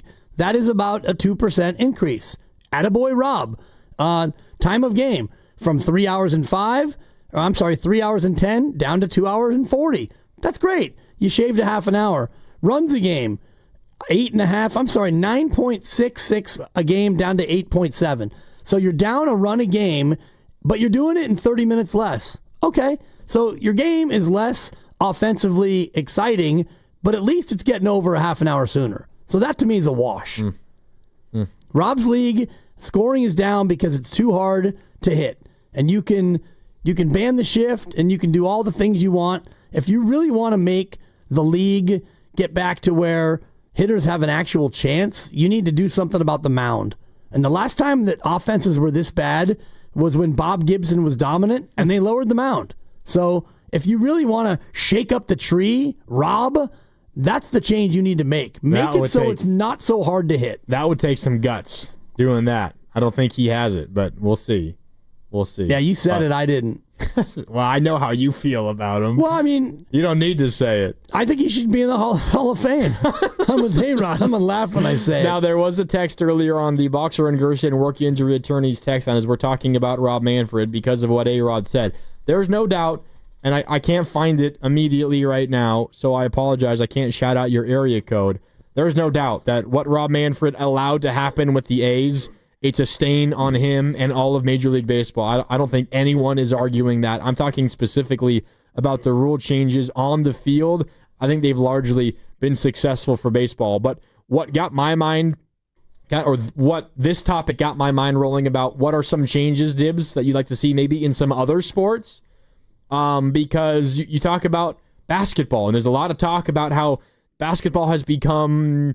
the strategy has kind of been stripped away from the game because everybody, thanks to mathematics and analytics, is playing the same game where you only shoot threes and you get in the paint. The mid-range shot is completely gone. And there's a lot of talk about Adam Silver and making new rules and changing rules in order to kind of encourage uniqueness in terms of the strategy of the game going forward. Because you watch the Boston Celtics play and you watch the Portland Trailblazers play. And maybe... one team is more successful at it than the other. Hint, hint, the Celtics are much better at it than the Blazers, but they generally play the same kind of way, at least on the offensive end of the court. So how does basketball get back to a game where you have different kind of styles of play that can work and can win? And I think that's a big question facing NBA, Dibs. And as I begin to think about what rule changes might help the league of basketball, that's where my mind initially goes to, is trying to find some way to just shake up the math of it all and make other shots, other plans of attack viable again in basketball. Yeah, and it's very simple. You widen the court. You widen the court, and you make the corner three an actual three. Just looking at the league average from last year, 42.1% of all shots in all games. 82 games in the association. 42% of shots were threes. 40. That's ridiculous. It's ridiculous. And what would the percent be of threes and shots in the paint? Oh, in the paint? Like, it's probably 80%. I was going to say 90, but yeah. You're probably right. Yeah. And, 20% in the mid-range. And if you're not Kevin Durant or maybe Luka Doncic and a few other guys, coaches are pulling out DeMar their collective air. DeRozan. Right. It's like we don't want that to be the case because you're not going to be good. You got to shoot like 80% in the mid-range to make it worthwhile as opposed to when you're just hoisting threes. So my solution would be you make the corner three a real three. It'd be a uniform 23 feet, 9 inches. So you stretch the court out by about 2 feet in each direction. You widen that thing, and you make it so there's a lot more room inside the three-point line. And you also make it so unless you're a really good three-point shooter, you're not just going to be able to stand in the corner and hoist anymore because that's what it's come to. I like that, and my mind also went to the corner three, but what I thought was maybe you just extend the three-point line a little longer, make it longer everywhere, and then don't change the width of the court, but just have the three-point line intersect the sideline wherever it naturally would and eliminate the corner three entirely. That shot from as deep as you possibly could be in the corner is a 2, not worth 3 anymore. Just to eliminate the corner 3 entirely, and the three-point line would only be wherever that line intersects with the baselines above that. I mean, that would discourage the corner 3. It wouldn't necessarily encourage 2s from that spot, but it would at least force, similar to what you're talking about, Dibs, it would at least force teams to think about other shots to try to get other than that corner 3. And that's what I think you need to get to, because the sameness in basketball is what lends it to be, kind of ordinary. And I just was punching it up real quick 10 years ago when I think the Warriors that year won their first championship, 2015. Yep. And they were the three-point shootingest team that we'd ever seen. Yeah, shout out Charles Barkley. Jump shooting team can never win. Yeah. Well, in fact, there were 3 teams that shot more threes than the Warriors. They just were the best at making them. Yeah. The Warriors shot 27 threes a game in that year, and last year you would have been laughed at if that's all you shot. Would have been last by a wide margin, right? Yes. And that year, 2015, the league shot 26.8% of shots were threes. 1 quarter. Right. In 10 years, that jumped up to 42.1%. So we've reached a point where every team is emulating what the Rockets did that year and the Warriors did that year, and a couple other teams shot a ton of threes, and now like Boston shot more than I think darn near 50 threes a game this year. I don't know the number off the top of my head, but I have it right here. 3-point attempts per game. They shot 48 threes a game. 48 threes, and they shot 42 twos. So that's what Boston did. And Boston was a really good team. Very good. And it's because you can get Al Horford and just pop him in the corner on offense and say, all right, Al, we'll get to you when we get to you. Get your hands up and get those knees bent. And when it comes your way, just fire. Let just it fire rain. away. Yep. And last in the association last year was Denver, 32 threes a game. So yeah, that's basically where we are. The three has got to be real again. Okay, the 707 just sent in a text, and I don't know if we share a brain, but this was my idea as well, and this comes courtesy the Boxer and Gerson Work Injury Attorneys text line. The 707 basically wrote this thing as well. My really fun idea for basketball, Dibs, and it kind of comes from baseball in that every arena, every baseball stadium in the major league level is different, right? You have different dimensions, you have different wall heights, you have different everything. Let each NBA team set their own three-point line, and they could put it wherever on the court they want. So if you are, I don't know, I guess there's a bunch of different ways to think about it. If you're the Warriors and you have Steph Curry, would it be better for you to put the three-point line deeper than normal so that to incentivize Steph's unique ability? Or you don't have a lot of good shooters elsewhere? Would you want it closer to help out like Kuminga or Moody or whoever the hell it is? Jimmy Butler, who's good in the mid-range but can't really hit a three. If you're a terrible three-point shooting team, would you put it on the other half of the court to just make it a two-point game entirely? This will never, ever, ever happen. You've been having gummies. The possibilities, Dibs. You got gummies in there. The possibilities Are you listening to this are idea? endless. Each team in their home arena gets to set where the three-point line would be. Now, would you have to set it and forget it? In other words, you set it for the year, or could you change it based on the opponent? I think you should set it for the year. But the possibilities on changing it for every game would be amazing. I mean, that's wild, where you get a bad three-point shooting team in town and you make it a close three, or maybe like you said, you go ahead and back that thing all the way out, and you've got Steph Curry, and like you put it to 30 feet, and the only one person that feels good about making those shots is Steph. You get an advantage that way? You do, but you also have but you also would limit your other guy's ability to shoot the three. True. And I thought you were going to advocate instituting like a 4-point shot, which I think that's more likely that comes. You're right. That is more likely than what I'm saying. Yeah. I mean, it's something I've never thought about. That is kind of a wild. Just the uniqueness of baseball stadiums makes me think about if you could have a unique court. Each team could have a unique court and kind of set the dimensions themselves.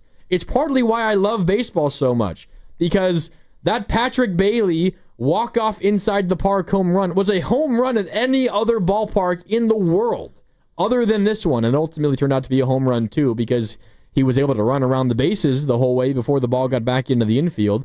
But partly why I love baseball is the uniqueness of it and how different a game is based on where it's played. It's uniform. It's almost sterile in basketball because everything is the same. Yeah, and it has to be the same. I mean, are you going to advocate for maybe we put the rim up at 10 feet and 6 inches and we make the foul line at 18? Or are you just talking about the 3-point line? That is different because, like, just a distance from where you shoot from doesn't mean you still can't shoot from the same distance. You're just changing how many points that shot is worth on a given night. So we're not going to tinker with the rim. We're just going to go ahead and leave the rim. I wouldn't tinker with the rim. No. Okay, so you're just saying you can move the court. Can you also, like, make the court shorter if you're, or not as wide if you're a team that's really good in the full court defense? You can go ahead and change that, or just the 3-point line? I'll take it under consideration, but for now I'm only willing to commit to the 3-point line. This is a crazy idea. I commend you for your out-of-the-box thinking. It's kind of hilarious when you think about it. Isn't it fun? It's super fun. It's probably too fun. It would make this so interesting strategically. I don't know what the right decision would be. Right. Based on, who you would want to face and how you'd want it to go. Yeah, based on the strengths of your team. Because again, if you were a terrible 3-point shooting team, and you would just be incentivized to kill the 3-point shot entirely, and you have a really good 3-point shooting team come in, you're adept at scoring in the paint and getting the twos, you have a major advantage over, say, the Boston Celtics, who only shoot threes. And suddenly all their threes are worth twos, and you have a leg up to beat them. I've never seen you so happy at this idea. This is amazing. I'm telling you, Dibs. Call Adam Silver. I'm telling you. It's never going to happen in my wildest dreams. But I think it would solve a lot of issues that the NBA is facing. Well, I think the main issue is what I pointed out with the math. It's just too many threes. So whether or not you go to the individualized court, which I think is a little bit of a wild idea. Never going to happen. Yeah, I know. Probably not going to happen. But for me, the solution is simply to just widen the court. And I know this is never going to happen, but let's get rid of these courtside seats. Apologies to Joe Lacob, because you behave in a perfect manner as a fan, but you got fans spilling drinks. You got fans with their legs on the court tripping refs. Go ahead and widen the court. Move those fans back behind the barrier, back behind the bench. I don't need to see in an NBA game Joe Schmo and his date sitting next to Steve Kerr. I don't need that. Like, you've got the players that are on the courtside row, and you've got the press table, and then the other team. We don't need to fill in with 6 fans over there. Let's just go ahead and lose them. You don't need Brandon Pajemski sidelines at a Valkyries game? No, we should be talking about the team and the performance of the ladies more than we should be talking about, a Golden State Warrior twirling his finger at the first sign of a bad call. I got my Valkyrie shirt on today. They were in Seattle. They played an early game today. Midweek early game. They fell in a really tight one to the Storm in Seattle. They did, but I don't even know if they scored 60 points. It was a defensive battle. Well, in Seattle. I was reading some of the comments from Coach Natalie Nikasi saying, well, shots just weren't falling, so I don't know if it was defense or just if the offense never woke up this morning. One thing is for sure about the Valkyries, they might not win every game, and they're on a little bit of a losing streak right now, but they are in every single game that they play. They just do not get blown out, and they have a chance to win like every single time out. But the last few, I think they've lost 3 in a row now. They've all been like super competitive games throughout. Yeah. And they could have won all of them. This one kind of got away from them a little bit in the last couple of minutes.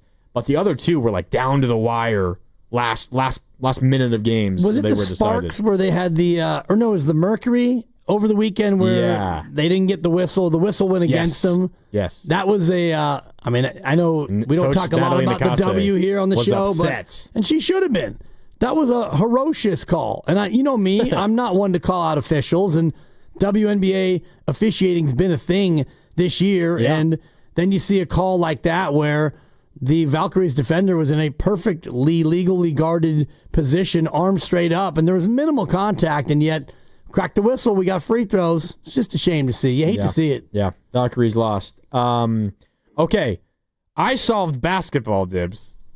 Now, how do we make football better? What rule changes do we need to implement in the NFL to make this sport better? Well, one thing that I would do, and again, this is from the file of It Will Never Happen, and they used to do this in the Arena League. Shout out to San Jose SaberCats, where you get down to the end of the game situation and the team's got the lead and they've got the ball, and you're